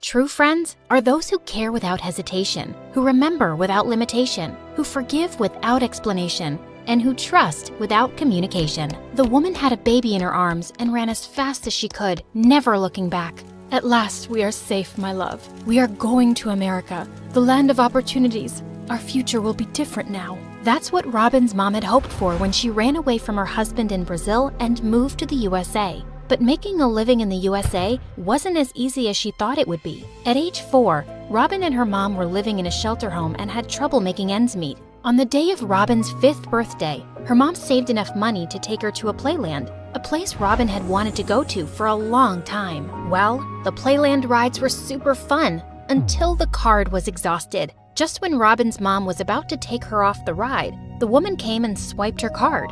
No, you didn't have to. We were done. Please, let me. Hey, kid, take as many rides as you want. I need to finish this card today, or else my daughter, Summer, will have me stay here for the rest of my life. Seeing the lady's daughter jump up and down like a kangaroo on a sugar high, Robin knew what she meant. Soon the girl went running towards the jungle gym, and her mom got Robin in there too. As Robin was having fun, she heard a scream and instantly ran towards the sound to find the other girl stuck in one of the tunnels. Are you all right? Please help! Oh, thank God you're here. I was so scared. It was so dark, but also colorful. Oddly like the witch's house from Hansel and Gretel. Robin pushed, and in no time the girl was able to get out of the tunnel. Both became good friends, and seeing how much both girls liked each other, Summer's mom soon offered Robin's mom a job at her home. She had to work as the cleaning lady, but she also got to have a room in the big mansion. As time passed, both girls became inseparable. Soon they started going to the same school and were like two peas in a pod. But the kids there always had something to say about how different Robin and Summer looked, especially Anya, who was mean as a snake. Together, you both make the number 10. Does Summer eat all of your food, Robin? Jerk, her weight is a temporary caloric imbalance, but your stupidity is a permanent genetic malfunction. If you say something to my friend again, I'll... Let it go, Robin. It's not worth it. Such mean comments didn't affect their friendship until they joined ballet classes together in the 8th grade. Come on, Summer. There are just 5 ballet positions we did this year, and you can't even get one of them right. Look at Robin. Her posture is like a delicate swan. But no buts. Come on, you can do it. Let's try it again. Seeing how hard Summer was pushing herself, Robin couldn't just sit by. So she started doing ballet and ended up landing straight into her teacher on purpose. Oops, I am so sorry. I guess lesson's over now, right? Come on, Summer. But Summer wouldn't budge. She remained standing in that awful position until there were tears in her eyes, and that's when Robin had had enough. I swear, if you don't stop, I'll never talk to you again. Then don't. I guess it would be better that way. Saying that, Summer kept on repeating the ballet steps till she was out of breath. That was the day something between the girls changed, and Summer started to spend less and less time with Robin. Worse, she got into all kinds of diets and started to hang out with Anya, the same girl who used to make fun of her. Once during lunchtime, as Robin started to enjoy her chocolate muffin, she could see how badly Summer wanted it, so she offered it to her. Oh, no. Don't tell me you're gonna eat that. And why can't she eat that? She doesn't have to starve herself. How can she eat that? You touched it. Aren't you her maid or something? Or her mom, like they clean your toilets? Summer, that's so unhygienic. Yeah, gross. Her mom does scrub our toilets. What was I even thinking? Thanks for rescuing me, girl. Come on, let's go have some detox water. As Summer left with her new friends, Robin was left in shock. That was the day Robin promised herself to turn her life around, so she focused hard on her studies and soon started acing her exams. By the time the girls reached high school, Summer was the official queen bee of the school. She had it all: a hot body, designer clothes, designer bags. She even had followers carrying her bag for her. But there was one thing Summer didn't have: Calix. Summer had a huge crush on the school's heartthrob. The guy was the perfect combination of beauty and brains, a jock and a straight-A student, and Robin had a crush on him too. Even though Calix might have smiled at her once or twice, Robin never spoke to him, knowing how much Summer liked him. One time, Robin was running late for school and was rushing when suddenly a car zoomed by and someone threw juice on Robin. Hey, jerk, watch where you're going. Oh, it's you, of course. Ugh. I didn't do it on purpose. Hey, come on, we're running late. And Robin, don't worry. You look the same trashy as usual. Robin hoped that Summer would say something in her defense, but she just avoided her gaze and drove off. When Robin reached the school, she caught her reflection in a window and saw her hair was a mess. As she fixed herself, she spotted a smiling face. It was Calix behind her. Hey, what happened to you? Nothing. Just started the day on the wrong foot, I guess. Well, you still look amazing. Never mind. Saying that, Calix walked away, leaving Robin stunned. Whoa, did the Greek god-looking hunk tell her she looked amazing? He sure did. After that day, Calix and Robin's paths started to cross almost every day. One time, Robin ended up accidentally stepping on Calix's heels in the crowded lunchroom. Another time, they were paired together in the science lab. And once in the cafe, Robin was buying a donut when she realized she'd forgotten her wallet, and Calix came to the rescue. Oh, you didn't need to. This is so embarrassing. I forgot my wallet. Come on, it's 50 cents. You need to loosen up a bit. So I'm throwing this party, and I would love if you could come, please. She isn't gonna come. She's always too busy studying, but I'll come. Would you like that, Calix? Of course. Robin, do try to come, and I'll see you guys later. Just as Calix left, Summer's sweet smile faded and she glared at Robin. You know I like him. That's why you're running after him. You are pathetic, Robin. Robin felt like slapping Summer, but controlled herself. Later that night, she was all dressed for Calix's party. She wasn't doing it to make Summer jealous, but because for the first time, someone from school had invited her over. Just as Robin reached Calix's place, she spotted him and was swept away when the boy came running and took her hand. Whoa, and I thought you looked pretty in glasses. You look mesmerizing in this dress. Thank you. Calix then took Robin to the dance floor, and as she was having the time of her life, Robin spotted the look of hatred on Summer's face. But once the song ended and Calix leaned in and kissed her on the cheek, it looked like Summer would explode.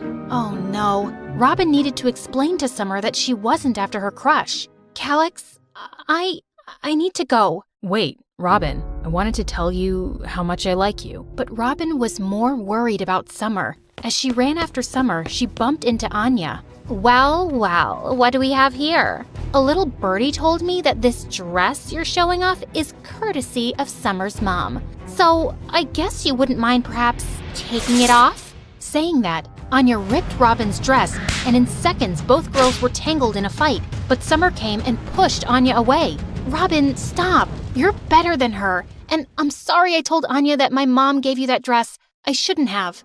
Wanna go home? Yes, I would like that. Summer and Robin sat in the car and talked after such a long time. And for a while, Robin thought everything between them would be all right. But just then, it started raining like crazy, and Robin realized that they were going towards a cliff. That particular cliff had a bad reputation among the townfolk for being haunted by ghosts. Why are we going there? Summer, you're so scared of horror stuff. Why do you want to see it? Just wanted to look at the city from up here. Ever since I learned how to drive, I wanted to go there. I've heard the view is to die for. Once the girls reached the cliff, they both enjoyed the view, but then suddenly, someone kicked Robin out of her car. It was Anya. She had been hiding in the back seat. What are you doing? It's raining. Summer, let me in. I'm scared. This place, it's creepy. Oh no, you witch. You thought you could just steal my guy? Walking back home in this rain will teach you a lesson. Or maybe make some friends with some ghosts. What? No, she can't walk back. It's raining. Let's just drive around for 5 minutes and come back for her. No way. She tried to steal Calix? I say punish her. Saying that, Anya took the steering wheel and they both drove off while Robin kept begging for her to stop. She even ran after the car, but exhausted, she fell to her knees. The next day, when Summer woke up, she was sure that Robin would be sick and tired from walking back home. But to her surprise, she saw Robin's mom all worried. Summer, did you see Robin last night? I've been waiting for her all night, but she didn't come home. What in the world? As her mom and Robin's mom called all their friends and then the cops, Summer felt her world shake. But before going to school, Summer saw a shadow enter Robin's room. Perfect, she's back. Got her mom worried for nothing. But upon entering Robin's room, she saw nothing except wet shoe marks on the floor and all the way up to the ceiling. Whatever you're up to, it won't work on me, Robin. Ugh. Saying that, Summer left for school. But when the announcement of Robin's disappearance was made, she felt confused. What? If Robin was still missing, who was that at home? During break time, Summer told Anya everything, only to be laughed at. So, you're saying Robin turned into a ghost who can climb walls? Or is she now Spider-Man? I don't know. I just think we should tell the police about last night. Police? Don't be crazy. She'll be back in no time. Don't be so dramatic. A few days later, Calix visited her at night, and right then, an officer also came to speak to Robin's mom. But as she opened the door, Summer saw something behind them. A person. Robin. Oh my god. She's here. She's coming here. What? Who's here? Kid? You all right? Scared witless, Summer ran into her room and shut herself in there. The next day at school, Anya came to Summer. You're trying to blackmail me? I'll ruin you, Summer. What are you talking about? Don't play dumb. I got this note in my locker. I know you're trying to spook me. Seeing the note, Summer's heart leapt into her throat. It was Robin's handwriting. I am coming. Everyone will pay. I swear it's not me. It's Robin. It's actually Robin's ghost. She wants revenge, I think. OMG, what have I done? All because of you. You left her there and she isn't back. This was all your idea. Shut up. And my idea? You were the one who tricked her. Keep your mouth zipped, or else. Or else what? You're horrible. I wish I could have seen your real face earlier. Robin was the only true friend I had. Yeah, and she's gone. Boo-hoo. This was the point Summer realized what a jerk Anya was, and she hoped and prayed her real friend would return, alive. A week later, in the evening, her mom was out and Summer was alone, when all of a sudden the lights went off. Summer immediately lit a candle and looked out the window. She almost fell on her butt. She couldn't believe her eyes. It was Robin. Robin looked deathly pale, like a ghost. You betrayed me. Summer, you betrayed me. Why did you betray me? No, I didn't. It was a... And then there was a loud bang on the door. And in the split second where Summer looked at the door, Robin was gone from the window. But the banging kept going on, driving Summer mad. No, I won't open the door. Never. Just then the lock turned, and Summer screamed. But her mom entered and seeing her crying on the floor, hugged her. Mom, Robin was outside on the porch. Oh, Mom, I did a terrible thing. Anya suggested, but it was all me.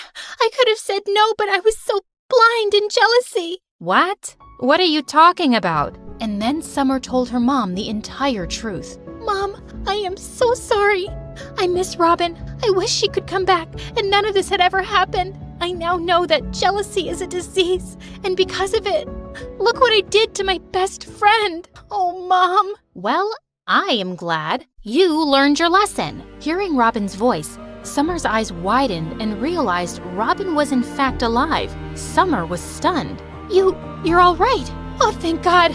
Robin, please forgive me. I crossed the line, and I shouldn't have done this. You shouldn't have, but, oh, Summer, I'm just glad all of this could open your eyes. And then Robin explained how Calyx had followed her that night and picked her up. Even though Robin could press charges on Summer and Anya, she chose not to and decided to teach Summer a much-deserved lesson. So she hatched the whole plan with Calyx. Even Calyx's cousin, who was in the police force, was in on the plan, and even both of their moms. Okay, you really got me there. I was scared out of my mind, but your absence told me the worth of your presence. Come here.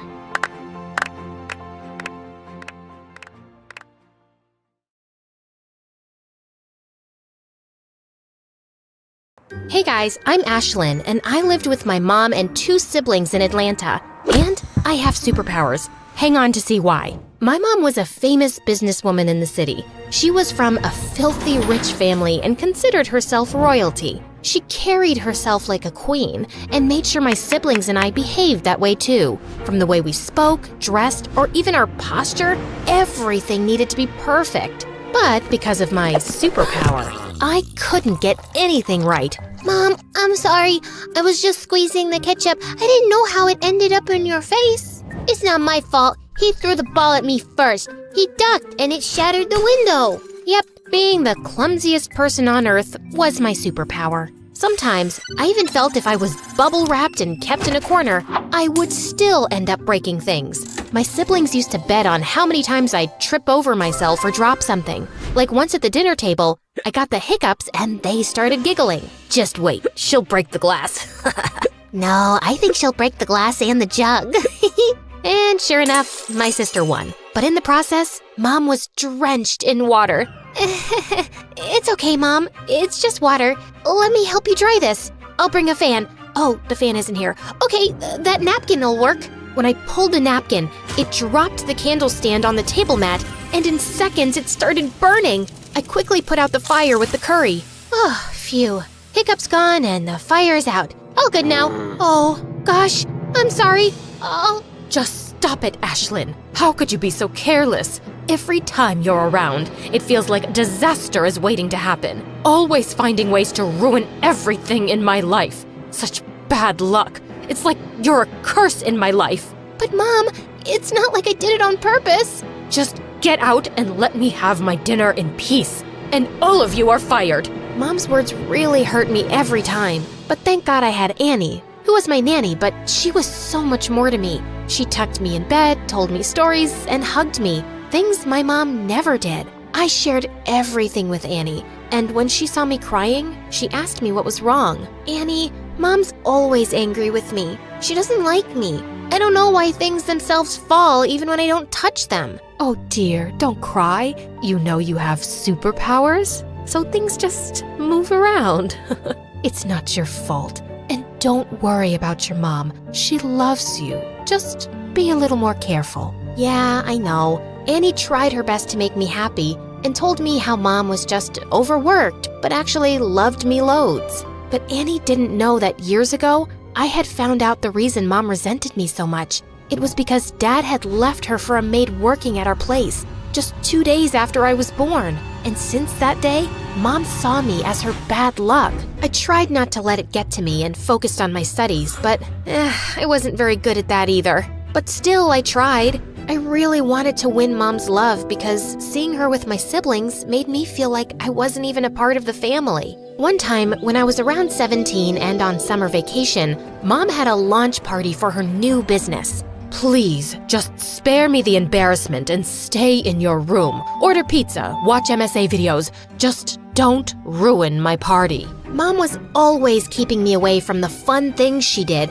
and I was curious, so I decided it would be fun to just peek at the party. The moment I saw the guests dancing, I decided to join them, and it was then that I tripped and fell on a table. Mom was furious. Before she could even say something, Annie came running and started to clean the mess I had made. You ruined! Ma'am, I got it. Please, don't be angry at Ashlyn. Mom forced a smile, and I thought she'd let the matter go. But I couldn't have been more wrong. When I woke up the next morning, I learned from the other servants that Annie was fired. Mom could call me bad luck and whatnot all she wanted, but firing Annie? That was the limit. Mom, that's not fair. It was my mistake. Why did you fire Annie? She was the only one that cared about me in this big house of yours. What? She was just a maid. It was her job to take care of the house and you. I can't take it anymore. You're heartless. I won't live here a minute longer. You want to leave? Fine.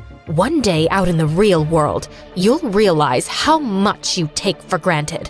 I want to see you try. You're not serious. In fact, I am. I left the house in a haze and found myself standing at Annie's door. When she saw me, she was worried and tried to send me back, saying how mad my mother would be. But I was determined, and eventually, she invited me into her small house. Have a seat. You must be hungry. I'll get you something to eat. Yeah, I'd like that. But as I sat on the chair, I ended up stuck. Just then, I heard a girl laugh. Bet you never used a chair like that before.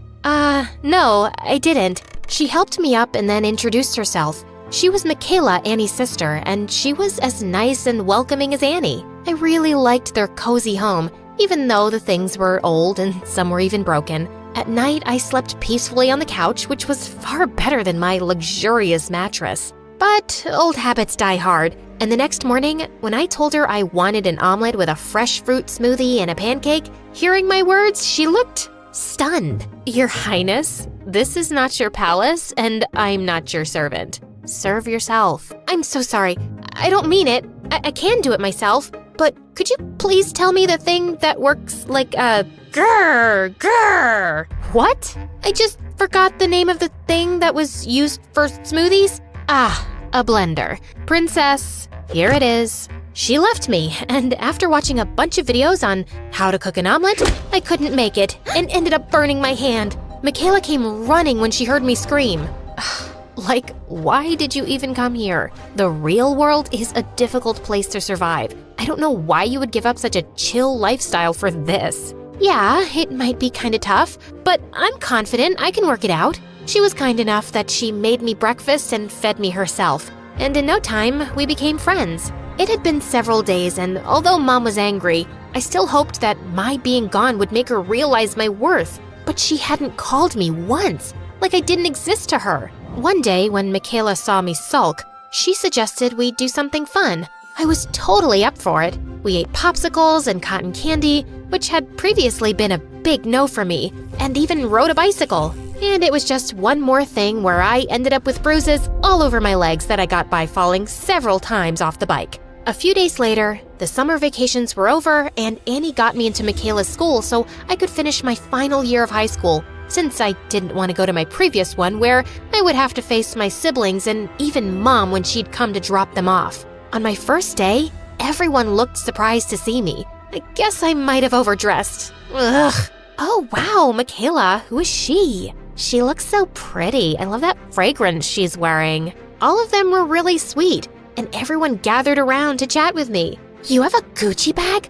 Is that a real one? No, thrift store. She bought it from there. You want to fit in or stick out like a sore thumb? Fit in? Good. So from tomorrow, don't dress like you're modeling. Michaela was right. I needed to blend in, so I bought new stuff for myself. Things were going well at school, like really well. I even made friends and started to do well in studies. One day, we were walking down the hallway and I noticed a poster for a speech competition with the topic self-esteem. Michaela suggested that I should participate. I decided to give it a shot since it would be the perfect opportunity for me to voice my ideas, something I couldn't do much around Mom. I worked hard for weeks on my speech, practicing in front of my friends. I was still nervous, but I was determined to do my best. On the day of the competition, I kept my eyes on Michaela and Annie as I stepped onto the stage. I was so relieved when I finished my speech, and I knew I had done a good job. The judges were impressed and announced that I was the winner. I was so shocked and excited. To my surprise, the guest of honor was the mayor, and he took a picture of me with the other winners. My picture was in the newspaper the next day. Just a few days later, as I was lost in the pages of my book, Michaela came running and told me how she had seen my mom go to the principal's office. My heart raced with excitement as I thought maybe finally my mom was proud of me and had come to my school. But then I heard my mom's voice from down the hall yelling at the principal. I gave you permission to give her admission, but that didn't mean you could use my name to publicize your school. Putting her picture in the paper and mentioning she's my daughter was a publicity stunt, right? This school runs on my donations. Do you have any idea how humiliating that is? Mom, why are you saying this? I thought you'd be happy, but all you care about is your name? My mom just gave me a nasty look and walked away. At that moment, it finally sunk in that I'd never be enough for her. I was done trying to make her happy. I was done trying to be someone I wasn't. I went to school the next day like nothing had happened, like my heart wasn't breaking. Throughout the day, Michaela and my friends tried to cheer me up. She asked if I could come and watch them practice their cheerleading routine. I'm glad I did because she did a backflip and landed smoothly on her feet. It was amazing. OMG, I can't believe it. I did it. Yay, I did it. Oh, Ashlyn, girl, you are like my lucky charm. You know, I've been trying this routine since like forever, and I could never get it right. Today, you came and I nailed it. Awesome. Congratulations, Michaela. Hey, what happened? Why are you crying? I've been called bad luck my whole life. No one has ever called me their lucky charm. Luck isn't something you're born with. It's something you create. If you focus on the good things in life, you'll be lucky. I stayed with Michaela until we graduated. Then she got a scholarship to a big university while I applied to business school and got in. I was stoked and couldn't wait to start my journey of becoming a business professional. I was in my 3rd year of college when one day, Annie told me how Mom wanted to see me. The company was failing. What?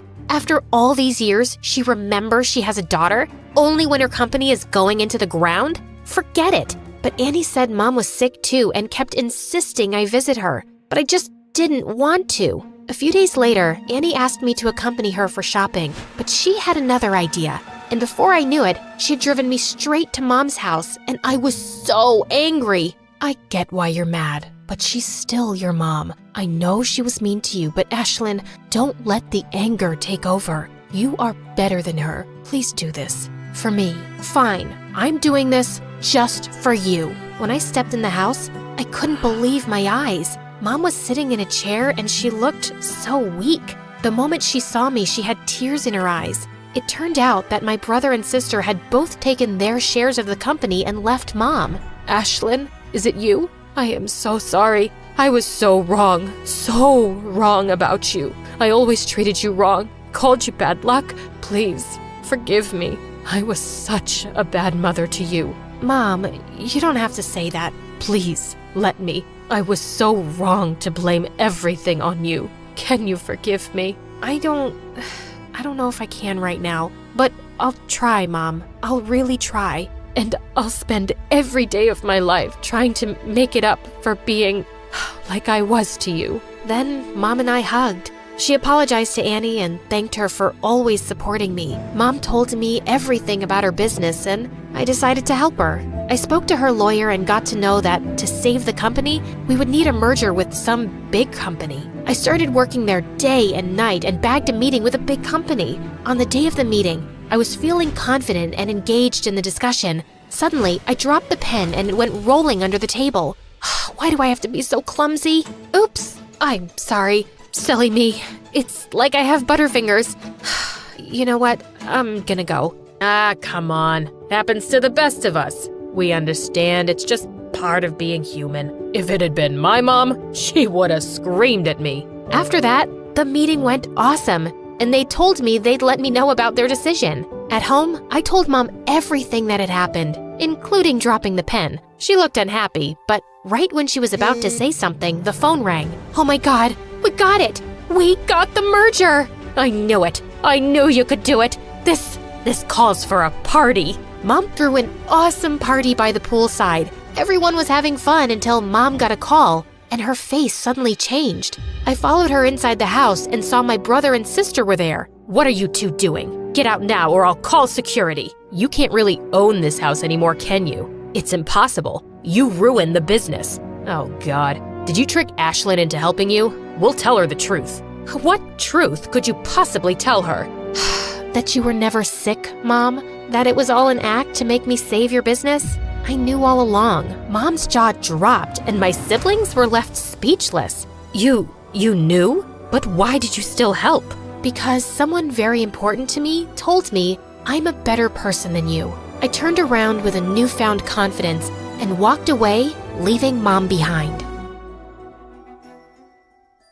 Come on, Serena. Give me sexy, give me fierce. Glare at the camera. Burn us with your hotness. Yes, queen, yes. I love it. Just then, my boyfriend Malcolm texted me saying he was outside. I was tired of posing like a stupid duck anyway. Looking around, I accidentally tripped over some electrical cords, and the shoot was over for the day. I catwalked my way outside, where Malcolm was leaning against his 169th sports car. Testing out this beauty today. You ready for a wild ride? I was born ready, baby. Wait. Let me start from the beginning. Hi, my name is Serena, and this is how dating the mayor's son became my worst nightmare. Before I continue, please like and subscribe. Growing up, people often said I looked like a delicate princess with a monkey's personality. I was a restless kid who was always jumping and climbing high places. And as a teenager, I got into parkour. One day, there was a parkour competition in my neighborhood, and I felt a rush of adrenaline as I bounded up the side of a wall, leapt onto a tree branch, and then jumped onto a railing. People were filming my moves. Just then, I spotted this guy in the crowd who clearly wasn't from around here, and he was watching me. As I landed a tricky flip, I glanced over, and his smile made my heart race. Wow, that was impressive. I've never seen a girl do things like that before. Oh, I'm sure the girls you know can only walk down a runway. That's true, which is why I'm so intrigued by you. My dad owns a sportswear company, among other businesses, and you'd be a great face for it. Your face is great. Are you making me a modeling offer? It turns out he was, and an offer I couldn't refuse. The money could help my family so much, and before I knew it, my whole life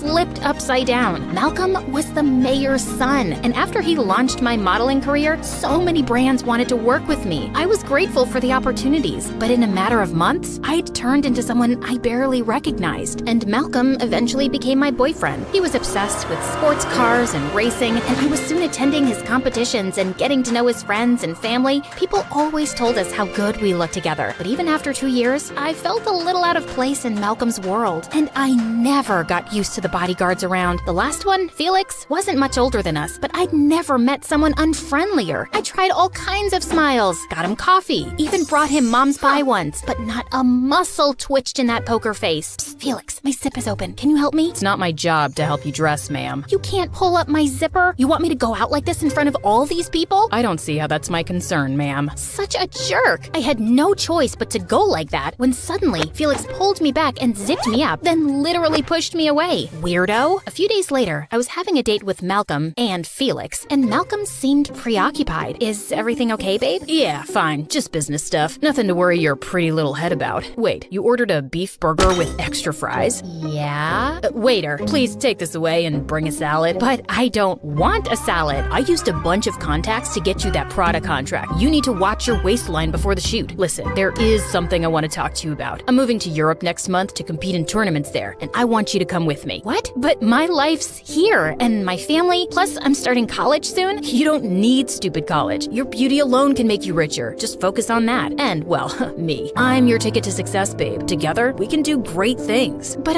just then, his phone started ringing and he took it outside. I could see him shouting at someone, and then suddenly, he just left with Felix. Since then, Malcolm got busier and grumpier, and I gave him his space, but I wished he would just share things with me. Then one day at home, I was shocked to find out that Malcolm had a terrible accident. I called his parents in a panic, but they weren't answering their phones. Finally, I got through to Felix. Is Malcolm okay? Where is he? Sorry, but I'm not at liberty to tell you anything, ma'am. Are you kidding me? My boyfriend had an accident and you can't tell me anything about it? Can you for once be a human and just help me, please?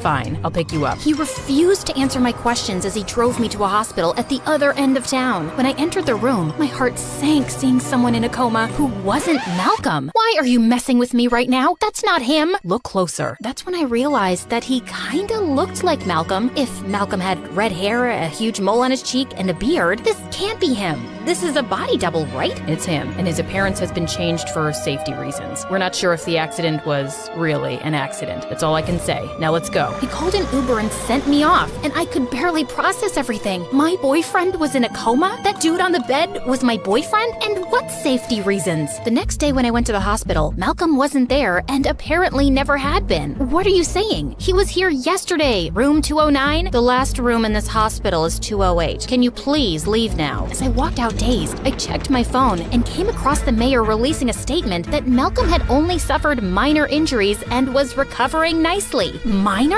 Yesterday he was in a freaking coma. I went straight to Malcolm's mansion for answers, but his parents wouldn't let me in. Why would we let you visit our son? We don't even know you. Huh? It's me, Serena, his girlfriend? I think you're hallucinating, young lady. Sir, I know you're concerned about his security, but this is crazy. I just want to know how he's doing. I'm not some imposter. Look, I'll just do my Face ID like I always do, but my Face ID wasn't working anymore. Get lost before we call the police. As I was walking away from the mansion, I suddenly bumped into Felix. Oh, thank God you're here. They won't let me visit Malcolm. They're acting like they don't even know me. I can't help you, Serena. I got fired for taking you to the hospital yesterday. Felix, I'm sorry, but come on. Of all the people, they don't trust you and me? We have to figure out what's happening here. Yes, I'm going to, but I work alone. And then he got into his car and just drove away. I was feeling insane the next 2 days, hatching plans from breaking into the mansion to making noises in the press about the whole thing. Then one evening, I got a call from Felix to meet him at a cafe. So, you know how I said I work alone? Well, I changed my mind, and you can work with me. Yay! He then told me that Malcolm's parents were hosting a grand party for their 40th wedding anniversary that weekend. Their son's in a coma and they're celebrating? Is Malcolm even in a coma? I saw the accident myself, and he was unconscious. But then the mayor's team took over everything, and the next day I was fired. We gotta get inside that mansion to find out what's really happening. I've got us on the guest list. We'll be going as them. Mr. and Mrs. the Ball de la Croix what? Tybalt de la Croix-Rousse. They're French. You're not gonna mess up this mission, are you? Because I can get someone else. No, I'll be amazing. I promise. A mission. Wow. Like, I'm super worried about Malcolm, of course, but this sounds exciting. So, you got any, pro tips for this undercover spy biz? Yeah, wear an adult diaper. Can't take bathroom breaks on a mission. And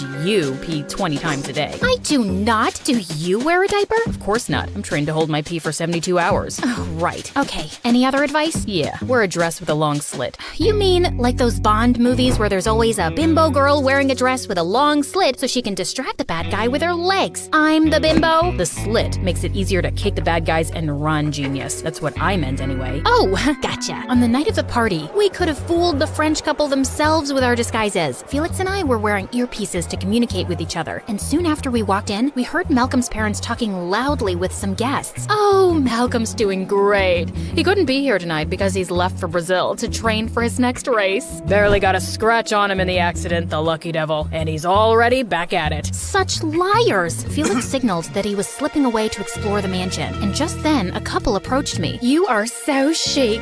French, I'm guessing. CC. It's we. Oui. Sorry, I mix up sometimes. My parents are half French, half Jamaican. Oh, could you please say something in French? I so adore the language. Excuse yourself. Walk away. Okay. Oui, pour vis-à-vis le belle le omelette du fromage. It means this could be the beginning of a beautiful friendship. That was mostly garbage. And then you said cheese omelet. Would you care to dance, mademoiselle? The man was dragging me off to the dance floor before I could say no, and some tango music came on. You don't know how to do the tango, do you? Listen, I'm watching you. Just follow my instructions. First, step forward with your right foot and pivot on your left. Then cross your left foot over your right and step back with your right. I had no idea what I was doing, but I soldiered on. No, Serena, your left, not his left. You're gonna trip. Sure enough, I went tumbling to the floor. I quickly got up and walked off to the corner, and I could hear Felix laughing. It's not funny, buttface. Hey, that's no way to talk to your husband. Now, can you just stay out of trouble for 5 minutes so I can focus? Oh gosh, someone's coming. Serena, I need you to remember this password. JK5942-438 Wait, what? Let me get this down. Pull the dogs out, 4789 hashtag. I have tissue and a lipstick now.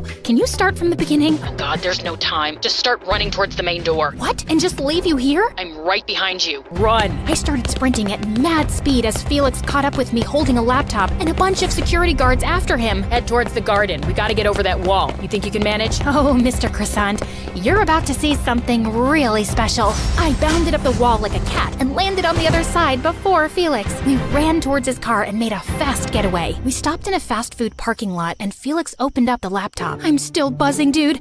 I haven't felt so alive in ages. I have to admit, that wall climbing was amazing. I've seen some of your parkour videos, but watching you in person, well, I'm impressed. You've seen my videos? I haven't posted anything in like 2 years. I do a background check on my clients, so yeah, they came up. Okay, I logged into their security system, and see this? It's a view of every room in the mansion, and Malcolm isn't there. They've moved him someplace else. What do we do now? We'll figure something out. For now, you deserve a good meal after your first mission, and you can eat in peace without Malcolm around. Excuse me? You know, he's always telling you what to eat. No, he's not telling me anything. He's just looking out for me. I mean, I am a model, and I owe my career to Malcolm. Okay, so he also wasn't telling you that you have to move to Europe and that you don't need college? Just because you get to eavesdrop on our conversations doesn't mean you get to judge us. I'm just saying, Malcolm's a bit of a jerk with you. You don't owe him anything. It's a relationship, not a business transaction. I don't have to sit around and listen to this. You know nothing. I stormed off and hailed a cab. Before he acted like I didn't exist, and now he suddenly had all these opinions about my life? I'd cooled off a bit by morning, and I really wanted to know what Felix was planning next. Luckily, he texted me soon. I think I know where he is. If you want to join me, be at the airport by 7 p.m. Well, that wasn't an apology exactly, but it would do. I told my parents I had a shoot in another city for a few days. Almost thought you wouldn't make it. Also, Serena. It's okay. I accept your apology. Apology? I haven't even thought about apologizing. I was just saying,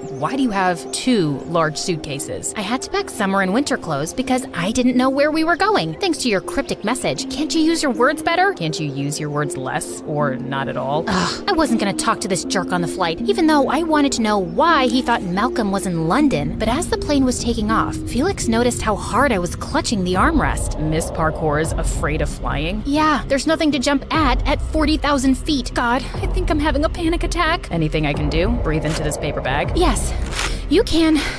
Can you sing a One Direction song for me? Their songs calm me down. Which one? Any. Sing any. Okay. Baby, you light up my world like nobody else. The way that you flip your hair gets me overwhelmed. Right now I'm looking at you and I can't believe you don't know. Oh, you don't know you're beautiful. He had that half smile on his face, and my heart did something funny, but I snapped out of it. You actually know a One Direction song? Dude, you're so lame. What? But you just said... Yeah, I lied. I'm not having a panic attack, and I certainly don't listen to One Direction like a 13-year-old girl. Now, should I paint your nails while you tell me your hopes and dreams? Felix refused to talk to me after that, and I couldn't stop grinning. Serena 1, Felix 0. After we'd checked into our hotel, Felix told me that he'd intercepted some phone calls the mayor had made to London. It's just a strong hunch, but Malcolm's parents own a mansion in the countryside, and I think he's there. We'll try sneaking in late at night. Okay, so what are we doing doing during the day. We could see London. We did, and I found myself having more fun than I'd had in ages. Even Felix seemed relaxed and different here, and well, cuter. So, there's something that's been bothering me a bit. I'm looking for Malcolm because he's my boyfriend, but why are you looking for him? You're not even his bodyguard anymore. Well, there's something weird going on here, and I just want to get to the bottom of it. Is that all?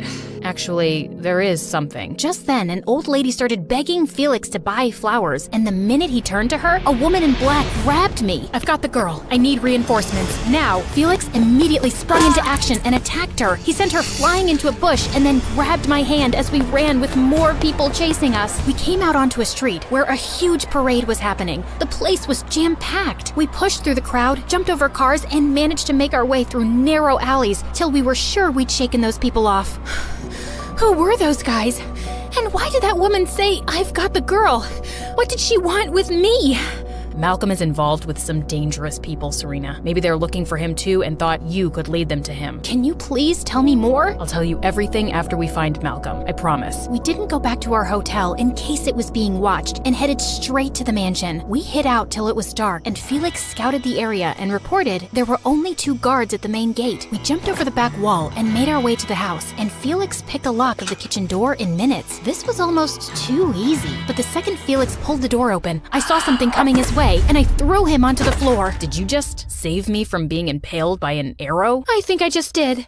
Remind me to thank you if we survive this. There were more arrows being shot by a machine, and Felix and I crawled our way out of there and landed in the main hall. Hey, you've scraped your shoulder. Oh, it must have happened while climbing over the wall. Let me take a look. It's bleeding. Felix was standing really close as he inspected my wound, and I was feeling a bit breathless. Suddenly, he stopped short. Serena, what's that around your neck? What, this? It's a diamond pendant Malcolm gave me a few weeks ago. I usually keep it under my shirt. What? Why is your face all weird? That necklace. It's got everything I've been looking for. Huh? Serena, I actually work for the government. I took up a job as Malcolm's bodyguard because we found out he's involved with a ring of diamond smugglers. I've been trying to get to them through Malcolm, but I had no idea he had this necklace, that you had it. This diamond can bring down their whole smuggling operation, so I'm gonna need that, and we can leave now. Wait, leave? What about Malcolm? Actually, my mission is done. I don't need him anymore. So what? You're not gonna help me find him now? Fine, take this necklace and go. I ran off down the hallway feeling shaken, but determined to find Malcolm, and seconds later, Felix was by my side. You're so exasperating. Why do you even care about stupid Malcolm? I'm not explaining myself. Just leave. I opened a door at the end of the hallway, and we entered a bare room. But suddenly, the door slammed shut behind us, and the room started filling up with some gas. Oh, great. Now we're gonna die in a gas chamber. Help! Someone! Help us! No one's coming, and there's no way out. Oh my god, do you feel your skin melting? Not yet, but I'd give it about 3 minutes till we stop feeling everything. I'm so sorry for landing you here, Felix. And I'm sorry I can't get you out, Serena. Really. So, this is it? Any last wishes? Yeah, just one. Suddenly, Felix pulled me close and kissed me hard. Just then, the door opened, and Malcolm was standing there with armed guards behind him. Malcolm! Oh, thank God you're okay.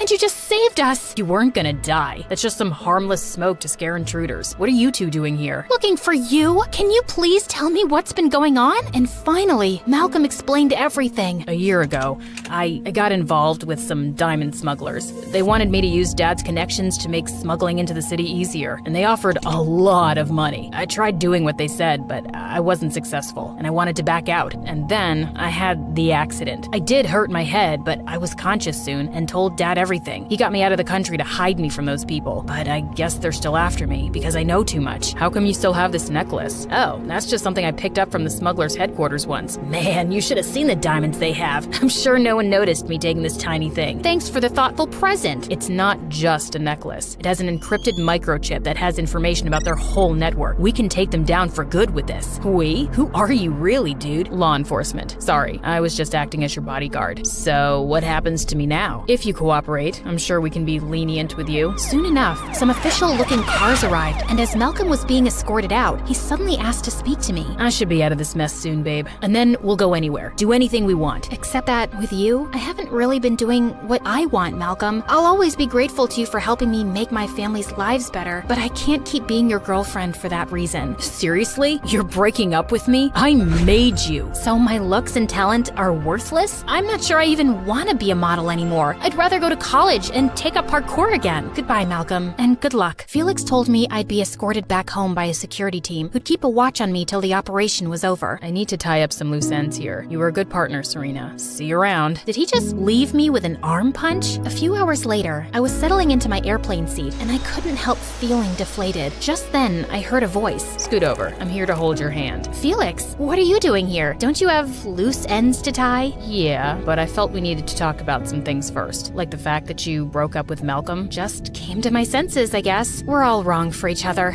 Cool. Sounds good. Anything else you want to talk about? Like that passionate kiss in the gas room? What about it? People do crazy things when they think they're about to die. Well, that's good to know. Also, when they're in love. What? I've liked you since ages, Serena. I hated seeing you with Malcolm, but there wasn't much I could do about it. So, what do you think? Am I right for you? Too soon to tell. Take me out on a proper date and we'll see. What do you think I'm doing here? We're up in the clouds, we've got food. This is a date. Airplane food doesn't feel like a date. It's a date. Doesn't feel like one to me. Let's see what we can do to change that.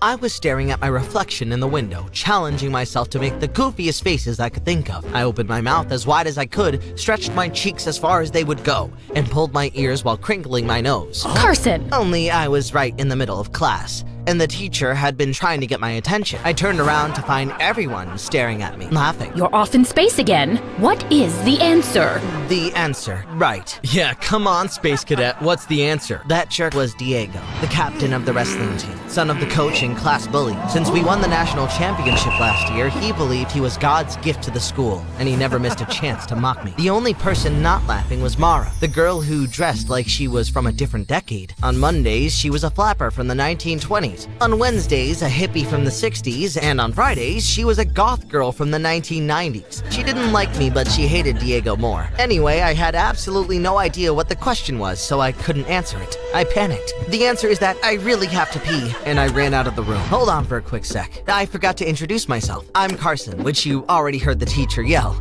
I always seem to do and say things that other people find, well, weird. But I guess you already know that too. I try not to, but honestly, I can't help it. See, even that was weird. Oh, and can you do me a huge favor and hit like and subscribe? So I'm the only boy in an all-girl household, and they all have an opinion about me. He's just a unique boy, that's all. He's a total weirdo. I think my aunt must have dropped him when he was a baby or something. Oh, he's just, a bit strange. I think my sister gives him too much sugar. That was my younger cousin Brenda and my aunt Peggy. They moved in with us after my uncle left for a vacation and decided to never come back. It didn't matter what I was doing. They always whispered and judged me, whether it was brushing my teeth. Why is he holding the toothbrush upside down? What's wrong with him? His mother never taught him right. Eating dinner. Why does he take such small bites of food? His mother never taught him right. Or just playing video games. Why does he grin like that when he plays? His mother. According to my aunt, it was my mother's fault that I was weird. Anyway, back to where we left off. I ducked into the bathroom for a moment of quiet before I had to face the humiliation of going back to class again. Let me guess, you spaced out again, got called on by the teacher, and you said you had to pee? I looked over to see Finn, the one person in the entire world who understood me. We've been next door neighbors since we were kids, and he has always treated me like a little brother, even though we were the same age. And what makes you think that? Maybe I just came in here to do some push-ups. Right, because everyone comes to the boys' bathroom to work out. I hate that you know me so well, Finn. You think anyone will notice if I hide here for the rest of my life? Diego again, huh? Isn't it always? Car, buddy, idiots like Diego are so worried about what people think of them, they bully others to make themselves feel better. Don't let him win. Get back in there. Talking to Finn always made me feel better. The big difference between us was that he was super popular and I wasn't. Girls literally hung themselves on him like Christmas ornaments. Hey, Finn. Did you see my new selfie on Insta? It's with my new Ferrari. My selfie is on my dad's private island. Wanna come? My selfie is jumping out of my own airplane. on my dad's private island. But Finn didn't care. He was always so focused. To be honest, I don't know why he even hung out with me. People don't take the time to get to know Carson. Sure, he's a little odd, but who isn't? Finn was the reason the wrestling team won the national championships. He was the best wrestler on the team, which made Diego furious. Diego hated anyone who was better than him, and the biggest college recruiter in the country was coming to school in a month to see Finn and not him. But Diego had a plan to fix that. He just needed the opportunity. Little did anyone know that he was about to get it. I was on my bike riding home from school singing my favorite commercial jingles at the top of my lungs. Oh, Ozempic, liberty, liberty, liberty. When I heard a voice from behind me. Where are you going, weirdo? I saw Diego and a couple of his friends on their bikes racing toward me. It wasn't enough for him to humiliate me in school. He also liked to do it outside of school by chasing me down and posting embarrassing photos on social media, like sneaking rubber lizards into my backpack, dumping paint over my head, or tossing me into various garbage cans. I pedaled as fast as I could, but they were catching up ahead where the railroad tracks and the crossing gates were coming down. I needed to make it across, but the train was coming. I realized I wouldn't make it, slammed on my brakes, and stopped inches from the tracks as the train came roaring by. I turned to face Diego and his friends. Well. I sense a great photo opportunity here. Get away from me, Diego. Or what, weirdo? He pointed to a pile of dog poop on the ground. Oh man, we need to get a photo of you with your face in that. I looked around. The train was still passing. I had nowhere to run. Diego pulled me off my bike and threw me on the ground. Just as he was about to push my face into the poop, I heard a voice. Leave him alone, Diego, you jerk. I turned to see Mara sitting on her bike on the other side of the tracks. Unlike me, Mara never cared about what others thought of her. Do I think Carson is weird? Yeah, but he should stand up for himself and own it. Insecurity is like catnip for bullies like Diego. Ooh, looky here, it's Mara, the other weirdo. And you're going to stop me? No, but my brother is. And like out of a superhero movie, Finn's bike sped up the road, stopping between me and Diego. He jumped off, standing face to face with Diego. Get out of here, Diego. If it isn't Finn coming to the rescue, why do you even care about him? Because I do. And if you want to get to Carson, you need to go through me first. Out of the corner of my eye, I saw one of Diego's friends recording all of this on his phone and suddenly realized what was happening. This was Diego's plan all along. I jumped to my feet to try and stop what was about to happen. I'm good, Finn. Thanks so much. I think this was a great bonding moment. Everyone can go home now. No, I'm done letting Diego bully you. Bully me? Don't be ridiculous. I was going to put my face in that dog poop anyway. I'll do whatever I want to your weird friend and your freak sister. And then Diego shoved Finn hard. Finn snapped and punched Diego, knocking him to the ground. Diego started laughing. You get that? Got it! The next day, Finn got called into the coach's office where he was watching Diego's video, carefully edited to only show Finn hitting his precious son. You punched Diego because you're jealous that he's team captain and you aren't? That's not true. He attacked my friend and then he shoved me. My son doesn't lie. You're off the team. Diego's plan was a total success. Over the next week, Finn didn't speak to anyone, including me. I tried to get his attention by jumping in front of him as he walked down the hallway, locking the door of the boys' room as he tried to go inside, and even holding onto his leg so he couldn't walk. But none of it worked. He was so depressed. But something else was happening. Diego stopped bullying me. He wasn't picking on me in class or tripping me in the cafeteria, and I could bike home without worrying he was following me. I had to know why, so I rode my bike up to him as he was leaving school. Why are you leaving me alone? You haven't mocked, insulted, or shoved me once since you helped me get your buddy Finn kicked off the wrestling team. But I didn't. Oh, yes, you did. I couldn't have done it without you, weirdo. And now the recruiter is coming to see me instead of him. So consider my leaving you alone as a little thank you present. And as he walked away, I looked over and saw Mara just staring at me, shaking her head. Since we were kids, I always secretly had a crush on her. She would play rough with me and Finn. In fact, she is the one who convinced him to get into wrestling and even helped train him for the championship. But the older we got, the less she liked me. And now she really hates me after what happened to Finn. I needed to speak to him, so that day I went over to their house, but Mara answered the door. What do you want, Carson? Mara, Finn needs to tell the coach the truth, that he was only defending me and you. First of all, Carson, let's get something straight. I don't need defending. Second of all, who do you think Diego's father is going to believe? His son or Finn? So unless you can get him back on the team before the recruiter comes, then I advise you just let it go. The damage is done. And then she slammed the door in my face. Finn was my only friend and now he lost his dream trying to help me.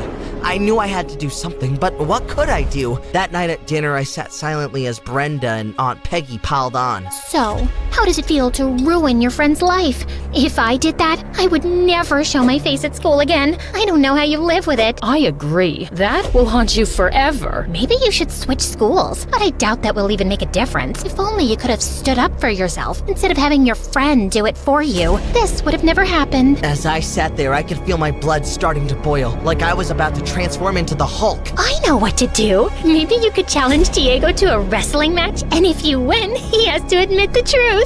I stood up, slammed my fists on the table, and erupted like a volcano. That's exactly what I'm going to do! Yeah, right. Carson's gonna challenge Diego to a wrestling match? Talk about an epic humiliation. His mother should have gotten Carson a therapist a long time ago. But that night, as I lay in bed, I knew that's what I had to do. Brenda was right. If I didn't try to fix this, I wouldn't be able to live with myself. I stormed up to Diego the next morning as he was talking with his friends by his locker. Diego, I challenge you to a wrestling match 2 weeks from today after school. Sorry, what now? You want to wrestle me? Yes, in front of everyone, the entire school. Diego and his friends burst out laughing, but I was dead serious. Wow, you're even weirder than I thought. This is like a dream come true. It would be my pleasure to embarrass you in front of the whole school. Sure, this is your opportunity to completely humiliate me in front of everyone, but if I win, you have to tell everyone the truth about what happened with Finn. Oh, you've got a deal. 2 weeks from today, this is going to be like Christmas coming early. Now, all I had to do was beat the captain of the wrestling team in a wrestling match. I had 2 weeks to prepare. I just needed someone to train me. Are you some kind of idiot? I couldn't think of another way to help Finn. And how do you help Finn by humiliating yourself in front of the entire school? Diego is going to destroy you, Carson! Unless you train me, please, I'll do anything to help fix this. I don't care if he humiliates me. My life can't get much worse than it is right now, so I at least want to try. Well, you weigh about the same as Diego. Okay, I'll train you, but he's still probably going to— Thank you.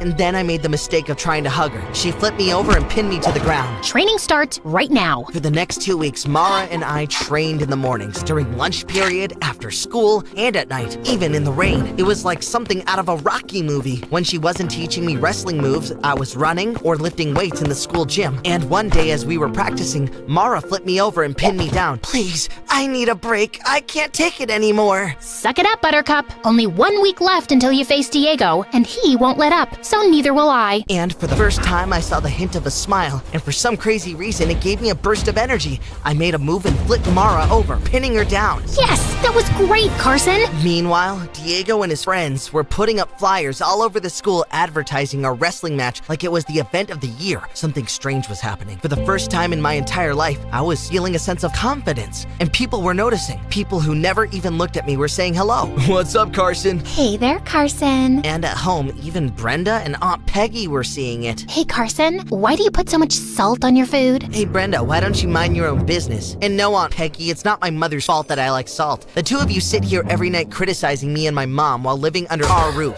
If you have a problem, go get your own place and stop mooching off of us. I thought their jaws were going to hit their plates. The day of my match with Diego finally came, and the gym was packed. I think every student and teacher in the school was there, ready to see me get humiliated. Mara was in the front row. Diego made his father the referee, which wasn't fair, but there was nothing I could do. You've got this, Carson. I believe in you. And then she gave me that smile that sent electricity through my veins. Diego's father blew the whistle. Diego immediately got me in a cradle and nearly ended the match before it began. It's over, weirdo. But I got out and flipped him. The crowd erupted in cheers. This infuriated Diego, who got me in a headlock. I couldn't get out. I could see Diego's father smiling. The crowd started chanting my name. Carson! Carson! Carson! I struggled as hard as I could, but Diego had me. Come on, Carson! You can do this! And then I looked over to see Finn walk in and sit down. I felt a sudden burst of power, picked Diego up, and threw him back. Yes, Carson! Diego couldn't believe what was happening. I was holding my own and the crowd was cheering for me. I had him pinned. I was going to win. And then I heard Diego's father say something in his ear. Don't you dare let him win. And then Diego headbutted me in the face. The crowd screamed, "That's illegal!" That's my boy. I grabbed my bloody nose. Diego flipped me over and pinned me down, winning the match. Diego's father raised Diego's arm up in victory, but the crowd was booing. Mara and Finn ran over to me. Mara held a tissue to my nose to stop the bleeding. You did amazing out there. He had to cheat to win. I can't believe you did this for me, Car. You truly are such an incredible friend. But I lost. and you won't get back on the team. It's okay, buddy. Diego is stunned at the crowd's reaction. He never faced this before. Cheater! Cheater! Cheater! The crowd went crazy, and then something incredible happened. The school principal had been watching the whole thing. He walked up to Diego and his father. Our team was the national champion this year, and I will not tolerate a coach who encourages cheating. You're fired. You can't fire my dad. Well, I just did, and you're off the team permanently. And then the principal raised one of my arms in the air and Finn the other, the real winner of the match. And the crowd went crazy. Mara grabbed my shoulders and hugged me. Finn was back on the wrestling team, and a few days later, the recruiter came to see him and even offered him a full scholarship to the best wrestling program in the country. Car, I don't know how to thank you. None of this would have been possible if you didn't. You deserve this scholarship more than anyone. You truly are the best friend in the world. Finn, why are you making my boyfriend cry? Yeah, she said boyfriend. Mara and I finally started dating and became the most popular couple at school. We even ended up going to the same university. Who knew being weird would end up being awesome after all?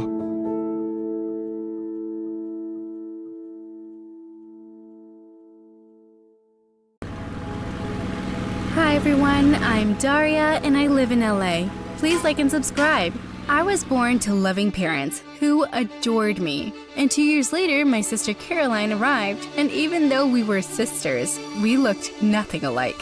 For starters, I had long, beautiful hair, which my mom loved and would spend hours combing. As for Caroline, she was blessed with curly hair that usually looks like a bird's nest, but she didn't have a worry in the world. Growing up, I always noticed how my parents were two opposites of a magnet. Mom was strict and careful with money. Dad was a free spirit and always lived in the moment, and I loved him for that. One time, all four of us visited the museum, and it was there I saw the most amazing thing ever. Lockheed Vega, Amelia Earhart's plane. I had read about her in my history class and was totally fascinated by her. Dad, Dad, I want a picture inside the plane. Inside? It's not allowed. Pretty please. Fine. But promise to share your kiddie meal, cause your mom won't let me have another one. Deal. Well, while Mom and Caroline were busy listening to the tour guide, Dad and I sneaked and took pictures in the legendary aircraft, and it was amazing! Dad, I want to be like her and fly airplanes.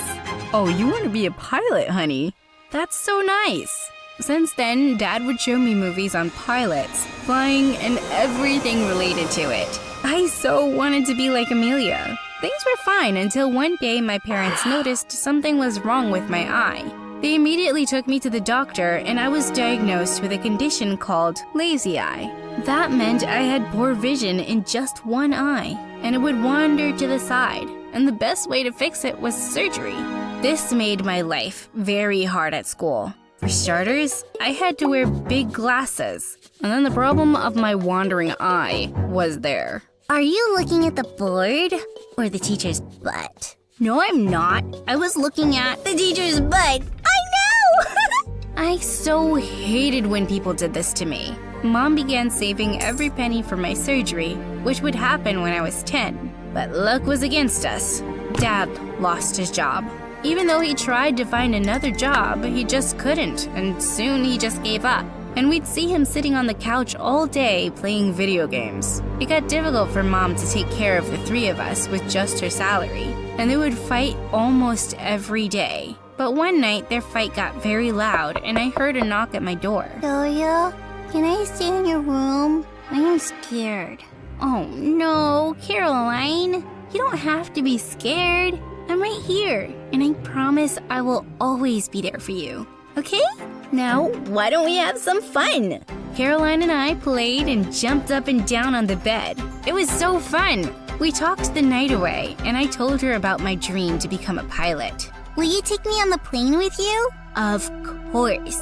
I'll even let you sit next to me and take you to different places. When I turned 13, Mom had finally saved enough money for my surgery, and I was so happy. To celebrate, Dad said he would get me a surprise. I loved surprises. This was one of the best days ever. Ta-da! Congratulations, Daria. What's wrong, honey? It's your fave. That's one ugly cake. I said red velvet, not carrot cake. It is red velvet, Dumbo. Taste it. It is, but an ugly one. Boo-hoo, you didn't get a pretty cake. Can we just eat now? I gotta go for practice. Forget it, I'll eat later. That was somewhat rude of her. But as we were growing up, I realized how Caroline had begun to get distant. I talked to Dad about it, and he said it was just a phase, and how she was so much into sports. I did miss the younger, naive Caroline, but thank God I had Keisha, my neighbor and best friend. She knew all my secrets, including my big fat crush on the school's hottest guy, Jason. The guy was everything a girl could ever dream of. Plus, he was in a band too. So hot, right? Daria, you should totally tell him about your crush. So that he'll see me as one of his fangirls? No, thank you. Oh, come on. He won't see you that way. You better tell him soon or I will. Kidding. That evening when I got back home from school, I saw Mom and Dad arguing. Again. So what's this one about? Ooh, let me guess. Dad overslept. Wait, he got another parking ticket. Ooh, I know. He burned dinner. Nah, this time, Dad spent the electricity bill on food for him and his friends when he came over to watch the cricket match. Can you believe it? That's a new one. Perfect. Now the power is cut. Well, things didn't change over the next few years, and when I was 17, Mom announced she would have to move to Dubai because she had a really good job offer there. We decided that Caroline and I would stay back with Dad and finish our studies here. Dubai? Won't you miss us? Of course I will. I know you can handle things here. I trust you, sweetie. Plus, I'll be back in a while. After Mom left, everything was on my shoulder. It was unfair, and I sort of resented her for that. Good job opportunity or bad? How could she just leave? I was pretty upset, but when Dad stepped up, things got better. He spent most of his time taking care of us, which was unusual, but I loved it. After I was done with high school, I was excited and started saving money for the pilot training program, but I was still falling short. Daria, why don't you just borrow from your mom? Or maybe Caroline? Oh, Mom said she will give, but I can't ask her for the entire amount. And Caroline? She won't give it up so easily. She keeps an account of everything. She's a little weird in that way. So, why don't you take it and give it back later? She doesn't have to know. Borrow from Caroline? I didn't want to, but I was out of options. So I borrowed some cash from Caroline's safe box and pretended like nothing was wrong. I'll bring it back soon. Just a few weeks later, when I got home from my part-time job, I saw Caroline having a yelling competition with Dad. What in the world was happening? Caroline, what's going on? Well, I was missing a big chunk of money recently, and it turns out Dad stole it. No way. Why would he walked in with gifts for us. Expensive ones. Where would he get the money from? How can you accuse me of doing something like this? I saved this. Yeah, right. You saved money? You don't know the S of save, Dad. Caroline stormed out of there, and I saw Dad staring at me. Later, Mom found out, and it got even worse. I felt extremely guilty and wanted to tell Caroline everything, but I couldn't. The guilt was eating me, and one day I just wanted to be out of the house, away from everything. So Keisha and I went to a cafe where we ran into someone I never thought I would meet. Jason. Hey, Daria. Haven't seen your pretty face in so long. I don't know why I just said that. I mean, it's been so long. Jason, it's so nice to see you here. Why was my voice going so high? Since that day, Jason and I had been constantly texting and calling, and soon we became really good friends. I even confessed about my elephant-sized crush on him, and he said he liked me too. A couple of weeks later, I invited Jason for Caroline's birthday. After all of her friends had left, it was just the four of us and Dad, and we decided to watch a movie. But Caroline was still not talking to Dad, so he left saying he was feeling tired. I felt so bad for him. The guilt was eating me alive, and I wanted to confess to Caroline immediately. But the outfits worn by the actors distracted me. Oh, that's a lovely design. Maybe if the dress was in red and not orange, it would have looked better. What are you talking about? That dress is red. Do you need glasses now, Grandma? Oh, shush. But that is orange, right? No, it's red. Like really bright red. Maybe the contrast in color looks different from the angle you're sitting at? Yeah, maybe. But I let this go and focused on my test for the pilot training. But when it was time for the vision test, I was left in shock. I had color blindness. But I got my eyes fixed and had surgery. This happens a lot.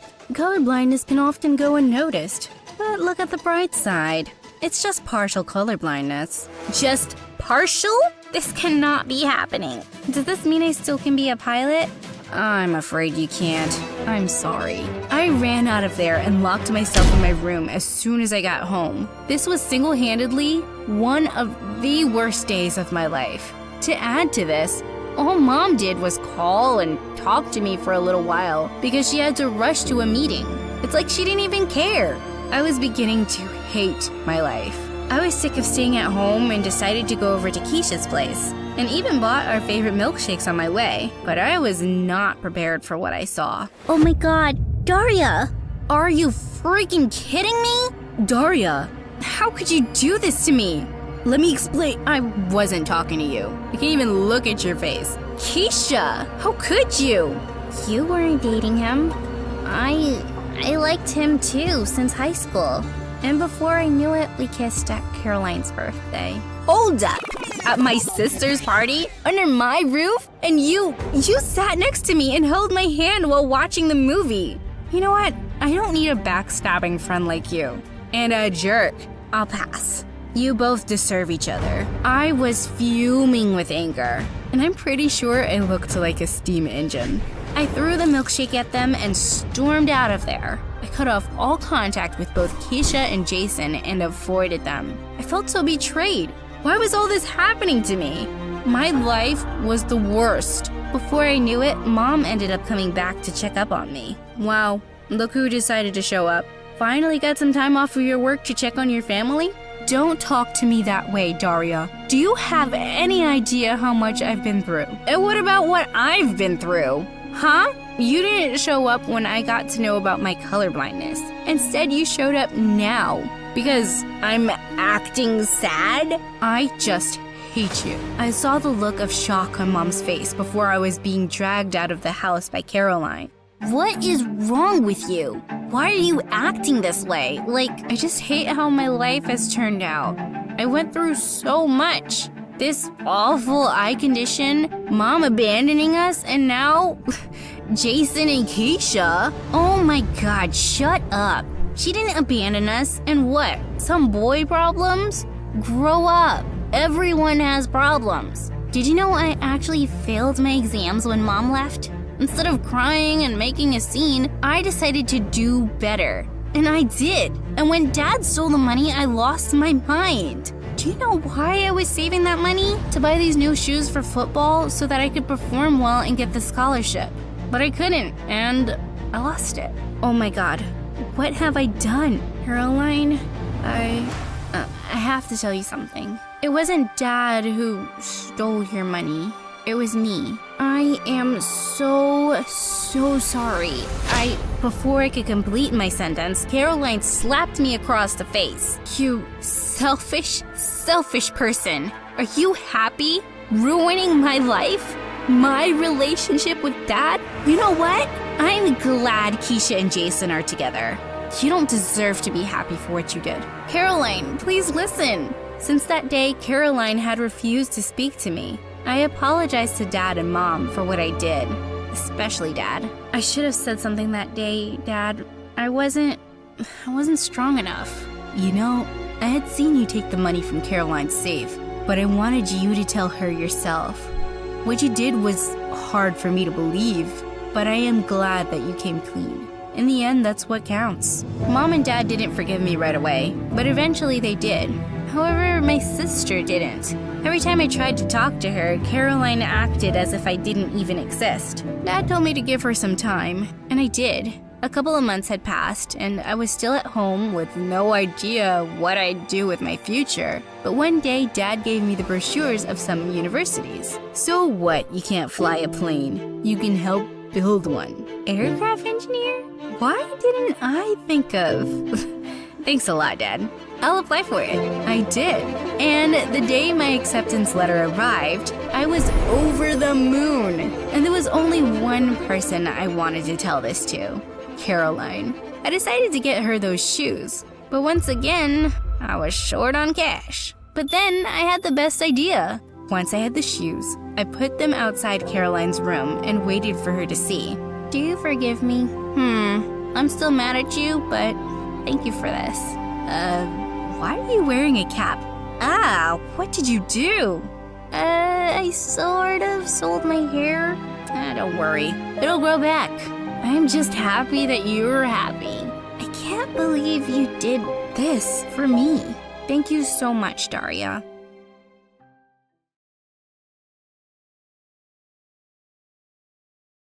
Hey, what's up, you guys? It's your girl, Giselle. Don't forget to like and subscribe. And rock on! My baby sister, Alora, and I were raised by our single mother, who got sick and went into a coma when I was 12 and Alora was 8. Our lives flipped upside down, even more so when we found out we'd have to live with our Aunt Mona. She was Mom's careless older sister, whom she didn't like, and we'd never even met her. But she was our only relative, so it was probably a better deal than foster care. Aunt Mona was a free-spirited, adventurous young woman who was backpacking solo around the world when we interrupted her life. In a blink of an eye, she went from one of the youngest people to have ever climbed Mount Everest to a single mom of 2 girls she didn't give birth to. And she didn't have a clue about how to take care of children. Like knowing that kids run away when you aren't paying attention? Yeah, she once lost Alora at the mall and found her hours later, and they were both traumatized by that incident. But sometimes, it also made her the coolest guardian any kid could ask for. She didn't force us to eat broccoli. She allowed candy before dinner, and we stayed up as late as we wanted, binge-watching MSA on school nights. My sister Alora would sometimes use that to her advantage, despite being an overall easygoing kid. And as the younger one, she required more care from Mona, who would try to force that responsibility on me. I don't know what to do, Giselle. Help me out here. I've never had to deal with children before you guys came along. No, Mona, she obviously cannot adopt this wild snake as a pet. I don't want her to resent me for refusing her that. Can you please tell her yourself? In these situations, I always ended up being the party pooper, while those two got closer. Mona remained an irresponsible adult, spoiling my sister, and Alora definitely preferred her cool aunt over her protective older sister. On top of everything else, Alora was an A-grade student, so Mona was always proud of her. Maybe you should be more like Alora, because if you keep up with those grades, you won't be able to get into college, Giselle. Who said I want to go to college? I want to be a guitarist in a metal band. Well, you have to graduate from college first, then do whatever you want. Your mom wouldn't want it any other way. Also, this is just a phase. It's not a phase, Mona. It's who I am. And don't bring my mom into this. She always supported my talents, and she was chill. I'm sure she would support my music too. I grew up with her, so I know her better than you. Do you though? The last time I checked, Mom never liked you because you always put yourself first. Also, did you ever go to college? Why are you suddenly acting like some responsible adult? Don't talk back to me like that. I'm the one who takes care of you, so you need to obey me. I obey no one. Sorry you're stuck with us, but I'm old enough to know what's best for me, and I definitely don't need you to take care of me. Our endless ego duel started with that fight and lasted for a long time. If Mona didn't understand how important music was to me, I couldn't be bothered to convince her. I was a misfit in school because I dressed like a goth and was into metal music, but I'd formed a band with some kids I'd met in the park, and being with them was the only time I felt I belonged somewhere. School was a waste of time for me, so when Mona dropped us off every morning, I waited for her to go, and then went to practice in an abandoned warehouse with my friends. Life was good, and we were even working on our first album. My bandmates and I decided to play at a very famous local metal festival the coming weekend. But of course, Mona had to overreact massively. What do you mean a metal festival? That's no place for a child. Are you trying to send me into a coma with my sister? Chillax, man. Why are you being so melodramatic? Maybe because she's worried about you and the company you're keeping? Your friends are a bad influence on you. Shut up, Mini Raccoon. Keep your nose out of my business. You're just Mona's butt wipe. Despite all her efforts, Mona couldn't keep me away from the festival. We had practiced so hard, and I wasn't letting this opportunity slide. The festival was massive, and I was loving the energy of the crowd and getting to see the other bands perform. But just before it was our turn, the police crashed the event and dispersed the crowds because apparently the festival didn't have a permit. My bandmates and I ran faster than Roadrunner until we ended up near the town's historical municipal building. As an act of protest against the way the metalheads were treated, we decided to write messages and spray paint all over the building's old walls. Anarchy was in town, and before we knew it, the police caught up to us and took us to the station. The humiliation I felt when Mona arrived to bail me out was unmatched. I just knew that she would use this card against me for the rest of my life. See? I told you they're a bad influence. You're hardly ever in school because of them. What? Young lady, your behavior is out of control. It's about time you learn some discipline. No more metal music, and you're forbidden from hanging out with those punks. Forbidden? You can't force me. Challenge accepted. She was very serious. She started dropping into school unannounced to check up on me and chat with my teachers. All this time I had been skipping school, I was forging her signature for made-up appointments. And now that cat was out of the bag. But even worse, one day when Mona had dropped in, she witnessed a bunch of mean girls bullying me. Hey, freak. I heard that music festival was a flop and you ended up in jail. I'm sure you deserve that. Your music is as bad as your taste in clothes. Yeah, you're practically a crime against fashion. Weirdo. This wasn't new for me, but when it happened in front of Mona, I felt like my ego was crushed. I just knew she'd give me some insensitive lecture that I didn't want to hear right now. Don't listen to them. Only people who are insecure about themselves feel the need to put others down. You're unique and special. You know what you like, and you know how to express yourself. Don't allow their words to hurt you. I was really surprised, but just acted indifferent. I don't care about them or anyone, but I was really glad that she didn't tell me to change my appearance or even gave me some lecture about not standing up for myself that would just make me feel bad. Since that day, something shifted in our dynamics. I started appreciating her as someone who had always done things her own way and wasn't afraid to be herself. I started wondering why Mom disliked her so much. She wasn't all that bad. So one day, when Mona was at her yoga class, I decided to look through her photo albums to see when exactly they stopped talking. As I was digging through some boxes, I found Mona's old diaries. I knew it was wrong, but I couldn't help reading them, and I felt like I was getting to know a very relatable and real person with whom I had a lot in common. But then I came upon the entry that made everything clear. Grandpa was a single parent, and he was sick for years when Mona and Mom were teenagers, and their financial situation wasn't the best. So instead of staying with Mom to help her, Mona stole a bunch of Grandma's jewelry and Grandpa's cash, then ran away from home at 18 to go backpacking around the world. Mona's confessions in her diary were her true thoughts, so it wasn't just Mom's opinion of her. She was an irresponsible, selfish older sister who had left Mom to struggle. Mom never had the opportunity to do things she liked because she had responsibilities bigger than her ever since she was 15. Mona had stolen Mom's youth. I was so distracted and angry in the following days that I couldn't even focus on band practice, which wasn't good for us because our album was launching soon. We also had a tour planned, and I needed Mona's permission to skip school for 2 weeks and travel around the country. I was already hating that idea, and the conversation didn't go well. I just want to know where you get your audacity from, Giselle. You get to be your own person, but not before you finish high school. I thought I made that clear. Also, I still don't like your irresponsible bandmates, and I can't let you travel around with them. This is a once-in-a-lifetime opportunity, which is important for my future career. And you know what? I can't even take you seriously when I know how irresponsible and selfish you are. Excuse me? You heard me. Your lack of responsibility ruined Mom's life. She had to become an adult too soon because her older sister decided to bail on her. And don't try to deny it. I read your own confession in your diary. You read my diary? This is such an invasion of privacy. I don't want to see your face right now. You're grounded. Gladly. Plan B it was. That night, I wrote her a letter and snuck out my window. Not so dear Mona. When I'm famous and successful, don't come knocking at my door. I want you to remember how terrible you were to me and my mom. selfish witch. Rock on, Giselle. The adrenaline rush I felt as I left the house in the middle of the night was unmatched. I rushed down our street as fast as I could to my friends who were waiting for me in their van. And so, my new life as a rebellious musician began. The next morning, I woke up to 20 missed calls from Mona and 70 voice notes. Alora also left me tons of texts saying Mona was furious and I had to come back home. So I decided to turn off my phone and enjoy the decision I had made. Night after night, we played in different cities across several states, and the crowds loved us everywhere. It felt good being cheered by unknown people, meeting potential connections in the music industry, and getting paid.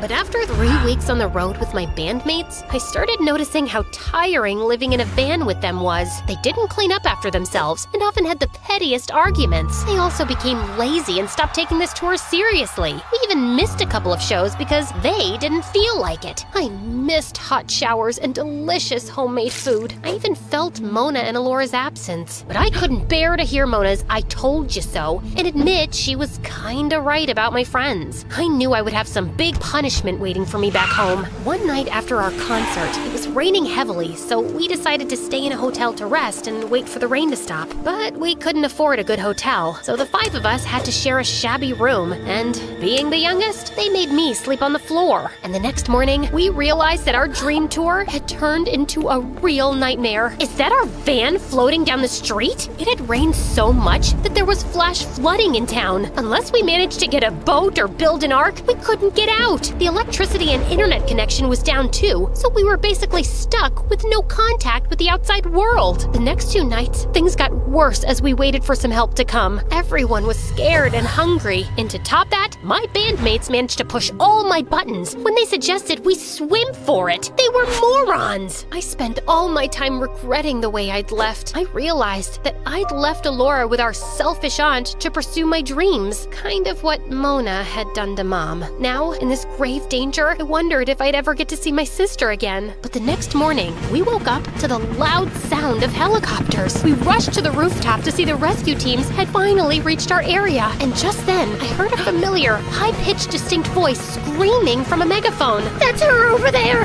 That's my niece!" I couldn't believe my eyes. Mona was here to save me. At that moment, I forgot everything else. And when we were rescued, I hugged her as tight as I could. "How did you even find me?" "I'd find you even if you were on Mars, Giselle. You're my little girl, and I would never let anything harm you. I was able to track you from your phone's location, and I know people working in some rescue agencies, so I pulled a few strings. I'm so sorry for how I left things. You were right about my bandmates, and I regret everything I wrote in that letter. There's nothing to forgive. You know, I came to your room that night to tell you everything, but you'd already run away. I guess you didn't read my diary entries long enough to know how much I regretted my selfish actions later. I spent years reaching out to your mom and trying to make it up to her, but she refused to forgive me, and now she never will. But I promised that I'd do my best to take care of you girls. I'm sure she'd forgive you if she saw the person you are now, Aunt Mona." Alora was waiting for us at home, and she was so happy to see me safe and sound. I had betrayed my sister, and she still received me with open arms. Don't scare me like that again, and don't leave me. Never, I promise.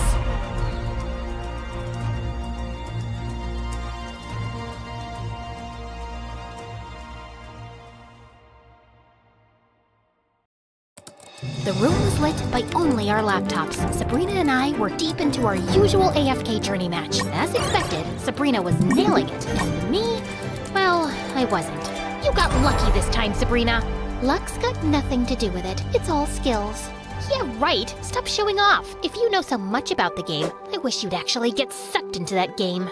Now that'd be something. I bet I'd still win. I suppose she was right. She'd still win. After all, she was Sabrina. My sister always shone bright, acing tests, grabbing the spotlight, and unbeatable in games, while I was just Ella. Plain, average Ella. The next morning, I woke up late, which only happens if Sabrina forgets our alarm. We were about to be late for school. Come on, Sabrina! When I checked her room, there was no sign of Sabrina. Then I saw her slippers near her laptop, like she disappeared. Really? Trying to make me think you're in the game? I laughed, but suddenly, I felt a pull towards the laptop, like I was being sucked into it. And just like that, I was in a place straight out of a storybook. Huge trees with colorful leaves, bright skies, and tall mountains. There were little streams shining in the sun. and I could hear strange, beautiful sounds everywhere. It was so amazing. This had to be a dream. Ouch! Nope, not a dream. Right then, I heard someone behind me. Turning around, I almost fainted. Dianel stood there, looking hot. A new face in Asperia? You look lost. OMG, you're Dianel. I know everything about you. How you can soar into the air, becoming untouchable while unleashing a storm of sword attacks on your enemies. Seems you know a lot about me. How about you share your story? So I spilled the beans, telling him everything. Fear not. I'll help you find your sister. You can't search for her alone. Just then, Lucius and other heroes joined us, and Dianel introduced me to them. We Lightbearers stand for justice. Asperia will show you both its wonders and dangers. Lucius's words hit me hard. Sabrina could be in trouble. But as I set out to look for Sabrina with Dianel, Lucius, and the rest, I started to feel hopeful. Right in the middle of our journey, we bumped into some Hypogeans blocking our way. I was worried, thinking we were in for a tough fight. That's when Dianel gave me a look, like he had a plan. Watch this. And then suddenly, everything started moving super slow. Dianel jumped up, sword ready, and it was like I could see every little detail of him slicing through the air. How's everything so slow? What's going on? Just then, Lika fired her ultimate ability, Starshot, shooting a deadly arrow that mesmerized me as it seemed to float in slow motion before forcefully pushing back her opponent. Begone! Wow! It's called bullet timing. It lets us slow down time to hit just right. Suddenly, Rainier, a villain from the Hypogeans, tried to sneak attack me. Lucius jumped in front of me super quick, his shield up, stopping Rainier's attack, making him step back. Go back to the hell that spawned you! Wow, thank you so much. As we moved ahead, we entered the Dream Realm and saw Necrodragon, a beast straight out of a nightmare. We have to beat this thing? Yes, we do. The fight started, and Necrodragon unleashed his fearsome dragon's breath upon us. But Lucius was swift and blocked the attack, while Lika, Dianel, the others, and I kept on attacking Necrodragon. Finally, after the battle, the beast fell, and we saw a path. Following it, we found Sabrina. Ella, I found you! Can you believe we're actually inside the game? Yes, it's incredible. Right after I arrived, the Necrodragon captured me. Ella, when I play, I am fully immersed. It's like I'm not just playing a game, I'm living every moment of it. That's my secret to winning. But you've discovered something even more crucial, the power of working together. You've shown great courage today. Remember, the bond between heroes is the strongest weapon. And never forget, in Asperia, we stand together against any darkness. This journey, it was more than just a rescue mission. It was about discovering our strength and the magic of teamwork. And it's just the beginning. There's a whole world out there in Asperia, waiting for us to explore. Maybe next time. I think it's time for you both to leave. The heroes then led us to a portal, telling us it would take us back to our world. Goodbye. The next morning, when I woke up, everything seemed normal. Was it all just a dream? Did you have a dream too? About AFK Journey? Yes! We were both stuck in the game! I don't think it was just a dream. Ella? What's that under your bed? Curious, I leaned over to look and saw it. The sword Dianel had given me. It was all real. AFK Journey isn't just any game. It's an epic adventure that brings together strategy, courage, and friendship. With its unique art style, innovative gameplay features like bullet timing, and a story that unfolds across a beautiful 3D world, it's an RPG experience unlike any other. Available on PC and mobile, it's where you'll find your next great adventure. Asperia awaits. Are you ready to join us and discover the magic that follows?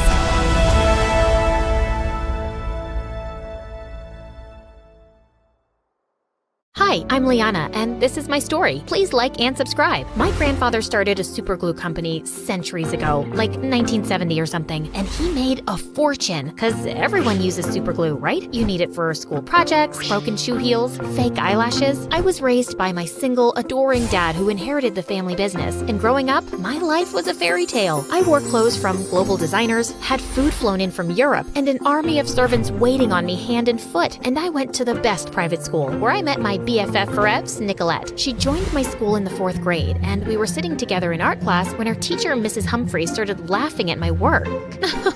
Liana, why did you make your elephant blue? It looks so silly. Why? Have you seen all the elephants in the world?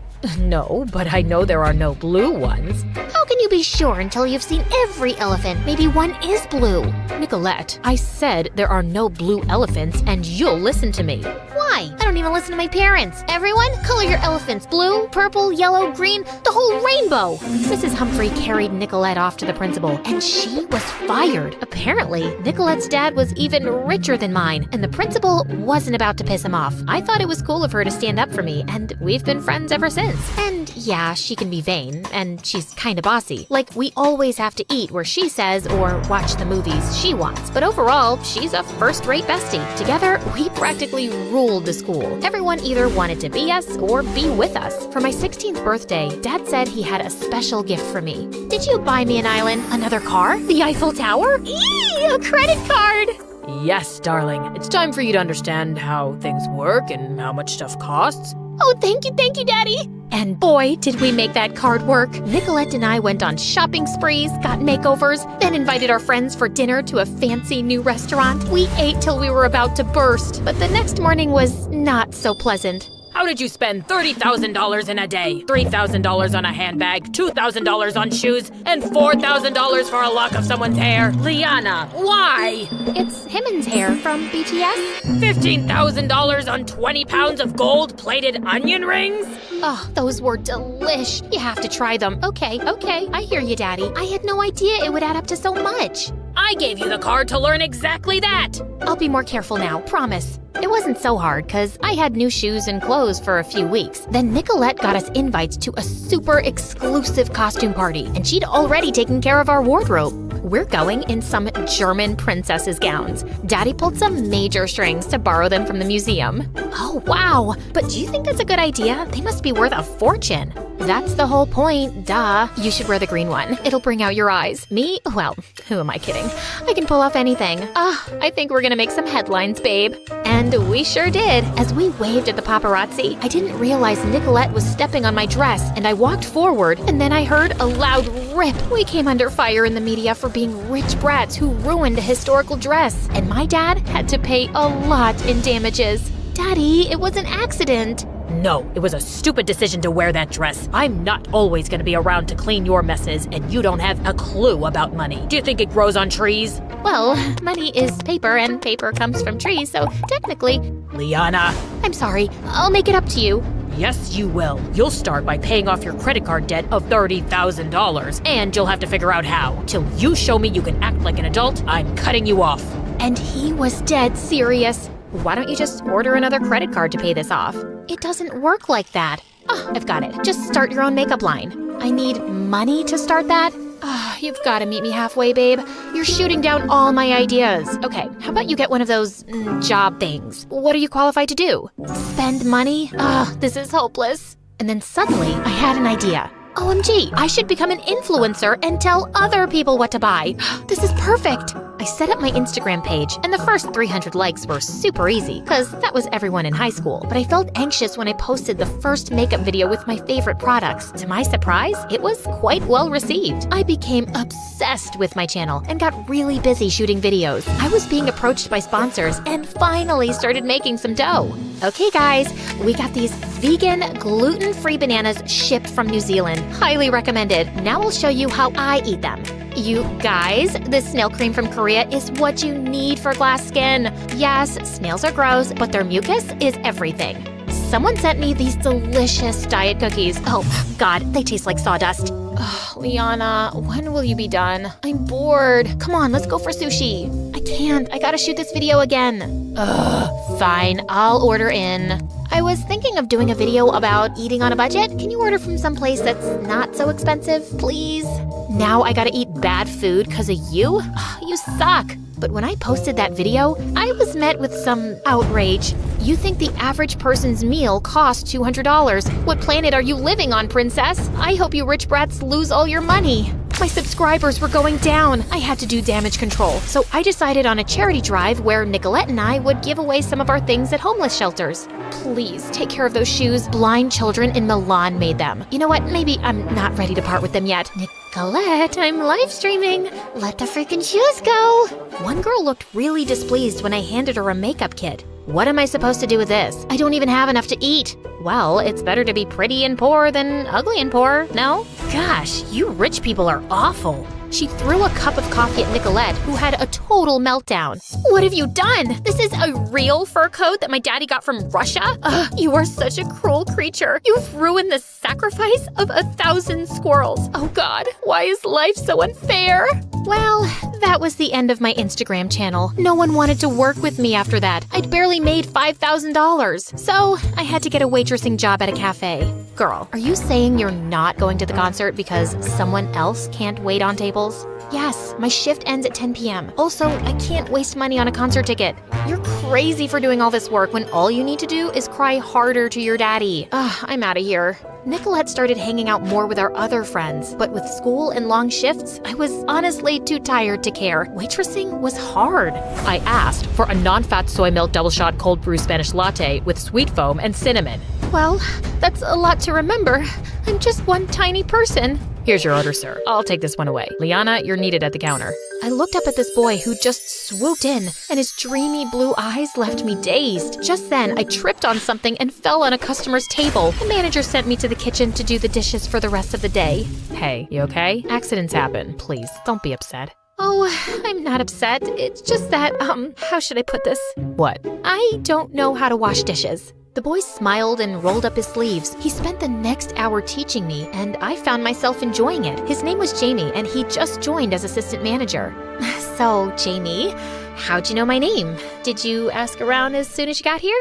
No. Your name tag kind of gave it away. Oh gosh, of course. Ugh, I'm so dumb. Nah, you're cute. You got some soap on your nose. Where? There. Work got a lot more bearable with Jamie around, and he even asked me out. We had an amazing date by the beach after our shift, but Jamie had a request. I'm gonna tell you something ridiculous, but please don't judge me. A few months ago, my friend's sister confessed in front of a lot of people that she's in love with me, and she's super weird and smells like tuna, so I just panicked and said that I'm gay. Now, I've been living that lie, and I need to fix it, but till I do, please don't tell anyone that we're dating, not even your BFF. Oh God, I'm such a dummy.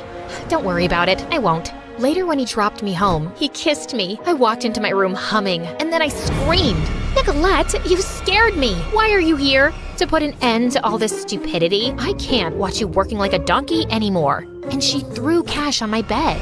I went into Dad's office and threatened his stupid assistant to give me money. And when he refused, I threw ketchup at him. He cried and said I made him feel unsafe. Like, what does that even mean? Anyway, I think he hates Dad because he gave me double of what I asked for behind Dad's back. So here, take the money. I knew I should have said no, but man, I was so tired of working. So I gave Nicolette a big hug and gave Dad the money, and he returned the credit card. I won't be keeping checks on you anymore, darling. You've proved that you can be responsible. Nicolette and I were back to hanging out, except some evenings I'd be busy with Jamie, and some nights she was away on dates. One day I went to the mall alone when I saw something that made my heart drop. It was Nicolette in Jamie's arms, and they were kissing. What's going on here? How dare you kiss my boyfriend? Oh, what? Have you hit your head somewhere, Liana? Jamie stared at both of us, then ran away at supersonic speed.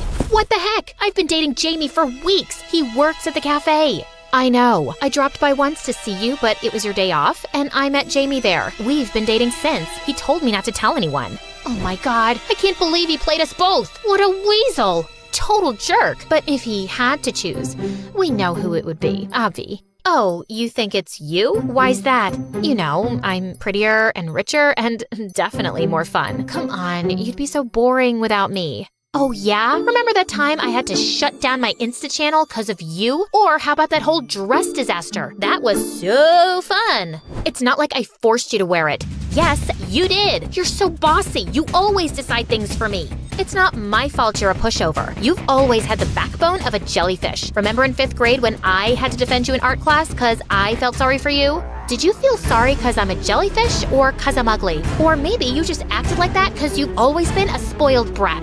You're one to talk, Miss Gold Onion Rings. You ordered those. At least I was there on your birthday, unlike you. Oh my God, I missed one birthday in 8th grade because I was getting my appendix removed.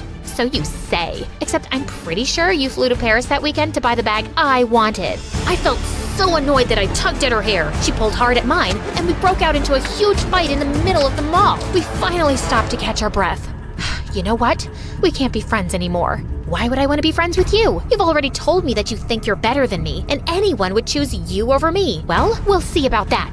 After that, Nicolette and I went to war. We openly declared the end of our friendship in school, and our friends had to choose sides. We always decided the cafeteria menu together, but now we couldn't agree on anything. Liana, we are not eating salads 3 times a week. Fried chicken for the win, am I right, guys? Has no one told you that your butt looks bigger lately? I can tell just by looking at you that you've gained 5 pounds. Oh, you take that back, witch. And another fight broke out. We were co-managers of the dance club, and an important performance was coming up soon, but we just fought non-stop over the routine. We took a vote, and most members wanted to go with my ideas, so Nicolette gave in. But during the performance, half the team started doing a totally different dance. There was complete chaos on stage, with dancers bumping into each other in confusion, and Nicolette was cackling like crazy. Needless to say, we were both suspended from management, but things really got to a head when I announced a party at my place, and Nicolette announced one 2 hours later for the same time. There's gonna be a giant bouncy castle at my party.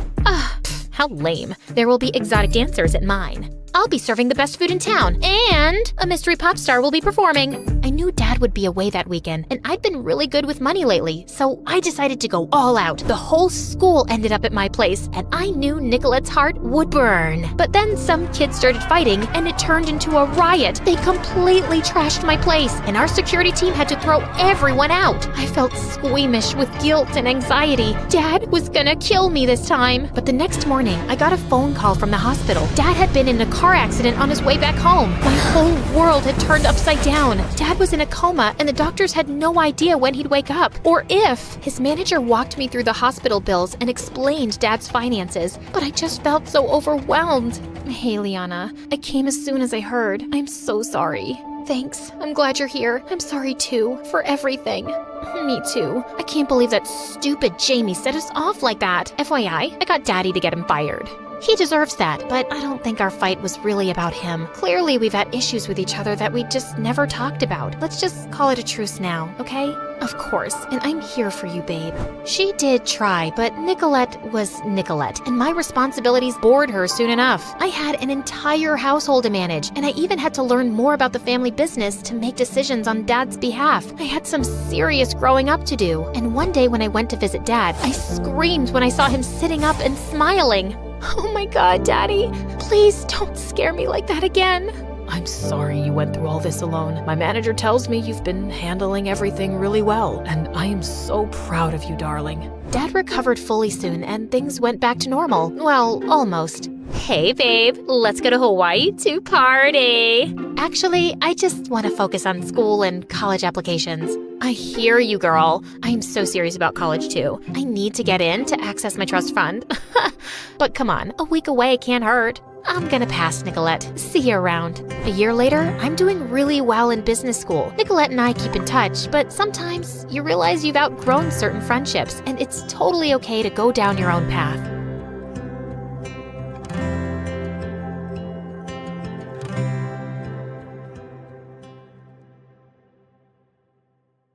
I felt a firm push on my back, and before I knew it, I was being dragged into the back of a waiting van. Let me go, please! I pleaded as tears streamed down my face, but my cries fell on deaf ears, and the van roared to life, carrying me away to a fate unknown. Little did I know, social media would save my life. Hey, my name is Carly, and I live in Washington. Don't forget to like and subscribe to MSA. Growing up with a politician as a dad was like living in a reality TV show on steroids. We jetted off to fancy places like nobody's business. Forget Disneyland. Our family vacations were on a whole different level. It was so glamorous. Red carpets? Check. Paparazzi? Double check. Speaking of paparazzi, I remembered the day when a photographer jumped out at me after school and asked me how much I loved my parents. I love them both, but when Mommy comes in for a kiss, it's like I'm being attacked by an octopus. It was a joke, but I was only 4 years old.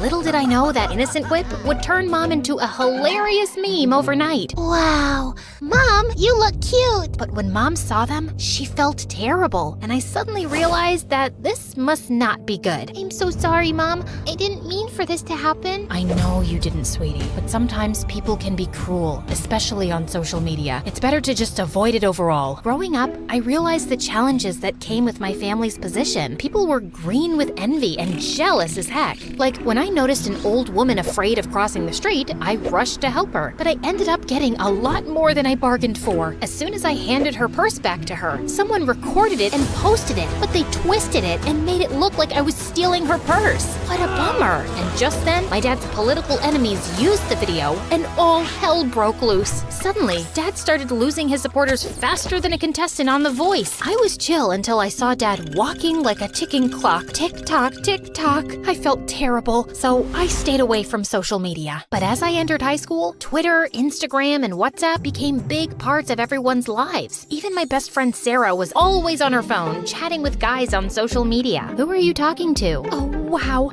Our soccer champ just sent me a friend request. I'm so cool. Should I accept or make him wait? I couldn't help but feel a twinge of jealousy. I started thinking of using it. Should I? Shouldn't I? Okay. You won. And I was stuck with my boring SIM card for texting, and soon all my friends ghosted me. It was so annoying. But at least I had Sarah, who never got bored of me and always knew how to cheer me up. We made silly videos of ourselves doing fun things. Like that time I was singing my song. Money in the bank, I got it. Living like a rock star, party like a pop star. You can call me queen, I'm popping like a cork star. And Sarah posted the video on her Instagram without my permission, which made me really upset. Relax, no one will see it. You don't know that. Yes, I do. You're no Beyonce, and no one's losing their minds over your silly skills. Yeah, she was right. It only got a few comments, but it was still fun and addictive to read them. I was done playing the good angel role. It was time to explore. So I caved in and created my own social media account with a different identity just to see the comments. It was fun. Sarah and I continued to make silly videos, and we always played silly characters. But soon enough, Savannah, the TikTok girl of our school, was furious when she heard her friends gushing over my videos. She was so mad that she could have TikTok danced her way to Siberia. You think you're so cool with your little videos, don't you? Huh? What do you mean? Just stick to your own lane. Who made you queen telling Carly what to do? Just because you got no talent doesn't mean you gotta bring others down.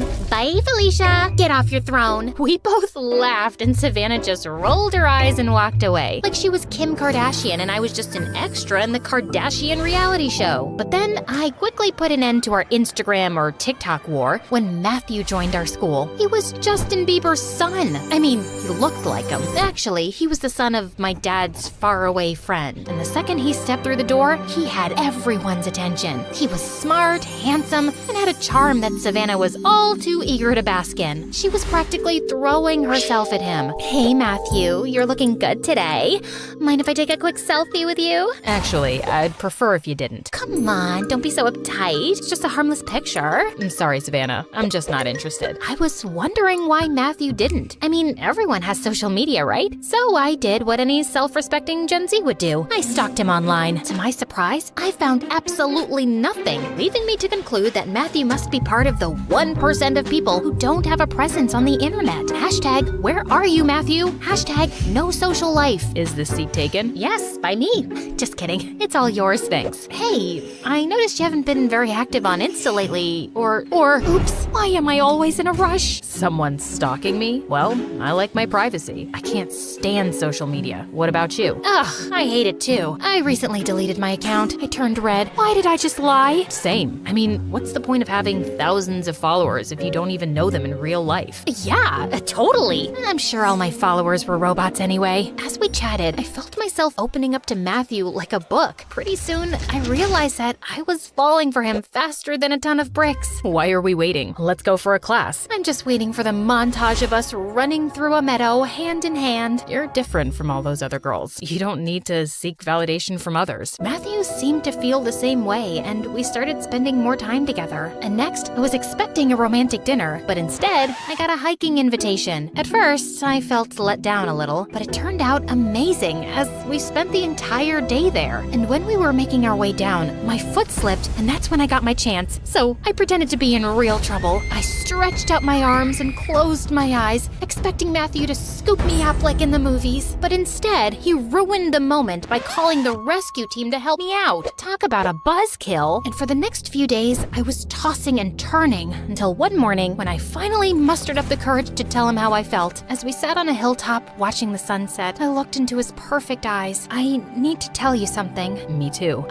Okay, you first. He smiled and pulled me close to whisper in my ear. You're the best thing that's ever happened to me. I think I've fallen in love with you. I felt my heart skip a beat. I think Cupid just shot me too. We shared our first kiss as the sun dipped below the horizon, and I knew that our love was something special. Everything was perfect, and even our parents began to talk about us moving in together after graduation and getting married one day. But Savannah, who was still jealous of our relationship, had other plans. The next day at school, I was more anxious than a squirrel on a highway, as I couldn't find Matthew, and he didn't reply to me the entire day. Have you seen Matthew? I think he's avoiding me. Sorry, what? I was too busy stalking my ex's new girlfriend on Instagram. You know, I always knew you were too basic for Matthew. He needs someone who doesn't embarrass herself on social media all the time. And just like that, my worst fear was confirmed. She had shown him my silly videos. The bell rang, and Savannah and I had a face-off. I was ready to go all Jersey Shore on her if I had to, but thankfully Sarah stepped in before I had to break out my hair-pulling skills. After my fight with Savannah, I stormed out of the school, and there he was, standing outside waiting for me. As we got into his car, Matthew turned to me, and his expression was colder than an iceberg in Antarctica. Why didn't you tell me? I was scared to lose you by telling you the truth. I can't believe you lied to me. I'm sorry. My parents are really upset. They saw the dance video and all the others. My dad is a politician, and I can't have a girlfriend who's a social media sensation. But I only have like 20 followers. I felt a lump in my throat as I realized what was happening. You're breaking up with me because of this? I'm sorry. I don't know if I can go past that lie. And this whole social media thing is not my cup of tea. But we love each other. Can't we work through this together? I need to do what's best for my family. Please, Matthew, don't do this. I'll delete my account. I'm sorry, Carly. I need some time to think about things, but we can still be friends. I got out of the car and watched him drive away. Friends? As I walked home, I noticed a van following me. At first, I didn't think much of it, but then 2 men got out and dragged me into the van.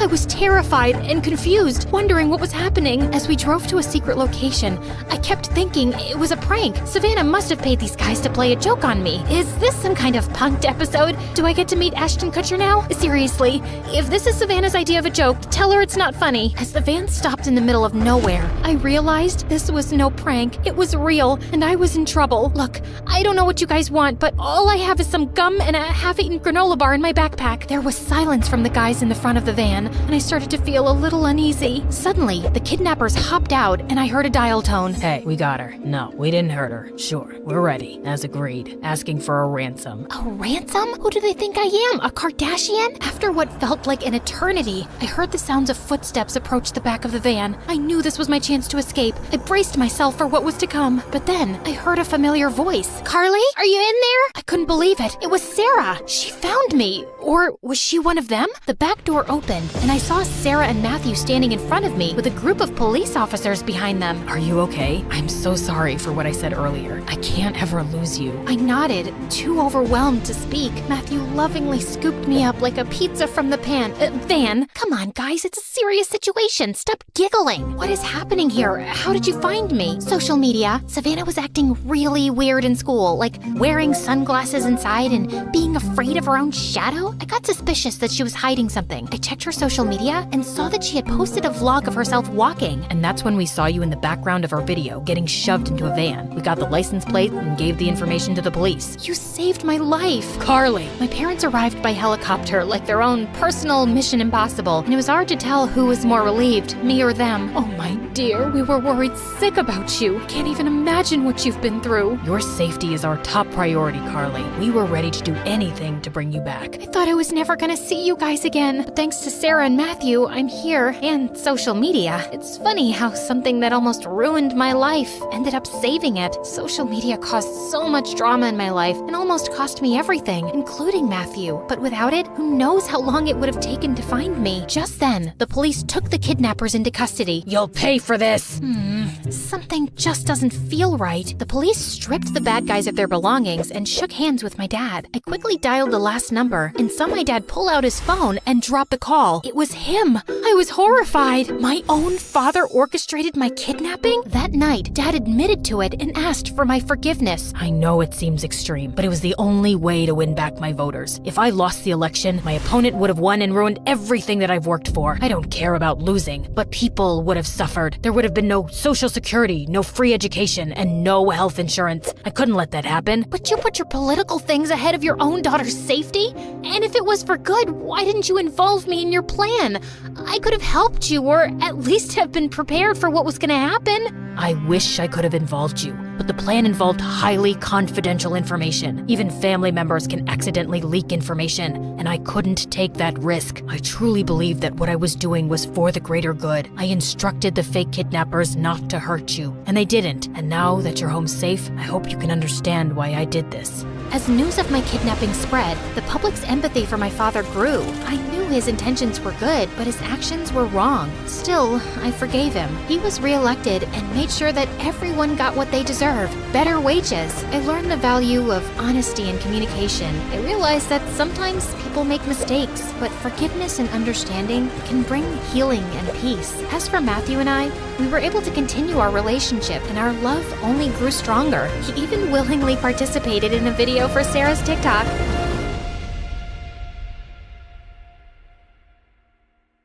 Musical sensation Cameron Cassie has gone bananas. She's turned the stage into a scene from Jumanji. And if you don't stop talking, I'll turn you into a scene from The Walking Dead. Yep, that's me. Crazy old Cameron. But I wasn't always like this. There was a time when I was the most patient, quietest person around. Want to know what happened? Then stick around. And yeah, like and subscribe to MSA. I grew up in a big family. And by big, I mean I was the oldest one among 10 siblings. You don't believe me? Okay, team, let's go. This is Lana, this is Rose. These are my twin brothers Brad and Pitt. My twin sister Hala and Lala. Another sister Ava, and that's Thanos. Don't ask me why. My parents are huge Avengers fans and they thought this might be a good idea. Of course it's not. You forgot about me. Again. Just like you forgot me in that park last year. I didn't forget you, Liam. You pooped your pants, so I asked you to stay where you were while I looked for an extra pair of diapers. You were the one who ran behind the squirrel. She was cute. And why didn't you just carry an extra pair of diapers? You were 7. You were supposed to be potty trained by then. My parents worked as hospital nurses, so they didn't have a lot of time, and I had to step up and look after the house and my siblings. They also didn't make much money, so whatever little we had was shared between everyone, and because I was the oldest, I was made to sacrifice the most. I didn't mind that, though. My parents were already working hard enough, so I did what I could to help them out. But sometimes, I wish I could just get a little space of my own, where I could play my guitar in peace. It was a rusty old thing, but I loved it. In this world so big, give me a place oh so tiny, with nobody screaming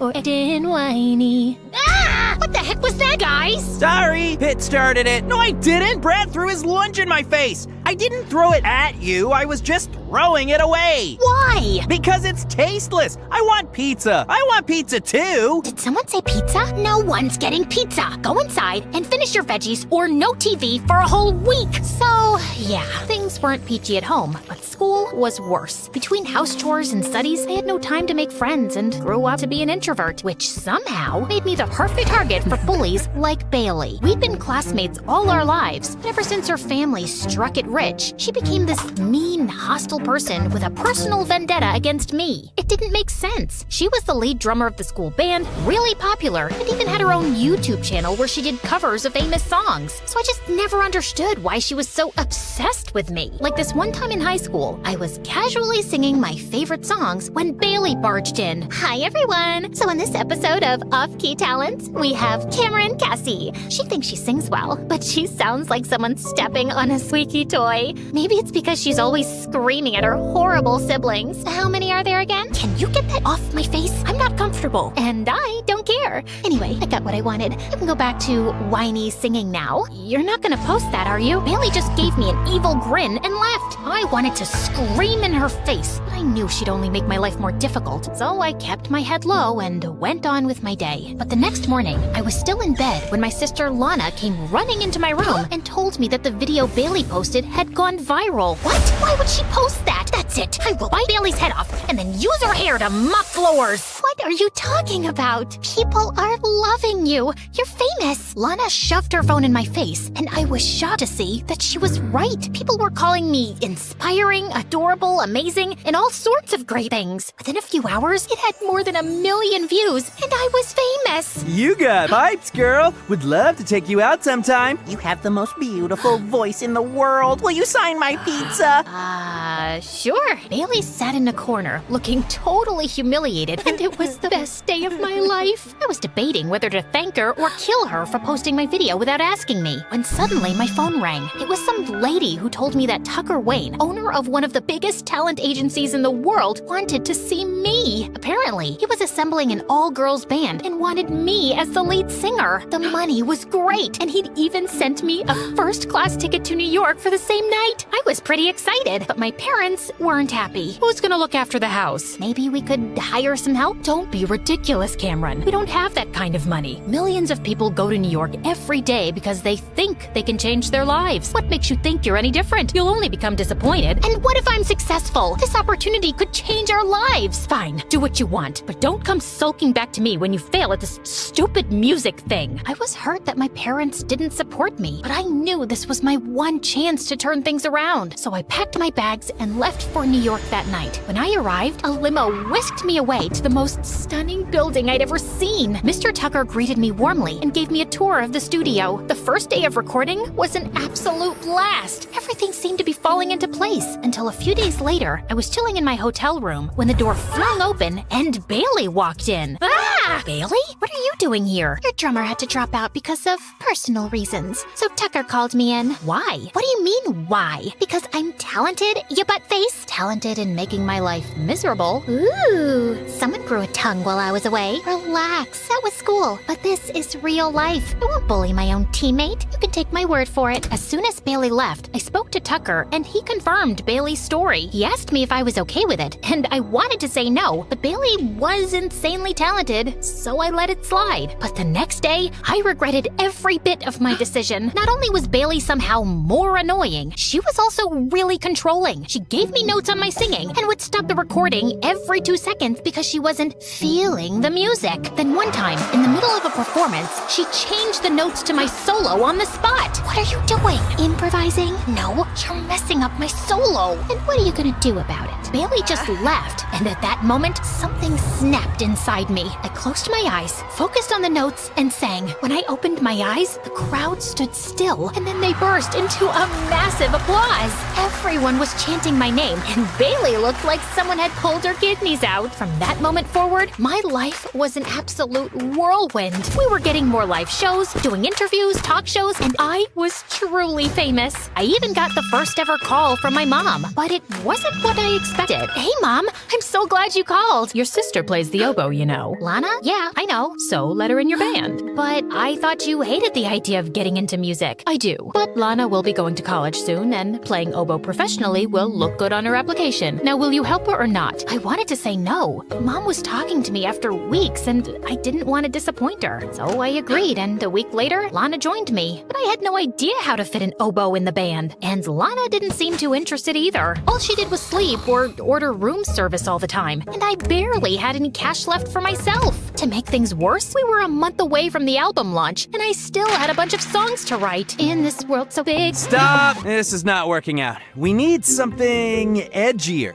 Could we try a different note? No! I want more emotion! Was there ever a time when you were angry? Not that I can recall, but maybe when Bailey posted that video of mine without asking me, or the time she dipped my books into spaghetti sauce, or when she tried to spoil my solo on stage. Darling, you can't let people walk all over you like that. Stand up for yourself. dig into that rage and come to me tomorrow with a new song. I spent the entire night replaying the conversation with Mr. Tucker, and when I calmed down, I realized he was right. I was a pushover. Bailey had tormented me for years, and I'd never stood up for myself. My own parents had treated me like a pushover, but not once did they pay attention to what I wanted. And when I finally did something for myself, they tried to snuff that spark out too. Heavy with rage, I picked up the phone and dialed in. Bailey, yeah, you're out. You're a bully, and no bullies are allowed in my band. And I cut the call before she had a chance to scream. On a high, I called my mom next. Hey mom, Lana doesn't want to be here, and oboe doesn't make sense in this band. I'm sending her home. Finally! I couldn't believe I just stood up to my mom, and to be honest, I felt pretty proud of myself. The next day, I walked up to Mr. Tucker and told him the conversation I had with Bailey. I thought he'd be mad, but instead, he smiled. Good for you, darling. And don't worry, we'll find a new drummer. Let me hear that new song. I poured my heart into my song, and Mr. Tucker was so impressed, he sent it straight for recording. He even set up auditions, and within no time, we had a new drummer in our band. A week later, when the song was released, it got more popular than all our live shows combined. We rose to the top of every chart, got invitations to every celebrity show, and Mr. Tucker even extended my contract. I was making more money than ever, and life was pretty good. But the more I leaned into my emotions, the angrier I got, and pretty soon, I was lashing out at everyone. I ordered this salad with ranch. This is blue cheese. What are you doing? Trying to make me fat? I'm sorry, ma'am, I forgot. Did you forget to brush your teeth? Did you forget to take a bath? Did you forget to sleep? No? Then how can you forget to follow simple instructions? The waiter ran away crying, and I felt a bit bad. But with the amount of money I was spending, I deserved better service. But the next day, I was making waves on social media for being rude and mean. Apparently, someone from the restaurant posted a video of me screaming at the waiter, and now everyone was out there to get me,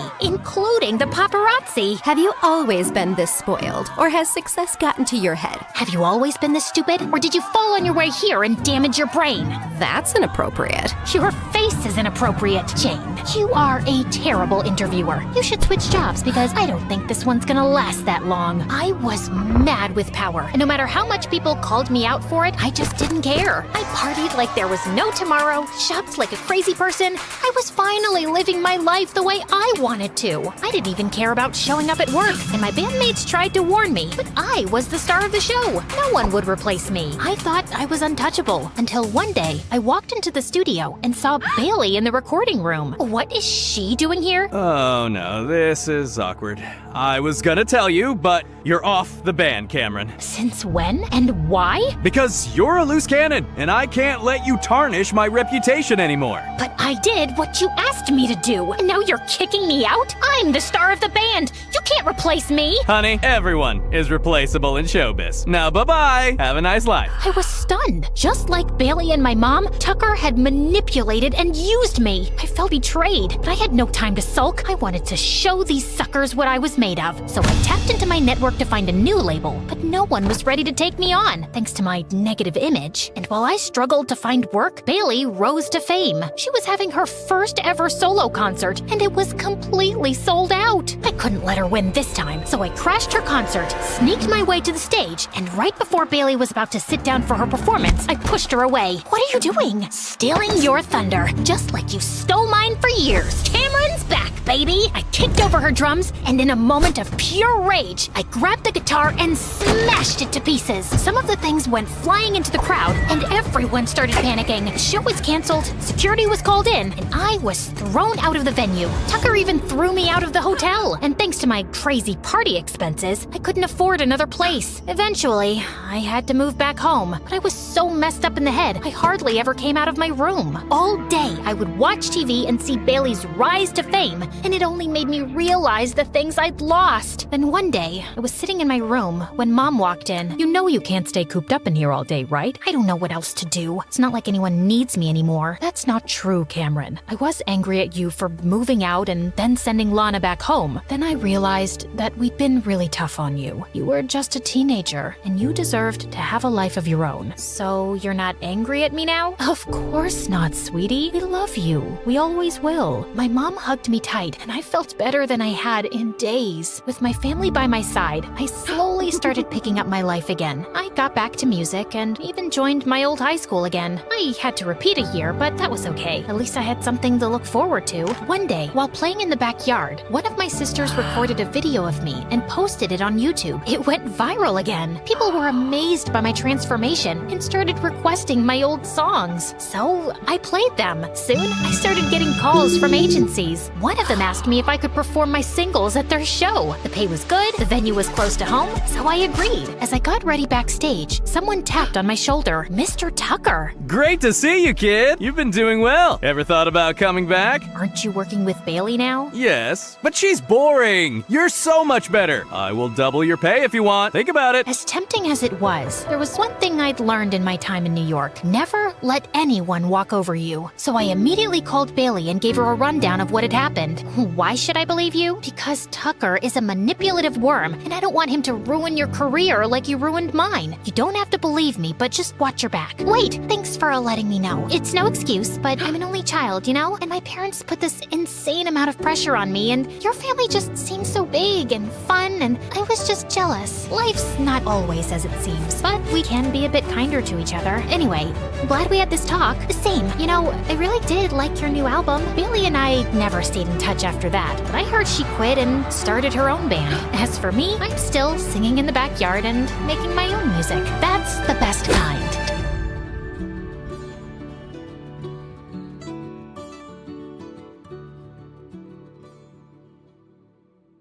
Hi everyone, my name is Hope. Please like and subscribe to MSA. Also, we've just dropped some exclusive MSA merch. We're talking stylish bottles and notebooks that are total must-haves. Click the link in the description and see for yourself. That winter, when I was in 5th grade, the world turned all white with snow. Our classroom was cozy. But one day, the principal brought in a new girl named Maya. She seemed shy and wore old clothes. Our teacher, Miss Albert, asked us to welcome her, but most of us stayed quiet. Maya sat next to me, smiled, but I moved away. My best friends were Kendra and Sophie. We whispered secrets and giggled together. Maya tried to join us once with her toys, but we said no. As days passed, we whispered and laughed about Maya's old clothes and strange toys. We didn't want to play with her. As spring arrived, Maya wore a pretty dress, but it looked like someone else's. We called her Never Knew and laughed again. One day, she jumped rope alone, not looking at us. This time, she didn't ask us if we wanted to play with her. She jumped and jumped and jumped until we went back inside. Then one day, Maya didn't come to school. In class that morning, we talked about kindness. Miss Albert placed a big bowl on her desk and filled it with water. We all gathered around and watched her drop a small stone into it. Tiny waves spread out from the stone. This is what kindness is like. Every little act we do sends ripples into the world. Then, Miss Albert let each of us drop a stone in while sharing our kind deeds. Joseph had helped his grandmother. Kendra changed her baby brother's diaper. And even Andrew, the bully, had done something nice by carrying the teacher's books upstairs. I stood there, holding Miss Albert's rock, but I couldn't think of anything to share. I passed the stone on. Maya didn't come to school the next day or the day after that. Every morning, I walked to school slowly, hoping today would be the day Maya returned and smiled at me. I promised myself this would be the day I smiled back. Each kindness, Mrs. Albert had said, makes the whole world a little bit better. But Maya never came back to school. Miss Albert told us she had to move away. I walked home alone, thinking of the smiles I never shared, the kindness I never gave. I threw stones into the pond, watching the ripples. It was like the chances of being kind to Maya were gone forever.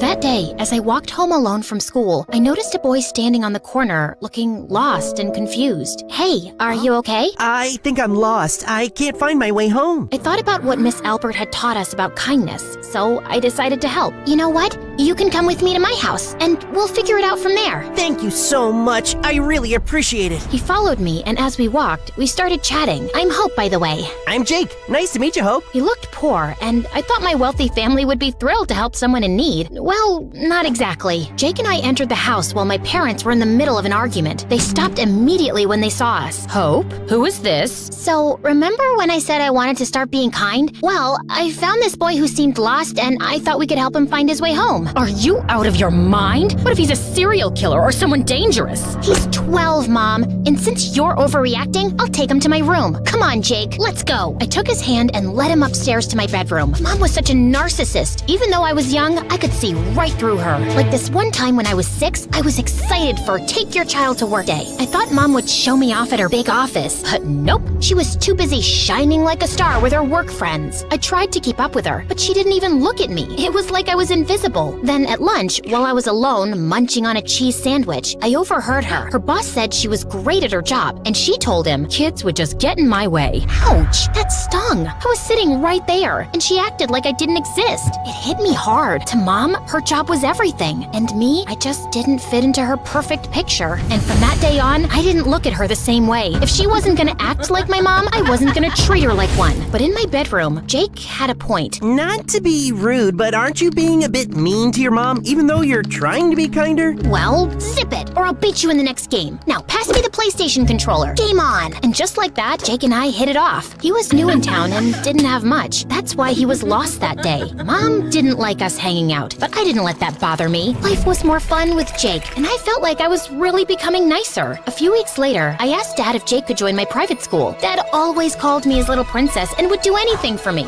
So, he said yes. Well, my best friends Kendra and Sophie hadn't changed one bit. They were still pretty mean. I kept Jake a secret from them for the last few months. Jake and I agreed to act like strangers at school until I figured things out and felt brave enough to be his friend openly. The day Jake started at school, Kendra and Sophie surprised me. Look at that hottie over there. He looks poor, but God, I'd pay him to be my boyfriend. Yeah, let's pay him together. We can share him. So, when Maya joined us last year, we didn't want to hang out with her because she didn't have much money. But now you're all excited about a guy just because he's good looking? Oh my God, why are you so obsessed with this Maya girl? Listen, Sophie, let's hire some private investigator to find this Maya for our friend, and she can just shut up about it. Ha, you're hilarious. But seriously, just leave Jake out of your games. Wait, how do you know his name? I overheard a teacher say it, but really, just leave him be. You know, Hope, since you're so insistent, now I really want to talk to him. Let's go, Sophie. Great, just what I needed. They went to him and said, Hey there, Jake. You're new here, right? Yeah, we thought you looked interesting. Want to hang out with us? Jake seemed to be taken aback, but agreed to chat with them. For the next few days, Kendra and Sophie became interested in Jake. They wanted him to be their friend, but they had a different plan in mind. They offered him money to run errands and do things for them. I tried to warn Jake that he was worth more than being used like that, but he didn't listen. He said, If you want me to stop helping them, you'll have to tell them that we're friends. I didn't know what to say to that. I wasn't ready to ruin my image by having a poor friend, especially because Kendra and Sophie wouldn't stop laughing at me. Yeah, that's what I thought. With those words, Jake distanced himself from me and grew closer to Kendra and Sophie.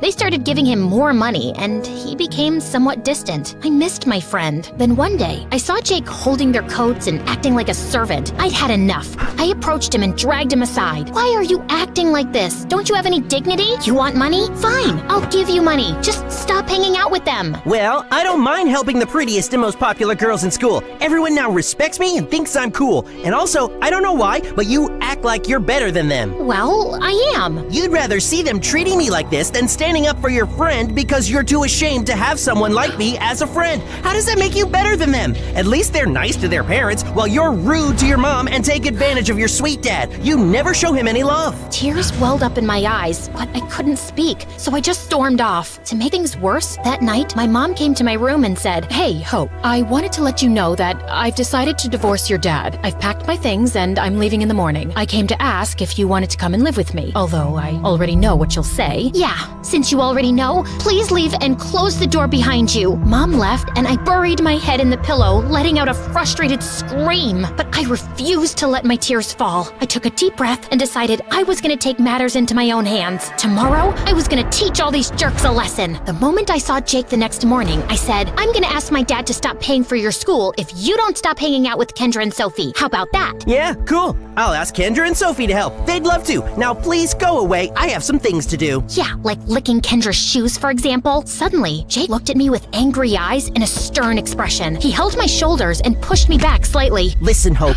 you need to understand that you're acting like a bully, even if you don't see it. Threatening your friend to do things that only benefit you is selfish and wrong.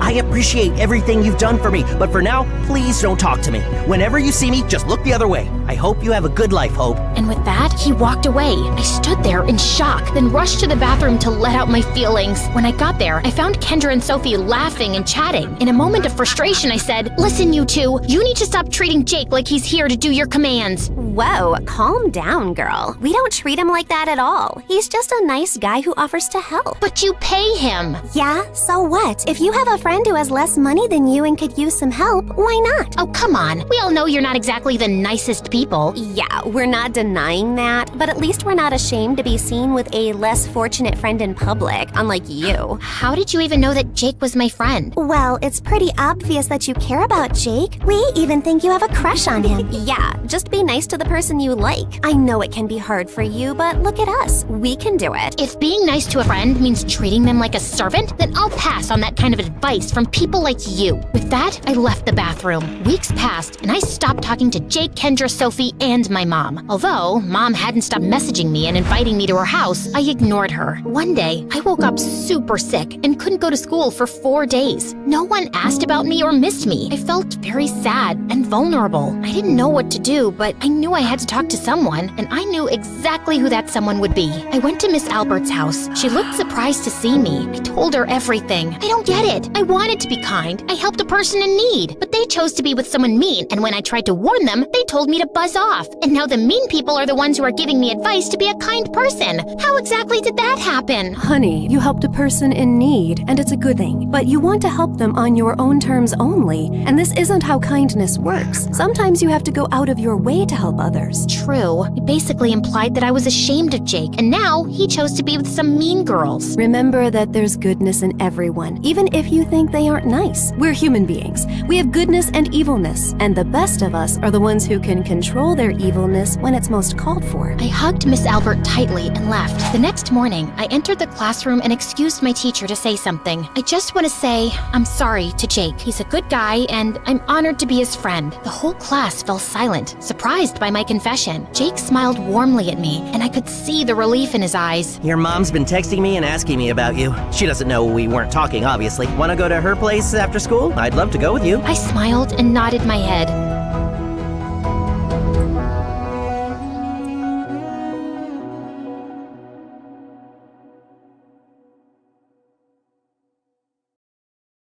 Hello, I'm Madeline from the United States, and I'm the only cool, sensible person in my family. You'll soon see for yourself. Before I continue, please like and subscribe. One sunny day, my big sister Lucy, who is 10 years older than me, had a problem. Her bike chain got jammed in the wheel.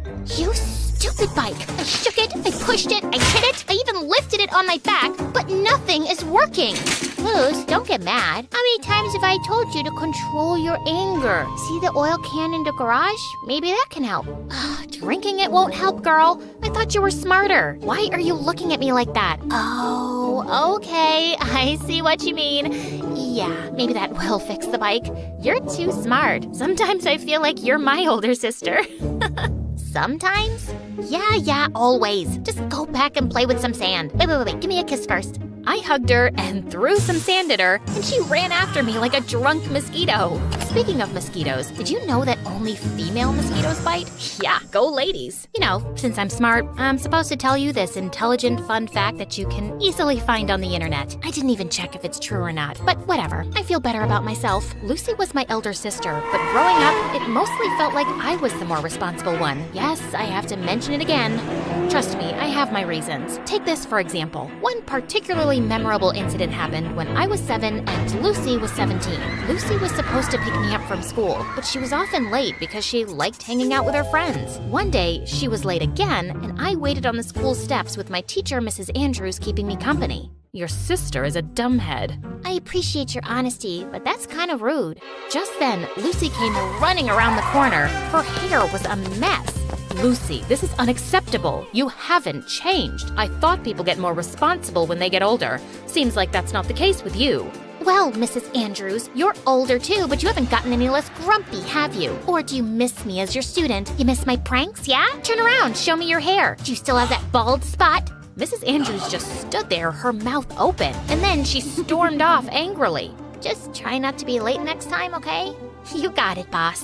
As you might have guessed, it was often Lucy who looked after me. But not because our parents were bad or anything. It's just that these days, they're wonderful people married to different people. But Lucy wasn't allowing anyone to take care of me except for her. She acted like a mom. A loser one, but the girl was trying. Yep, my parents got divorced when I was 5 years old, and 2 years later, Dad married this woman. Let's call her Tomato Ball, like Lucy does. She named her that because her butt is round. I don't know about the tomato part or the redness. I swear I didn't see anything. But since I respect stepmom and also kinda love her, let's hope Lucy doesn't watch this.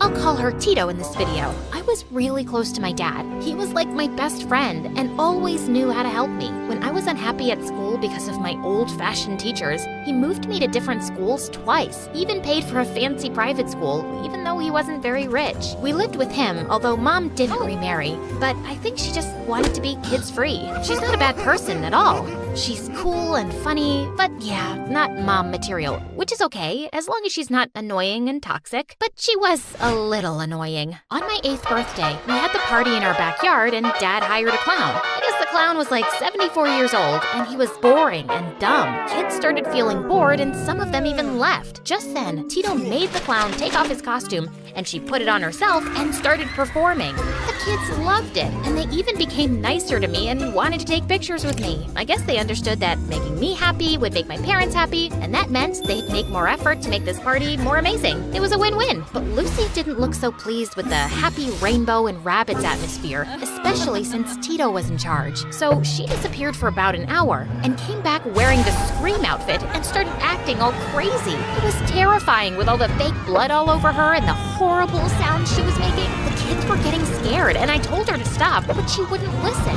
She even started grabbing some kids and throwing them into the bouncy castle. Then some kid threw a piece of cake at her, and the other kids followed him, and a full-scale food fight broke out. It was a disaster. Finally, Dad and Tito dragged her inside. It was already too late because all the kids had left. Then Mom looked at me and said, "We really taught Tomato Ball a lesson, didn't we?" Are you crazy, Mom? This was your plan? I suspected that Lucy wasn't smart enough to be this dumb. I knew it! Mom, thanks for ruining my birthday. Just leave and maybe take your adult baby with you. Just then, we heard Lucy scream. We rushed to see Dad unconscious, and we immediately called 911. Dad had slipped into a coma. Yeah, my dad is one of those MSA parents that goes into a coma suddenly.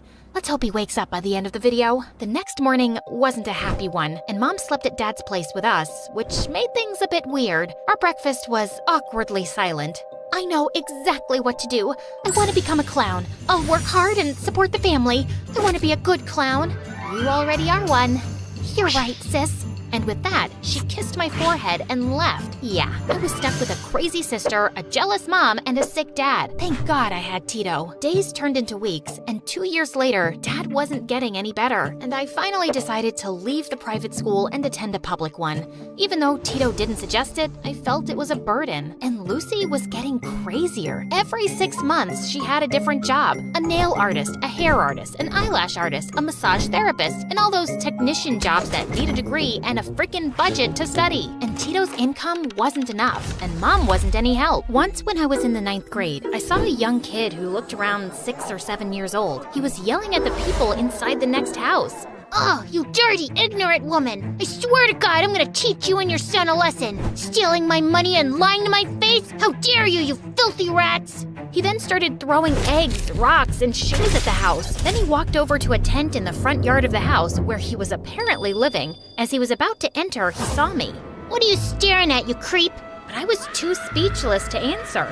Are you deaf or mute or just dumb? That's too bad if you're dumb, because you're already ugly. You'll never get married, I can tell. Now leave or I swear I'll teach you a lesson along with Mom and my stupid brother inside. Shoo!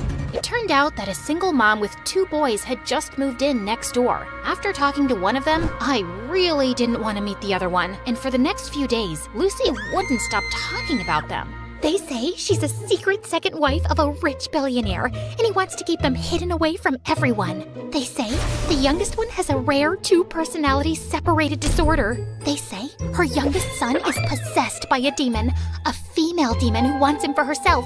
So whenever females try to talk to him, even his mom, the demon gets super jealous and crazy.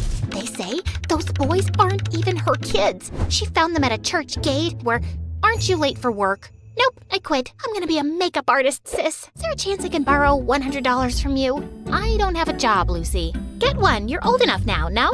Honestly, that wasn't a bad idea. It would also help me get away from home and all this craziness. So I found a part-time job as the assistant of a seamstress. In case you're wondering, it was all about replacing buttons, zippers, pockets, and even threading needles. Cause the seamstress I worked for was an old, grumpy, half-blind woman. Let's call her Blind Toe. I chose blind cause she can't see properly, and toe cause she works with body parts and the toe is one of them. It's just a stupid nickname, and I don't even know why I'm explaining this. Anyway, she wanted me to thread a needle every 8 minutes, and she was from Ecuador and her English was pretty bad. Sometimes it took me half an hour to understand the task. I'm not going to talk a lot about her in this video, although she's a very MSA character. But my story is more important, and it's getting crazier. But at least the payment wasn't bad at all. I was even able to help Tito sometimes. Some months later, I took a week off because I had exams. But when I came back, Blind Toe was livid. You, bye. I'm bye? Why? You're firing me? What did I do? You long. I'm only 5 feet 2 inches. No, you long, I no help. She's saying that your vacation was too long and she didn't have anyone to help her around, and that made her lose a lot of money. And who are you exactly? Meet Abraham, a very nice, sympathetic, respectable young American man. What happened during this last week? I like to be introduced nicely, so I taught her that. In fact, I taught her a lot of English, unlike you, who didn't even have the empathy to teach such a vulnerable old lady. Yeah, I agree. Vulnerable. You have no idea. Okay, so not very nice to meet you, and I hope you get 2 ostriches' toes because you guys are bad. Especially you, old lady. Bad. Bad. B-A-D. You just met me. Why are you calling me bad? She offered me the job, and I accepted. Also, I have some sad backstory, way sadder than yours. How do you know about my life? I'm your neighbor, the one who has a brother with a rare 2 personalities separated disorder. Yeah, I heard your sister Lucy say that all the time. What does that even mean? Dissociative identity disorder. Aren't you smart enough to figure that out?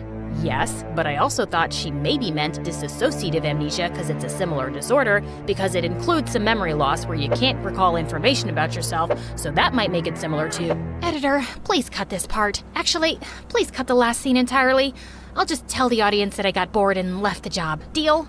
Don't worry, guys. We're not cutting anything. Who are you talking to? Man, leave me alone. And with that, I left. This boy was super annoying, and after that day, he kept waving at me and smiling like we were best friends. Why would someone have a name like that? I thought Abraham Lincoln was the last one. Oh God, and don't get me started on his looks. I swear I once saw 2 lice on his forehead. Why is the animator looking at me like that? Why are you guys all staring at me? Even the music guy is smirking. I've never seen him smile before, and I wish I hadn't now, because he looks like a scary shark when he's smiling. Fine. Me and Abraham are dating. Yeah, you know, these hate-love relationships. I was supposed to show you how feelings change over time, etc., but I think the lice lie gave it away. That was stupid. Yeah, but our lovely animator will cut that too.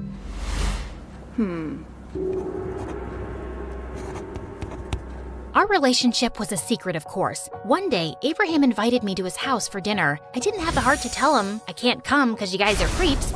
So I went. Man, their house was lovely. So warm and nice, and his mom was amazing. His youngest brother Adam was okay too, although the tent was still outside. I didn't see much proof, but I felt they weren't poor at all. Actually, I had a feeling that they were even well off, although the house didn't have very expensive things. Maybe it was the way his mom was talking, or the relationship among them. It felt like rich, classy people dynamics. I don't know how to explain this. Abraham and I kept dating in secret until our senior year, and it really felt like the best thing that had happened to me. People who loved me, and a boy who took care of me. It almost felt like Dad was back. So I decided to marry him right after high school. Listen, I have this urge to tell you that my decision was affected by the previous sad years. You know, a father in a coma for years, a helpless stepmom, a clueless mom, a crazy sister. Yeah, like just in case my marriage decision turns out to be a disaster, I've got my sob story ready and can easily fall back on it. When I told everyone my decision, Lucy took it the worst. I can't believe that I'm the one who y'all call crazy and reckless. Look at me. I'm 28 years old, still living with my parents just to be a solid supporter and to help my little sister. Lucy, you've spent way more money on your professions than providing us with anything. That is so ungrateful. And also, Abraham's family is weird. Their kid sleeps in a tent outside their house at least twice a week, and he keeps screaming and insulting them all the time. I once heard him yell at his mom, "Are you crying because I tried to stab Abraham? God, don't be such a girl." I mean, she is a girl. That was so stupid of him. He has some anger issues, but he's a good boy. Also, I'm marrying his brother, not him. No, sister, you never marry a man. You also marry his package. And every man comes with a package. I can tell you're trying to say something deep, but look at you. You can't even say something that makes sense even at this age. You couldn't make anything of yourself, just living only because you're not dead. That was so uncalled for, Madeline. And you know what? I'm not attending this wedding. This is just stupid. I'm leaving. Yeah, like always. And with that, she left. Tito then asked me, "Do you love him, dear?" I love him. He's my love. He's a piece of love itself. Then I'm really happy for you. On my wedding day, Tito was the happiest. Lucy wasn't talking to me, which was great. Abraham looked cute and happy, and so did his mom. Abraham, do you take Madeline as your wife? I do. Madeline, do you take Abraham as your husband? I don't know why, but I didn't know how to answer that. Say I do, Madeline. I just stood there, speechless. Excuse me. And with that, I turned around and ran out of the church. I took an Uber and went to the hospital. I sat next to Dad, held his hand, and cried. Well, I guess the sob story could work now. But don't worry, guys. Tito followed me and hugged me. He'll always be proud of you. Do what's right for you, honey. So, I went back and married Abraham. Remember when I told you that I always had a feeling that Abraham's family was rich? Yeah, it turned out he and Adam were the sons of a billionaire prince who was hiding them away. I can't believe Lucy was right. I never met him. Mom told me we were kids of an unwanted marriage, and no one should know about this. He pays us millions yearly, and I'm just content with this life. Abraham suggested that we help Lucy open a salon that provides all the services she learned. She was ecstatic. Girl, marrying Abraham was the second best thing you did after being my sister. Being your sister isn't something I did. You know what I mean. Mwah! Abraham and I started college together, and I studied physics, just like Dad. And in my second year, I got pregnant, but I had no plans to give up on my education after giving birth. After all, I had so many people who'd help take care of my kid. Although my annoying mom had something toxic to add. You know, your due date is the same day your dad got into a coma. That'll be your kid's birthday. Shut up! And no, it wasn't the same date, because I went into labor a day earlier. I thought my heart would burst when I held my daughter in my arms for the first time. She was perfect. I already knew what her name would be, Hope. Just then, a doctor walked into my room with a big smile on his face. Madeline, we have some extraordinary news. Your dad is finally awake, and he's asking for you. I just burst into tears and couldn't stop crying. I don't think anyone was now happier than me in the entire world.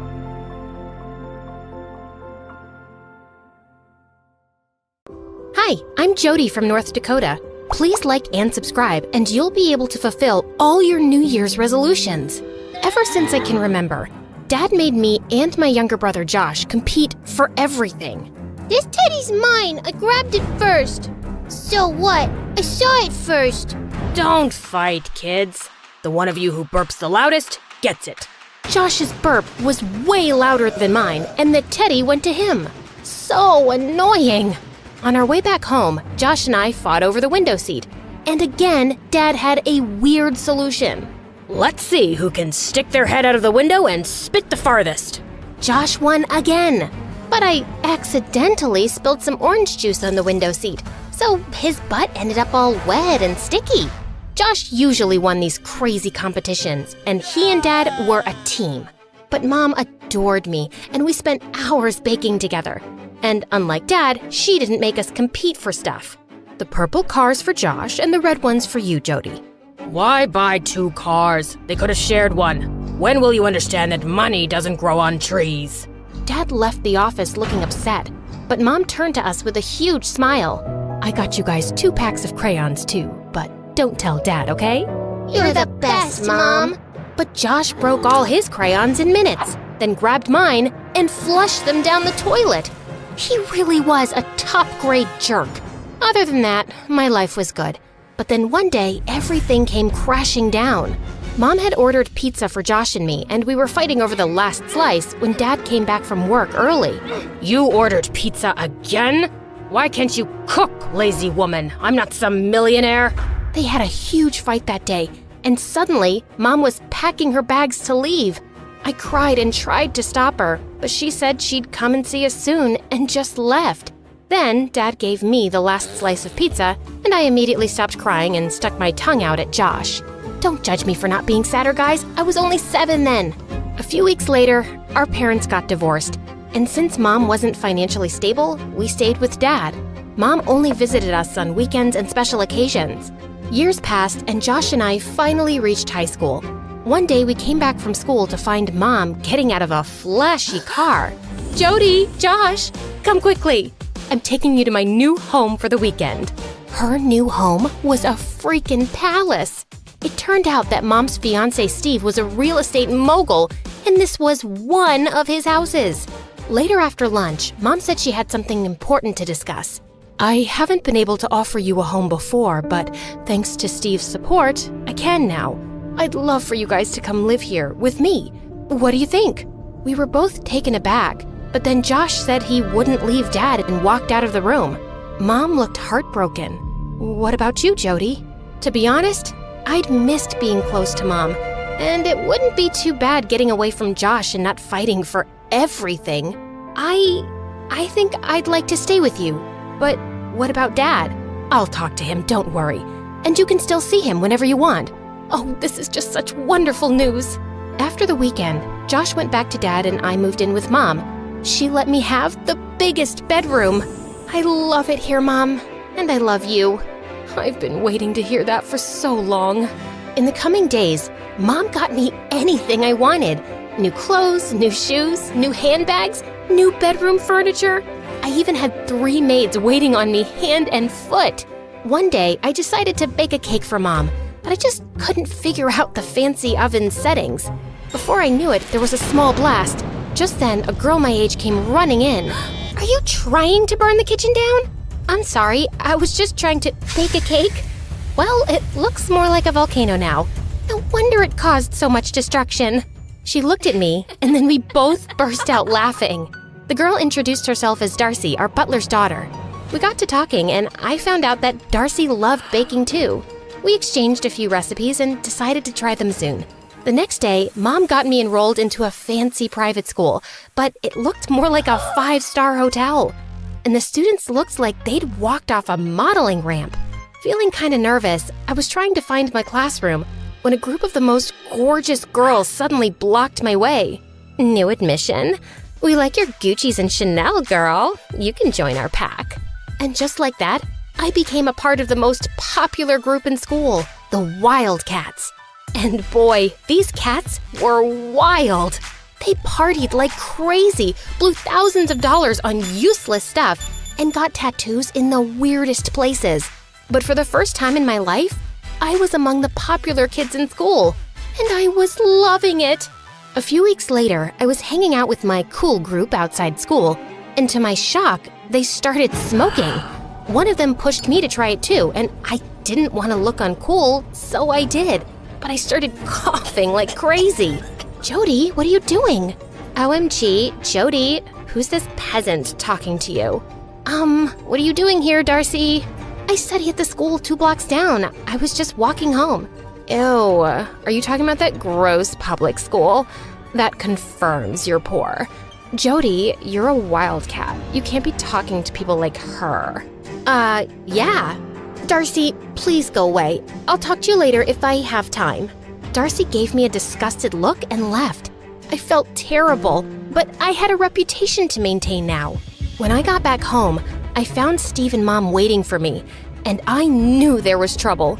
So, you're smoking now? Is that why I'm paying your sky-high school fees? Jody, I'm so disappointed in you. What? I didn't. There must be some mistake. Don't you dare lie to me. You were smoking, and the butler's daughter saw you. Steve was always so calm, and seeing him like that was kinda scary. He shouted at Darcy to come in. Tell me what you told us earlier, girl. Did you see Jody smoking or not? Darcy looked at me, then turned nervously to him. Sir, I think I made a mistake because that girl was wearing a different dress. I'm so sorry for the confusion. Steve sent her away angrily, and soon after I followed her. What were you thinking, being a snitch? I was trying to save you from falling into bad habits, but I wasn't expecting Mr. Steve to react so badly, so I changed my statement. You should be thanking me. Well, no thank you. Just mind your own business. Yeah, I'll do that now. You're just a rich brat. I don't know why I thought you were different. I felt so mad at her, but I forgot about the fight soon because the following weeks, I had a crazy schedule. I went to school, attended salsa and French classes Mom enrolled me in, and then went out partying with my friends. I was so busy with my new life that I almost completely forgot about Dad and Josh, too. Then one day, I got a call from Josh. Can you come home this evening? I want to plan a surprise party for Dad. I promised Josh I'd be there, and that I'd also bake a special cake for Dad. But when I came back from school that day, Mom was already waiting for me. Jody, there's an important event tonight, and Steve says I need to look my best. So I was thinking we'll go shopping first, and then maybe we'll both get makeovers. That sounds cool. By the time we came back home from the mall, I was so exhausted that I took a short nap. And when I woke up, it was already so late. When I got to Dad's place, Josh was done with all the preparations. I am so sorry. No problem. At least you turned up. No need to be so snarky. I was just tired. Yeah, I know how exhausting shopping can be. I saw you at the mall with Mom. You've changed, Jody. No, I haven't. Really? Then where's Dad's birthday cake? That's when I realized I'd completely forgotten about it.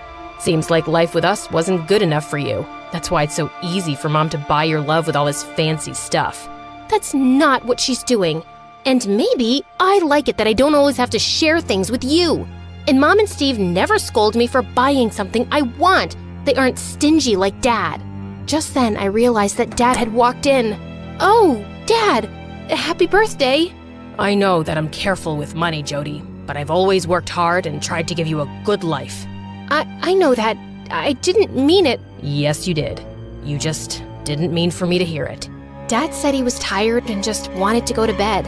And Josh was so mad at me for ruining everything. Back at home, I tried falling asleep but kept feeling terrible. I didn't mean to hurt Dad. And was it true that I'd changed, like Josh had said? A few days later, Mom and Steve were out at some party, so I invited some friends over. We were having a great time, dancing, till one of them started a food fight, and the next thing I knew, they were all going crazy. Can you stop, please? My parents won't be happy about this. What? We're just having fun. And I'm sure you have plenty of servants to do the cleanup. Look, there's one. She pointed at Darcy, who just walked in with drinks and got hit by some food. Just then, one girl jumped on the couch, knocking over a large crystal vase and smashed it to bits on the floor. That's it! Enough!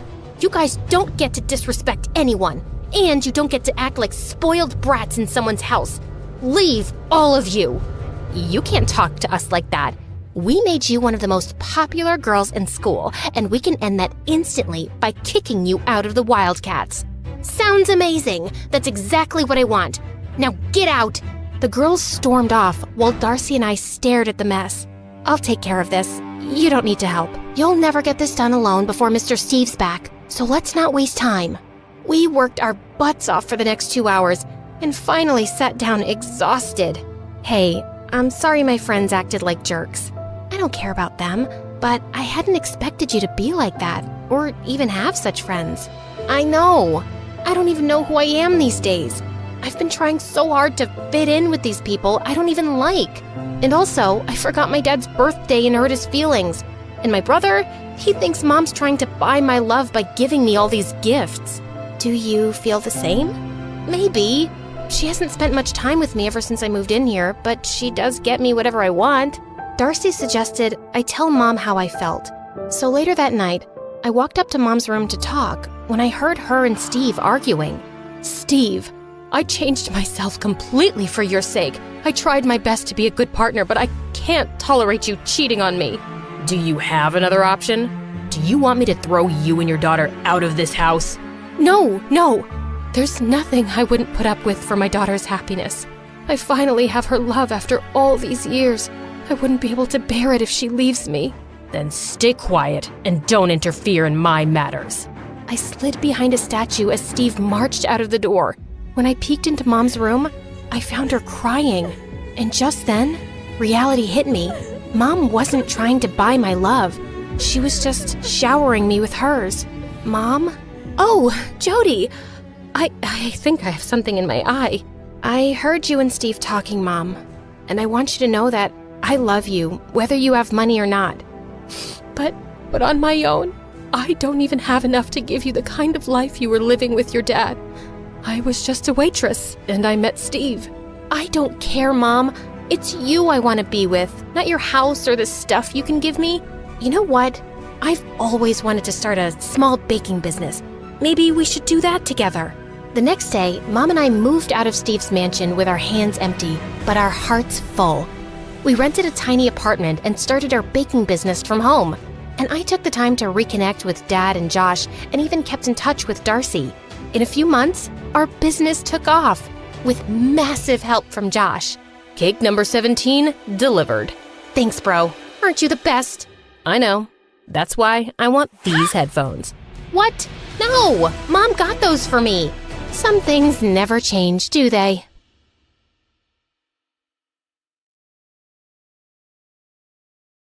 Hi friends, I'm Winter from Scotland. Please like and subscribe. Ever since I was a little girl, I noticed that I was a bit different from the other kids. And a lot different than my older sister Vinny. Whenever we went to the doctor, Vinny would throw the worst fit seeing a needle. But me? I was always calm. I didn't like getting shots, but I didn't feel afraid of them either. While Vinny would scream at the sight of most animals, I had a pet iguana named Santa Claus. I was totally fearless. But no matter how different we were, we loved each other to bits.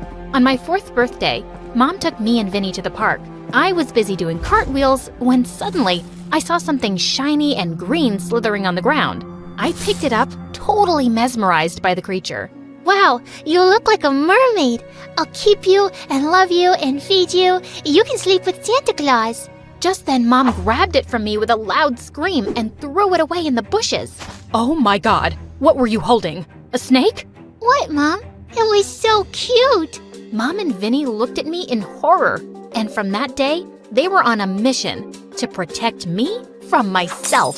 Since Mom was mostly busy with work, it was Vinny who was always with me, and she wouldn't let me do anything fun. Once in 6th grade, I was feeling really bored one afternoon when I spotted some ripe mangoes on our tree. I immediately ran out and started climbing it, but moments later, Vinny came running. Winter, no! Come down, please, it's too dangerous. Just one more mango, Vinny. Oops, almost slipped. I'm fine, just relax. But Vinny wouldn't listen and started climbing the tree to get me down. The moment she got close to me, the branch below her feet broke and Vinny went crashing down. It was the first time I felt truly scared. Vinny had a concussion and was rushed to the hospital where she got stitches on her forehead. When she came back home after a few days and saw her face, she screamed. No, Mom, what's this? Oh my God, I'm ugly. What? Of course not. Vinny, it's just a scar. It'll go away. You promise? Yes, I'm sure. But it never went away completely, and Vinny was so self-conscious about it that she started wearing her hair over it, and I could tell she was still mad at me. I apologized to her like a million times, and she said she was fine, but she'd barely talk to me or play with me, and nothing was the same. But one day I went up to her room with some ice cream, and she said she didn't want any and slammed the door in my face. I'd had enough, so I kicked the door in. Look, Vinny, I'm so sorry and I should have listened to you, but it was an accident, and well, just get over it. You can't just ignore me and not talk to me. And your new hairstyle, it sucks. It's just a dumb scar, and you're still the prettiest girl I know. I tried hugging Vinny, but she shoved me away. You're just so full of yourself, Winter. Can't ignore me, not talking to me. Everything isn't about you. I'm tired of being your babysitter. You're old enough to be on your own and not be reckless and stupid. And even if you are, why should that be my problem? Just go away. Saying that, Vinny pushed me out of her room. After that day, I felt so alone at home. Mom was always busy and Vinny ignored my existence. She had this new boyfriend and it seemed all her time was for him. One time in 8th grade, I was bored when I spotted the gardener's bicycle outside, and I decided to try out cycling. Thanks to Mom's overprotectiveness, I'd never been allowed to ride one. I fell so many times, but I kept on trying. And just when I thought I'd gotten the hang of it, I went crashing into a bush.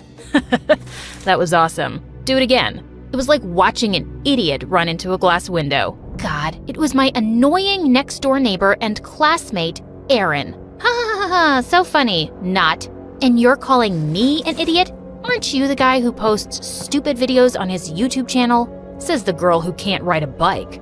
The guy was really getting on my nerves. I picked up a shoe and hurled it at him and ran inside while he kept laughing. He was weird and had a YouTube channel that had stupid, pointless videos. And after that day, he even kept annoying me in school, but I just tried to ignore him. Once when I was in 9th grade, Mom was away for a business trip and Vinny announced that she was going to the movies with her boyfriend.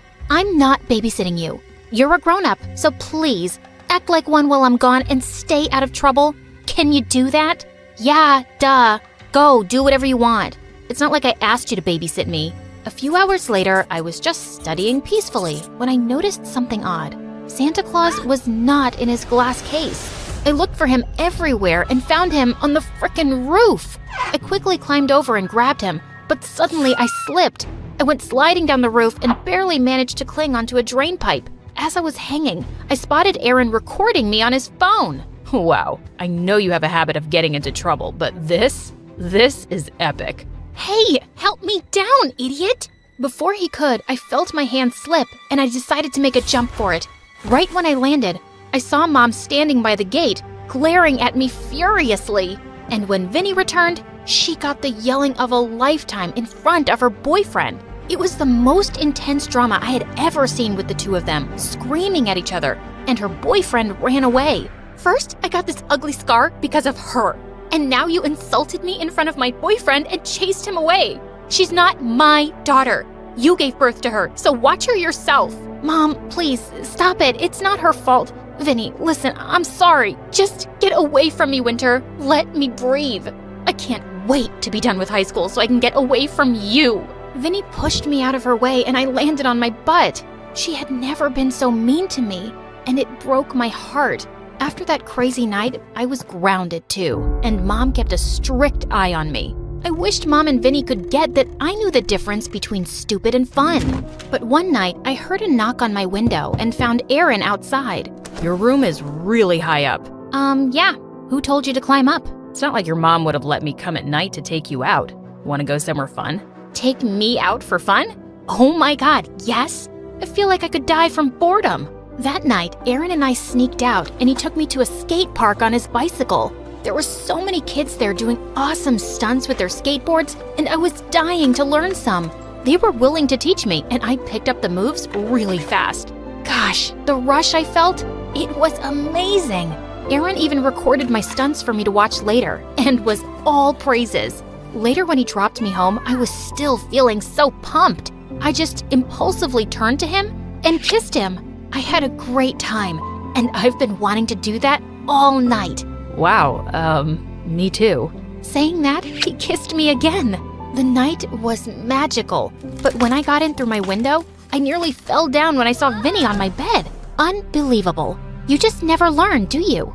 Hey, look, I'm old enough, and I'm none of your business. You've made that clear enough. Winter, that boy is trouble. He has such a bad reputation at school. He's known for playing pranks and getting others in trouble. Look, I know I've been hard on you, but just trust me on this. He's a jerk, and you need to start making better decisions. Save the big sister lecture for someone else, Vinny. Nothing I do would ever seem like a good idea to you, and I think you just resent me, and I don't trust your advice anymore. You wanted to ignore me? Well, I'm okay with it now. So get out of my room, please. That didn't feel great, but what did she expect? Vinny left for college soon, and it was just me and Mom. But thank God I had Aaron. He was everything I ever wanted in a boyfriend. For Valentine's Day, he took me bungee jumping. OMG, this was my dream. I knew it. It's like we're the same. Aaron and I soon became the hottest couple in school. And every afternoon, I'd go to the skate park with Aaron and practice skateboard stunts. I was acing it, and Aaron was my biggest supporter. One day, Aaron came to me with some big news. A huge YouTube stunt performer wanted us to collaborate and shoot with me. He had a huge following and he'd post videos of us performing together. It was right during finals week, but how could I possibly say no? I tried studying, but I was way too excited and would end up going to the park with Aaron and practicing like crazy.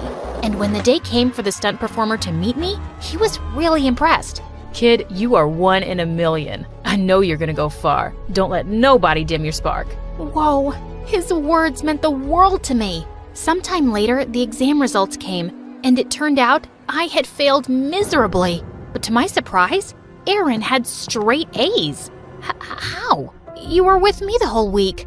Yeah. My dad kind of pulled some strings and I took all the exams later, so I got more time to study. So, you wanna hit the park? I have some stunts I want you to try. You couldn't have pulled some strings for me? Or at least told me it was an option? Gosh, you're so selfish. Since when do you care about grades, Winter? And I arranged that stuntman to come perform with you, didn't I? You could be a little more grateful. Excuse me? Yeah, you heard me. You have a lot to thank me for. Otherwise, those boring duds at your house would keep you locked up. Without even thinking, I gave Aaron a tight slap and walked away. I was scared of how to tell Mom about my grades, and I felt like such an idiot. Vinny was so right about Aaron. At that moment, I just missed her so much that I called her after months. The moment she picked up, I broke down and told her everything. It just took her 2 hours to come home from her university, and I hugged her tight. I knew that jerk was up to no good the first time I saw your video on his channel, when you jumped from the roof. What? What video? His YouTube channel? It's full of your stunt videos. Gosh, don't say you didn't know about it.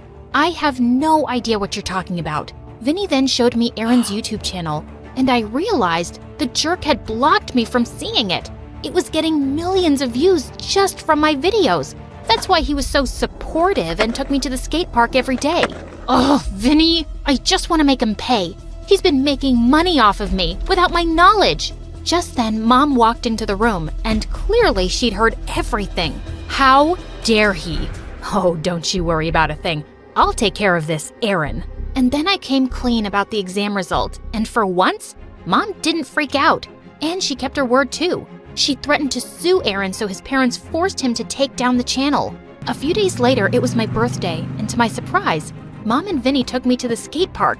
And then they gave me my gift, a video camera. Sweetie, I saw your videos and you're just a natural. I don't know why you want to do risky stuff, but I know I can't stop you either. So I guess it's time you show the world how crazy you can be on your own channel.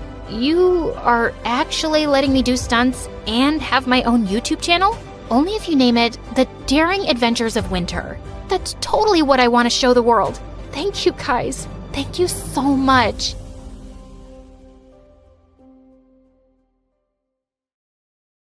Hey there, I'm Christina. Hit that like button and smash subscribe to MSA for stories that'll make your head spin. But first, show your love for MSA with our awesome bottles and notebooks. Peek at the collection in the description and pick your favorites. Life used to be all fun and games with my twin Nadia. We did everything together. Watched cartoons, played games, and even wore identical clothes. We were so alike, even our parents got mixed up. But as we grew older, things changed. We started liking different things, and by the time we were in 5th grade, everyone saw that Nadia was way smarter than me. Mom was a university teacher, and she was always talking about Nadia's good grades to everyone and giving her extra lessons. She tried with me once, but when I didn't understand quickly, she just sighed. Some kids shine, others don't. It made me feel bad. Nadia's study sessions grew longer, and our playtime disappeared, like our matching outfits. How about a cartoon break? For old time's sake. Can't. Mom thinks they're just a distraction now. And then, Mom started giving me more and more house chores. At first, I didn't mind helping, but then I noticed she was doing it on purpose to keep me away from my sister. Leave your sister alone. She's studying. Go wash the dishes. But I just wanted a little help with my math. Ask your teacher for help. Nadia's busy, and those dishes aren't going to wash themselves. And after that, you can organize your closet. If you can't manage that mess, you're not going to get very far ahead in life. You don't always have to be like that. It's all right, Christina, honey. Let's go do the dishes together. Nadia and I were growing distant. Mom paid me no attention, and she and Dad fought a lot, mostly about the way she treated me, and I couldn't help feeling that I was the reason our family was tearing apart. Eventually, Mom and Dad split up, and I ended up moving out with Dad to a really dingy apartment. Look on the bright side, honey. Adventures await us. Adventures, huh? More like nightly mouse marathons and indoor rain. This place just needs a little love, and you can choose the decor. Pink for your room? Maybe black, just like my future. Surprisingly, I came home to find one wall in my room painted black. Dark moments show us how the little things can shine. He put bright flowers against the black wall. Notice how the colors stand out now? It's pretty, I guess. You'll understand someday. Always look for the bright spots. Positive thinking was tough, especially with school growing weirder by the day. Everyone at school thought of me as the other dumb sister. Even my teachers seemed to feel sorry for me. Christina, maybe put in some extra effort? You might surprise yourself. Sure, I'll ask Mom for help. Oh wait, she's too busy with her star student. I left the classroom upset when I heard Nadia's voice behind me in the hallway. What's wrong now? Just another day of me growing tired of being compared to you. It's not my fault. I just keep to myself. It must be nice not worrying about anyone else. I was walking off, but Nadia grabbed my arm. Hey, listen, I know you're upset, but there's something I can't tell you right now.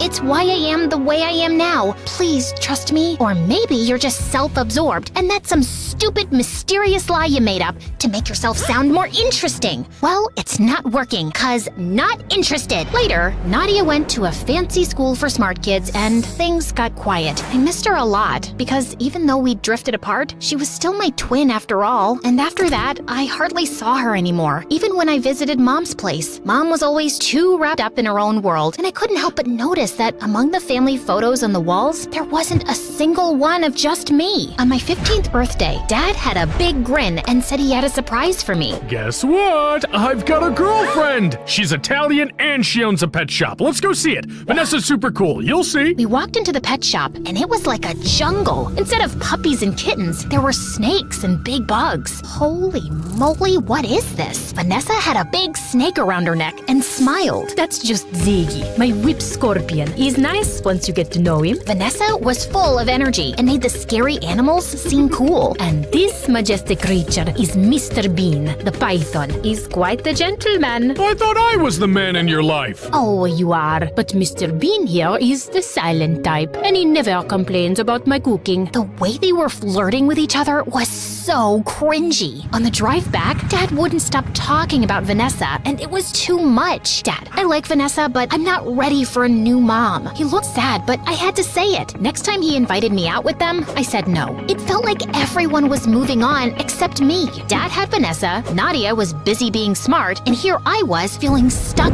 and unnoticed. Vanessa, the snake lady, started hanging out at our place a lot. One afternoon, she was trying to bake a pumpkin pie, and she dumped a whole bag of flour on the floor and then tripped over the cat. I couldn't help laughing, even though I was trying to ignore her. After some time, Vanessa plopped a piece of pie in front of me, raising an eyebrow. Truce? She asked, and honestly, it smelled too good to ignore. Look, I know you don't like having me in your dad's life, and honestly, I never saw myself as a stepmom. I'm more like a free spirit, you know? But hey, your dad's got my heart doing cartwheels, so let's try to be friends, huh? I'm not like your typical stepmom witch type. Does that mean you won't give me a hard time for eating junk food? I'm the one offering pie for lunch, aren't I? Okay, she was quirky, and she had a point. Later on, I found myself helping her cook, and Dad got all teary seeing us getting along. Turns out, Vanessa was kinda cool to have around, but I still felt a bit like I was on the sidelines of everyone else's game. One day in my room, I noticed the flowers next to the black wall looking sad, their petals falling. Time for new flowers. Fresh flowers had become my thing. They cheered up the room. At the flower shop, I met Mrs. Garcia for the first time. She was super cool, zipping around in her wheelchair, arranging bouquets with the biggest smile. Pick whatever makes you smile, Christina, she said, handing me the brightest bunch. I walked out of the flower shop, super happy with my new flowers. I wasn't looking where I was going and didn't see a bike coming. It knocked me over, and I blacked out. I woke up in a hospital bed, and Nadia was there looking super worried. She ran off to find Dad as soon as I opened my eyes. The doctors said I'd hit my head pretty badly and was out for 3 whole days, but they checked me over and said I could go home. Back in my room, something about my flowers caught my eye. They seemed cooler somehow. I grabbed a pen and paper and started drawing, really getting into all the shapes and patterns I could see. What's up with you? Did you know flowers are kind of like math? They've got these patterns that are all just cool. Nadia looked at my drawings and turned white as a ghost. No way. Here, try these math problems. Stuff that used to look like alien code suddenly just made sense. I even solved the complex equations. Did my brain just level up or what? We gotta tell Mom, like she'd care to check on me. She's not heartless, okay? She was actually worried. Don't defend her. You don't know everything. Then tell me. I told you, I can't. Ugh, then just go ahead and leave. I don't even want to know your stupid secret. Later, when Mom popped by, she barely glanced at Dad and Vanessa and came straight to me with a stack of papers. Time for a little test, Christina. After I finished, she examined the papers and just said, pack up. You're staying with me now. What? Can we talk about this first? No need. She's got a gift, and I'm going to make sure it doesn't go to waste. Wait, you can't just show up and decide to take her. Where were you before and why are you suddenly loving her now? My God, I can't believe I'm even standing here listening to you, a nobody. I'm her mother. But if you must know, Christina might have acquired savant syndrome, and it's not something either of you can deal with. I can help her. She explained that sometimes a head bump can switch on a talent for things like art or math. She thought that's what had happened to me, and I couldn't help feeling excited. Could this be my shot to shine and get Mom's attention? I begged Dad, and finally, he said yes. Better watch out, Christina. My cousin in Rome got that acquire servant syndrome. He became arrogant and a real pain. Then he bumped his head again and went back to being stupid. Not that you're stupid, but you know what I mean. What kind of dumb syndrome is that, Vanessa? Did you come up with it while watching cartoons? I ignored Mom and ran to hug Vanessa before leaving. Mom enrolled me in Nadia's school, and on my first day, I felt nervous. But I noticed Nadia was popular, and people were also interested in me. When they wondered why I just started there, Nadia jumped in. She was sick and overseas for treatment. Come on, Christina. Later, I asked her why she lied. Mom's orders. Just play along, okay? That sounded weird, but I brushed it off because I had lots to do. Before long, I caught up with all the schoolwork and even started getting better grades than Nadia. That's when Mom finally said she was proud of me for the first time in my life. And late one night, I overheard Mom screaming at Nadia in the living room. You call this a report card? Pathetic. All the years I spent working so hard with you, down the drain. I'm trying my best. Your best? Your best is a joke. You're nothing like your sister. If you don't smarten up, you'll be a nobody, just like your father. Hearing this, I felt stunned. Why was Mom being so harsh with Nadia? And calling Dad a loser? That was just mean. I snuck into Nadia's room later and told her I heard the argument. Great, now what? Mom's on my case, expecting the best, and you're making it harder. You're doing all this for her? Yes, she's always pushing me, being super strict. If I don't do well, she gets really mean, and I can't deal with that. I didn't say anything before about how mean she is, because I thought I wanted to be the best too, and she was helping me. Now, it just feels like she's making me miserable. Mom was even tougher on Nadia than I thought, and hearing that shook me. And now, Mom was dragging me to these math contests too that usually Nadia competed in. I didn't want to stress out Nadia more, but I also wanted to shine.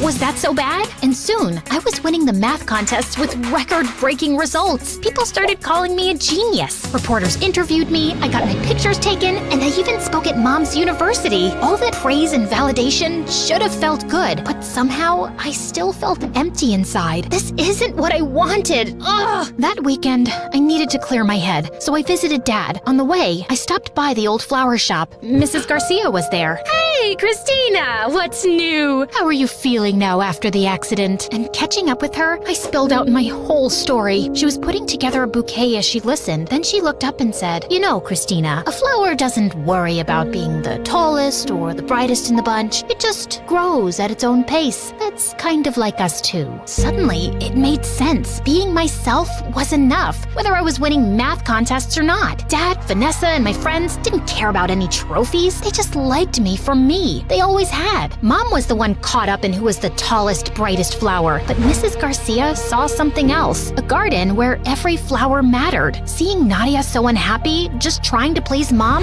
made me sad. I used to be jealous, but not anymore, and I decided that something had to change. I got Dad and Vanessa on board, and we cooked up a plan. We just needed the perfect time to kick it off. That chance came during a live TV interview with me and Mom. The host asked me what it was like growing up with a ton of books. She loved it. Actually, that was Nadia. She always had her head in a book and never got to have any fun. The crowd was shocked, and Mom got stiff. I wasn't the bookworm. My smarts came after a head bump. You mean the illness you had? That's just Mom's story. She didn't want to acknowledge she had a dumb kid, I guess. Be quiet. I won't, and I don't care about winning math contests. Nadia doesn't either. We're done trying to please you. With that, I walked off and went backstage to find Nadia. Why'd you do that? Mom didn't bat an eye when she separated us, ruined her marriage, and used you to become popular. She ignored me all my life, and now she's using me. Nadia, we deserve better. Aren't you tired of being Mom's puppet? Come with me. We bolted before Mom could stop us. Dad was outside, ready to whisk us away. You can't take my kids. They're old enough to choose. Or do you want to take this up in court? Mom looked furious, but she stayed quiet, and we went home. Vanessa had a lovely dinner waiting, and it felt like a fresh start. And Nadia started helping Vanessa with the snakes, and it seemed to be her calling working with those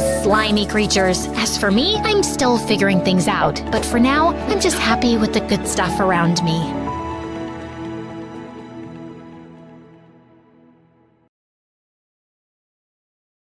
I'd been avoiding this all night, but it was time to face the truth. I was standing in the middle of the dance floor at the Winter Formal, surrounded by two of the most popular boys in school, Nicholas and Isaac. Nicholas gave me flowers. Isaac jumped in front of Nicholas and started singing me a love song. Nicholas threw a glass of punch in Isaac's face, then gave me a diamond necklace. Both of you, get away from me! How many times do I have to tell you I don't love you? But we shared a chicken sandwich. I gave you half my fries. What about me? We walked on the beach under the moonlight and kissed under the stars. I liked all your Instagram posts, and I texted you 1,000 smiley face emojis with hearts in their eyes. The hearts were in all of their eyes, Ember. Do you know what that means? Leave her alone, you jerk. She's my girl. No, she's mine.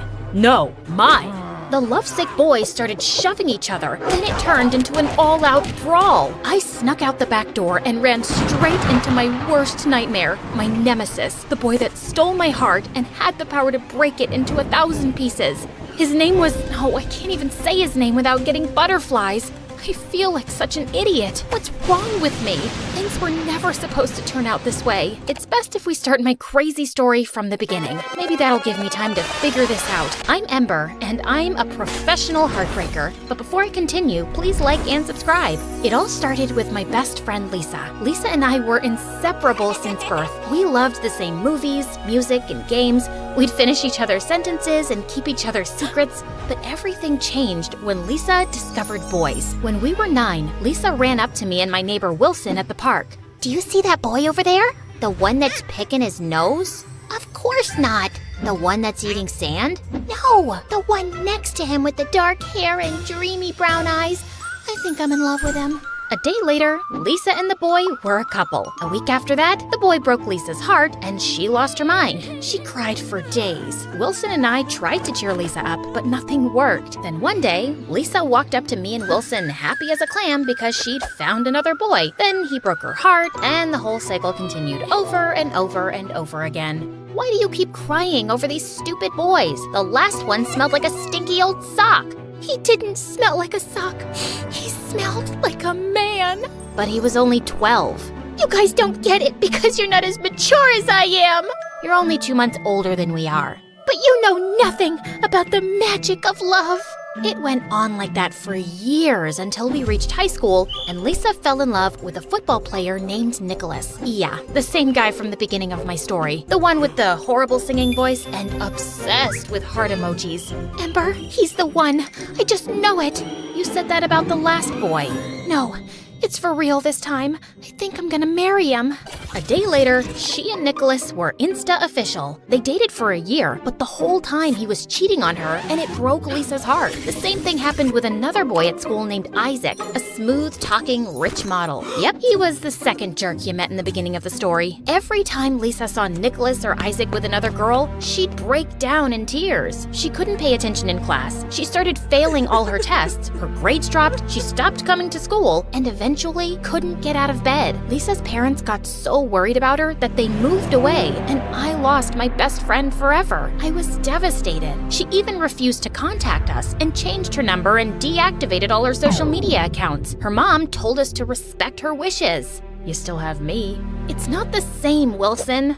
After Lisa left, I blamed myself. Nicholas and Isaac were heartbreakers, and all the girls loved them, even though they both had the IQ of a fly and were the most conceited boys on earth. They had a new girl every week and ripped the poor girl's heart to shreds.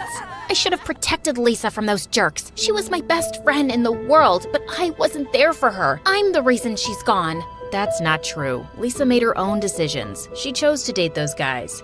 If it's not my fault, why does it hurt so much? A couple years later, in my senior year, I had a major glow up. My dark olive skin and long curly hair got me so much attention, people thought I was a model or a movie star. Nicholas kept staring at me in gym class. I tried to ignore him, but he cornered me in the hallway. Hey, beautiful. I couldn't help but notice that you're almost as hot as me. I've never seen you around. Is this your first day? No, dummy. We've been in the same classes for 2 years. He looked at me like I was crazy. I'm Ember, Lisa's best friend. I don't know any Lisa. Your ex-girlfriend's Lisa? He shrugged his shoulders like he didn't even care. I wanted to slap him in his stupid jerk face. I'm captain of the football team, you know, and I've got 2% body fat. He lifted up his shirt to show me his washboard abs. Am I supposed to care? You're funny. Let's go out this weekend. I was pissed. First, Nicholas broke Lisa's heart, and now he wanted to go out with me? Suddenly, I had an idea. I could make him pay for what he did to Lisa. So, I said yes. Later that day, Wilson and I were sitting together at lunch. I was helping him fix his battle robot for the robotics club when Isaac walked up. Hey babe, is your dad a genie? Because you're my wish come true. We should get together. You're not her type. No one asked you, nerd. Wilson's battle robot charged at Isaac. Isaac grabbed the robot and spiked it like a football. Wiper butt, no! Next time, mind your own business. Avenge me. Wilson jumped up to confront Isaac, and I slid between them. I'd love to go out with you, Isaac. I gave Isaac my number, then he walked away. Wilson was totally confused. Why would you go out with that jerk that broke Lisa's heart? I'm gonna go out with both jerks that broke Lisa's heart. I'm gonna make them pay for what they did to Lisa. After that, Wilson and I came up with a master plan. Nicholas was the first target. He was obsessed with sports and super competitive. He was on the basketball team, the football team, and the baseball team. But after a little investigation, Wilson and I discovered that Nicholas was terrified of heights. For our date, I invited Nicholas to a rock climbing gym. As we were walking inside, Nicholas saw a beggar on the street and yelled at him for asking for food. Get your own food, loser. Ugh, can't understand why these poor people choose to live on the sidewalk. There's an apartment building right across the street. I couldn't believe how insensitive and stupid Nicholas was, but I had to stay focused on my mission. Good question, but tonight's about us. Let's go have some fun. I took his hand and pulled him inside. Nicholas took one look at the rock wall and broke into a sweat. I don't know about this, Ember. Can't we just go to the movies? Are you scared? I didn't know you were a chicken. I'm no chicken. I'm not afraid of anything. I'll climb to the top twice as fast as you. You're on. I raced to the top, and Nicholas struggled to keep up. Come on, Nicholas. You can do it. Just don't look down. Nicholas looked down and freaked out. He started crying like a baby. It took 20 minutes for the instructors to pry him off the wall. Wilson recorded the whole thing on his phone and posted it online. The video went viral in minutes, and Nicholas was the biggest joke. The next day, I went out with Isaac. He got us concert tickets to see a famous pop star. He met me at my door with a huge bouquet of flowers, but when he wasn't looking, I slipped a couple doggy treats in his pocket. As we were walking to his car, my neighbor's huge dog charged towards him. Isaac got so scared, he turned to run, but slipped and fell face first in the mud. His clothes were ruined, and so was his perfect hair. I'm so sorry. It's okay. It was an accident. Too bad we'll miss the concert. We don't have to miss it. Come with me. I dragged Isaac inside my house and told him he could take a shower. I gave him a special bottle of shampoo to wash his hair and some of my dad's old clothes. 10 minutes later, I heard Isaac scream. My hair! Oh no! Silly me. I guess that wasn't shampoo. At least the green brings out your eyes. Isaac ran out of my house like a maniac. I wished Lisa was here to see what we did. She would have been so proud. Wilson and I celebrated. I even had the rest of the weekend to help him fix his broken battle robot. I really appreciate your help, Ember. It's the least I can do. I couldn't have gotten back at Nicholas and Isaac without you. I was worried that you'd fall for those guys like all those other girls at school. Give me some credit. Those guys are the worst. I like guys that are smart and kind. Then Wilson gave me a strange look. I think I like you. I mean, like you, ever since we were kids. I was wondering if maybe we could go out on a real date. I was shocked. I never saw Wilson as anything more than a friend. But as I thought about dating him, I suddenly started to blush. Sorry, I guess that was a dumb idea. I'll leave now. Before I knew it, Wilson was walking out the door. Wait! I grabbed Wilson's hand. He turned to me, and when we looked into each other's eyes, I swear that sparks started flying. Or it could have been the porch lamp shorting out again. It had been doing that for weeks. The next day, spring break started, and Wilson and I spent every minute together. We grew closer by the day, and after we shared our first kiss, I finally understood what Lisa meant about the magic of love. Being with Wilson made me feel like I was walking on a cloud, though it was bittersweet because I still missed Lisa so much. But when school started, everything changed. My first day back, Nicholas ran up to me with a huge smile on his face. Ember, it's so good to see you. It took me a while to realize it, but you're the best thing that's ever happened to me. You changed my life. Wait, what? I was totally shocked. I thought Nicholas hated me. You gave me the courage to face my fear of heights, clowns, and strawberries. You're afraid of strawberries? It's the seeds and their pointy ends. They could take an eye out, but that doesn't matter anymore. I've conquered all my fears, and now I'm unstoppable. I'm a new man, and I think I like you. Then Nicholas kissed me on the cheek and waltzed down the hall. After school, Isaac ran up to me in the parking lot with his bright green hair. He hugged me and spun me around. Babe, you're amazing. My hair is a hit. I booked 10 modeling jobs over the break. I wanted to call and tell you, but I was so busy. You're my good luck charm. Before I could say anything, Isaac kissed me. Then out of nowhere, Wilson and Nicholas appeared. Wilson stared at me and Isaac in total disbelief. Nicholas got so mad, he grabbed Isaac and punched him in the nose. Get your hands off my girl. She's not your girl. She's the love of my life. Then I saw an amazing opportunity. My mission wasn't complete. That night, I told Wilson about my new plan. Our mission isn't over. I'll go on a few more dates with Nicholas and Isaac. I'll make them compete for my love. And when I know I've got them hooked, I'll rip their hearts to shreds. I'll just need you to... What about us? We'll keep our relationship a secret until after I break Nicholas and Isaac's hearts. You're not making any sense. I'm your boyfriend. I can't just sit back and watch you date other guys. We have to complete the mission. I don't care about the stupid mission. What are you saying? It's me or them. I chose the mission. I couldn't back off now. It was too important. I owed it to Lisa. After that, Wilson and I broke up. I kept dating Nicholas and Isaac and made them compete for my affection. It was funny seeing them try to one-up each other to win my heart, but every time Wilson saw me with them, he gave me the saddest looks. What are you staring at, nerd? A jerk sandwich with a side of stupid sauce? Nerd boy thinks he's funny. He's just jealous because Ember's out of his league. She'll be my girl soon.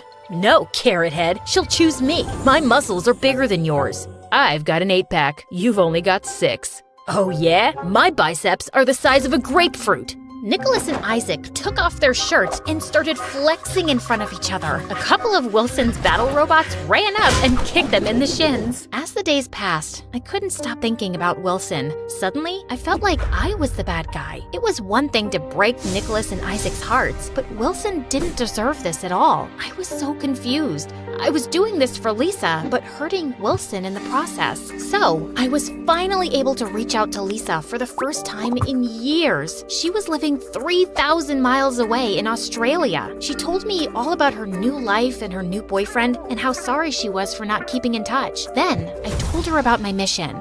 Oh, Ember, you didn't have to do that for me. Love's a risk, and sometimes it hurts, but it's worth it. I was trying to break those heartbreakers' hearts and broke Wilson's along the way. I feel like a hypocrite trying to teach those guys not to play with a person's emotions while I was doing the same thing.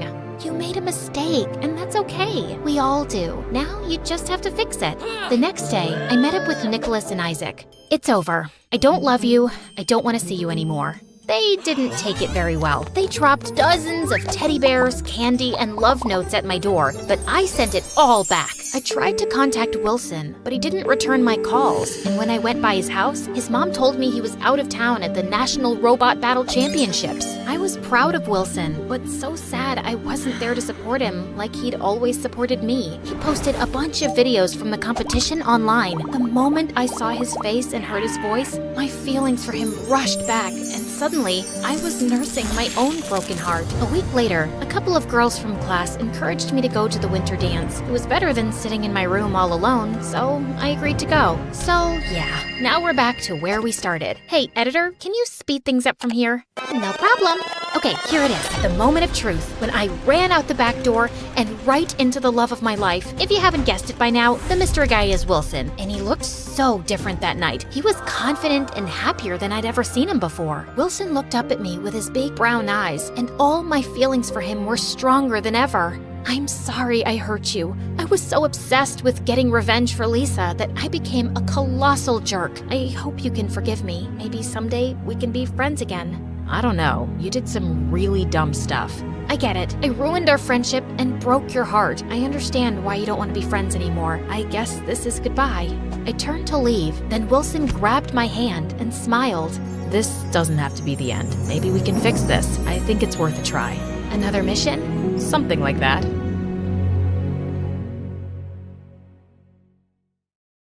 Bonjour, my name is Andrea from Paris. Please like and... Nah, I'm just kidding, guys. It's me again. Gotcha. You didn't know I spoke multiple languages. Verdado? So, where were we? Oh yeah, my band almost broke up. My manager tried to take control of my life. My father was in an accident. My boyfriend was keeping a huge secret from me. And my mom had come back into my life after almost 10 years. Am I forgetting some other misery? Yeah, I'm also really hungry. Oh, right. I hadn't eaten anything since before the concert. But at that time, we had more important things on our plate. Alice, I told you to get away from him. Who does she think she is to tell me what to do? No. First, you owe me an explanation. Why have you left? Where have you been all these 10 years? Why have you never called? Why are you coming back now? Why? Well, I guess she owed more than one explanation. Maybe we should leave. And miss the showdown? Yeah, let's give them some privacy. Yes, better. What are you even doing here in the first place?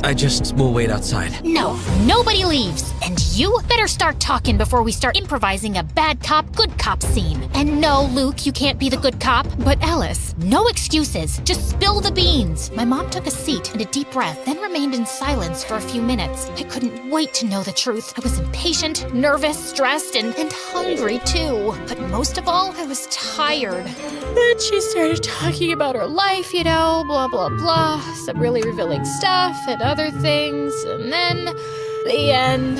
I'm sorry, guys. I'm just exhausted. It's not that easy to narrate 4 parts in a row. The life of an MSA star is harder than it looks. You know what, guys? Let's mix things up a little. I know you're probably tired of hearing my voice. At least I am. So let's hear my mom's story told by herself. See you later, alligators. Hi, kids. I'm Carrie, Alice's mom. I know most of you must hate me, but hold off until you hear my side of the story. If you still hate me later, well, don't put it in the comments. I don't think I can handle having my own haters. Let's start from the beginning. After I got married and had Alice, my life was practically perfect. Lovely family, a career climbing. Life was looking up. When Alice was finishing elementary school, my big shot arrived. Carrie, we want you to lead the case against the Siri clan. Oh, yes, I'll do it. Their time has come. Justice will be served. The Siri clan was one of the largest and most dangerous criminal groups in the country. They were the worst of the worst, fixing sports events, moving narcotics, blackmailing politicians, and even kidnapping kittens in their spare time. You name it, they did it. it. Get ready. This is gonna change your life. And boy, it did. I couldn't imagine at the time how much it would cost me. I couldn't tell anyone about my involvement with the case, not even my family. Still, the clan found out pretty much everything about me. I soon started receiving threatening phone calls, menacing letters, and gifts of dubious taste. The prosecution put security on us. The suit guys followed us all around without Alice and her father knowing. But that didn't stop the Siri clan. Oh no. A few days before the trial, I received an envelope in my office. Inside, there were pictures of Alice at school, in the park, coming in and out of the house, everywhere. I thought about calling the police, but it was too dangerous. I had to do something. So, I went to see the head of the clan, ready to put my career aside and my principles in exchange for the safety of my family. But he was a tough negotiator. I have a counteroffer. They not only forced me to sabotage the lawsuit against them, but also made me work for them as their legal counsel for years. They never stopped following Alice. I had no choice but to stay and help them grow their criminal empire even further. So, that's why I left. Because now I'm a criminal and I can't even look at you in the eyes knowing everything I did. And why did you come back? After I left, I blocked your numbers, but I never changed mine. The hospital called me saying there had been an accident and I had to come and make sure you were okay. I guess I'm still your emergency contact. Of course. There's no other person I want to see in an emergency. He's such a flirt. Is that so? It is, and not only in emergencies. I think Alice's dad has the hots for Alice's mom. You don't say. I'm just glad I get to see you again. Oh my god, Dad, stop flirting with her. Have you forgotten that she abandoned us for like 10 years? Are you sure you don't have a concussion? Let's call the doctors to do more tests. I'm fine, Alice. I guess old habits die hard. He smiled at me, and even after all these years, just like the first time I saw him playing in the subway, I felt fireworks inside. How could I help it? Look at him. He is as attractive as he was 10 years ago, maybe even more.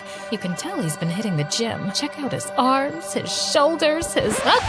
Okay, that's enough. This is still a family channel. I'll take it from here. As you can imagine, my mom's story was like a roller coaster for me. And by the end, I was pretty dizzy. I didn't know what to say, but at the same time, I had hundreds of questions to ask. At first, I needed some air, like a lot of air, and something to eat. So I walked out of the hospital, and then I saw it. That was really love at first sight. Thank God. I ran to it, and I ordered half a dozen hot dogs. What? Lady has to eat too, you know. Besides, can't think with an empty stomach, right? Bon appetit. Note from the MSA producers. Due to the disgusting nature of the following images, we have decided to censor the next part. Ugh, I so needed that. Now I can think straight. Let's get this over with. I walked back to the hospital, but stopped dead in my tracks when I saw Mom and Camillo talking at the entrance. We should try to be friends. After all, we are family. You don't scare me. And why should he? Oh, let me guess. He probably is the son of the boss of that clan, and he's just dating me because he has a secret agenda, right? No,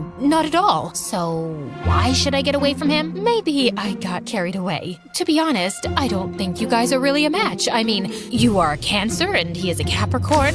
Those are the least compatible signs in the horoscope. I'm actually a Scorpio. Oh, then it's okay. You have my blessing. Great! Thanks, Mom. Camillo hugged my mom. Their performance was as believable as a bunch of elementary school kids acting out Shakespeare for the end of the year play. Of course I knew there was something wrong. I'm not an idiot, guys. I asked Camillo about it like 1,000 times. Why does my mother hate you so much? What did you do? But he always came up with different excuses. It's because I'm Italian. She hates poets. She doesn't like my cologne. I think she must be in love with me. Eventually, I stopped asking. I know it sounds crazy, but after so much time, things were somehow in order and part of me didn't want anything to change. Sure, I knew that things sooner or later were gonna bite me. And trust me, when they did, it hurt like a dog bite. The next few days were truly bizarre. My mom came back into our lives as suddenly as she had left. Every time I went to visit my dad, she was there. And the two of them together were absolutely unbearable. You guys know I'm a sucker for love, but they were too much even for me. Here comes the plane. Can I have a bite of the pilot too? Oh, don't start.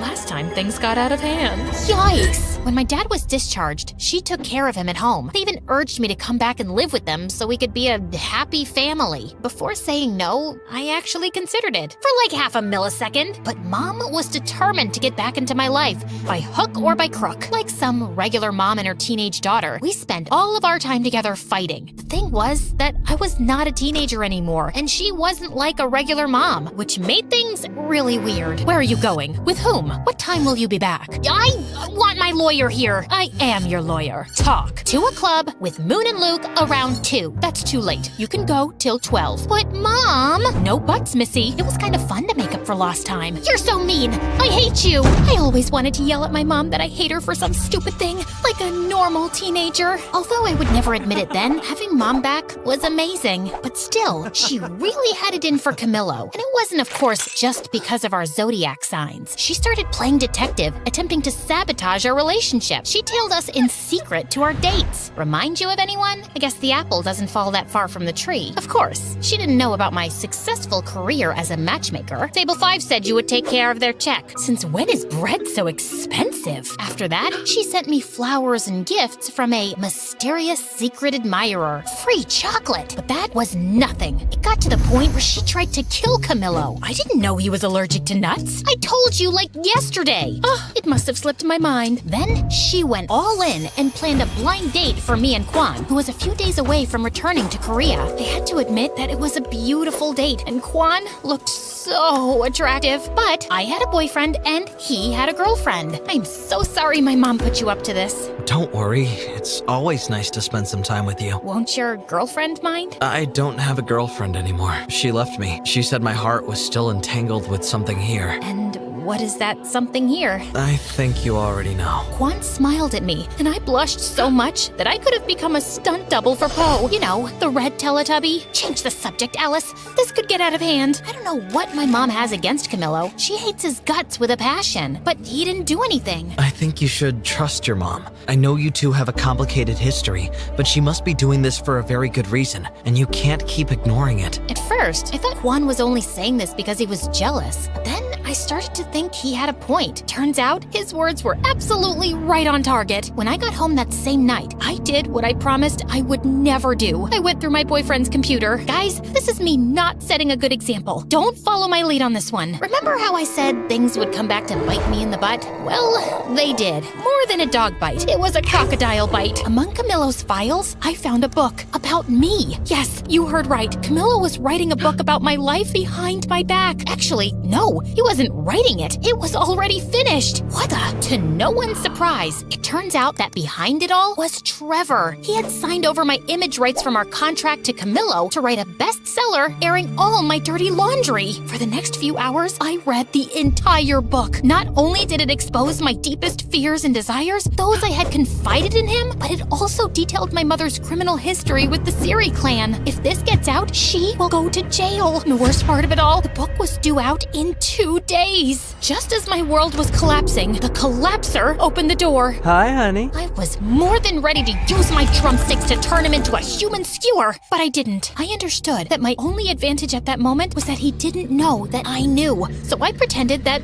everything was fine and took the first opportunity to get the hell out of there. We're out of milk. I'm gonna go buy some. We have milk. But not almond milk. Since when do you like almond milk? Since forever. You don't know every single detail about me. Well, maybe I lost it for a moment. Once I escaped from there, I met with my mother. She confessed to me that she knew about Camillo's book. A few weeks ago, my boss told me that someone was snooping about my past and the trial. They thought they were the prosecutors, but when I saw the photo, I recognized Camillo immediately. I'd seen him in every photo and interview of you two. You follow my career? Of course I do. I'm your biggest fan. My mom found out he was writing a book, but when she tried to warn me, he threatened to reveal another big secret. My mother was betraying the clan. She was preparing a case with the prosecution, taking advantage of her inside knowledge to bring down the Siri clan once and for all. If that came out, not only would the case collapse, but we would be in grave danger. The release of the book would have the same result. So we soon regrouped with my dad, Moon, Luke, and Kwan to shut down the release of my unauthorized biography. That's a sentence I never thought I'd say. We split up and went to different districts to buy all the copies of the book that were ready to circulate. Yeah, we spent a lot of money on books. In the meantime, my mom managed to get a legal order to stop the printing of new copies, arguing that they did not have my authorization. Amazingly, we managed to stop the book from coming out. We gathered all the copies and made a huge campfire. Not great for the environment, I know. Again, don't follow my lead on this one, guys. Anyone want a marshmallow? You're still leaving tomorrow? Maybe you can stick around for a bit. I'd love to, but I have to go home. But you should visit me. Maybe I will. Sadly,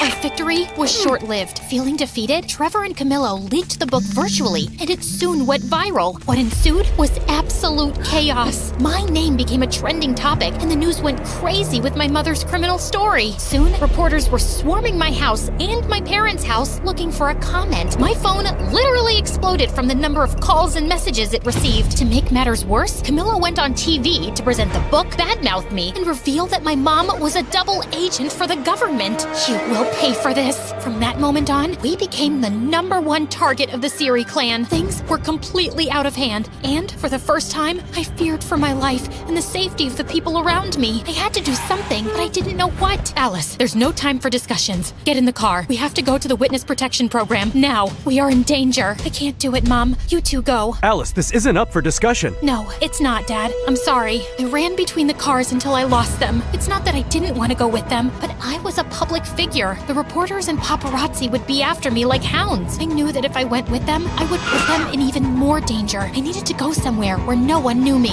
Oh, that's it. Quan, is it too soon to visit? Not at all. I'm glad you're here. I held Kwan's hand as we waited for the plane to take us to Korea. I took a deep breath. It felt like walking away from a fire. Who said you can't run away from your problems? Hi, everybody. Welcome to a new Where Are They Now episode. So let's uncover the latest on the Cupid Secrets crew. Alice's parents, Luke and Moon. They just disappeared faster than my motivation on a Monday.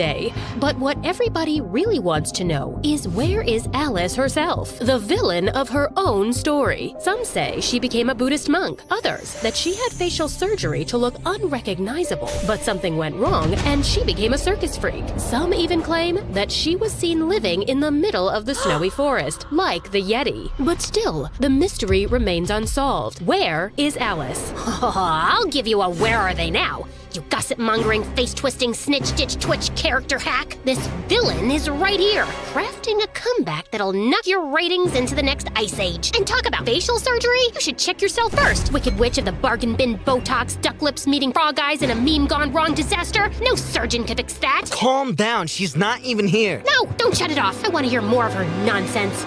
Great, now the power cuts out on me. As if everything else wasn't enough, the electricity there had a mind of its own. It always went out with the worst possible timing. Okay. You know, I'm not usually the nagging type. More like a silent ninja. Until someone turns on that spotlight of lies, you might think we stepped out of a time machine into the past. Well, almost. So this is where Alice is, in the middle of nowhere, picking up cow dung. I know, gross. I should give you a recap of the last year, but I don't really feel like it.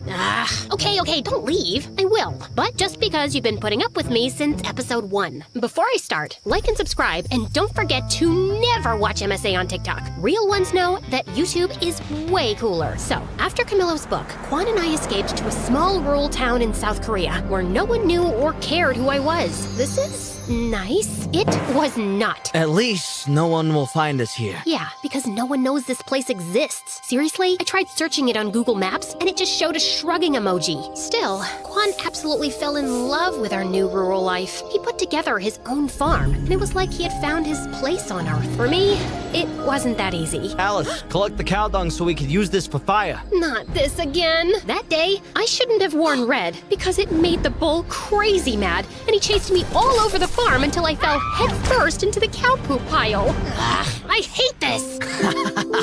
Look on the bright side. It's good for your skin. Oh, really? Then come here. I'll make you a good hydrating mask.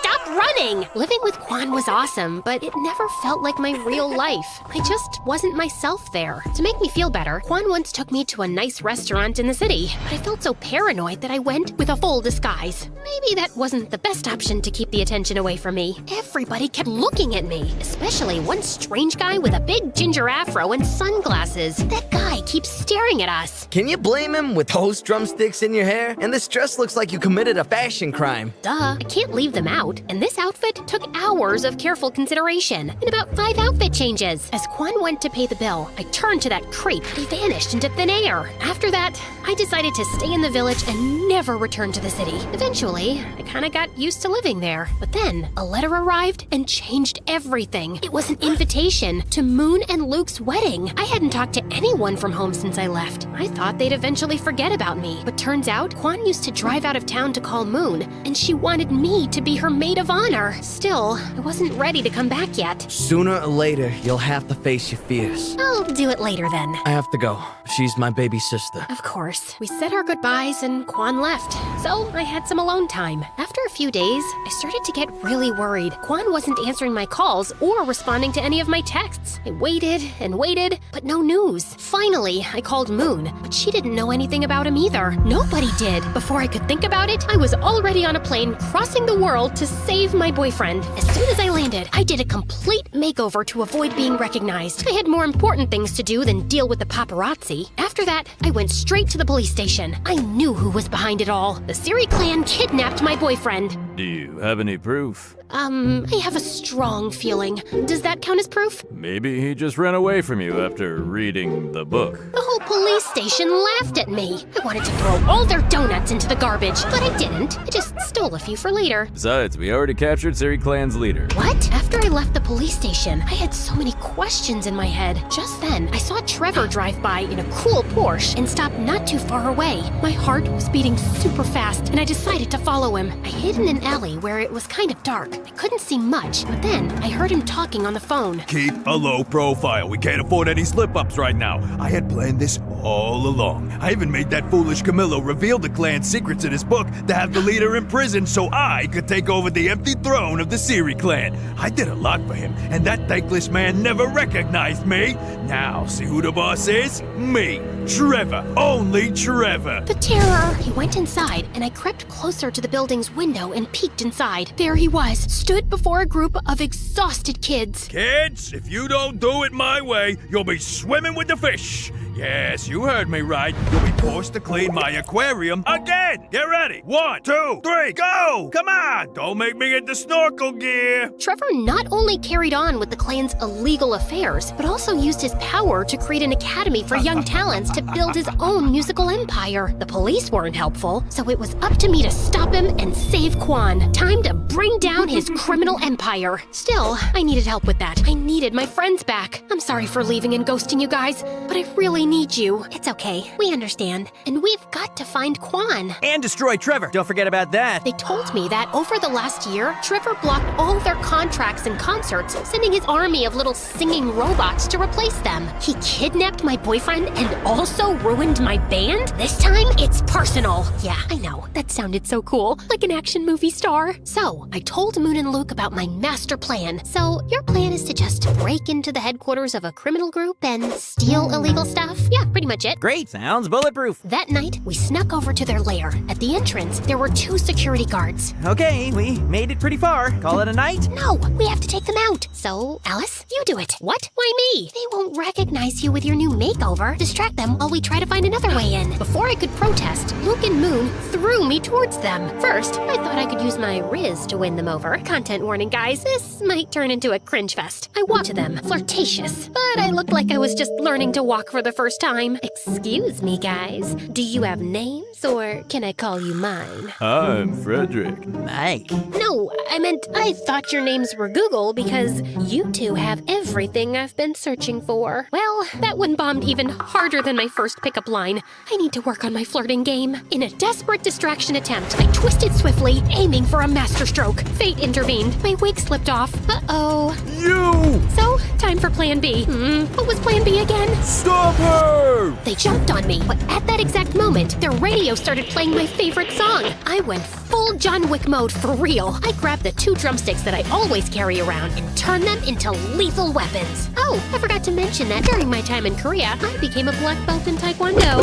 Silly me. After beating up those 2, I tried to find Moon and Luke, but I got to Trevor's office. I turned it inside out, but found nothing about Quan. I was about to give up when I came across something mind-blowing. A manuscript from Camillo, Cupid's Secrets Part 2. A sequel to my story. Yeah, my head exploded. Quite literally. It detailed with amazing precision my life in that little town in Korea. Every little part of it. How the heck did he know all this? Then, as James Bond's villains, they appeared. Oh, look who's here. It's so good to see you, babe. I love your new style, but ew, you smell like cow poop. Trevor and Camillo were at the door of the studio. I lunged at them. You fuck! But an army of guards appeared out of nowhere and held me. No dear, this is not a kung fu movie. Guards, just take this little rat away. Trevor, wait. Don't be so hard. She is my ex, after all.